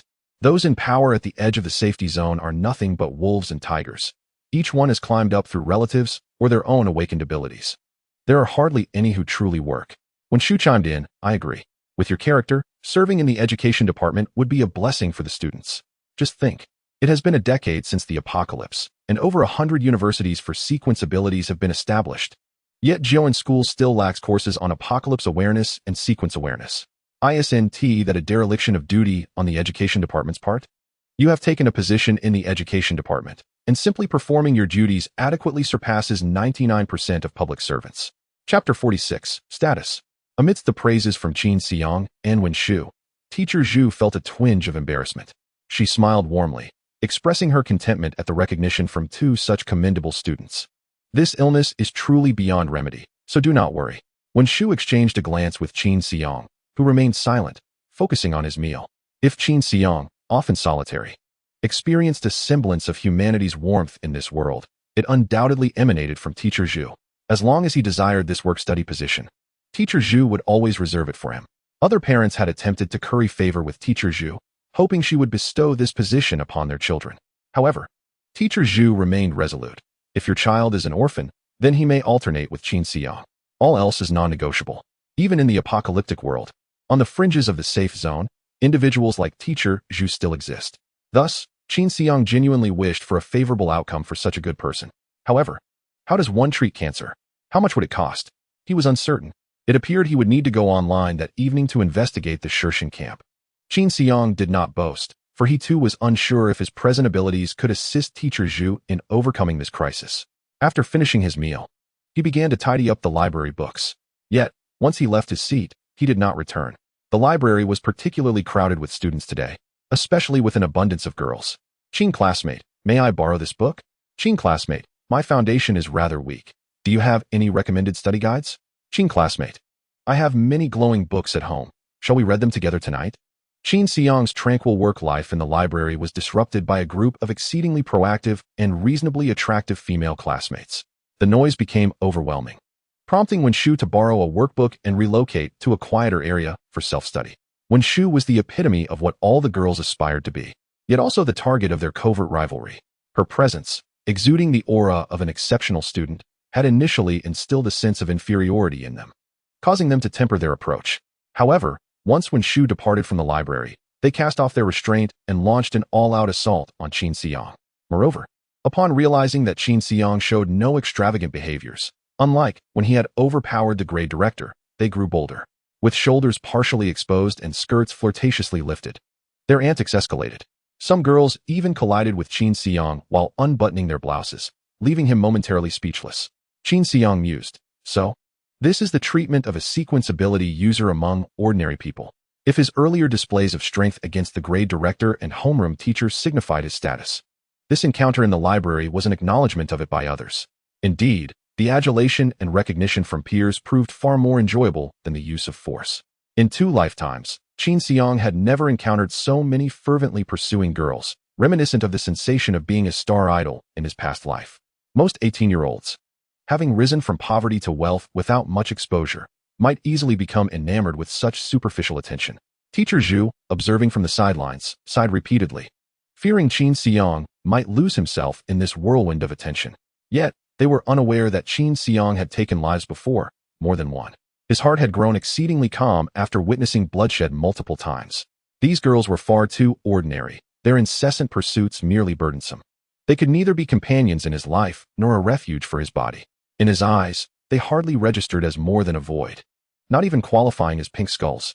Qin Xiang became increasingly convinced that a beautiful life awaited him. Thus, wearing a smile, he addressed the girls crowding around him with a cool detachment. Leave. The girls paused, instinctively glancing at Qin Xiang's face, where they found an expression devoid of emotion. A stark contrast to moments prior. In that instant, they comprehended the fear the grade director had felt that morning and promptly distanced themselves from him. Qin Xiang chuckled. Indeed. It is much easier to communicate with peers than with my homeroom teacher. However, the girls sensed a chilling aura emanating from his smile. Walking through the path they had cleared, Qin Xiang exited the library. At the door, he spoke to Teacher Zhu. Teacher, I will return after school this afternoon. You may eat this breakfast when you feel hungry. All right. Teacher Zhu smiled, observing that Qin Xiang was unaffected. As he intended to dispose of the leftover meal box from his earlier meal with Wenshu, he noticed the table had already been cleared, likely by Wenshu when she left. Qin Xiang murmured, "When classmate is indeed polite." Indeed. Teacher Zhu, pleased by Qin Xiang's praise of Wenshu, added, "When classmate excels in her studies, possesses good character, is kind, and has her own ideas, unlike others." With that, she shot a disapproving glance at the girls who had caused such a racket in the library. Qin Xiang nodded. She is quite resolute. In other respects, he remained unaware. However, he wholeheartedly recognized Wenshu as a girl of strong conviction. He still remembered the night he was pursued by Li Jingwen's uncle and a group of thugs. Wenshu had taught him a valuable lesson in covering up evidence. Well then, I shall take my leave. Do not tire yourself. All right. After leaving the library, Qin Xiang did not return to class, but instead sought a secluded spot to take out his phone and call Qian. Hello, Director Qian, I apologize for the intrusion. Do you have a moment? I would like to discuss something with you. Oh, Xiaoqin, what is it? Well, I have a good friend who has been diagnosed with cancer, and I wish to inquire about any possible treatment options. Director Qian paused. Your friend? A sequence ability user? No, an ordinary person. You have ordinary friends? Of course, one can have friends who are ordinary. Who is not ordinary at birth? This sentiment held some truth. If you have the means, you could send them to a hospital for treatment. If I had the means, I would not be calling you. Are you implying you are seeking special avenues available to sequence ability users? Indeed. Generally speaking, for us sequence ability users seeking medical treatment, there are two methods. Please elaborate. The first is to hunt deities outside the safe zone, and then exchange the spoils at the Management Bureau for funds to pay for hospital treatment.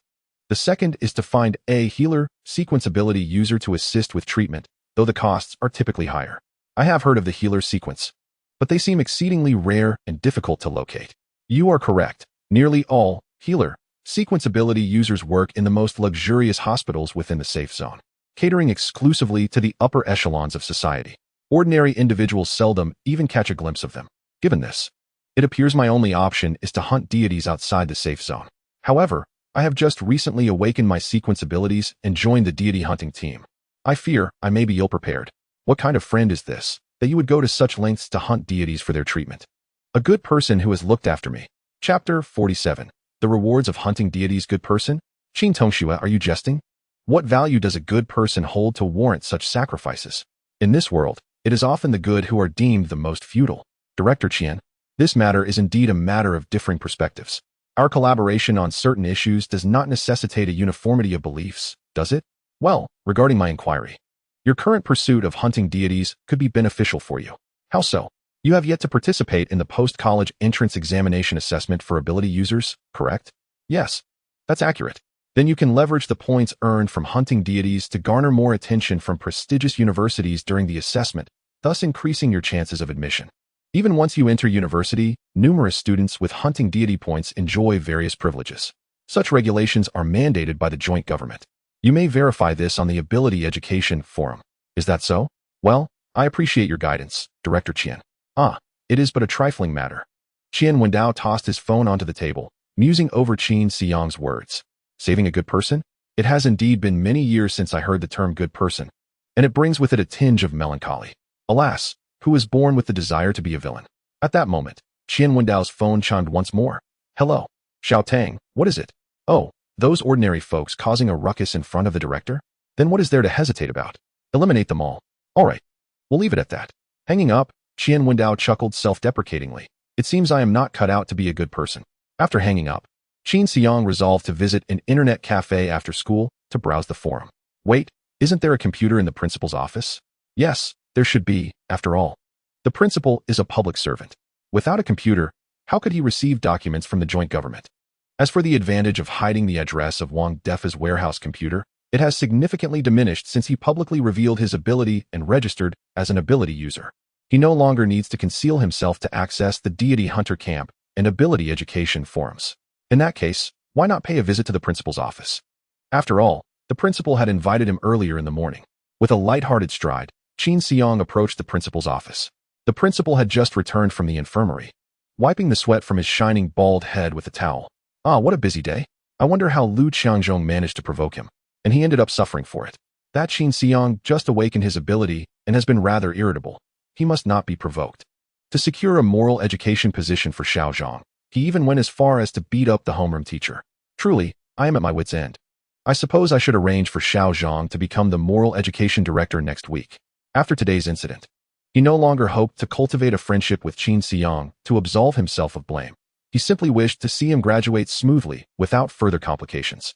Principal Li, I have arrived. Qin Xiang called out, pushing the office door open. The principal's expression initially exhibited despair, but it quickly transformed into his signature smile. Ah, young Qin. What brings you here? By the way, I have already begun addressing Aunt Zhang's matter. Tomorrow, no, today, it will be resolved. Thank you, Principal. Additionally, there is another matter I would like your assistance with. Speak, and I shall do my utmost to assist. I am set to participate in the post-college entrance examination assessment for ability users, yet I know little about it. As you are aware, my family circumstances are not favorable, and I cannot afford to visit an internet cafe. Therefore, I would like to borrow the desktop computer in your office, if that would be permissible. Principal Li momentarily faltered, unsure of how to respond. However, Qin Xiang made himself comfortable, taking a seat beside the principal. Qin Tongxue, you Principal Li. Our school's moral education efforts have long been inadequate, resulting in my irritable demeanor. Surely, you would not wish for me to cause any disturbances before graduation, would you? Qin Xiang was an ability user. Even if he were to harm a teacher, he would face no repercussions. However, as the principal, Li Tianming would be held accountable by the joint government for any safety concerns within the school. With a unique ability user emerging in the school, Li Tianming initially thought this heralded a fortunate turn of events, only to find himself facing a relentless harbinger of doom. Li Tianming wished to voice his thoughts, but upon observing the somewhat unruly demeanor of Qin Xiang, he swallowed his words. Feel free to use it, but you may only access the internet, nothing else. Understood. Qin Xiang expertly opened the Ability Education Forum, searching for information concerning the entrance examination for ability users. Li Tianming sighed, choosing not to cast another glance at Qin Xiang, and instead exited the principal's office to seek a quiet place to rest. Qin Xiang clicked on a highlighted post titled, Guide to the Entrance Examination for Ability Users. Ability users are exempt from the college entrance examination and have a separate assessment method. The evaluation encompasses the ability user's capabilities, on-site performance, and future potential, culminating in a score. After obtaining this score, students log into the Ability University application portal, submitting their results and profiles to apply to universities, which will subsequently send admission notices. Generally, the rankings of abilities from lowest to highest are useless abilities, such as soft body, common abilities, such as sleepless, law enforcement abilities, such as scent user, immortal, combat abilities, such as warrior, shadow assassin, and special abilities, rare and uniquely skilled abilities, such as mimicry. Qin Xiang scrutinized the 5 levels of abilities, discovering that Qian Wendao's mimicry was indeed the highest tier of special abilities, prompting him to regard Director Qian with newfound respect. Director Qian, the more I learn, the more astonishing you become. Qin Xiang mused. It is evident that those who ascend to positions of authority in significant departments are far from ordinary. He continued to peruse the post. A special circumstance can exempt one from the examination if they possess a record of hunting deities. One can substitute the points earned from hunting deities in place of assessment scores, submitting them alongside their profile to apply to universities. The Education Department maintains the records of all awakened ability users. Whenever a student earns deity hunting points, their records are updated in the database, accessible to all university admissions officers. Typically, When a student's deity hunting points surpass a certain threshold, universities will proactively reach out with offers of admission. Is there truly such a provision? Qin Xiang contemplated the formidable combat prowess bestowed by his devourer ability, feeling a surge of excitement. Does this not imply that I have the opportunity to gain admission to the most prestigious universities?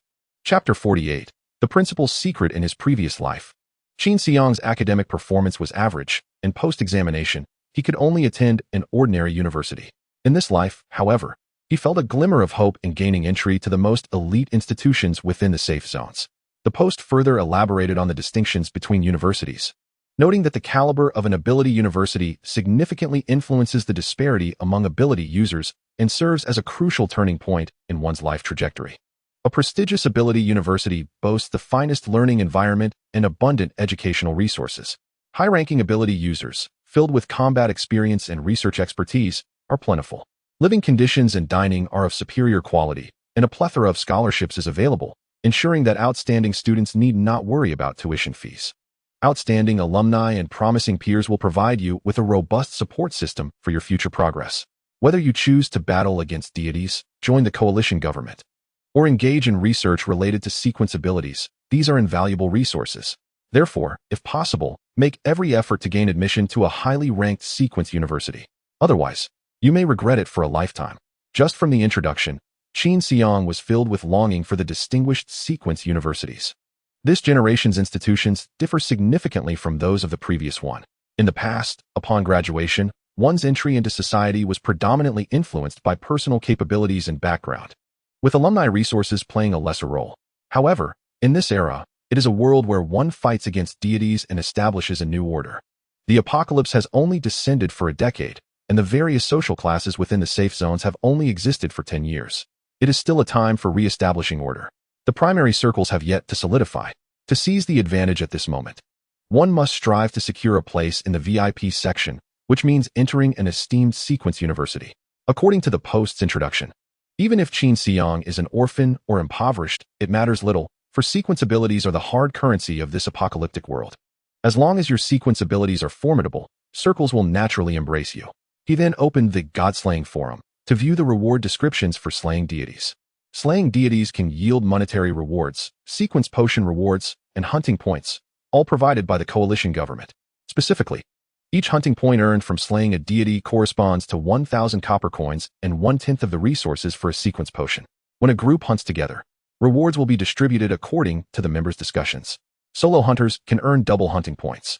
However, the Sequence Abilities Management Bureau does not advocate for solitary operations. Collaboration in hunting is emphasized.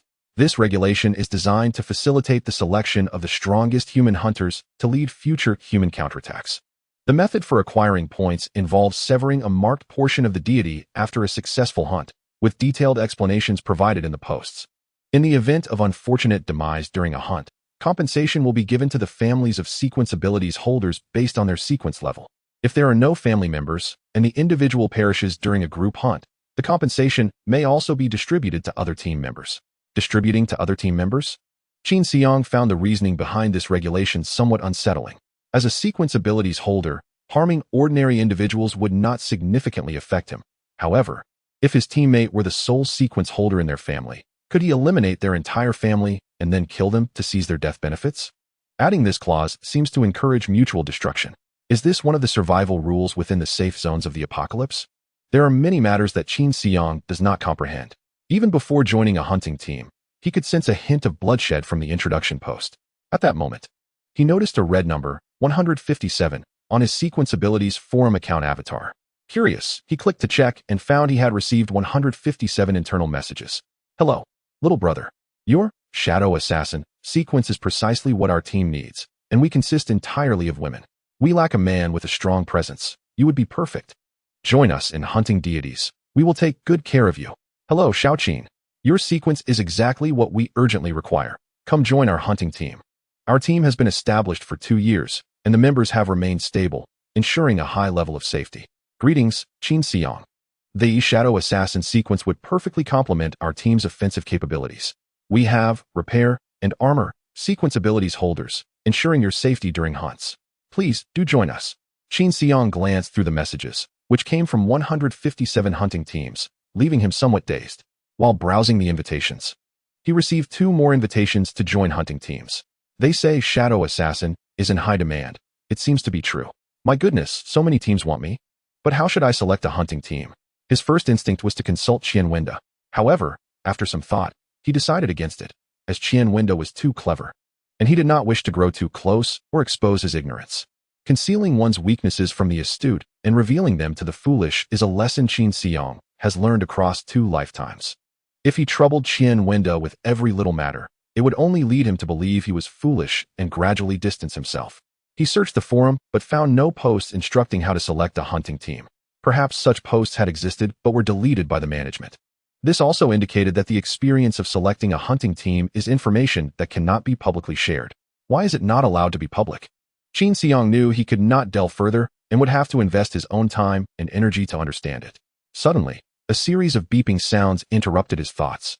It was Li Tianming, who had forgotten to turn off the device upon leaving. Driven by curiosity, Qin Xiang clicked on the dialog box, revealing a message from someone with the username, Tingting. Tianming, I miss you. Can you keep me company tonight? Accompanying this was an inappropriate video. Qin Xiang watched the entire video with a judgmental gaze, then clicked the close button to download it. However, when he opened the folder containing the downloaded videos, he was taken aback. So many? Although numerous, they were not chaotic, as Li Tianming had thoughtfully labeled each video with detailed classifications. Among them, several featured Li Tianming himself. Qin Xiang was astonished. Wasn't Li Tianming just an ordinary principal? How could he possess so many such videos? It seems the female lead changes frequently. Suddenly, Qin Xiang had a realization and promptly opened the Sequence Abilities Holder Information section, inputting Li Tianming. Instantly, more than 20 individuals with the same name appeared. Qin Xiang carefully sifted through them until he found one with a striking resemblance to Li Tianming, though significantly younger with flowing long hair. Indeed, the reason for receiving attention from the opposite sex in this world is solely due to being a Sequence Abilities holder. Li Tianming is also a Sequence Abilities holder. However, after all these years as a principal, it seems no student is aware of this fact. Li Tianming was quite handsome in his youth. Now, with a protruding belly and a receding hairline, time has been unkind. When he clicked on Li Tianming's personal information, he was immediately captivated by the first 2 lines. Li Tianming, Sequence Shaman. Due to negligent behavior in Area 14121, resulting in the deaths of several dozen individuals, he was reassigned from the Education Bureau and is currently serving as the principal of Jiyuan School. Chapter 49. Principal Li Tianming. Qin Xiang stared at Li Tianming's information, momentarily rendered speechless. Principal Li has killed several dozen people? How could someone who has taken so many lives still be appointed as a principal? What a formidable background and strong connections. Suddenly, Qin Xiang felt that he might have spoken too loudly while conversing with the principal, failing to exhibit the respect due to a mentor. Perhaps it is best to avoid this place in the future and instead go bully soft targets like Wang Defa. The principal is not to be trifled with. He turned off the video, marked Tingting's message as unread, and deleted the downloaded video. Preparing to leave the office while Li Tianming was away, he resolved to minimize his encounters with Li Tianming in the future. Just as he was about to rise, the office door swung open, and Li Tianming, with his belly protruding, returned from outside, holding a thermos. Noticing that Qin Xiang seemed about to stand, he chuckled. What's this? Finished your search and ready to leave? Yes, thank you for allowing me to use the computer, principal. I have found the information I needed. The principal approached Qin Xiang, observing the tidy desk and the bouncing avatar in the lower right corner. Hovering the mouse over it revealed an unread message from Tingting. The principal frowned slightly, casting a guilty glance at Qin Xiang, who smiled and remarked, Are you about to chat with someone? I shall take my leave now. Invading others' privacy is hardly commendable. Go ahead then. Goodbye, Qin. As Qin Xiang stood and walked toward the door, he heard Li Tianming's voice. Since you have seen it, why not stay a moment and chat? Taken aback, Qin Xiang replied, I haven't viewed your chat history, principal. What are you implying? Li Tianming pulled out a chair beside him and patted the backrest. Tingting sent me 4 or 5 new messages, yet only one is marked unread. You must have viewed it and then set it back to unread. Qin Xiang was secretly startled. He hadn't anticipated such a slip would be discovered by Li Tianming. Please, sit down. Let us converse. Unlike the earlier, helpless demeanor, Li Tianming now exuded a solemn authority.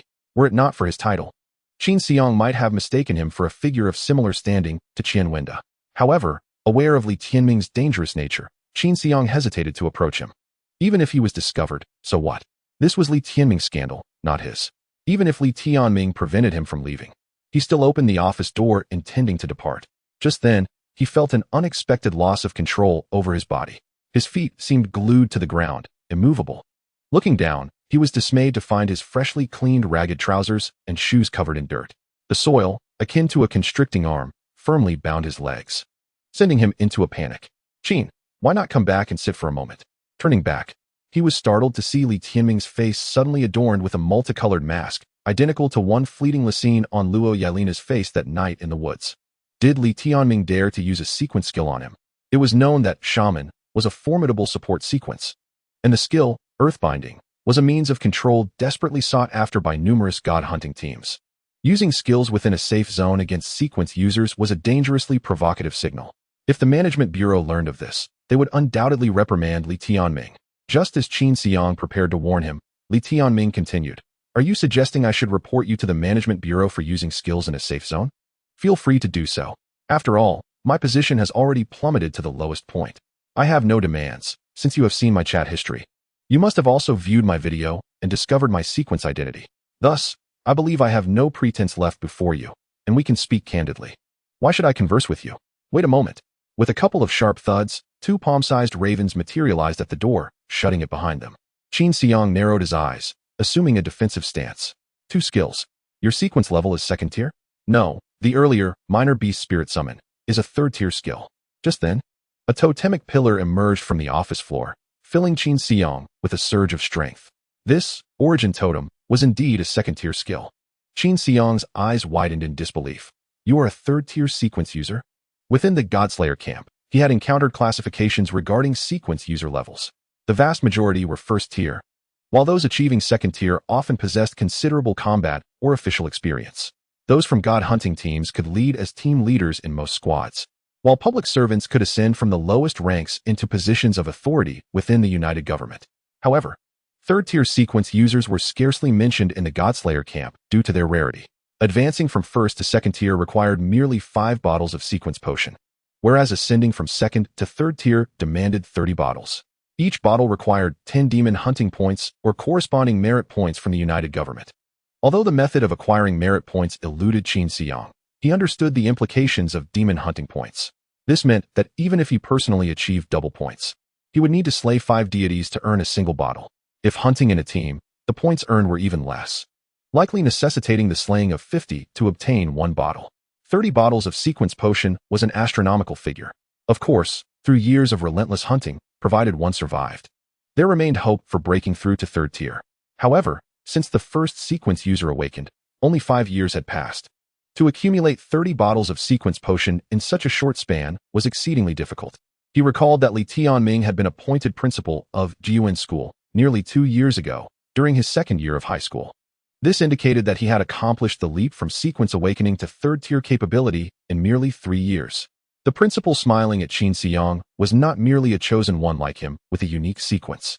He could only methodically obtain sequence potions from the Management Bureau. It could be said that his rate of advancement was akin to soaring in a rocket. Qin Xiang was left astonished. Who exactly was this Li Tianming, with his protruding belly and balding head? Chapter 50. Exchanging information. Qin Xiang ultimately sat down, for Li Tianming had neither the motive nor the capability to harm him. Confident in his own strength, he believed that even if Li Tianming was a third-tier shaman, a single blow would suffice to end him. He was curious to see what Li Tianming had to say. Li Tianming removed his glasses. Without the lenses obscuring his gaze, his previously squinty eyes now shone brightly, filled with untold stories. "Qin Xiang, I have laid bare my circumstances, hoping you can trust me and not think I seek to exploit you. If you seek nothing from me, why engage in conversation? You have a point. What I mean is, I harbor no intentions of harming you. On the contrary, I can assist you." "Assist me? How so?" "I can provide you with opportunities to hunt deities and aid in your college admissions. You are of the Phantom Assassin sequence, correct? This sequence is exceptionally suited for combat. You can hunt deities outside the safe zone to earn god hunting points, which will not only benefit your college applications, but also have profound implications for your future. More importantly, one can earn money by hunting deities, thereby securing funds for college tuition. It is essential to recognize that university tuition is quite substantial. Many students are compelled to forego their acceptance letters due to insufficient financial resources. Forfeiting an acceptance letter? The forum of Shuliao Jiaoyu clearly states that universities offer scholarships to outstanding students in need. Li Tianming chuckled softly. Classmate Qin. There is a saying that goes, there is no such thing as a free lunch. Have you heard of it? What justifies the award of a scholarship to you and not to someone else? Simply because your grades are slightly better and your family circumstances a bit more challenging? Does the safe zone truly lack for just one sequence ability user like you? Schools are not charitable institutions. The schools constructed after the apocalypse are entangled in numerous interests. And the situation is quite complex. To obtain a scholarship, one must pay a price. As for what that price entails, it is not easy to articulate. Understood.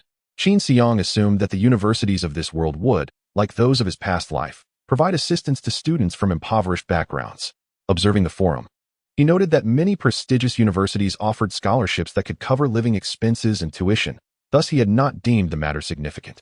However, after Li Tianming's remarks, he immediately grasped that the reality was far more intricate than he had imagined. Principal, how do you possess such knowledge about sequence universities? Given your age, you should not have had the opportunity to attend one. Li Tianming reclined back against his chair. I was once the vice dean of a certain university. Vice dean? Indeed. Subsequently, due to false accusations, I was reassigned to this despicable place as principal. Thus, as I mentioned, my sequence ability can assist you in hunting deities. And my past experiences can aid you in gaining admission to university. You require my assistance, just as I need yours. Qin Xiang shook his head. Principal, I appreciate your extensive insights, but it seems I do not require your help. Do you not? Li Tianming revealed a knowing smile. Let us not delve into the distant past. You should be contemplating how to earn hunting points, correct? The Maying Tsika sequence is highly sought after, and once registered, many will seek to form teams with you. Do you know which team you should choose? Qin Xiang cast his gaze downward, scrutinizing the smiling Li Tianming. He had not revealed his browsing history, yet he was aware of the predicament Qin currently faced. Truly an experienced old fox. Compared to his past life, the present world was far more complex and chaotic. Yet, one thing remained unchanged. Those in power were not fools.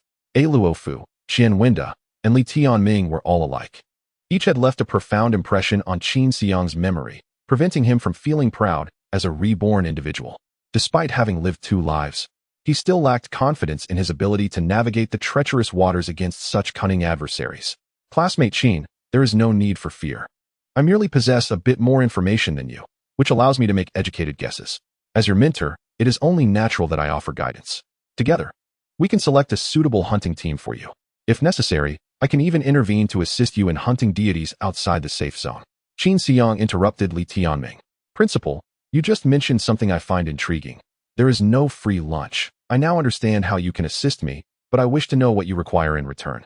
Li Tianming nodded, ceasing to expound on his advantages, and regarded Qin Xiang with a solemn gaze. I wish for you to help me clear my name. Because of this unfounded accusation, I lost my position, my power, and my wife. I hope you can assist me in regaining my standing. Help you regain your standing? Me? Qin Xiang pointed incredulously at himself, struggling to fathom how Li Tianming could utter such a request. A sequence level 3 ability user like Li Tianming had been reduced to meekly serving as principal at Jiuanshu. He expected a high school student like himself to absolve him of his charges? Truly, he must be underestimating his own worth. Principal Li, if that is the case, then I must respectfully decline.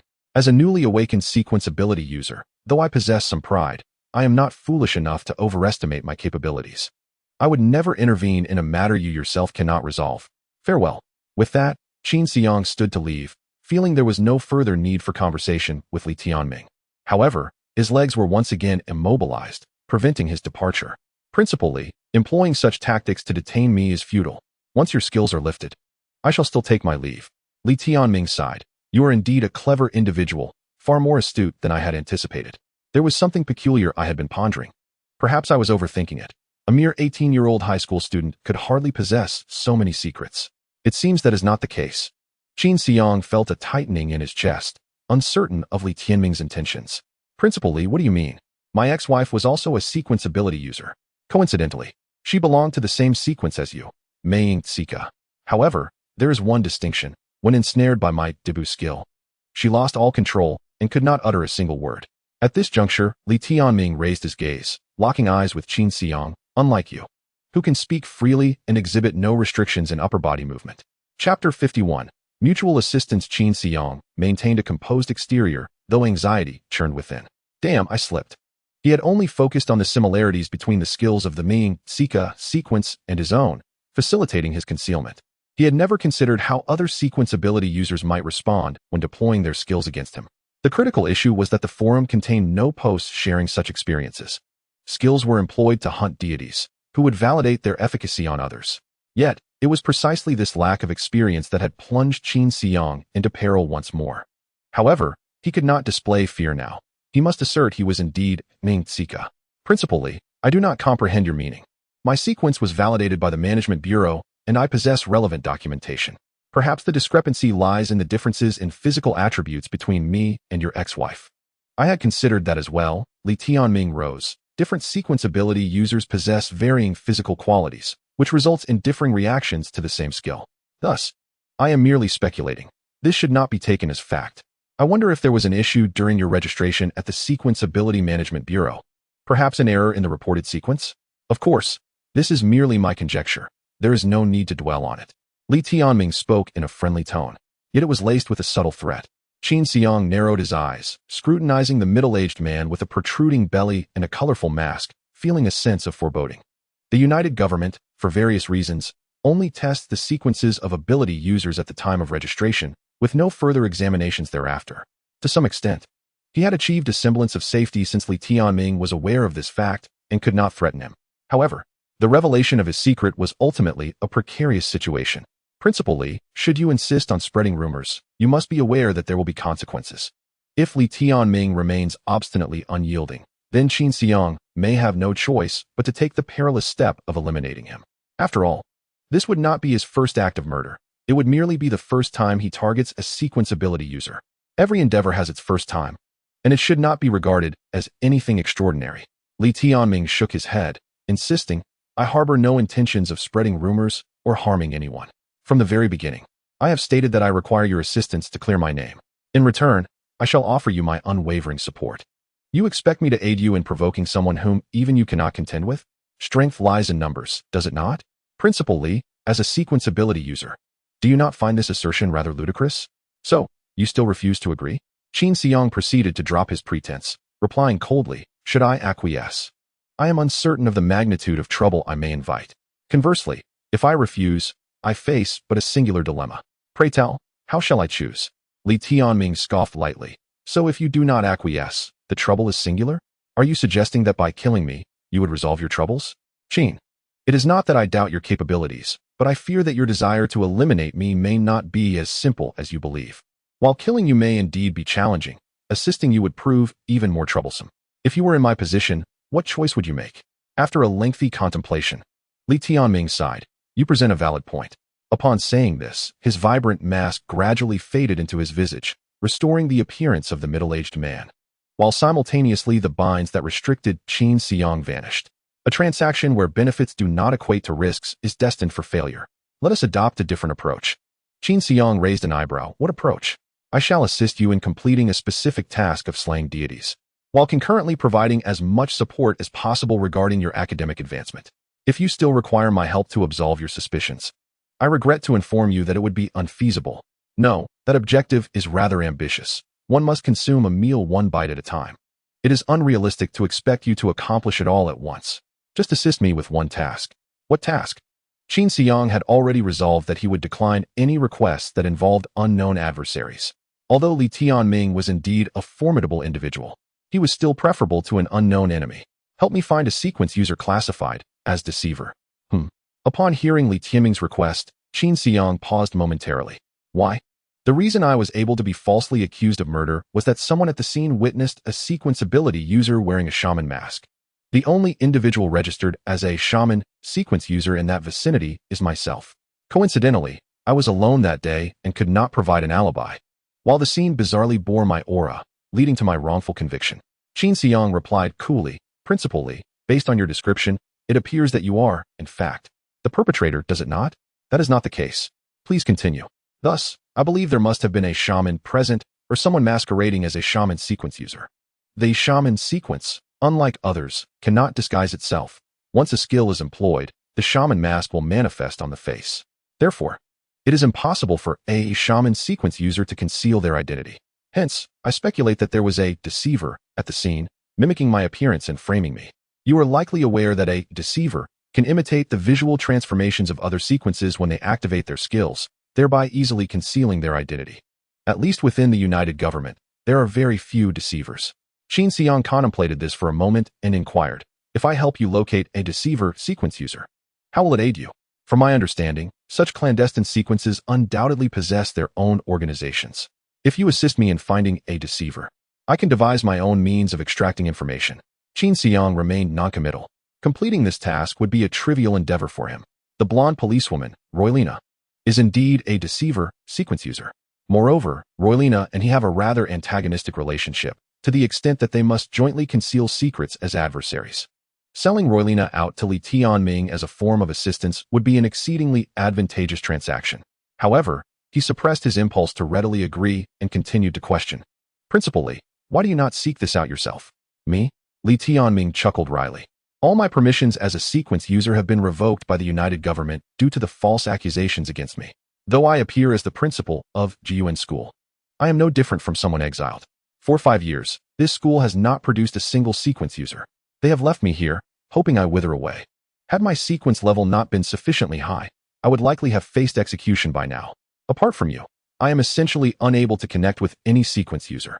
Even if I could establish contact, a mere glance at my record would cause them to sever ties immediately. Li Tianming's assertions were undeniably accurate, yet there remained an inconsistency. Principal Li, if you are indeed wrongfully accused, I genuinely sympathize with your plight, but I have one question. Speak. Why would they wish to frame you? Li Tianming did not respond to Qin Xiang's inquiry, but instead posed a new question. Qin, may I inquire about your sequence? When Li Tianming asked this question, he did not gaze at Qin Xiang, but rather stared out into the dark night, as if he were not seeking an answer. After a moment of contemplation, Qin Xiang grasped Li Tianming's implication. The reason for Li Tianming's false accusation was a secret that could not be disclosed, much like his own sequence. In conversations between astute individuals, there is no need for excessive directness. Li Tianming employed a clever analogy that allowed Qin Xiang to comprehend the situation. Since Li Tianming's reason for being accused cannot be mentioned, it is likely that the reason he has severed ties with all sequence users post-accusation is also something that cannot be articulated. It is absurd that a high-ranking individual, with a sequence level of 3, must rely on a mere newly awakened sequence user like Qin Xiang. Yet, within this absurdity lies a certain logic. Li Tianming has evidently offended numerous individuals, those capable of silencing him but unable to eliminate him. He requires the assistance of a completely unrelated newcomer to aid him. Qin Xiang recognized that his own power was exceedingly limited, and Li Tianming was also aware of this limitation. Yet, he still chose to enlist Qin Xiang's help. It sounded like a fool's errand. However, after a brief conversation, Qin Xiang perceived that Li Tianming's cunning was on par with Qian Wenda's. Why then would he choose a novice like himself for such a perilous endeavor? The only explanation is that Li Tianming possesses a trump card. Once Qin Xiang assists him in uncovering even a small crack, he is confident that he can turn the tide. This realization made Qin Xiang aware that, in Li Tianming's eyes, he was not a savior capable of reversing the tide, but rather a spark, one that could ignite an entire powder keg. Li Tianming, in turn, possessed the powder keg but lacked the spark. With this understanding, Qin Xiang began to formulate a rough outline, and his gaze towards Li Tianming transformed into one of respect. Li Tianming seemed to sense the subtle shift in Qin Xiang's demeanor, displaying a hint of surprise and suspicion on his face. This young man, has he truly come to an understanding so swiftly? It seems unlikely, does it not? Principal Li, I have agreed to what you proposed. As long as you assist me in the matter of hunting deities and provide support for my entrance into university, I shall endeavor to find an individual with the abilities of the Kazaz sequence. However, I cannot guarantee whether this person will indeed be of help to you. Very well. Let us settle on this. You will help me locate someone from the Kazaz sequence, and the rest will be my responsibility. I am quite confident that an individual who has not disclosed their true sequence as a Kazaz will likely have an organization backing them. Now, let us commence our discussion regarding the hunting of deities. Qin Xiang is already impatient to accumulate points for hunting deities. He awakened his sequence abilities rather late, with less than 6 months remaining until the assessment for sequence ability holders after the college entrance examination. Other students who awaken their abilities much earlier have likely accumulated points over the years. It is no easy feat to stand out among them. Indeed, if the goal is merely to enter a mid-tier university for sequence abilities, it is not an insurmountable task. Yet, Qin Xiang's ambition lies with the very top universities for sequence abilities. His, Chishen's, sequence is undoubtedly the most formidable. Failing to attend the best university would be an utter waste. From what he understands, the premier universities possess the latest research findings on sequence abilities and offer the most superior resources. This is a prerequisite for him to comprehend the apocalypse and enhance his own strength. After his rebirth, Qin Xiang has completely severed ties with the trajectory and personality of his past life. Within a mere month, due to various proactive and reactive circumstances, he has committed acts of violence, deception against the government, and has shown no fear in undertaking any endeavor. His ambition continues to swell. He refrains from uttering grandiose proclamations about standing at the pinnacle of humanity in the apocalypse. Nonetheless, he possesses his own convictions. I shall not waste my talent. Principal Li, I wish to inquire about how one should select a hunting team for deities. I have perused the joint government's decree and discovered that if an orphan like me dies beyond the safety zone, the compensation will belong to the hunting team.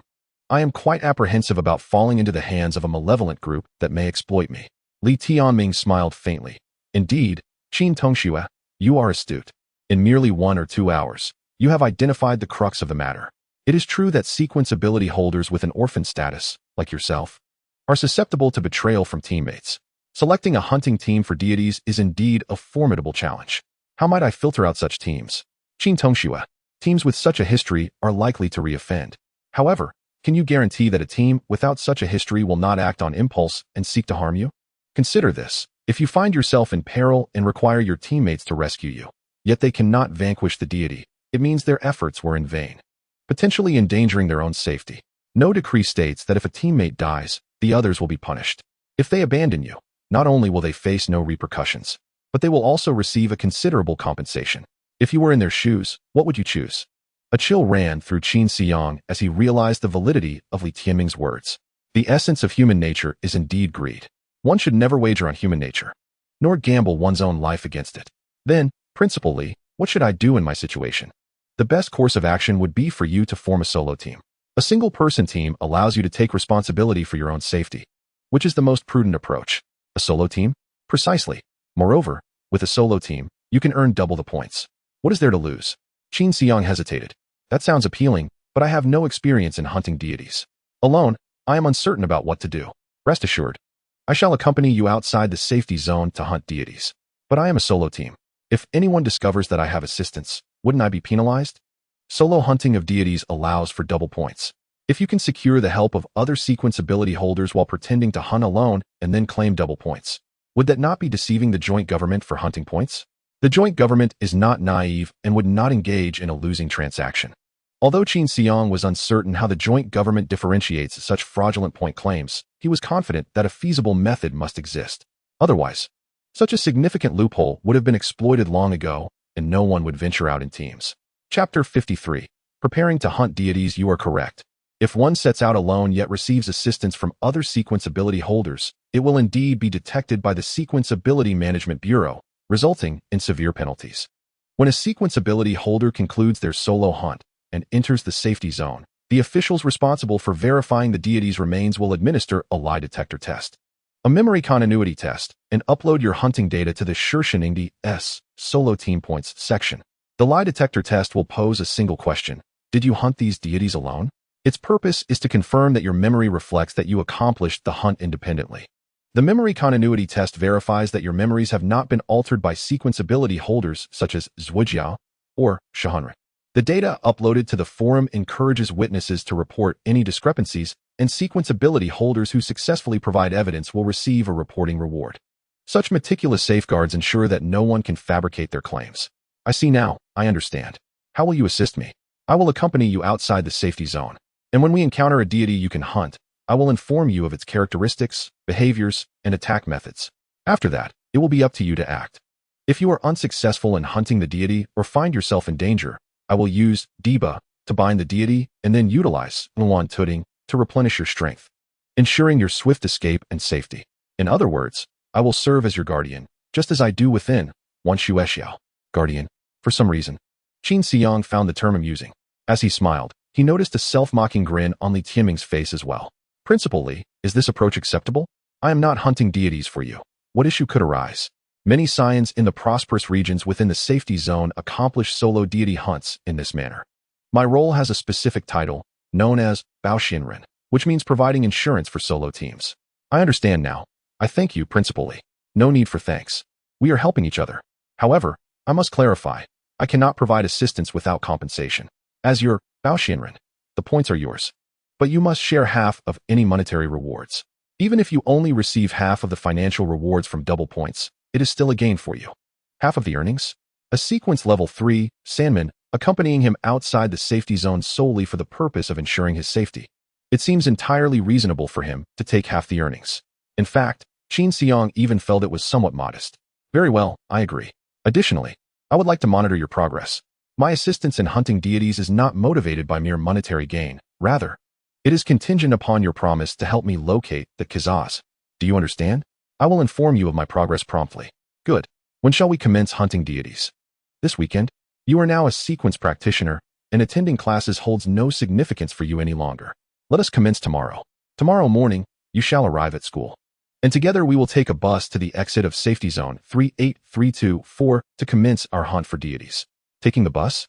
Principally, I cannot afford that. Li Tianming understood him with a glance. Knowing that this crafty lad must have some means to procure money, he was merely feigning ignorance in his presence. However, even a newly awakened sequence practitioner remains a wandering orphan. If money were to be produced, a justification must still be fabricated. It is uncertain whether this would invite further trouble. Never mind, I will cover the few copper coins. You must hastily find a reasonable source of income. I cannot always bear the transportation costs. Once we slay the deities outside the safety zone tomorrow, we shall have plenty of money. What need is there for justification? You are quite confident. If we are to begin tomorrow, what preparations shall I make? Visit the Sequence Practitioner Management Bureau to obtain a thermal suit, a sequence blade, and your first dose of sequence potion. Very well. Without waiting for school to end, Qin Xiang briefly conversed with Li Tianming before promptly heading to the Sequence Practitioner Management Bureau. Upon nearing the location, he sent a message to Qian Wenda. Qian Wenda quickly replied, instructing him to come directly to his office. As Qin Xiang entered the bureau's building, he was once again awed by the understated yet luxurious decor. Despite having visited before, he hoped that soon he too could lead such a life. Upon reaching the corner office on the second floor, he found an orange and white thermal suit laid out on Qian Wenda's desk, alongside a hunting dagger and a vial of sequence potion. Qian Wenda was intently focused on his computer, appearing quite busy. You've arrived. Please take a seat. I have a few matters to attend to. So bear with me for a moment. All right. After a brief interval, with a satisfying tap of the enter key, Qian Wenda exhaled a sigh of relief and turned his gaze to Qin Xiang. You've decided quite swiftly to hunt deities? I am somewhat delayed. I must expedite my accumulation of deity hunting points. Qian Wenda chuckled. So urgent. Are you aiming for the top universities? Indeed. Otherwise, I would be doing myself a disservice. Qian Wenda nodded in agreement. Qin Xiang's response aligned with his expectations of Qin Xiang's background. A fallen noble wandering the streets naturally desires to reclaim their former glory and confront those who once looked down upon them. Youth, if they can let go of everything. What remains of their youth? Qian Wenda inquired with concern. Have you found a deity hunting team? Seeking a hunting team is a matter that requires great caution. Your orphan status could easily attract unwanted attention. I have not joined a hunting team. I am forming a solo team. Solo team? Qian Wenda expressed surprise. Do you have experience in slaying deities? None. Then how do you dare to go alone? A solo team does not necessarily mean going alone. Qian Wenda immediately licked his dry lips. Have you found an insurer? Qin Xiang smiled and retorted. Is that surprising to you? Not surprising, not at all. Although Qian Wenda maintained a composed exterior, he was profoundly shaken internally. The profession of insurer is known to him, comprising sequence practitioners of higher levels and ample experience, who safeguard newcomers in solo teams. However, hiring an insurer requires more than mere wealth. A high-level sequence practitioner does not lack for money. A significant exchange of benefits is necessary to secure a reliable insurer. This is not a configuration accessible to the average person. Is Qin Xiang preparing to unleash his potential? Should I seize the opportunity to ally with him before he fully ascends? Chapter 54. Sandworm Minions. The sudden dilemma left Qian Wenda in a state of anxious uncertainty. He found Qin Xiang utterly inscrutable. Whether to place his bets on him seemed a precarious decision. Would he soar to great heights alongside him, or be dragged into the depths of despair? Perhaps it would be prudent to first assess his and his insurer's capabilities. If Qin Xiang truly harbors the potential to enter the most prestigious academy, he would undoubtedly rise to prominence post-graduation. Investing now would allow him to soar alongside the phoenix. If it turns out to be mere pretense, it would be best to maintain a lukewarm relationship. Resolving his thoughts, Qian Wenda spoke. Which safety zone exit will you and your insurer target for hunting deities? The largest nearby, the exit of safety zone 38324. Qian Wenda was taken aback once more. 38,324? That location has recorded significant deities in the past. Are you certain you wish to venture there on your first attempt? Hearing Qian Wenda's concern, Qin Xiang felt a slight tightening in his chest. He was unaware that the exit of safety zone 38324 had witnessed the appearance of formidable deities. Since awakening his sequence abilities, there had been no successful precedent for slaying a major deity. He did not believe that he, as a novice sequence practitioner, could become the first to achieve this feat. This was Li Tianming's choice.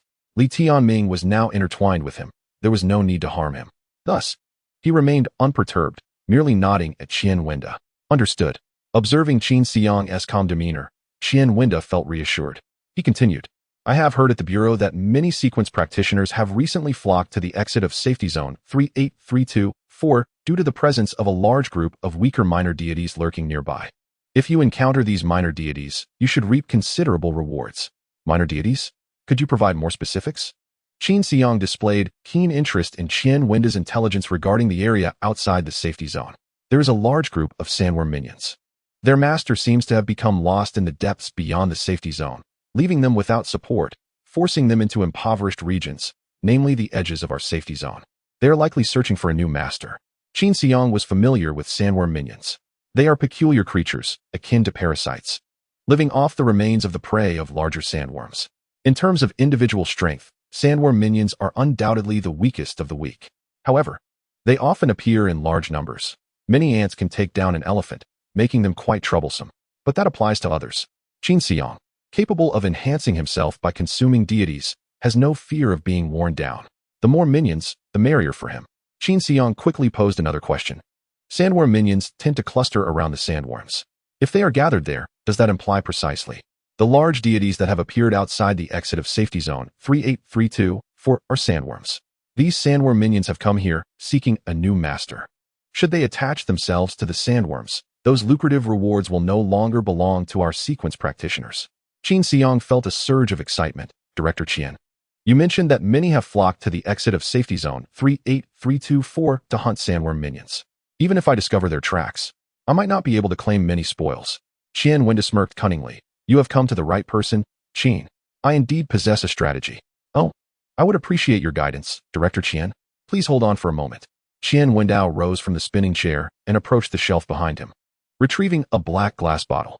With this, you shall be assured of discovering the tracks of the sandworm minions before anyone else.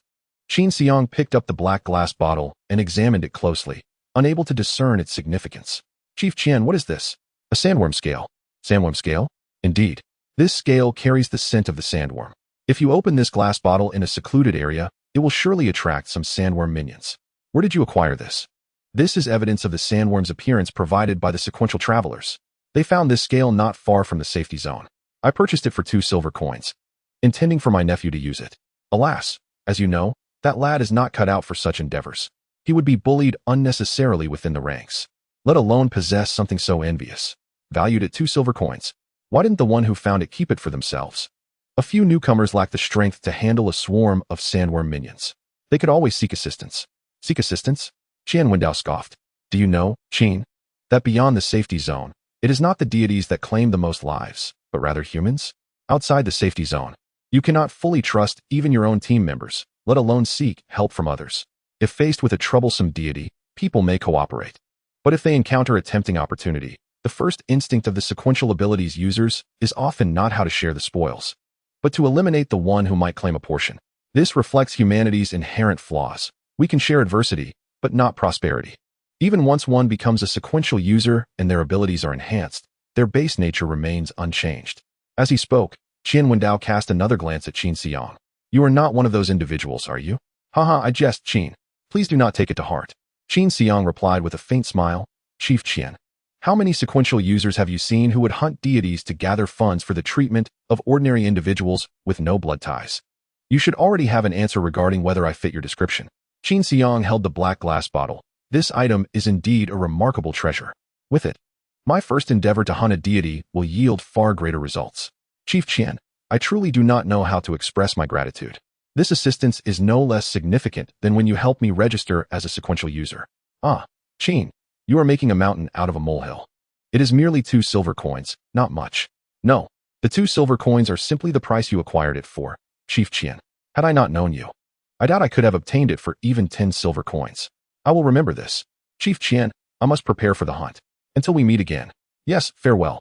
Qin Xiang packed the thermal suit, hunting dagger, and sequential potion into a cloth bag, then tucked the black glass bottle into his pocket.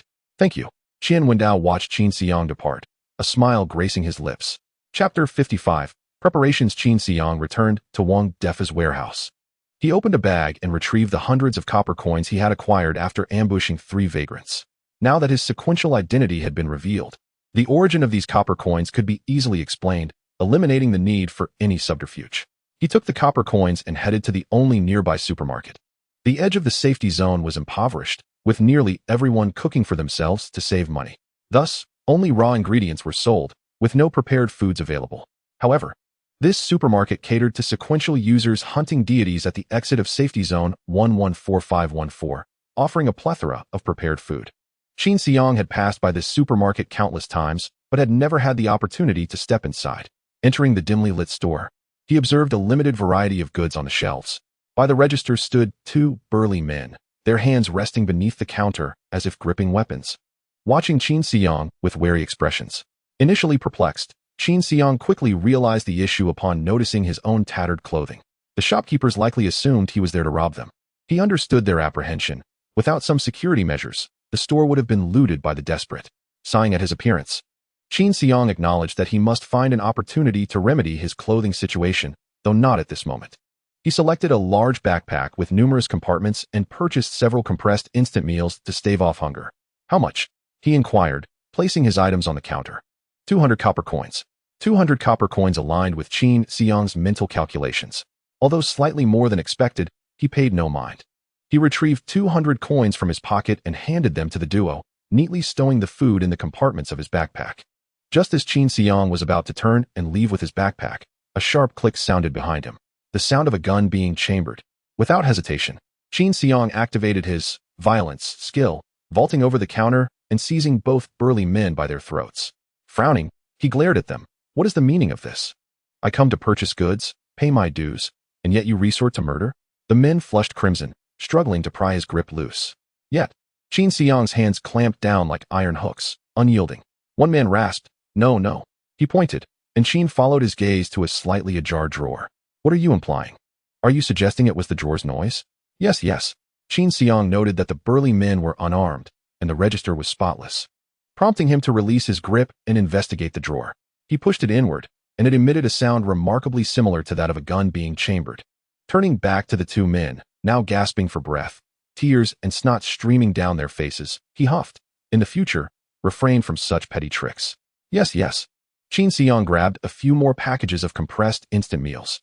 Consider this a compensation for the fright you just gave me. Of course. Take whatever you like. Take whatever I like. Won't your backers come looking for me? Not at all.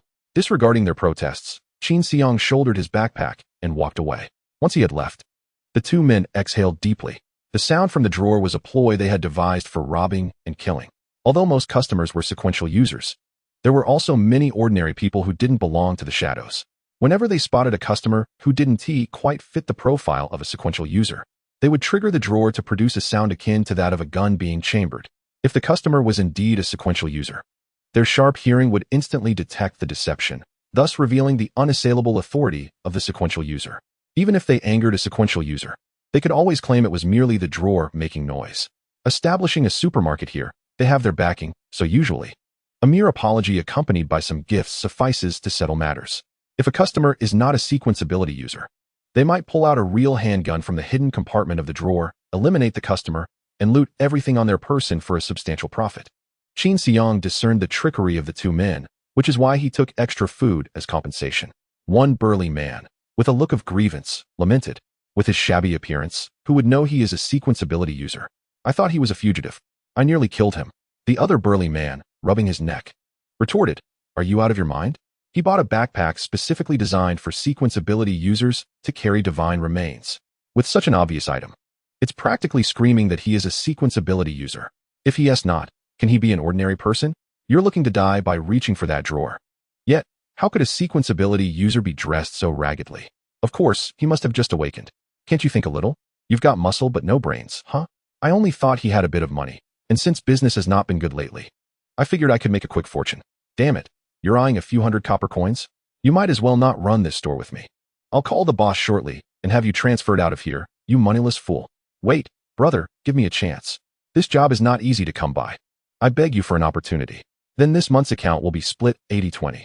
I take 80, you take 20. If you agree, I want to tell the boss about this incident. Ah, what? You're not satisfied? I'm satisfied. I'll follow your arrangements, brother. Qin Xiang returned to the warehouse, placing the black glass bottles and the hunter-s dagger into his backpack. How should he handle these 2 bottles of sequence potion? He gazed at the glass containers, lost in thought.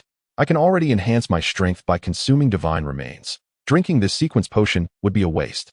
If an opportunity arises, I will find someone to dispose of them for some money. After a good night's sleep, he planned to take a cold shower at school in the morning and then accompany the principal to the 38324 safety exit to hunt divine beings. Lying on the soft mat on the ground, filled with anticipation for the next day, Qin Xiang drifted into a deep slumber.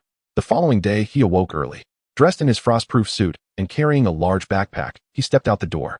His attire undoubtedly attracted the attention of all passers-by. Each person who gazed at him wore expressions of respect, envy, and jealousy. Amidst such gazes, Qin Xiang's steps became increasingly buoyant.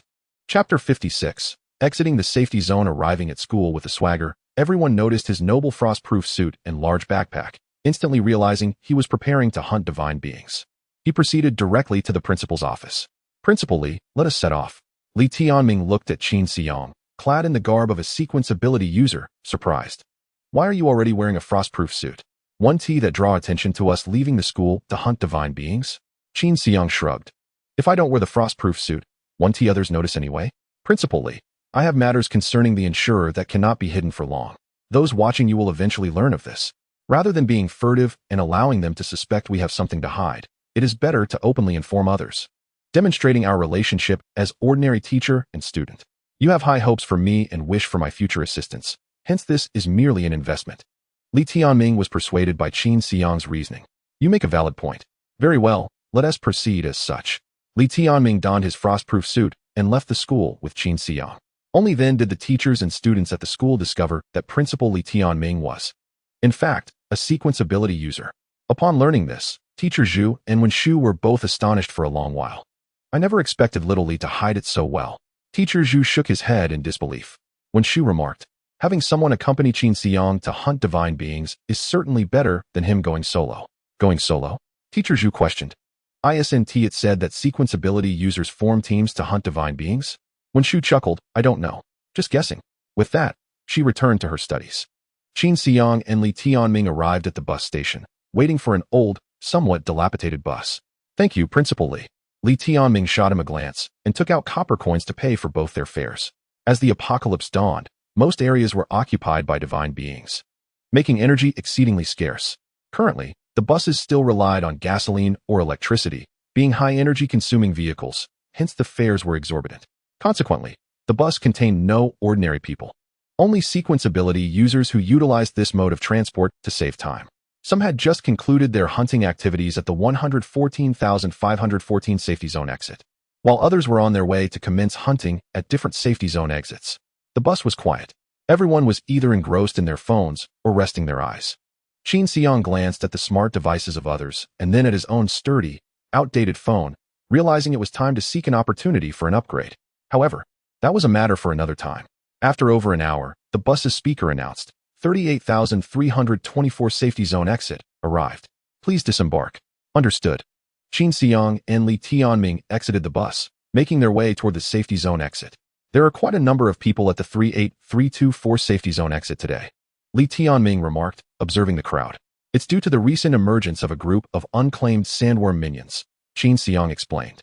Upon hearing this, Li Tianming's eyes flashed with surprise. How do you know? Naturally, I found a way to inquire, Qin Xiang replied. Li Tianming nodded slightly, feeling increasingly impressed by Qin Xiang. His intellect was far beyond that of an average teenager. Relying on him might just yield results. The two stepped out of the safety zone exit. As the sensing metal door slowly opened, Qin Xiang faced the world beyond the safety zone for the first time. The faint starlight illuminated the eternally dark blue planet, casting a slight glow on the ruined landscape. The site was filled with shattered walls and abandoned vehicles, remnants of a civilization that once thrived. However, 10 years had passed, and these traces of civilization were now largely buried beneath the sands and winds. In time, they would likely vanish completely. Perhaps in some distant future, an archaeologist might discover these relics, bringing them immense joy, or they might remain buried forever, unseen by the world. Qin Xiang gazed at the scene before him, his mind racing with thoughts, lamenting the fragility of human civilization. Let us proceed. Qin Xiang followed Li Tianming out of the safety zone. The moment they exited, a gust of wind swept past, causing his frost-proof suit to flutter. Li Tianming assessed the bustling hunting teams around them, contemplating for a moment. Based on my experience, we can head towards that area. Principal Li, follow me. Qin Xiang declared as he advanced toward a direction with fewer individuals. Li Tianming paused momentarily, refraining from questioning and following closely behind Qin Xiang. Since Qin Xiang was aware of the sandworm minions, he might also know their whereabouts. However, it was not right. The sandworm minions lacked a fixed residence after leaving their master and had no specific location. Qin Xiang remained silent, focused on the path ahead as they ventured deeper. With fewer people around them. Qin, do you know where the gathering place of the sandworm minions is? It becomes perilous if we venture further. If we encounter a mid-level deity, I may not be able to ensure your safety, Li Tianming warned, glancing around to confirm that they were indeed alone. With the safety zone behind them fading into distant specks of light. After traveling over 10 kilometers, he deemed it sufficient. He retrieved a black glass vial from his backpack and unscrewed the cap. Qin, what is this? A sandworm scale. What? Where did you acquire such a thing? From the place where I gathered the information. Qin Xiang was reluctant to elaborate further. Qian Wenda and Li Tianming were his two trump cards. They were aware of each other's existence, but had never met, which was currently the most advantageous situation for him. After waiting for more than half an hour, Qin Xiang suddenly heard a commotion. Prepare yourselves. Understood. Qin Xiang drew the hunter's dagger, quietly observing the direction of the sound. He held his breath, his body tensed. He had taken lives before, but never that of a deity. Reaching this point, he felt a surge of anxiety. Inside his thermal suit, sweat began to bead on his back. Get ready, we have 10 seconds. After this reminder, Li Tianming silently stepped back, distancing himself from Qin Xiang to avoid raising suspicions about Qin's ability to operate independently. As the sounds grew nearer, Qin Xiang's nerves tightened. Suddenly, a shadow, half his height, leaped forward, lunging directly at him.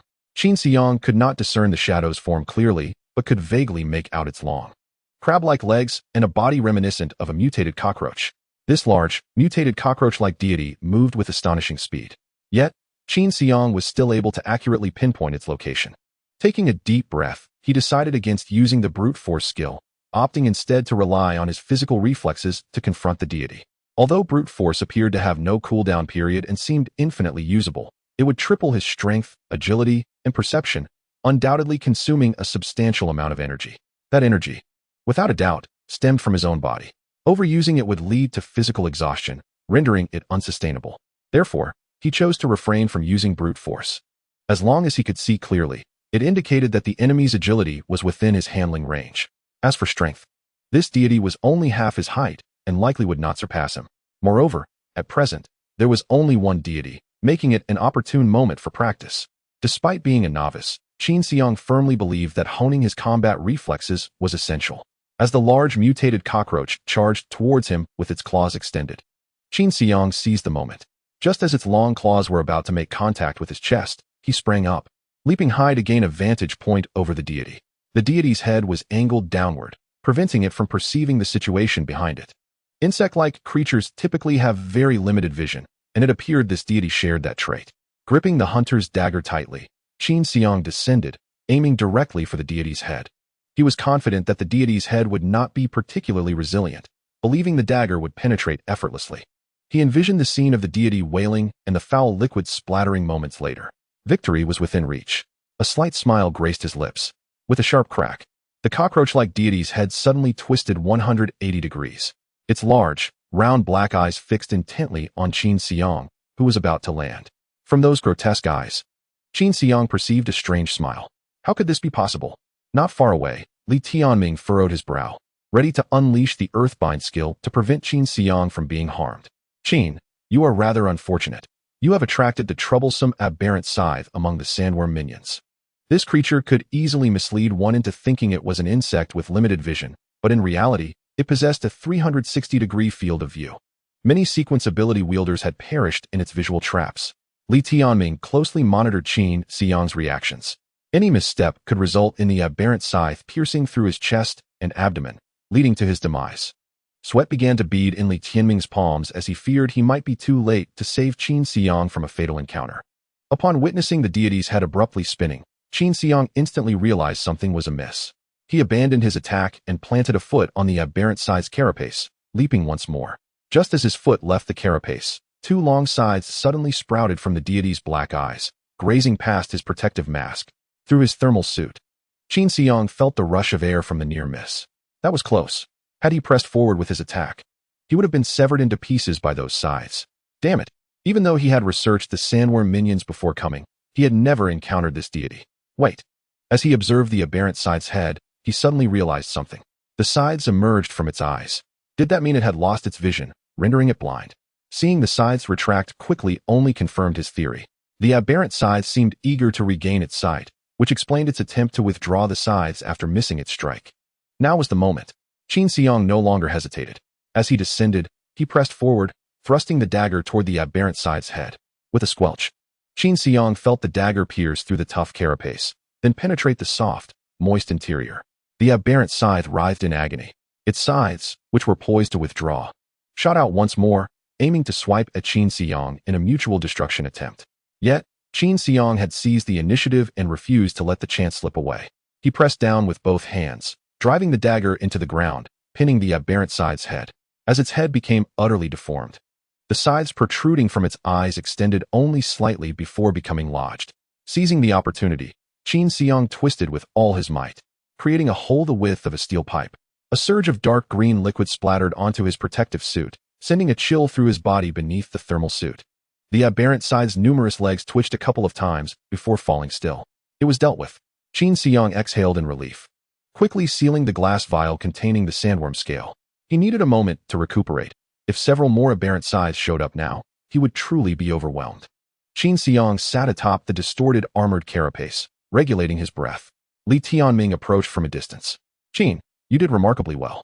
Thank you. I appreciate Principal Li's efforts in safeguarding me. While Qin Xiang took a moment to rest, he did not forget to express his gratitude to Li Tianming. He was acutely aware that during the critical moment, Li Tianming had indeed been prepared to assist him. Li Tianming smiled. Qin, for your first hunt of a deity, managing to defeat the distorted armored carapace truly exceeded my expectations. It was merely luck, Qin replied.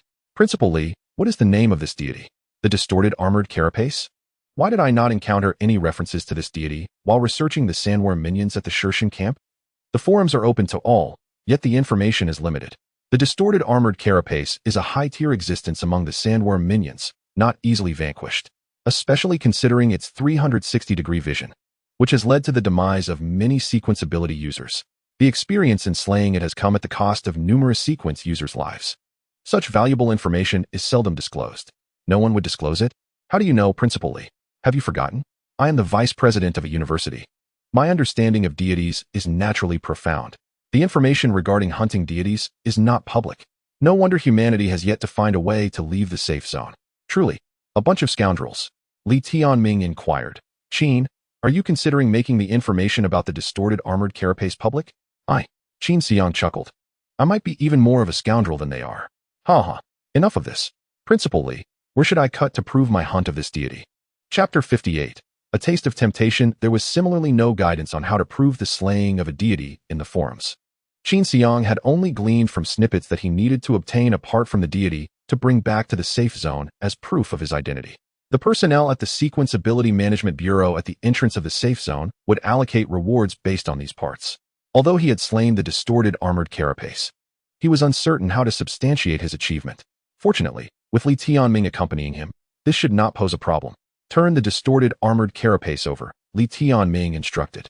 After Qin complied, Li pointed to a circular piece of armor at its core. Do you see the circular piece? Cut it off and take it back. It will serve as proof of your hunt. Every deity possesses such a circular piece. This is your evidence of slaying the deity. Qin Xiang used the deity hunting dagger to cut along the circular piece, inadvertently extracting a fair amount of flesh and blood. As he was about to clean it away, Li Tianming stopped him. Do not remove this flesh and blood. The personnel at the safe zone entrance will assess its freshness to determine if you cheated. They will clean the flesh and blood from the circular piece and dispose of it, only taking the circular piece. Upon hearing this, Qin Xiang suddenly understood. He had previously wondered why there were so many remnants of deities in the trash bins outside the safe zone. Now it made sense. What is the value of this circular piece in terms of hunting points? Qin Xiang inquired. Li Tianming held up 6 fingers. 6 hunting points. So many. Qin was taken aback, having thought that slaying a deity like the sandworm minion would only yield a single point. Indeed, it is quite substantial. How is this point value determined? Examine the circular piece closely. Li Tianming wiped off the dark green fluid from the circular piece, pointing to a circular indentation. This ring represents 5 points, and this linear groove represents 1 point. In total, 6 points. Qin Xiang looked puzzled. How is this point standard established? It is derived from practical combat experience. The Management Bureau discovered that a deity with a circular piece is approximately 5 times more difficult to hunt than one with a single groove, hence the established exchange standard. I see. Qin Xiang opened his backpack and carefully stored the precious circular piece. With 6 points, if he operated solo, it would double to 12 points. Although he was uncertain what this meant, 12 points certainly sounded impressive. He must secure it well to prevent theft. Seeing his cautious demeanor, Li Tianming added, "You need not worry about others stealing the circular piece. Your hunting dagger bears your essence, and so does the circular piece. Even if someone were to steal it, their essence would merely overlay yours. According to the Management Bureau's regulations, the rewards are allocated to the original essence's owner." Ah, that sounds quite reasonable. Well then, you may continue. Indeed, Qin Xiang opened the bottle of sandworm scales, resuming his vigilant wait. However, in addition to keeping a keen eye on the front, he began contemplating the massive deity's corpse. If I consumed the entirety of this gigantic deity's remains, it would surely elevate my strength immensely. The thought excited him greatly. Without hesitation, he set to work. First, he severed the distorted armored carapace's small leg, reminiscent of a crab. "Qin, what are you doing?" Li Tianming queried. "Oh, just passing the time." Naturally, Li Tianming was oblivious to Qin Xiang's intentions. Not spotting any sandworm minions for the moment, he decided to let him be. Qin Xiang then cut off the joint of the small leg, examining the remaining segment. After hollowing out the flesh, he realized it could serve as a makeshift straw. He gazed at the abdomen of the distorted armored carapace, where the flesh had been excavated, revealing a pool of dark green fluid flowing forth. He scanned the desolate surroundings, confirming no deities were nearby. Then, he opened a gap in the mask of his frost-resistant suit. A gust of icy wind rushed in, causing Qin Xiang to shiver. It is truly cold outside the safe zone. The flesh of sequence ability users cannot withstand such chill. After acclimating to the biting wind, Qin Xiang resolved to craft that straw quickly. Otherwise, the fluid within the distorted armored carapace might freeze. He grasped the segment of the small leg and sucked hard, drawing all the flesh into his mouth. It tastes somewhat like crab meat. Having tasted raw drunken crab in his previous life, he found the leg meat's texture smooth and tender, resembling that of the small leg. After swallowing, a warm sensation surged through his body, bringing him comfort. Not bad. He promptly inserted the hollowed crab leg into the body of the distorted armored carapace, fervently sucking up the fluid within. Indeed, in this cold weather, it had already begun to freeze. However, Qin Xiang was not deterred. Everything is for the sake of becoming stronger. Becoming stronger is not something to shy away from. With the fluid entering his body, it immediately transformed into energy, enhancing him, ensuring that no matter how much deity remains he consumed, he would not feel bloated. After sucking for about a minute, the fluid was nearly depleted. Qin Xiang glanced inside the distorted armored carapace and noted that most of its interior was filled with fluid, with only a small amount of flesh remaining. The majority of the energy had been absorbed by him. Next, he inserted the straw back into the corpse of the distorted armored carapace and poured in some sand. Aside from me, surely no one would dare to tamper with a deity's corpse? Qin Xiang contentedly let out a burp, wiped the juices from the corners of his mouth, and then sealed the visor of his frost-proof suit, lazily leaning against the shell of the distorted armored scythe. He felt stronger once again.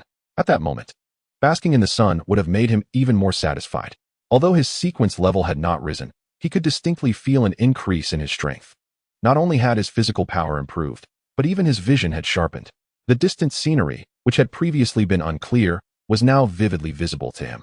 Li Tianming, not far away, was unaware of what Qin Xiang had been up to. He thought Qin had suddenly regressed to a childlike state, playing joyfully by himself. He could not discern whether Qin was mature or childish. After a brief respite, Qin Xiang suddenly heard a rustling sound. It seemed that another sandworm minion was approaching. He immediately rose, assuming a combat stance, calmly preparing to face the incoming adversary. Qin Xiang was confident that if another distorted armored scythe were to appear, he would easily handle it. Thanks to his enhanced vision, he spotted a deity approaching from afar. Was that a Longfoot worm? A smile crept across Qin Xiang's lips. The soft target he had anticipated had finally arrived. A thrilling hunt awaited him. Chapter 59. Sequence Level 3. If the distorted armored scythe was a superior among the sandworm minions, then the Longfoot worm was akin to the mud beneath the soles of their feet, a lowly existence. No being was weaker than the Longfoot worm. They possessed neither robust defenses nor fierce offensive weapons, lacked lethal toxins, and were devoid of cunning intellect.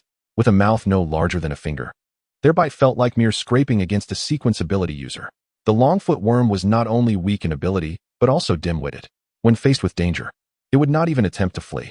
The Sequence Ability Management Bureau had even considered reducing or entirely eliminating the hunting points for Longfoot worms. Yet, they ultimately decided against this course of action. Because of their frailty, Longfoot worms often latched onto more powerful deities. The presence of a Longfoot worm signified the arrival of a formidable enemy. The risks involved in slaying them were considerable. Additionally, the Longfoot worm remained a deity, impervious to harm from ordinary individuals. Only a sequence ability user could strike it down. Being a deity, it warranted respect. Thus, the Sequence Ability Management Bureau continued to grant hunting points for Longfoot worms, encouraging sequence ability users to bravely hunt down deities. However, the Bureau had never anticipated a shameless act like Qin Xiang's, luring sandworm minions with a sandworm scale. The Longfoot worm was drawn to a new master, thus not joining forces with other powerful deities. A great swarm hastened toward the source of the sandworm's scent. Qin Xiang beamed at the mass of Longfoot worms. Nearly bursting into laughter, Li Tianming, not far off, was taken aback. This kid was extraordinarily lucky. The Longfoot worms before them numbered in the hundreds. Was he about to soar to new heights?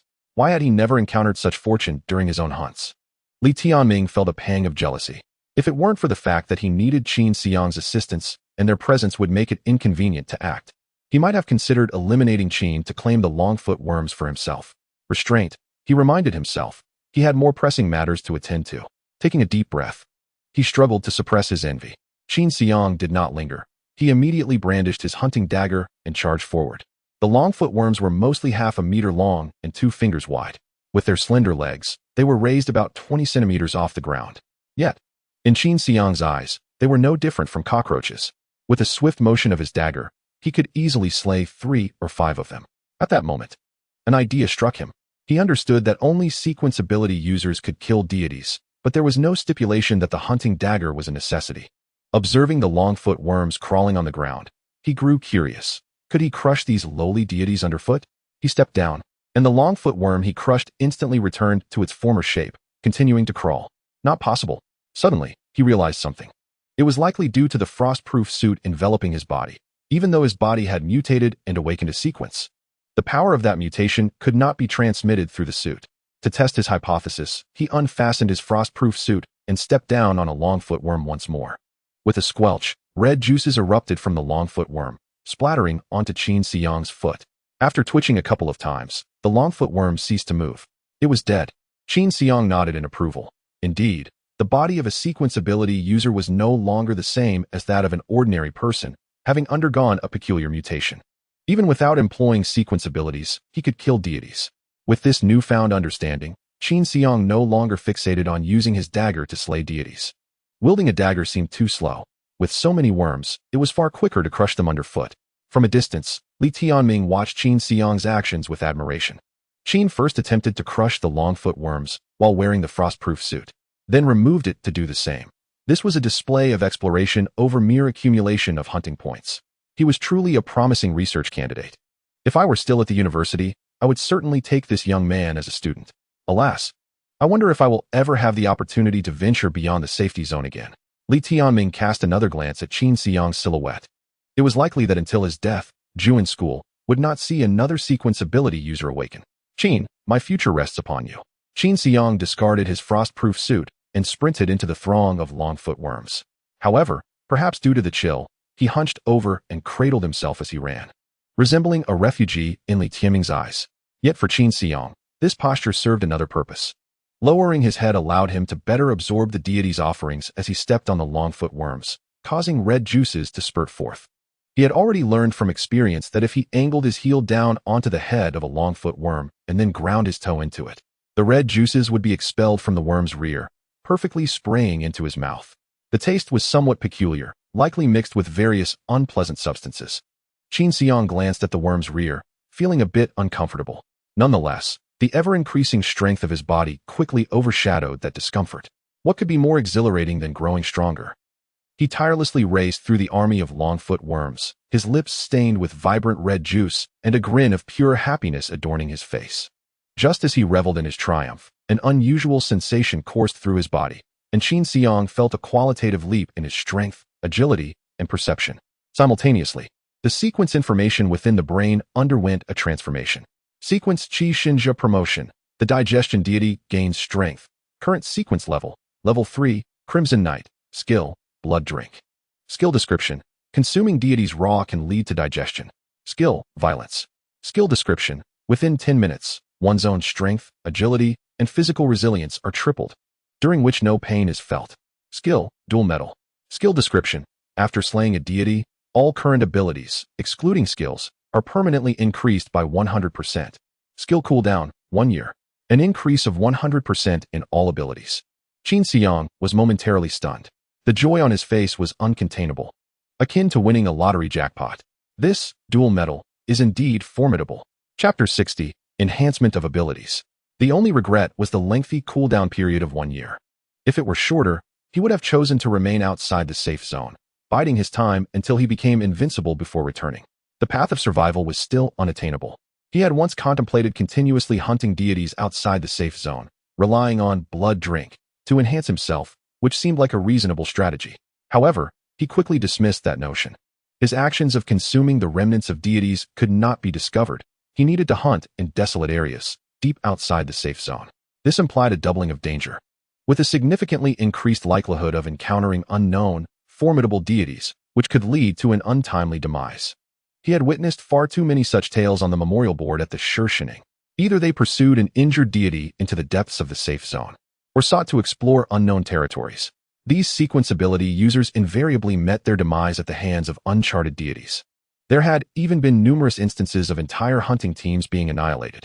Qin Xiang believed that while he was strong, his strength was limited. He had yet to reach a level where he could navigate the dangers outside the safe zone with ease. Compared to the constant threat of losing his life, it was far safer to engage in cunning games within the confines of the safe zone. He glanced once more at the dual metal, his heart brimming with joy. An increase in strength by a factor of 2. Alas, how often does life align with one's desires? He decided to utilize it without delay. After re-examining the skill description, he realized that it would double his current abilities. A thought struck him. If he activated violence, his current power would be 3 times that of usual. Then, by employing dual metal, could he potentially achieve a 6-fold increase? 6-fold. How immensely strong would that make him? Qin Xiang swallowed hard. He glanced at the few remaining Longzhu Weichong, contemplating that his harvest for the day was nearly sufficient. Once he cleared these crawling deities, he could prepare to return to the safe zone. Given this, the opportunity to use violence might not arise, alleviating concerns regarding his consumption. He decided to test it. Activating violence, he then engaged dual metal. Targeting a Longzhu Weichong, he stomped down. With the enhancement from his sequence level and violence, his foot sank into the ground to a depth of half a palm's width. The Longzhu Weichong had no time to struggle before its demise, departing without suffering. Following this, Qin Xiang felt a surge of formidable power coursing through him, enhancing his abilities in every aspect. His ears could capture the movements of Longzhu Weichong from all directions. His eyes could discern every fine hair of a Longzhu Weichong 10 steps away.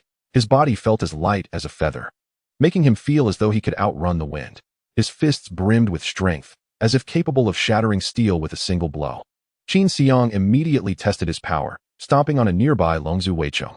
His lower leg sank into the ground. Qin Xiang was exhilarated. Power. This was absolute power. Meanwhile, not far off, Li Tianming furrowed his brow. Did I just experience a hallucination? How could it seem as though a phantom appeared when Qin moved his foot? Yet, given my sequence level, my perception and vision are remarkably sharp. If even I cannot clearly capture his movements, could it be that he has reached sequence level 4? No, that cannot be. If he were sequence level 5, why would he seek me out as a guarantor? He could easily handle the deities alone. Furthermore, reaching sequence level 5 necessitates hundreds of vials of sequence potions, which he could never procure. Perhaps I am merely fatigued. My vision is likely blurred. I must quickly clear my mind to ensure I can respond in time should he encounter danger. With this thought, Li Tianming removed his mask. Feeling the cold wind wash over him, a shiver ran through him, and he suddenly felt alert again before closing the mask once more. Looking at Qin Xiang, he noticed that his movements appeared unchanged from before. Indeed, it was merely his eyes playing tricks on him. Meanwhile, Qin Xiang felt somewhat disheartened, as he realized that with the conclusion of the violence skill, his strength and agility had diminished slightly. However, it was not as drastic as before, where he had lost 2/3 of his power and agility. He estimated that he had only lost about 1/3. This meant that after using the dual metal, his strength and agility were approximately quadrupled compared to before. He calculated again, grasping the nature of this change. If initially his strength was 1 unit, activating violence raised it to 3 units, and then activating dual metal increased it to 6 units. However, once violence ended, the previous enhancements faded, and he lost the 2 units gained from violence, leaving him with 4 units. He had expected a 6-fold increase, but ultimately achieved a 4-fold enhancement. Nevertheless, Qin Xiang felt satisfied. It was far more gratifying than a mere doubling of strength. He controlled his speed and power carefully, ensuring Li Tianming did not suspect anything amiss, and proceeded to eliminate the remaining Longzhu Weichong. Afterward, he promptly sealed the black glass container holding the sandworm scales, preparing to tally his gains. The ground was strewn with remains, enough to keep him occupied for a while. Qin Xiang donned his frost-resistant suit, retrieved the deity hunting dagger, and began to harvest the circular shells. Due to limited backpack space, he was particularly meticulous during the process, retaining only a small amount of flesh and blood, sufficient for the regulatory personnel to ascertain that the creatures had perished today. Observing Qin Xiang's industrious figure, Li Tianming felt a burning jealousy. He had never encountered such a plethora of seemingly dim-witted Longzhu Weichong appearing in mass. Typically, encountering a dozen would be considered fortunate. Yet Qin Xiang had stumbled upon an entire army of Longzhu Weichong. A rough count revealed no fewer than 500. 500 Longzhu Weichong equated to 500 hunting points.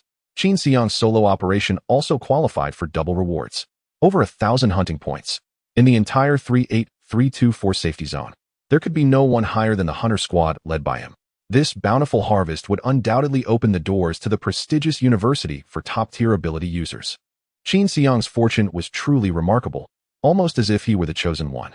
Li Tianming had already devised a plan to ensure he could extract a hefty profit from Qin Xiang upon their return. He certainly could not let this wealthy individual slip away. Meanwhile, Qin Xiang remained blissfully unaware of Li Tianming's envious glare, lost in the euphoria of his abundant gains. As he placed the last piece of circular armor into his bulging backpack, he was relieved that the circular armor from the long-legged worm was considerably smaller than the deformed scythe. Otherwise, his large backpack would have struggled to accommodate it. To create more space, he held the deformed scythe's circular armor in hand for the journey back. With a heavy backpack on his back, he listened to the howling cold wind outside his mask, a smile gracing his lips. The wind today was particularly boisterous. Chapter 61. Hunter points. With his backpack slung over his shoulder, Qin Xiang walked alongside Li Tianming towards the safety zone.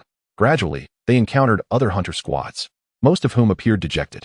Their harvest had been meager, yielding only 7 points, averaging just over 1 point per person among the 5 of them. Rumors had circulated about a large swarm of sandworm minions emerging from their safety zone, enticing many to flock here, only to find not a single shadow of the sandworm minions. In fact, the deities hunted were even fewer than before. It was unclear who had spread such a deceptive rumor, which was indeed harmful. At this rate, how long would it take to earn enough to pay off their mortgage? Do not worry, one of the hunters reassured. Those who came to take advantage of the situation will leave once they fail to see the sandworm minions. Everything will return to normal then. Listening to the disheartened comments from the nearby hunter squad, Qin Xiang stifled his grin with great effort, for he felt incredibly invigorated by this hunting expedition. The misfortunes of others only amplified his joy. The joys and sorrows of humanity seldom intersect, and sometimes joy is built upon the suffering of others. Observing Qin Xiang struggling to contain his laughter, Li Tianming, in his capacity as a mentor, remarked, "Qin, such schadenfreude does not bode well, does it not?" Qin Xiang raised an eyebrow. "Principal Li, are you suggesting that I still have a chance to be a good person?" Li Tianming shot him a glance, but offered no reply. Indeed, did Qin Xiang still have a chance to be a good person? Goodness seldom thrives in the safety zone.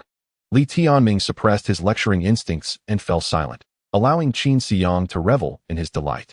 Whoever claimed there were abundant sandworm minions here had misled them. After traveling such a distance, how was it possible that not a single one was seen? Not only their squad, but none of the other hunter teams that arrived alongside them had encountered any. Perhaps the sandworm minions had already migrated to another area. Tomorrow, they could explore the adjacent 54,320 safety zone. Perhaps unexpected gains awaited them there. Very well. If we still cannot find any sign of the sandworm minions in 5 or 6 days, we shall return. The hunter squads passing by Qin Xiang were all sighing. Seemingly none had achieved satisfactory results. Qin Xiang strode confidently alongside Li Tianming back into the protective iron gate of the safety zone. A long line of ability users was forming near the safety zone exit, seemingly waiting to submit their circular armor for assessment. The two remained silent, with Li Tianming seemingly lost in thought, while Qin Xiang took advantage of his keen senses to eavesdrop on nearby conversations. "Captain John, we managed to hunt 10 points worth of circular armor today, which seems decent." "Yes, we initially thought it was not very successful, but upon observing the other squad's yields, most garnered less than half of ours."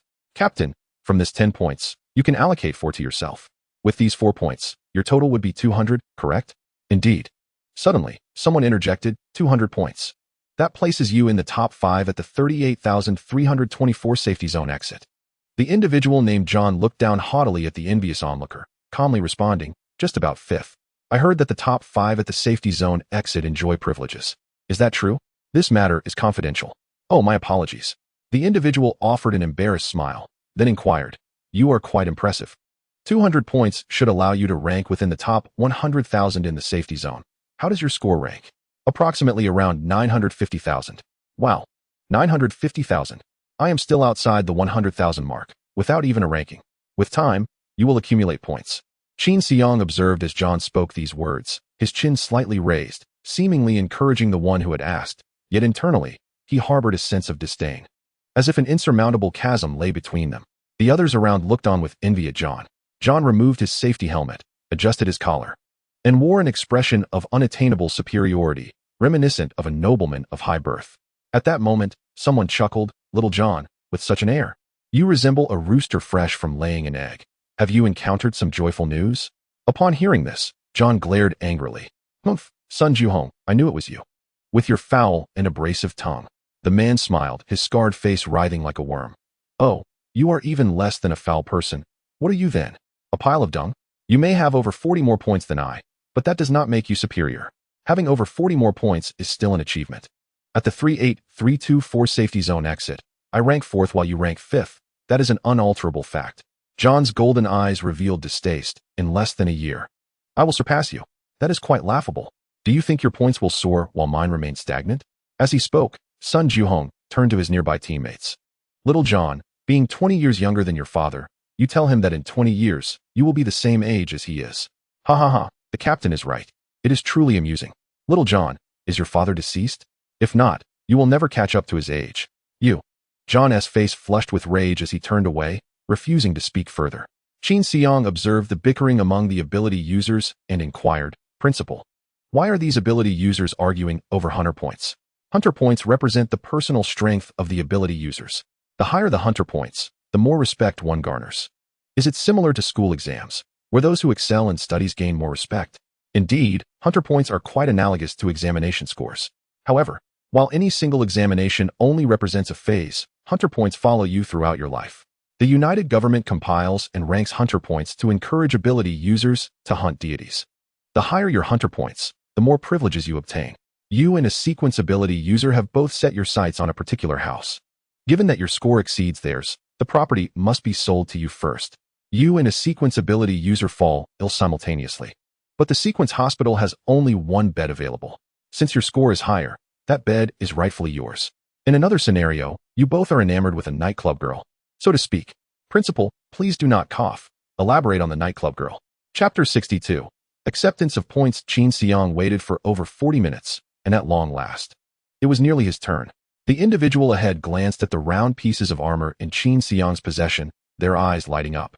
Young man, you and your companion have managed to acquire 6 points. That is quite a feat. Indeed, the number of people here has surged recently, after a brief outing.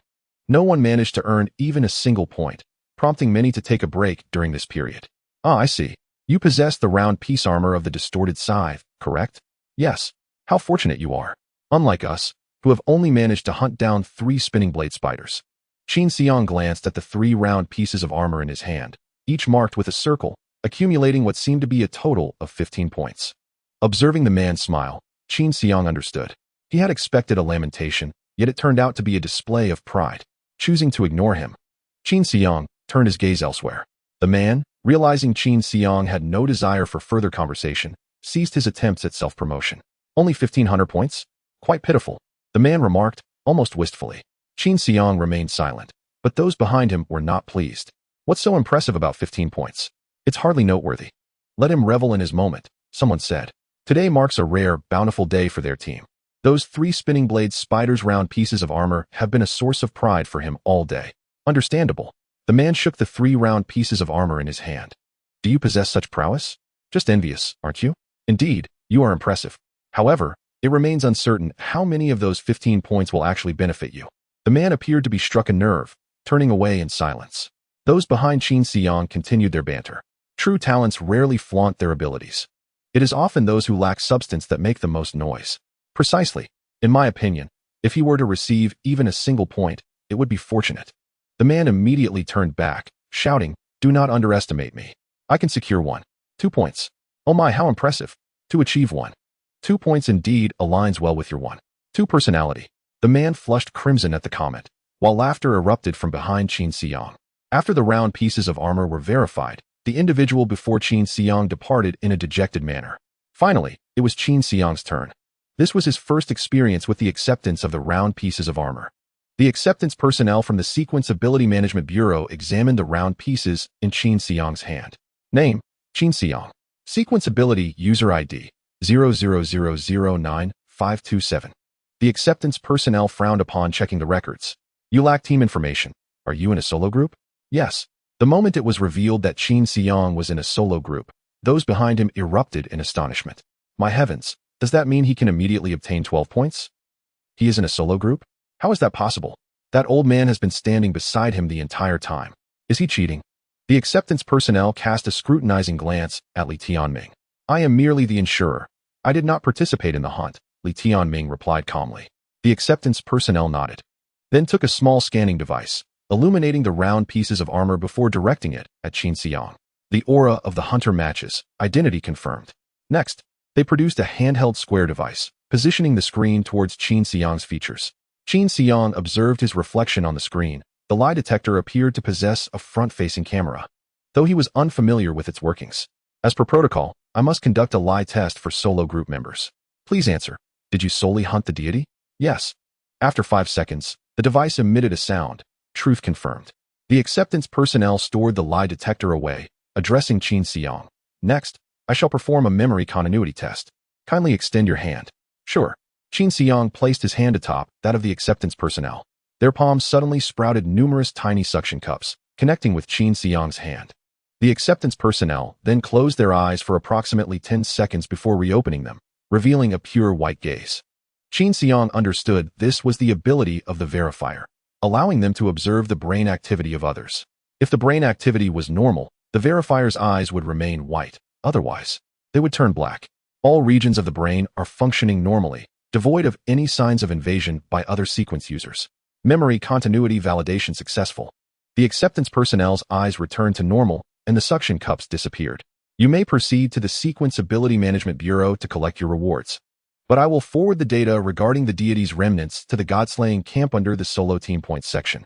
Should valid reports arise, your rewards will be revoked, and you will face consequences. Understood.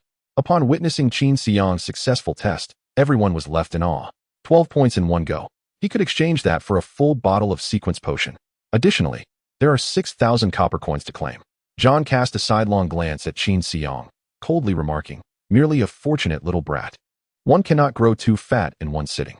Sun Juhong smiled, lightly touching the corner of his mouth, saying little else, though his expression was rather frivolous.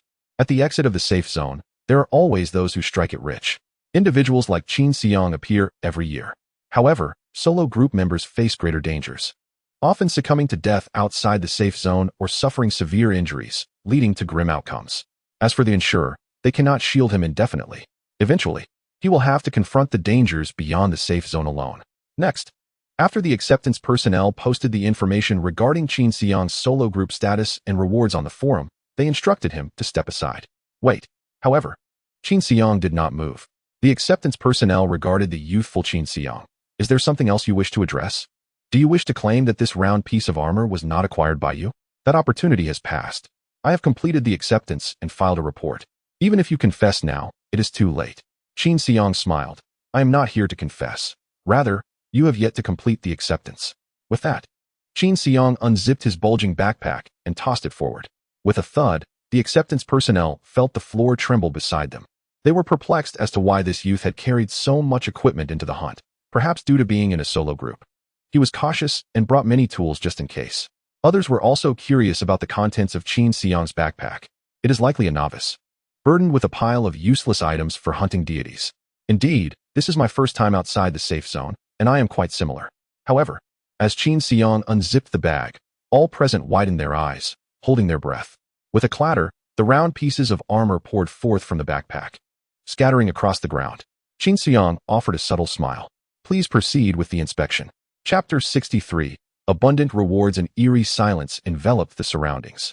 After a moment, someone finally reacted. Realizing that the numerous round pieces of armor were the handiwork of this young man, Qin Xiang, John immediately remarked, "You cunning little trickster. You're as sly as a black-footed fox, more devious than the gods lurking in the shadows. Where on earth did you pilfer so many round pieces of armor?" Sun Juhong, who had just been arguing with John, joined forces with him. "What methods did you employ? How could you possibly acquire such a vast number of round pieces of armor?"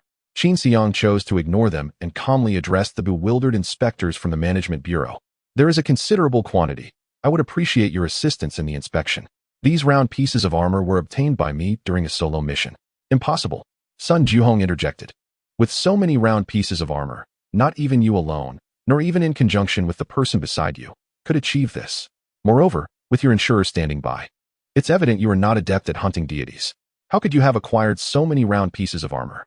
You must have employed some method that contravenes the regulations of the United Government."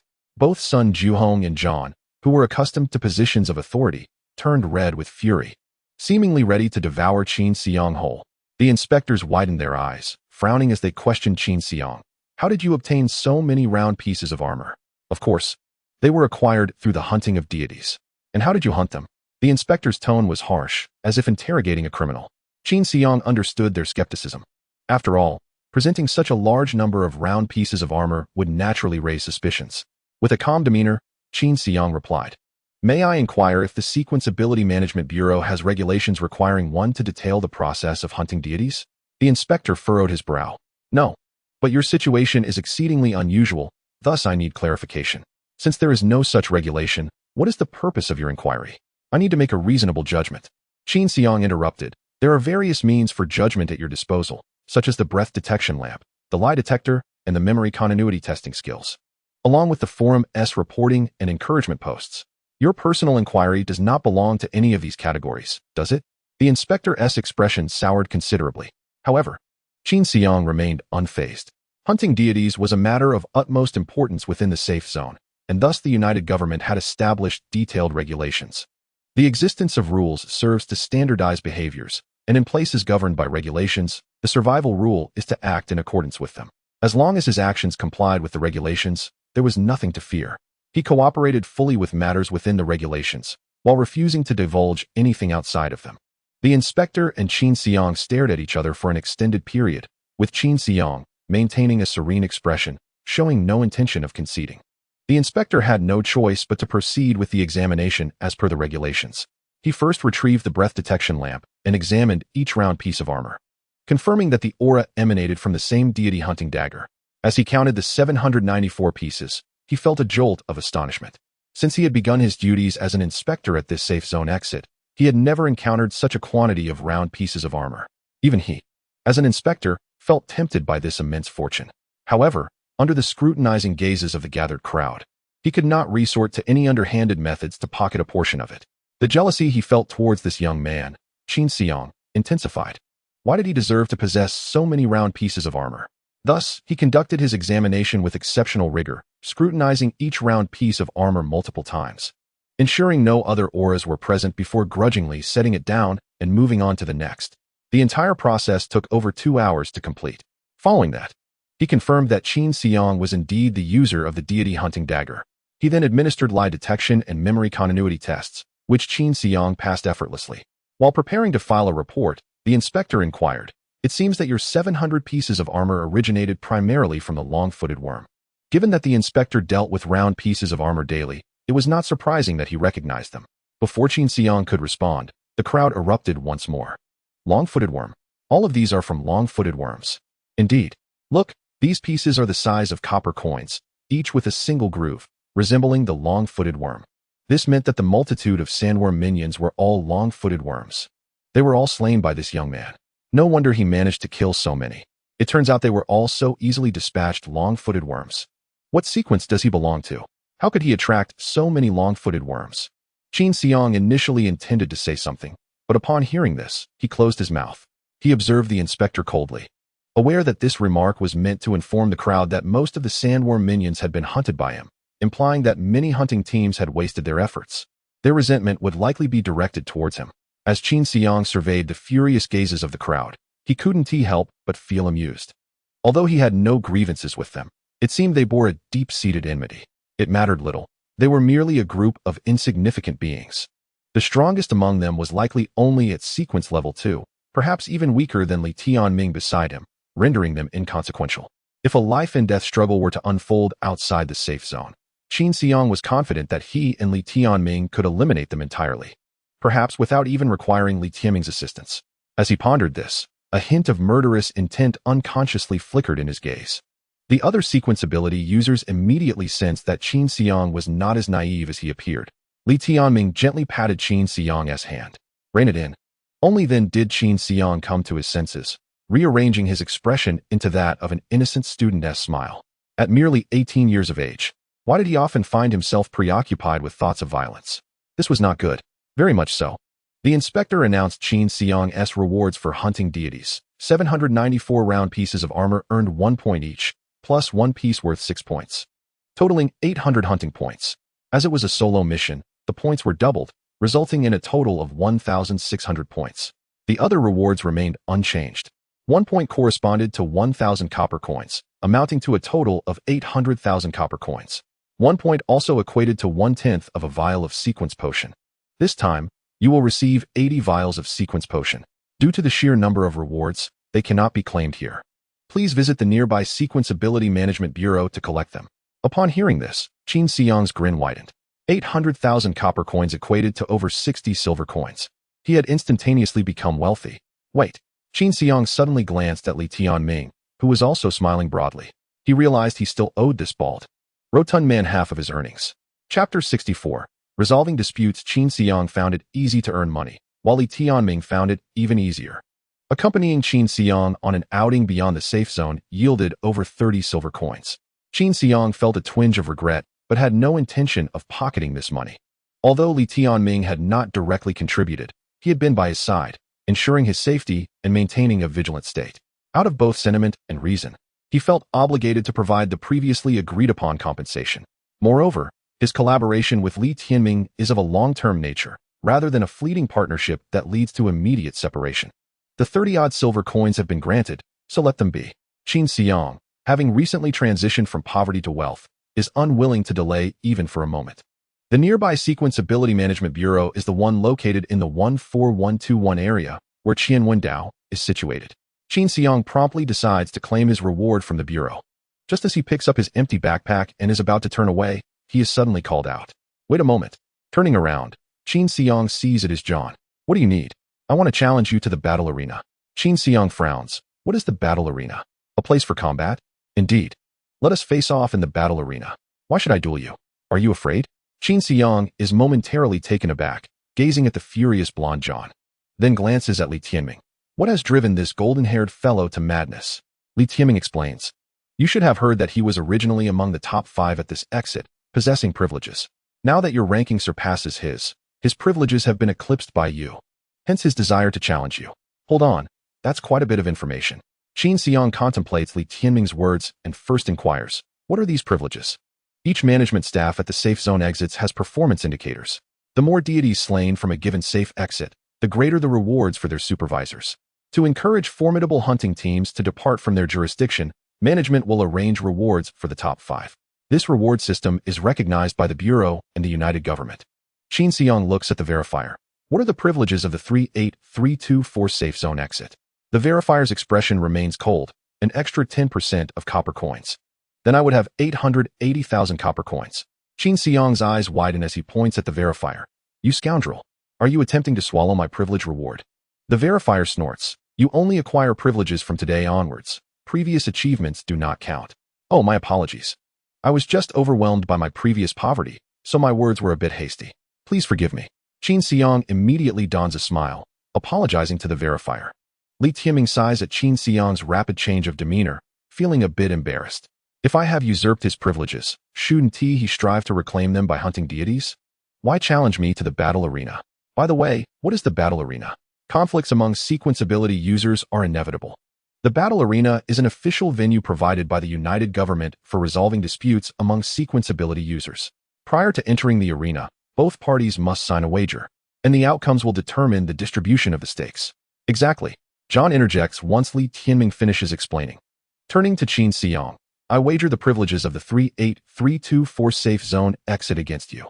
Are you out of your mind? Why would I wager with you? John grits his teeth. I'll give you 1 silver coin. Forget it. Such a paltry sum does not interest me. If I lose, I shall provide you with a vial of sequence potion. I have 80 vials, so what difference does one make? I will follow your orders for 2 years. I'm rather busy and have no time to keep a dog. John is exasperated. He must reclaim his privileges, not only for the money but also for his standing. The most scorned among sequence ability users at the safe zone exit are those who once held privileges but were usurped. Moreover, being displaced by a mere luck-driven novice is particularly humiliating. However, Qin Xiang has no intention of facing him in the battle arena. No matter how much he pleads, it is futile. After all, his sequence ability is not that of a mere shadow assassin. If his true nature were to be exposed in the arena, it would be a loss beyond measure. Just as he prepares to leave, John blocks his path and states emphatically, I just checked. You belong to the shadow assassin sequence. If I lose, I will give you a hunting deity tool, the blind blade. The blind blade? I have no need for it. Before Qin Xiang can refuse, Li Tianming pulls him aside. Whispering in his ear, he advises, this is a valuable item. You should accept his challenge. How valuable? So precious that money cannot procure it. What could possibly be beyond the reach of money? Qin Xiang is somewhat skeptical of Li Tianming's claims. In his understanding, those with wealth possess everything, aside from troubles. Li Tianming continues. Hunting deity tools are crafted by sequence ability users specializing in forging. You should know that not all sequence ability users are motivated by wealth. Such powerful tools. Why have I never heard of them in the God-slaying camp? Li Tianming chuckles. Those qualified to possess hunting deity tools are unlikely to disclose information on public forums like the God-slaying camp. This implies that his perspective is still limited? It seems that the forum is of little utility. At least, for Qin Xiang at present, it fails to meet his needs. To attain a broader perspective, he must ascend to a higher platform. Qin Xiang yearns even more for the sequence ability university. Although hunting deity tools are appealing, he cannot accept them. He cannot expose the fabrication of his sequence for the sake of a weapon. Just as he is about to decline, Li Tianming whispers again, you need not worry. In the battle arena, there are no spectators. Only the 2 of you are present. Whatever transpires remains unknown. Why is that? Each sequence ability user harbors their own secrets and prefers not to disclose them to others. In accordance with the requests of sequence ability users, the United Government has established a completely confidential battle arena. How then are the outcomes determined? Upon entry, a surrender bracelet is provided. A user can tap it 3 times to indicate surrender. Once one party surrenders, the battle ends, and the victor may claim the wager. Qin Xiang nods, finding this arrangement very reasonable. If only the 2 were present, they might surrender in the arena, but later refuse to acknowledge it off the stage. However, the matter of surrender is not what truly concerns Qin Xiang. He quietly inquires, if I were to kill him, Would there be any repercussions? None. Once in the battle arena, life and death are at your own risk. Qin Xiang's eyes light up. No repercussions for murder? Now he feels invigorated. Chapter 65. Onward to the battle arena. Noticing the glimmer in Qin Xiang's eyes, Li Tianming understands what this young man is calculating. He looks at John with sympathy. Poor John may merely wish to defeat Qin Xiang and reclaim his privileges at the safe zone exit. Yet Qin Xiang has set his sights on John's hunting deity tool and additionally seeks to claim his life. Li Tianming is aware that Qin Xiang's sequence is peculiar.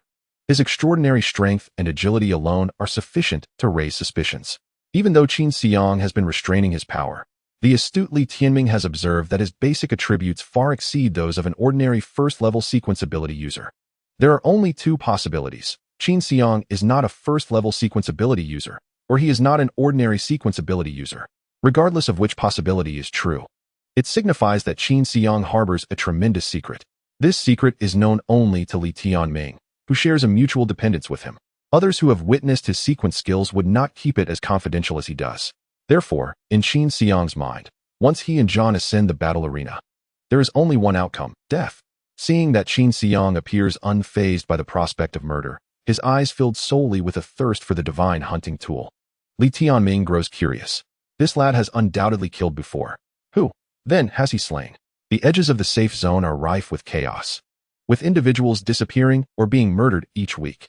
Li Tianming is uncertain, yet this is of little consequence. He chuckles to himself. Who among them has not taken a life? Qin Xiang knows he can strike freely in the battle arena and immediately fixes his gaze on John like a ravenous wolf eyeing its prey. Do you truly possess the divine hunting tool?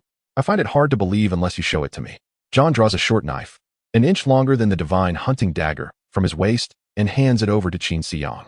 As Qin Xiang grips the blind knife, he instantly feels his internal strength connecting with the blade. It seems as if the knife is a part of him. This is the blind knife. If you cut a deity with it, within a minute, that deity will enter a state of blindness. Qin Xiang licks his lips. Indeed, it is a remarkable item. How long will the deity remain blind? This depends on the deity's size. The smaller the deity, the longer the blindness lasts. For the long-legged worm you have hunted, it will likely be blind for about 5 minutes. 5 minutes? That long? Qin Xiang had thought the weapon's attached skill could only control for a few seconds. He never imagined it could last for 5 minutes. A treasure. A gem among treasures. Qin Xiang's gaze seems entranced by the blind knife, unable to shift away.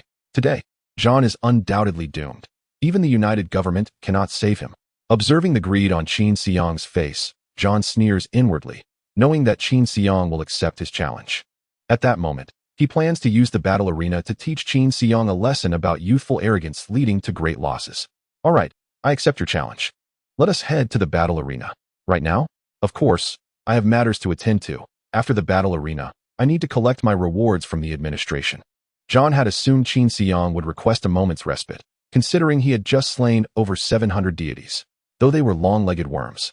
Chasing and killing so many is no trivial task. Yet, Qin Xiang does not wish to rest, which suits John's intentions perfectly. Very well. Let us proceed to the battle arena. How do we get there? Shall we walk? Taking the bus is the fastest. All right, then let us go. Principal Li, could you cover my fare? Li Tianming scoffs. I have no money left. Since John is taking you to the battle arena, let him cover your fare. Stingy. I will give you over 30 silver coins, and you won't even part with 10 copper coins for fare? John, unwilling to waste time on the fare, interjects. I will cover both your fares. Now, let us go. Ah, thank you, Brother John. Upon hearing that John and Qin Xiang were heading to the battle arena, others expressed interest and wished to follow. Aren't we supposed to go hunt deities? Aren't we going anymore? Hunt what? That lad has already slain over 700 long-legged worms. How many deities could possibly remain outside? We might as well go watch the spectacle. Exactly. Deities can be hunted any day. The nearby battle arena hardly opens once a month. How can you not distinguish between priorities? Is there really such joy in simply watching? You speak nonsense. If watching is not interesting, then what is it? A large group of sequence practitioners surged toward the bus station. When the bus driver arrived at the 38324 safe zone bus stop, he was bewildered. Since the establishment of the safe zone, he had never seen so many people waiting to board. For a moment, he felt as if he had returned to the days before the apocalypse. A throng of office workers crammed into the bus. Yet, upon seeing that all the passengers were clad in anti-freeze outfits, he was swiftly reminded of reality. These were all sequence practitioners. With so many sequence practitioners, where could they be heading? The bus was filled to capacity. Some passengers, unwilling to wait for the next bus, even paid their fare and climbed atop the vehicle. One sequence practitioner, utilizing the sequence ability suction cup, adhered to the underside of the bus, claiming that space for himself. The bus driver, with a full load, departed. Those sequence practitioners left behind looked at those perched on the roof with disdain. It only takes 20 minutes for a bus ride. What will change if we wait a bit? Do you really think the battle arena will conclude in 20 minutes? Absurd. Driver, we are all heading to the battle arena. Just drive straight there. Understood. Due to the crowd, and with no one disembarking, the bus driver did not stop at other stations. Upon arriving at the battle arena stop, all passengers swiftly disembarked. The bus driver gazed at the empty cabin as if he had entered another world. John and Qin Xiang walked at the forefront of the crowd. Qin Xiang, unfamiliar with the route, relied entirely on John's guidance. However, the location of the battle arena was quite conspicuous. After walking for about a minute from the bus stop, they arrived. John pointed to a dark square building and said, "This is the battle arena. Why is there not even a light? Typically, no one comes here. So to save electricity, the lights are not turned on." Very well. John approached and knocked on a small door on the dark building. "Who is it?" "We have come to resolve matters at the battle arena." "Oh, please wait." After about a minute, a voice responded, and suddenly, all the lights illuminated, revealing a brightly lit interior. Qin Xiang then noticed that the surface of the dark building shimmered with a spectrum of colors. However, the colors were not pure. They carried an underlying darkness, much like a soap bubble at dusk. A uniformed individual emerged, holding an electronic tablet. The person yawned and asked, "I am the administrator of the battle arena. Who wishes to resolve matters?" "We both do. Please fill in your information here. Press your thumbprint, leave your divine hunting dagger, and state your wager to ascend to the arena." The administrator, seemingly disinterested in further conversation, succinctly conveyed all the requirements at once. After Qin Xiang and John completed the forms, they returned the electronic tablet to the administrator. After confirming the information, the administrator produced a remote control from his pocket and pressed a button, causing a door to open in the building. He then retrieved 2 wristbands and placed them on the right wrists of Qin Xiang and John. "The arena is right there. According to the laws of the United Government, your competition in the battle arena is completely confidential. If either party concedes, simply tap the wristband 3 times with your left index finger, and the contest will end. On the arena, life and death are your own responsibility. You both just signed the agreement on the tablet and should be aware of this. Once the door closes, the battle will commence. Now go in." "All right." Eagerly, Qin Xiang stepped into the arena. John let out a cold laugh and followed closely behind. After both entered the grand door, it closed once more. Looking back at the spot where the door had just opened, there was not a single gap, as if a door had never existed. At that moment, outside, Sun Juhong chuckled, "That kid is bound to lose." Why? Both John and he belonged to the Shadow Assassin sequence, but John's sequence level was 2, making it easy for him to defeat his opponent. "No wonder you say that." A twisted smile emerged on Sun Juhong's scarred face. Moreover, John entered with a blind knife. There are no regulations against bringing weapons into the battle arena. A blind knife? Isn't that a hunter's artifact? Does it work on sequence ability users as well? Of course, didn't you know such a simple thing? Skills effective against humans may not work on deities, but skills effective against deities are equally effective on humans. With the blind knife, Qin Xiang will surely lose. Sun Juhong then turned to Li Tianming and asked, "Buddy, are you ready to send that kid to the hospital?" Li Tianming glanced at Sun Juhong, who wore a face of schadenfreude, and said nothing. "To the hospital? It's not that complicated. A direct funeral will suffice." "Oh wait, John isn't from Huagua. They don't have funerals like that. It seems they prefer a priest and a ceremony." Noticing that Li Tianming was ignoring him, Sun Juhong ceased his futile attempts at conversation, snorted, and quietly awaited the news of John's victory. Once Qin Xiang and John entered the door, they discovered only a square room inside, completely empty. The 4 walls, ceiling, and floor were covered with a white, plastic-like material, the nature of which remained unknown.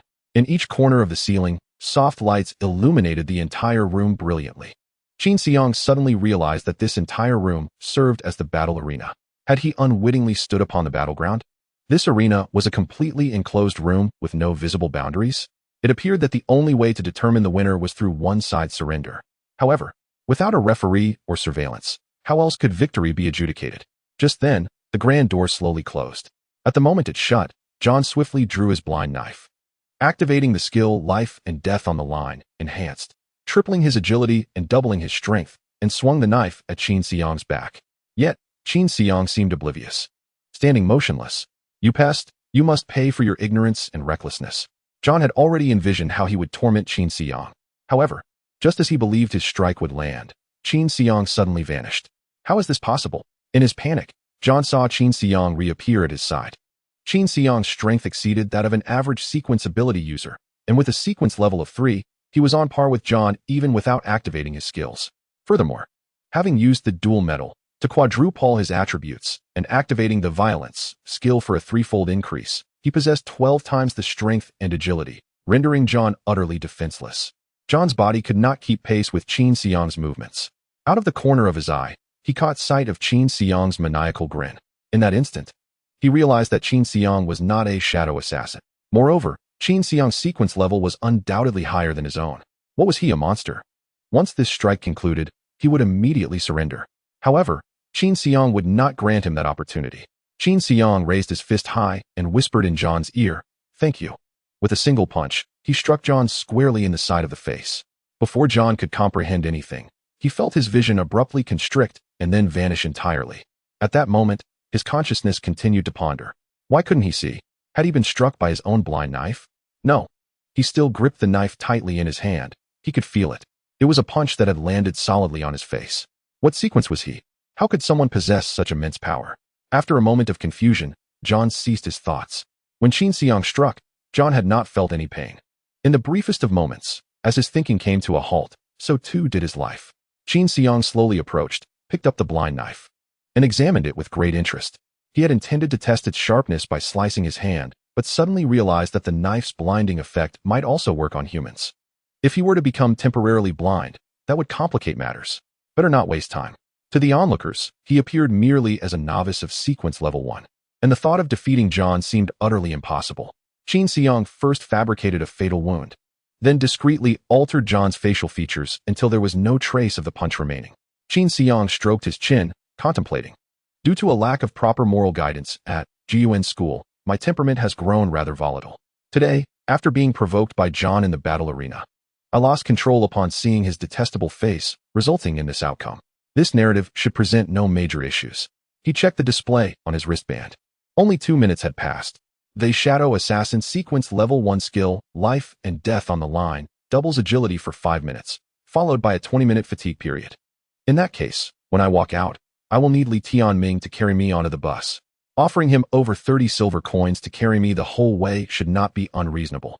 Chapter 67. Disgusting. The grand door of the battle arena slowly opened once more. Others were taken aback. Had it been just a few minutes? Had it been resolved so quickly? Had John already defeated that kid? He had explicitly stated he intended to torment him for a while. How could it end in merely 3 minutes? Perhaps he felt that teaching the kid a lesson was sufficient and did not need to go overboard. If I had known it would end so quickly, I wouldn't have come.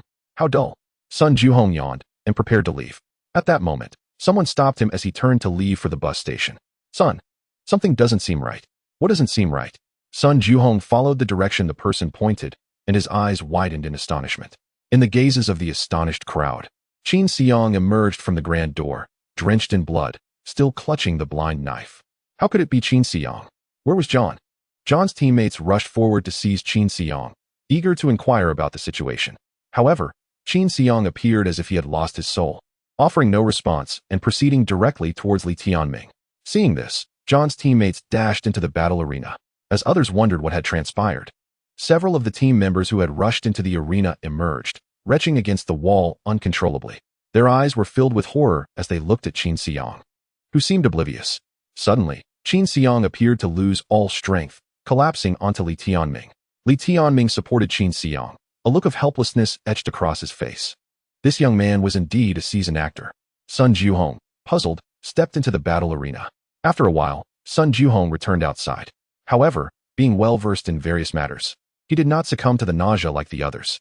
His form trembled slightly, and after casting a glance at Qin Xiang, he quickly averted his gaze.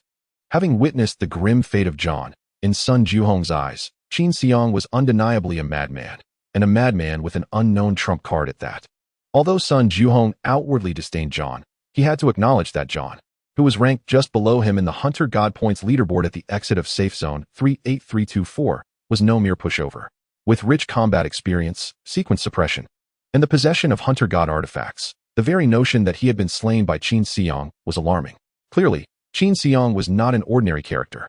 Moreover, judging by the grotesquely deformed head, it seemed that Qin Xiang had been pounding on it for quite some time. From the moment the two entered the battle arena until Qin Xiang emerged, a mere 3 minutes had elapsed. This indicated that Qin Xiang had likely defeated Zhan within a minute. How was that possible? The more Sun Juhong pondered, the more unsettled he felt. This boy possessed a terrifying strength. Others, observing Sun Juhong's dumbstruck expression, were also filled with curiosity, gradually making their way into the battle arena. However, like Zhan's companions, most of them bolted out within seconds, clutching the walls and gasping to vomit. The staff member, also retching, attempted to prevent others from entering. Do not go in. I still need to find someone to clean this up. It's utterly disgusting. All who beheld Zhan's death were left in a state of shock, casting fearful glances at the weakened Qin Xiang leaning against Li Tianming. Li Tianming understood that Qin Xiang had certainly not engaged in any ordinary acts within. Most likely, he had taken such gruesome measures to prevent Zhan's memories from being read by an undying sequence ability user. Li Tianming was too apathetic to investigate the scene. Regardless of the horror, it was simply a matter of committing murder, a commonplace occurrence in Li Tianming's extensive experience. Li Tianming leaned close to Qin Xiang's ear and whispered, "You could have at least pretended to be more exhausted after that near-death experience. How come your hand still holds that dagger with such strength?" Qin Xiang replied quietly, "I intend to take the opportunity to test if this hunter god artifact skills work on humans. You need not bother trying. I can assure you they are effective. All skills useful against divine beings are equally effective against humans, but not necessarily the other way around." "Oh, then I am relieved." Clang. The blind dagger slipped from Qin Xiang's grasp, clattering onto the ground and striking the marble surface with a crisp sound. While supporting Qin Xiang, Li Tianming bent down to retrieve the dagger and placed it into Qin Xiang's backpack. He then addressed the still retching staff member. "This battle was undoubtedly a victory for Qin Xiang, correct? Shall we take this blind dagger?" The staff member, leaning against the wall, did not lift his gaze but merely waved his hand dismissively at Li Tianming, indicating for them to leave promptly. "All right, thank you." With one arm supporting Qin Xiang, Li Tianming departed the battle arena. "Principal Li, could you carry me for a bit?" Although it appeared as if Qin Xiang was being supported by Li Tianming, in reality, he was being dragged along, his toes scraping against the ground, causing him discomfort. "Carry you? Dream on. Do you still want your silver coins?" "Huh. Why not give it a try?" "Principal Li, I am, after all, your student. I never taught you to read, nor did I instruct you in murder. We have no teacher-student relationship." Li Tianming was not swayed by Qin Xiang's antics. However, Qin Xiang was left with no recourse, as Li Tianming knew him well, and he had no leverage to threaten him. Thus, he could only allow himself to be dragged like a log to the bus stop. The two waited at the bus stop for a while, preparing to take the bus back. However, their destination was not home. They were to visit the management bureau to collect their rewards, a notion shared by both Li Tianming and Qin Xiang. After pulling him onto the bus and paying the fare, they sat amidst the bloodstains, drawing the attention of others. Even other sequence ability users instinctively moved to sit further away from them. Qin Xiang's head rested against Li Tianming's shoulder, his expression vacant. Yet his heart brimmed with joy at acquiring the hunter god artifact. Many people remained near the battle arena, their perceptions of Qin Xiang having shifted significantly. The order at the exit of Safe Zone 38324 was likely to undergo a transformation as a result. Just then, those who had failed to board the first bus arrived. Witnessing the crowd still gathered outside the battle arena, leading them to speculate that the fight between Qin Xiang and Zhan had not yet concluded. Strolling leisurely toward the vicinity of the battle arena, they were met with the nauseating stench of vomit. Upon closer inspection, they discovered the area littered with pools of repulsive filth. One individual pinched his nose and inquired, "What is going on? What are you all doing here? Did everyone collectively eat something bad?" Yet, nobody paid him any mind. He pressed on, "Where are Qin Xiang and Zhan? Has the battle not begun?" A weary voice from the crowd replied, "It has already ended."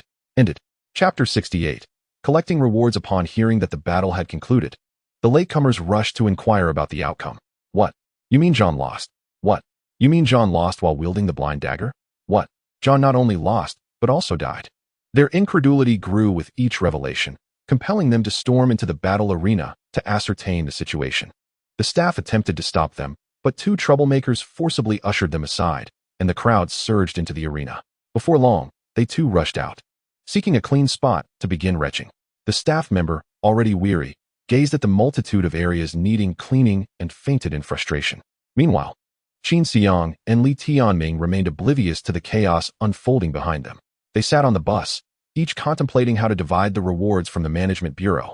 After a while, Li Tianming gently nudged Qin Xiang with his elbow. 20 minutes have passed. You should be able to move now. Oh. Qin Xiang feigned a recovery of strength and sat upright, no longer leaning against Li Tianming. The Sequenceability User Management Bureau station has arrived. The bus's speaker announced their stop, and Qin Xiang and Li Tianming disembarked, chatting and laughing as they made their way towards the management bureau in Area 14121. The bus driver glanced at their retreating figures and sighed helplessly. These two had boarded the bus covered in blood, which had already made him uneasy. Being merely an ordinary person, he felt powerless against them, but he knew he would have to clean up the bloodstains on the seats after his shift. Damn those sequenceability users, grumbled the bus driver before continuing on his route. Qin Xiang asked, Principal, will you accompany me to collect the reward? I shall not enter. The Baoxianren does not possess the qualifications to receive the reward. I will wait for you outside the management bureau. All right. Once again, I find myself outside the towering structure of the management bureau. The gray exterior remains unchanged, and the dim light outside resembles what it was before. However, Qin Xiang seems to have transformed into an entirely different person. He realizes that each visit to the management bureau signifies his new progress or gains. Hence, he is always in high spirits when standing before the bureau. It is no wonder that the sequenceability users of Shirshiningdi hold the management bureau in such high regard. I now understand why. Strangely enough, every time I come here, I feel an overwhelming sense of ease.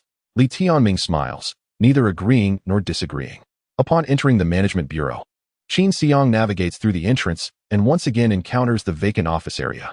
This time, however, he is clad in a frost-resistant suit and drenched in blood. An alarming sight indeed. Upon recognizing Qin Xiang as a sequenceability user, a staff member promptly rises to approach him. Sir, what brings you to the management bureau? Oh, I am here to claim the reward for slaying deities. Claiming a reward? Please hold on a moment. The staff member returns to his seat, picks up an electronic tablet, and hurries back. What is your sequenceability user number, sir? 000095527. You are Mr. Qin Xiang, correct? Indeed. Let me check. And I see that your points were earned at the exit of safe zone 38324. That is correct. You have a pending total of 1,600 points. The staff member stares incredulously at the string of numbers following Qin Xiang's name, unable to contain his astonishment. This exclamation draws the attention of other staff members in the hall. 1,600 points. Who exactly is this young man? The nearby safe zone exits, with 38,324 being the largest, host the most formidable sequenceability users of the 14,121 zone. Yet, even the top scorer at the 38324 exit, Fran, has only accumulated a little over 300 points. How could he possibly have 1,600 points? Did he eliminate every deity outside the 38324 safe zone exit? As the gazes of the onlookers shift to him, Qin Xiang nods in affirmation. Indeed, my points have been verified by the bureau staff. I am here to claim my reward. The staff member swallows hard. All right, please wait a moment while I retrieve your reward. Thank you. Qin Xiang contemplates sitting down, but upon glancing at the pristine bureau hall and his blood-stained attire, he decides against it.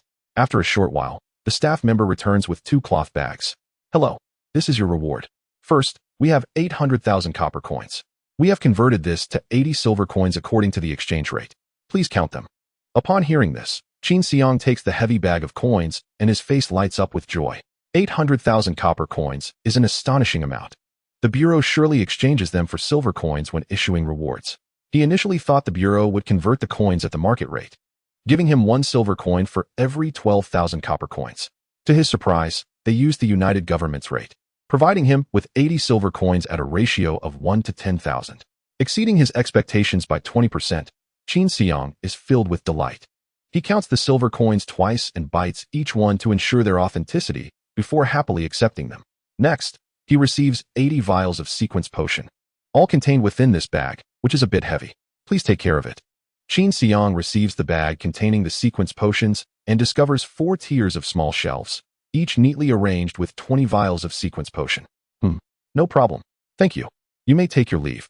Although Qin Xiang appears quite young, the bureau staff has unconsciously begun to address him with respect. 1,600 points is indeed a staggering figure. Once Qin Xiang departs, the staff on the first floor immediately begins to discuss his identity. Who is he? I've never seen him before. I checked his information. He is a newly inducted level 1 sequence user. How did he manage to amass 1,600 points all at once? I just received word from Lao Cheng. He confirmed today at the 38,324 safe zone exit that this kid single-handedly eliminated over 700 long-legged worms. Upon stepping outside the management bureau, Qin Xiang shakes the bag of coins in front of Li Tianming. Principal, it's time to distribute the spoils. Li Tianming nods in acknowledgement. The two move to his side, and Qin Xiang, filled with exuberance, exclaims, I can't believe they gave me 80 silver coins.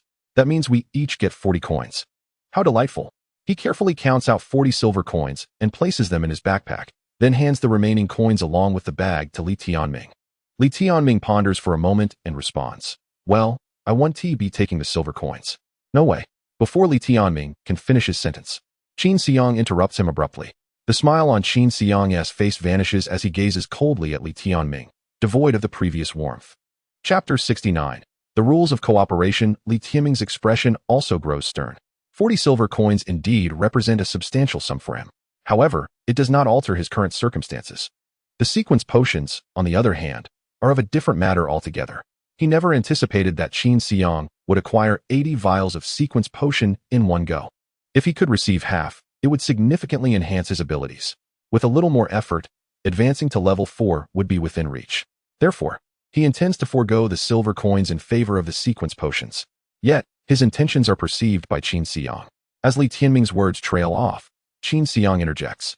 Placing the bag containing the 40 silver coins before him, Li Tianming forces a smile and states, Qin, your ability to earn such a reward is closely tied to my role as your Baoxianren. Indeed, and that is why I am sharing 40 silver coins with you. This was our prior agreement. However, the silver coins hold no value for me now. They would be of greater benefit to you, wouldn't they? Qin Xiang scrutinizes Li Tianming. Principally, do you understand the principles of trade? We had previously agreed upon how to divide the spoils after the task was completed. Now that the matter is settled, do you intend to renege on our agreement? I am not reneging. I genuinely need the sequence potions. Who doesn't need sequence potions? Is the pursuit of deities merely for this money? Principally, had we previously arranged for you to receive half of the sequence potions upon completion, I would have no objections. Yet, we explicitly stated that you would receive half of the monetary reward, and you did not mention needing the sequence potions. Surely, you cannot change your mind simply because you see I have acquired more sequence potions now. Li Tianming's mouth twitches slightly. I truly did not expect you to obtain so many sequence potions. 80 vials of sequence potion are indeed a hot commodity in your possession. That is my concern. As Li Tianming observes Qin Xiang's unwavering stance, he lets out a resigned sigh. If this were merely a one-time transaction, he would undoubtedly seize the opportunity to claim all the sequence potions. The issue, however, is that he requires Qin Xiang's assistance. Without Qin Xiang, he has no means of connecting with other sequence users. All avenues have been blocked by those wretched individuals. Qin Xiang's emergence is his sole lifeline. Moreover, with Qin Xiang's formidable strength, he is indeed a rare ally. Li Tianming should not harbor animosity towards Qin Xiang for a mere few bottles of sequence potions. Here is a proposition. The 40 silver coins you have provided me, I shall utilize to purchase the sequence potions. This should suffice, correct? The idea of acquiring sequence potions is indeed a consideration worth pondering for Qin Xiang. With 80 bottles of sequence potions, complemented by 2 at home, he has no immediate use for them and intends solely to sell them for resources. If Li Tianming is willing to buy, it would certainly alleviate some of his burdens. How do you intend to make the purchase?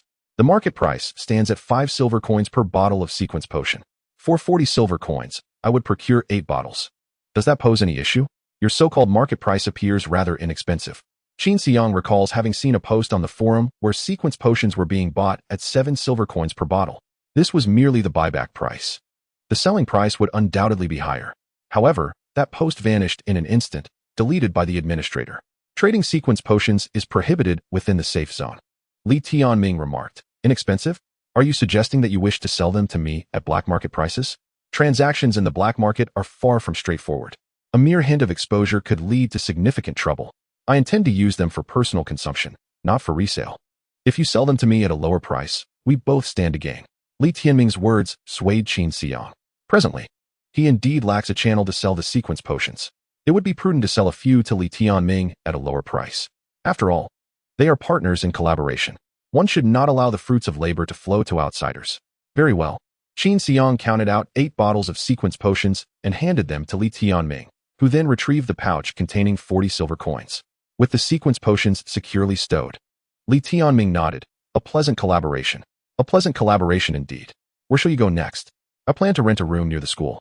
I still hold the status of a drifter. Have you forgotten, Principal? Oh, had you not mentioned it, I would have indeed forgotten. Who would expect a person in possession of 80 silver coins to be a drifter?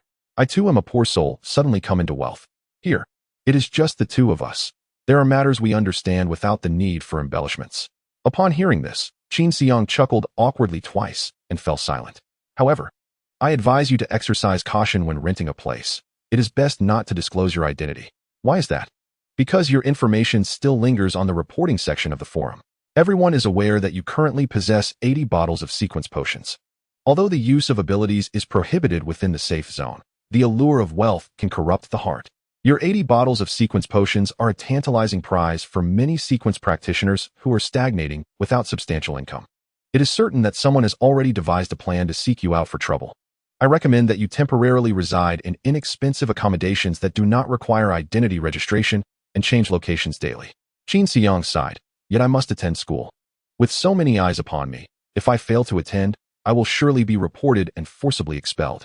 In such a case, I would lose my eligibility for the sequence practitioner's assessment after the college entrance examination, rendering university unattainable.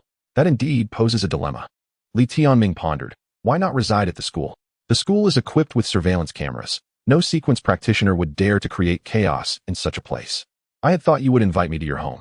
My home is not an option. Why is that? Is it because of Tingting? Qin Xiang teased with a smile. Recalling the messages and explicit videos sent by Tingting during his last visit to Li Tianming's office, Li Tianming was unperturbed. How should I put it? There is indeed a Tingting at home, but sometimes there is one, and at other times, there are 3 or 5, and they change periodically. Qin Xiang gasped. Principal Li, you truly know how to live. It is no longer as it was. In the past, it was even more exhilarating. He then cast a wistful glance at Qin Xiang. Ah, I genuinely miss the days of being your age. Those were beautiful times that will never return. Ugh, your gaze just gave me goosebumps. Enough of the idle chatter. Let us return to school. I have some personal belongings to retrieve. Tonight, you shall stay in my office.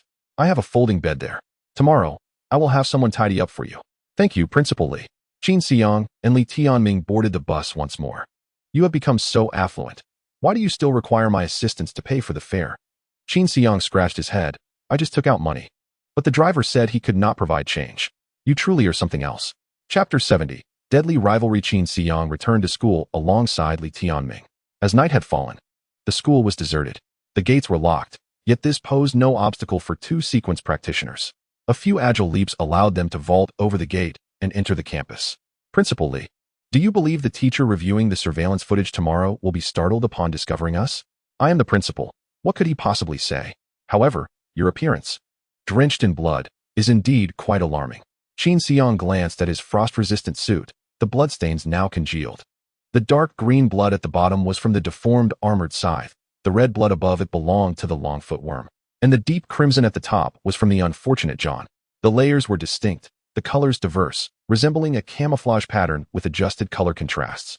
Qin Xiang inquired, Principal, does your office have a bathing facility? Li Tianming scratched his neck. The principal's office barely has a bed. How could it possibly have a bathing facility? When I used your computer the other day, I noticed a folder labeled office. Just how much did you look through? Not much.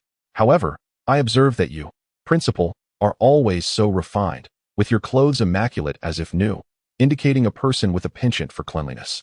Thus, the office should have a bathing facility, should it not? Very well, behind the bookshelf in the office, I had someone retrofit a bathing area. I knew it. Thank you. Principal, you are quite welcome. Please remember to clean up after using it. Certainly. Qin Xiang and Li Tianming entered the principal's office, and under Li Tianming's guidance, they accessed the bathing area, cleansing both their clothes and themselves. Afterward, Li Tianming offered a few more words of advice before departing with the folder and the bag containing 8 bottles of potions. After bathing, Qin Xiang reclined on the folding bed. The soft mattress transported him back to his previous life. During his time in this rebirth, he had yet to experience such a comfortable bed. Fatigue soon washed over him like a tide. Lying on the bed, reflecting on the events of the day, he quickly drifted into slumber. When Qin Xiang awoke, it was just past 6 in the morning, perhaps due to the unfamiliarity of sleeping in the principal's office. Even the comfortable bed did not extend the duration of his sleep. Rising, he unwrapped the unused towel and toothbrush from the bathroom for his morning routine. Presumably, these were prepared for some female teacher. They might as well be utilized by me. After all, I can offer him the sequence potions at a discount. Qin Xiang felt justified in enjoying Li Tianming's private space. He also spent some time at the computer researching information on sequence practitioners, setting off for the classroom just before morning self-study commenced. Since becoming a sequence practitioner, he found himself in a somewhat constrained position. In the past, skipping class went unnoticed. Now, it was no longer the same. His absence from school yesterday was due to hunting deities outside the safe zone. A perfectly reasonable excuse that left no room for contention.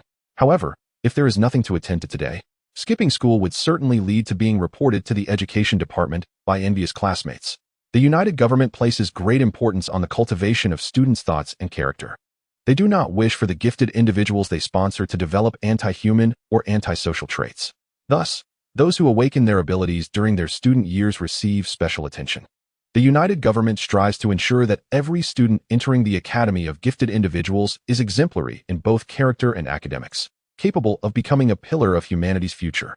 Nonetheless, Qin Xiang perceives this effort as largely ineffective. Yet, he is reluctant to attract trouble, should his truancy have significant repercussions. It is likely that the Education Department would contact the Bureau of Gifted Management, prompting its personnel to conduct a verbal reprimand. He is quite certain that it will not be long before someone from the Bureau approaches him regarding the altercation with John at the combat arena. Taking a life, even within legal bounds, is no trivial matter. Therefore, he has prepared a justification. He has not undergone moral education and intends to shift the blame onto the school's moral education director. He tears off a page from the office calendar, noting the date. Blue Star Era, January 27, 2010. Gregorian calendar, Wednesday. Lunar calendar, Year of the Earth Ox, 12th month. 13th day, auspicious for release. Auspicious for release? Release what? Qin Xiang shakes his head and proceeds to the classroom. As Qin Xiang settles into his seat, two figures appear before him. Raising his gaze, he recognizes Li Jingwen and Zhou Yang. Li Jingwen clings to Zhou Yang's arm, her eyes directed at Qin Xiang. Filled with trepidation, Zhou Yang addresses him. Qin, since you and my uncle are both gifted individuals, could you overlook the previous matters for my sake? Qin Xiang sniffs dismissively, casting a scornful glance at Li Jingwen. Is this the help you sought? Li Jingwen swallows hard. Qin Xiang, I truly realize my mistakes. Qin Xiang shifts his attention back to Zhou Yang. Zhou Yang, do you truly comprehend the enmity between Li Jingwen and me? Zhou Yang stands defiantly, regardless of the conflict. We are all classmates. There is nothing that cannot be resolved. Qin Xiang nods. It seems she hasn't been truthful with you. It is understandable. How could she dare speak the truth about such matters? You are rather swift in your actions, Li Jingwen. What do you mean? Qin Xiang retorts. Just the day before yesterday, I publicly declared having been with Zhou Yang and tied this fool up. Zhou Yang's face flushes immediately. Do not speak such nonsense. I am a gifted individual. My senses are keen. Zhou Yang grits his teeth and continues. Indeed, I have made arrangements to marry Jingwen after the college entrance examination. So, could you grant me this favor and cease the conflict with her? Qin Xiang smirks derisively. I truly wonder who has bestowed upon you the audacity to speak to me in such a manner. Your useless uncle, perhaps? What did you say? Qin Xiang retrieves his phone and tosses it to Zhou Yang. You ought to remember your uncle's number, yes? Call him. Now. Otherwise, I will slap you as I did the grade director. Zhou Yang, recalling the grade director still lying in the hospital, feels a chill run down his spine and dials his uncle's number. Hello, uncle, it's me. As soon as Qin Xiang hears the call connected, he snatches the phone back. Hello, Director Zhou. This is Qin Xiang. On the other end, Zhou Xing immediately responds with a warm tone. Oh, it's Qin. Just the person I wanted Zhou Yang to contact regarding your recent school life. How fortuitous. By the way, what can I do for you? Are you aware of yesterday's events? Of course I am. You single-handedly dispatched so many deities. You are a hero of Juan School. A paragon for our 14,121 zone. With 80 vials of sequence potions in hand, Qin Xiang is assuredly poised to ascend to sequence level 3. Coupled with his awakening prior to the college entrance examination, admission to a prestigious university is a certainty, and his future holds limitless potential, far beyond the capabilities of a mere grassroots official in the education department. Moreover, now that Qin Xiang has awakened, he falls under the jurisdiction of the Bureau of Gifted Management, rendering Zhou Xing incapable of exerting any control over him. Although Zhou Xing is nominally an official and Qin Xiang a student, He is keenly interested in cultivating a favorable relationship with Qin Xiyang. Well, since you are aware, it makes communication much easier. There's nothing pressing. Your nephew Zhou Yang wishes to protect one of my adversaries. What are your thoughts? Zhou Xing pauses momentarily and inquires. Adversary? Yes, a mortal enemy. Understood. Please pass the phone to Zhou Yang. All right. Zhou Yang takes the phone, casting a reluctant glance at Qin Xiyang. Uncle, please don't listen to his nonsense. We are merely classmates. There is no mortal enmity. A cold voice emerges from the other end. Sever ties with that person and apologize to Qin Xiyang. But, uncle, if Qin Xiyang does not forgive you, your family shall have no further ties with me. Do you comprehend? Chapter 71. Conversation in the classroom. Zhou Yang, upon hearing his uncle Zhou Xing's unyielding words, turns pale. His father had previously mentioned that his relationship with Zhou Xing was not particularly close. Primarily, the brothers are 8 years apart, creating a significant generational gap. Additionally, in their youth, Zhou Yang's father consistently performed poorly compared to Zhou Xing, fostering jealousy that led to various obstacles against his brother. Though they are blood relatives, they have never seen eye to eye. Zhou Yang's father, of mediocre academic standing, took the college entrance examination before the apocalypse. Yet, despite the relatively abundant opportunities for higher education before the apocalypse, he failed to gain admission to any university, ultimately becoming an ordinary freight worker. In stark contrast, the academically gifted Zhou Xing entered the examination after the apocalypse and successfully enrolled in a prestigious academy, later becoming an official in the education department. This vast disparity in status has only widened the chasm between their families. Had it not been for their mother's dying wish for the brothers to reconcile, urging Zhou Xing to assist his elder brother, it is likely that Zhou Xing would have severed all ties with them. Zhou Yang's father, now acutely aware of Zhou Xing's elevated position as an important figure on the outskirts of the safe zone, has abandoned his previous derision in favor of obsequiousness towards his brother. While Zhou Xing harbors no fondness for his elder brother, he is compelled by their mother's wishes and his brother's repeated apologies to offer some assistance. Therefore, should Zhou Yang find himself in significant trouble, Zhou Xing would not hesitate to sever ties with them. Yet, Zhou Yang never anticipated that this major trouble would stem from the very Qin Xiyang he had once scorned. Zhou Yang can only meekly reply, "Yes, uncle, I understand. Now, please hand the phone back to Qin Xiyang." Zhou Yang reluctantly passes the phone to Qin Xiyang, his eyes reflecting his resentment and confusion. Qin Xiyang takes the phone. "Hello? Director Zhou, thank you." Upon hearing Qin Xiyang's voice, Zhou Yang instantly resumes his enthusiasm. "Qin, when you have some time, we should go out for a meal together." Qin Xiyang inquires bluntly, "Is there something that necessitates discussion over dinner?" The director of the education department, Zhou Xing, holds no sway over him, so Qin Xiyang speaks candidly, disinterested in entangling himself further. "Oh, it's just that a special admission opportunity from Xingren University has come down, and I wanted to discuss whether you might be interested." Xingren University? Qin Xiyang possessed only a scant understanding of the university's sequenceability users and was largely unfamiliar with the matter of special recruitment. However, he found himself somewhat intrigued by the olive branch extended by Zhou Xing. After pondering for a moment, Qin Xiyang resolved to accept the invitation, intending to inquire about the matter with Li Tianming later. If it proved to be of no allure, he could easily decline Zhou Xing's dinner invitation at a later time. "Well, since Director Zhou is keen to dine together, I am naturally amenable. Please select a time and place." "Thank you, Qin classmate, for your graciousness. I will send you the restaurant details and reservation time via text." "Very well. Goodbye, Qin classmate." "Goodbye." Upon hanging up the phone, Qin Xiyang cast a glance at Zhou Yang and Li Jingwen. "Zhou Yang, what do you think?" Zhou Yang, witnessing the jovial exchange between Qin Xiyang and his uncle, was taken aback. He had never seen his uncle in such a subservient light. Since Zhou Xing had awakened his sequence ability, even the head of the education department had to regard him as an equal, if not inferior. The audacity of Qin Xiyang to render Zhou Xing so deferential struck Zhou Yang with a profound sense of dread. It dawned on him that Qin Xiyang was indeed someone he could not afford to offend, coupled with the decree that sequence ability users were prohibited from harming ordinary individuals, which only applied to students and public servants. Zhou Yang realized that once he graduated from high school and lost his protective shield, Qin Xiyang could very well take his life at any moment if he chose to pursue it. This thought sent a chill down Zhou Yang's spine. In comparison to his relationship with Li Jingwen, maintaining a good rapport with his uncle Zhou Xing seemed far more critical. Zhou Yang bowed deeply to Qin Xiyang, apologizing. "I am sorry, Qin classmate. My previous actions were misguided. I will no longer meddle in your affairs with Li Jingwen." The moment Li Jingwen heard Zhou Yang's intention to withdraw, she panicked and grasped his arm, pleading, "Zhou Yang, what did you say to me last night? Do you remember? You promised to be with me for a lifetime. You said you would shield me from the storms and take care of me forever." Zhou Yang, feeling guilty, dared not meet Li Jingwen's gaze, replying, "Who told you to offend Qin classmate? You heard what my uncle said. How can I interfere? You might as well apologize to Qin classmate and see if you can resolve your enmity and earn his forgiveness. You heartless wretch. You are going back on your word now. Why didn't you say this when we were in bed? Are you even a man? You are nothing but a coward." Zhou Yang retorted, "Better to be a coward than a corpse." With that, he shook off Li Jingwen's grasp and exited the classroom. Qin Xiang nodded with interest. "Jingwen, congratulations on finding a clever man." Li Jingwen turned her head to see the beaming Qin Xiang, her body trembling with shock. "Qin Xiang, I truly acknowledge my mistakes. Can you ever forgive me? I would give you anything if you would just let me go." As she spoke, Li Jingwen subtly emphasized her modestly rounded figure. Qin Xiang assessed her and shook his head. "This is insufficient for atonement. You might as well relish your final moments of tranquility." Hearing this, Li Jingwen's complexion drained of color, resembling the wall paint, devoid of vitality.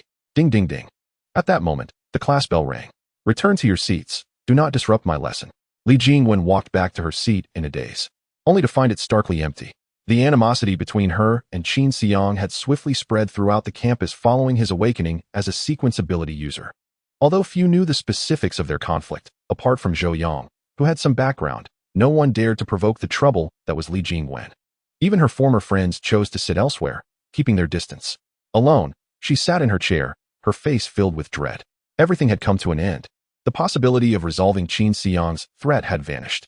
As a sequence ability user and an orphan, he bore no weaknesses. Wait, weakness? While he himself had none, those around him did. Qin Xiang seemed to have a good relationship with the elderly librarian, Zhu Li, and with Wen Shu. It must be so. Otherwise, he would not frequent the library so casually. With this realization, Li Jingwen's eyes sparkled.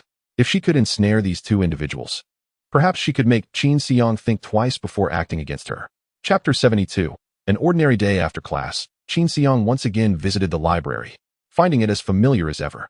Only teacher Zhu, tidying books, and Wen Shu, studying nearby, were present. "Long time no see." Qin Xiang greeted teacher Zhu and Wen Shu before assisting with the books. Teacher Zhu chuckled. "What long time? It has only been a day, has it?" Qin Xiang mused, realizing that indeed only a day had passed. So much had transpired yesterday, hunting deities, slaying John, and collecting rewards, that it felt as though an eternity had elapsed. "Oh well, I've been a bit busy lately and lost track of time. By the way, Wen Shu, how has Zhao Wenlai been lately?" Wen Shu, lifting her head from her work, replied, "He transferred schools yesterday." "Transferred?" Qin Xiang chuckled. "He certainly made a swift exit.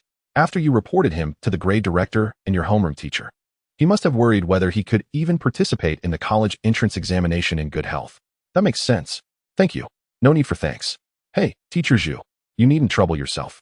As a sequence ability user, moving books is a trivial matter for me. It is precisely because you are a sequence ability user that I cannot allow you to do this. You must focus your energy on the assessments after the college entrance examination or on hunting deities to save humanity." "Teacher Zhu, I am merely an ordinary sequence ability user. Here, I may be a rarity, but in more developed areas, I am just common fare. Where would I go to save humanity? I should rather help alleviate the strain on your back." With that, Qin Xiang seized the books from teacher Zhu's hands. Teacher Zhu, momentarily taken aback, sat down in her chair with a smile. After tidying the books, Qin Xiang turned to teacher Zhu, asking, "By the way, how much does it cost to treat your stomach ailment? Why bring this up for no reason? I was just curious." "Ah, I've come to terms with it. It's not important." "How much is not important?" Teacher Zhu shot Qin Xiang a glance and replied, "I don't really know. That is unlikely. You must have at least inquired about the cost before deciding against treatment." Realizing Qin Xiang's intent, teacher Zhu advised, "Child, even though you are a sequence ability user, remember that making money is not easy. My life has been quite valuable, so save your money for yourself. I was just asking how much it costs." Seeing that Qin Xiang would not relent, teacher Zhu sighed. "It's probably a little more than 1 silver coin." "You scared me. I thought it would cost dozens of silver coins." "Dozens? That amount could replace all my body parts. You truly have no concept of money." Qin Xiang removed a pouch from his waist, then emptied its contents, revealing 80 silver coins, and pushed 3 towards teacher Zhu. "Take this money for your treatment, teacher Zhu." This teacher Zhu's eyes widened in astonishment. "Where did you acquire so much money?" "I earned it yesterday." In case you doubt me, I've laid it all out for you to see, so you don't think these 3 silver coins are all I have and refuse to accept. When Shu glanced at the silver coins on the table, momentarily taken aback, but soon returned to her immersion in the sea of questions. Teacher, please accept this. Earning money is rather easy for me, at least far easier than you might think. Teacher Zhu fell silent for a while. She was not one to seek death wholeheartedly. After all, who would willingly choose to perish when life could be sustained? It was merely a matter of financial constraints. Now, with Qin Si Yang placing her life-saving funds on the table, she felt a twinge of temptation. Yet, what right did she have to claim such a substantial sum from Qin Si Yang? Throughout her life devoted to teaching and nurturing, she had upheld strict self-discipline. At this moment, the conflict between her moral compass and her yearning for survival raged within her. Qin Si Yang discerned Teacher Zhu's turmoil. Teacher Zhu, you may view this money as significant, but to me, you are my sole elder in this world. This amount is trivial in comparison. When Shu interjected, Teacher Zhu, please accept it. Just look at him. It seems he earned this money without much effort. Indeed, who would oppose the pursuit of life? Teacher Zhu, I am an orphan, and you have shown me such kindness. Accept this, heal your ailment, and consider it my way of honoring you. It would bring me peace of mind. Saying this, he directly stuffed the 3 silver coins into Teacher Zhu's pocket. Very well then. Take the day off today and rush to the hospital for your surgery. It would be a pity if someone else passes away and the money goes unspent. Leave the matter of the library's closure to me. Rest assured, Principal Li will surely approve your leave. You speak well, classmate Qin, I understand.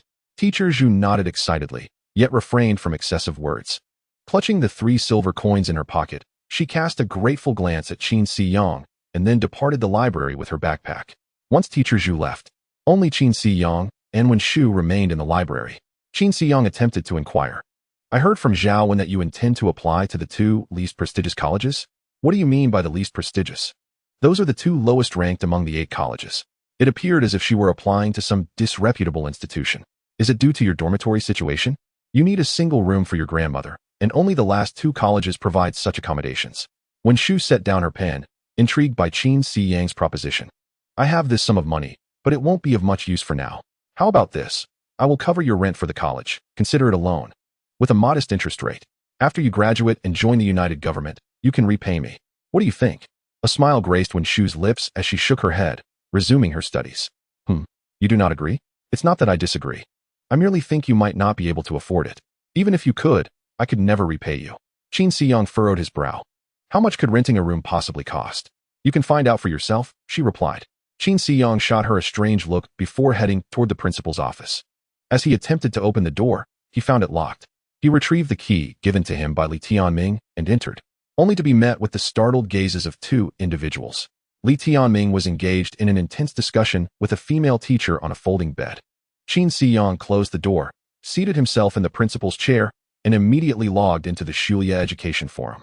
Principal Li, Teacher Yang, please continue with your tasks. I am merely here to gather some information. The female teacher hastily dressed and fled the room in a panic. Li Tianming, however, wore a furious expression. Qin Si Yang, what do you think you are doing? Oh, I mentioned I am gathering materials. Could you not wait a moment? Curiosity has struck. I cannot wait. Li Tianming approached Qin Si Yang from behind.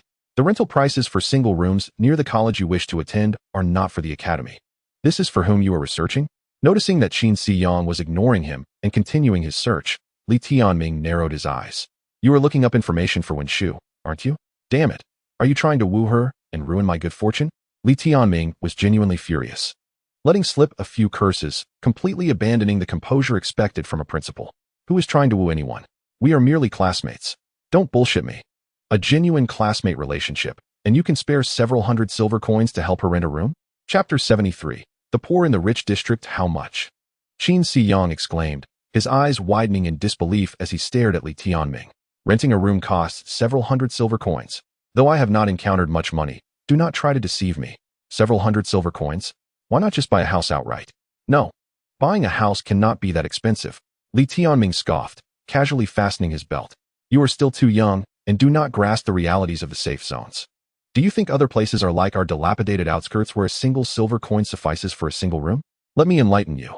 The disparities between different areas within the safe zone are even greater than the differences among you and your classmates.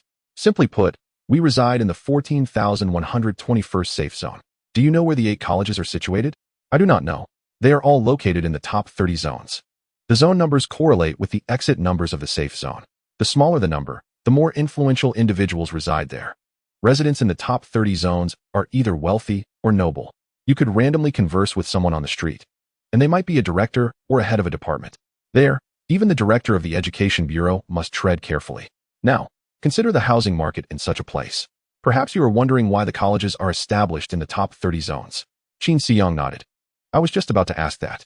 Have you ever contemplated the true purpose of the 8 colleges designed for ordinary individuals? Are they genuinely intended for people like Wenshu? If they were meant for ordinary folks, why not establish 100 or 80 colleges instead of just 8? That is because these 8 colleges are built for the elite children who lack awakened abilities. This privileged group cannot be deprived of respectable education simply because they have not awakened their abilities. Therefore, to maintain internal stability, the United Government established these 8 colleges. You mistakenly believe that the colleges serve ordinary people while the Shulianengliji University caters to the exalted. This notion is fundamentally flawed. Hundreds of universities are designed for individuals like you and me, while the colleges exist primarily for the privileged.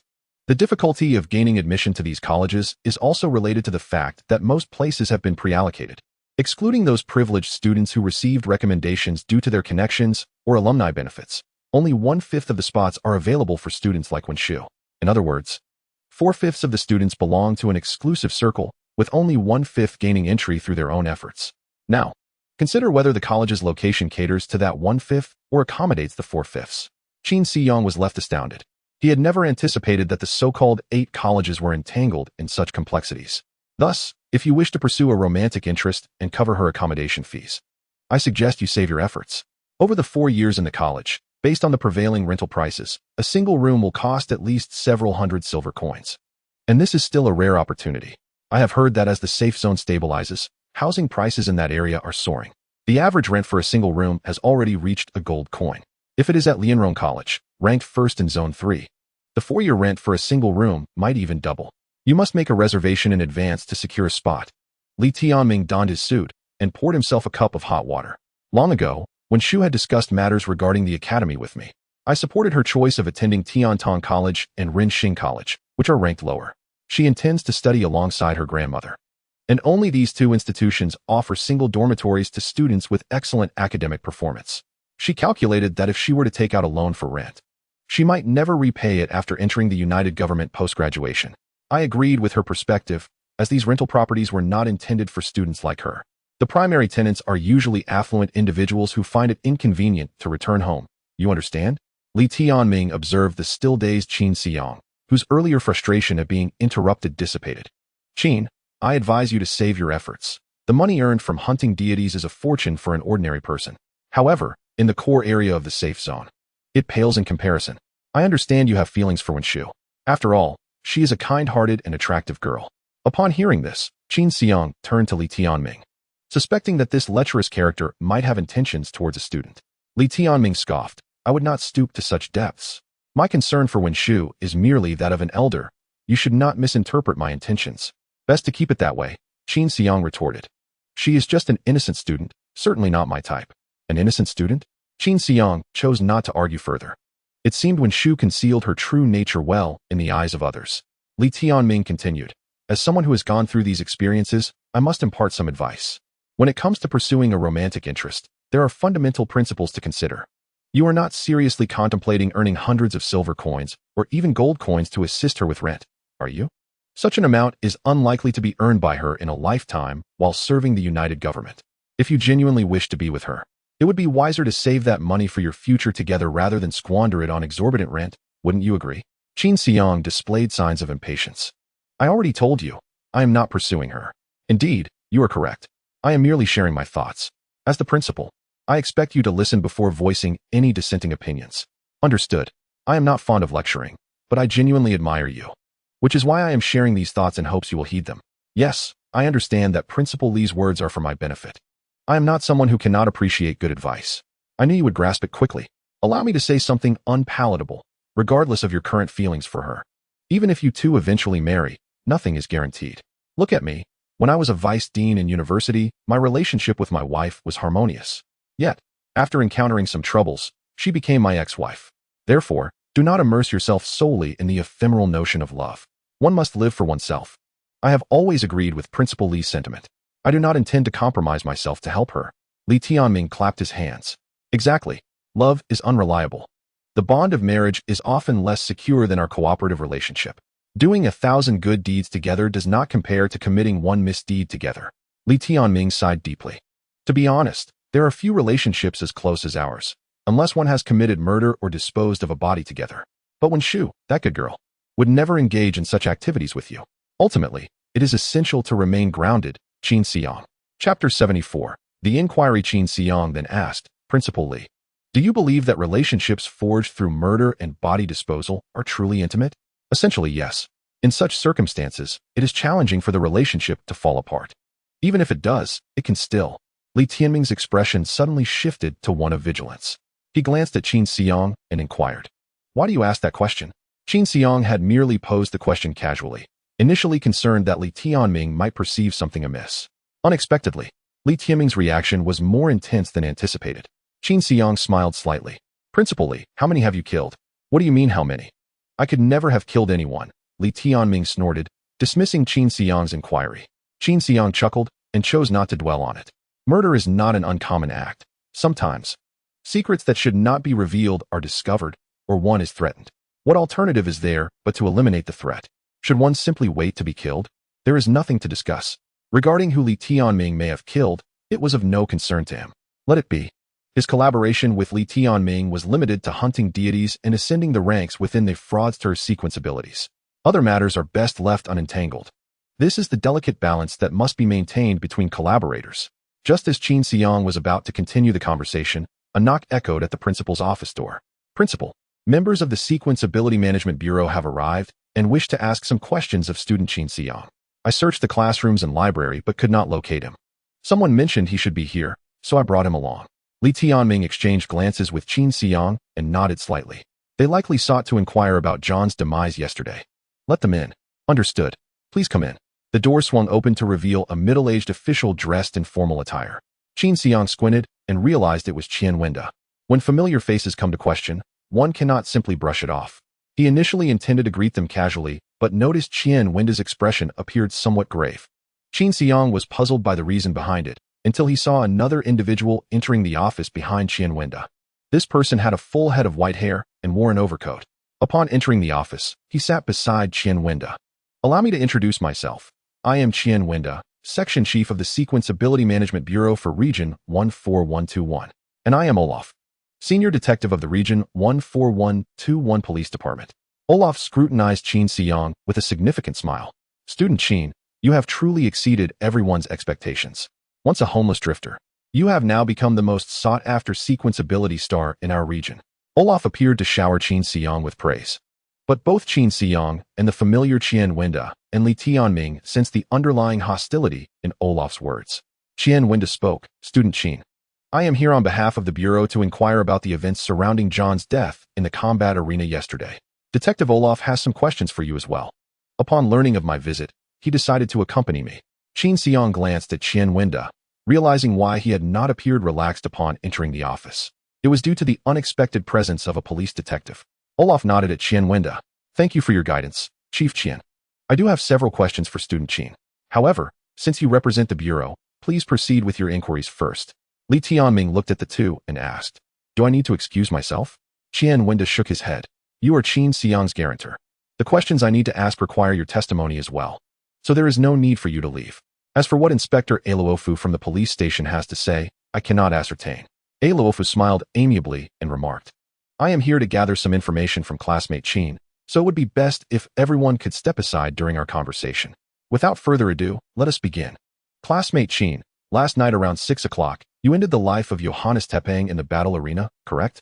Indeed. What prompted you to take his life? Because he seemed intent on killing me. He stated he would not grant me the opportunity to surrender. In a moment of desperation, I ended his life. He was a level 2 shadow assassin, with a god-hunting artifact, while you are a level 1 shadow assassin. I am quite curious about how you managed to defeat him. Qin Xiang pondered for a moment. Isn't the fighting style within the battle arena confidential? Yes, it is confidential, hence my curiosity in asking. Do I have the right to refrain from answering? After all, it is a matter of my survival, and I prefer to keep my methods undisclosed. Very well. Qian Wenda's words seemed to be a challenge to Qin Xiang. He could not allow anyone to discover the nature of his relationship with Qin Xiang. In fact, when he posed his inquiry, he deliberately included the phrase, "I am quite curious," indicating the subjective nature of the question. This also served as an indirect reminder to Qin Xiang that the question was not one that the management agency was obligated to ask. If Qin Xiang failed to grasp this, there was little that could be done. Fortunately, Qin Xiang, quick-witted, sensed the underlying message from Qian Wenda and, though displeased, declined to answer the question. "May I inquire why you killed him?" "As I mentioned, he threatened my life, and in a moment of haste, I killed him." "Then why did you crush his skull?" "Because I was agitated." At this moment, Qin Xiang appeared somewhat restless, as if he truly had become anxious again. Li Tianming interjected. "This matter also involves me as the principal." "Principal Li, please proceed." As Chief Qian is aware, our Zhouan school has never had a precedent of students awakening their sequence abilities. Therefore, my usual educational policy has been to focus on nurturing the top students who can gain admission to prestigious academies, inadvertently neglecting others. This negligence manifested in appointing a rather irresponsible teacher as the director of moral education. Classmate Qin, having been an orphan since childhood, was introverted and subjected to considerable bullying at school, resulting in a reserved personality. Had the director of moral education provided attentive guidance, it might have aided in making his character more cheerful. However, due to my oversight, the director failed to address these issues promptly, leading to classmate Qin's propensity for anger. Previously, while in school, he even accidentally injured both the homeroom teacher and the grade supervisor, incidents well known among the faculty and students, which I believe serve as evidence of his irritable nature. To rectify my earlier mistakes, I chose to act as his guardian, ensuring his safety outside the safety zone while guiding his studies and daily life within it. Simultaneously, I replaced the previous director of moral education with a recognized staff member of good character, one capable of teaching by example. I believe that under such influence, classmate Qin will gradually improve upon his previous issues. Qin Xiang was nearly moved to applause. Truly, the principal is an astute and slippery character.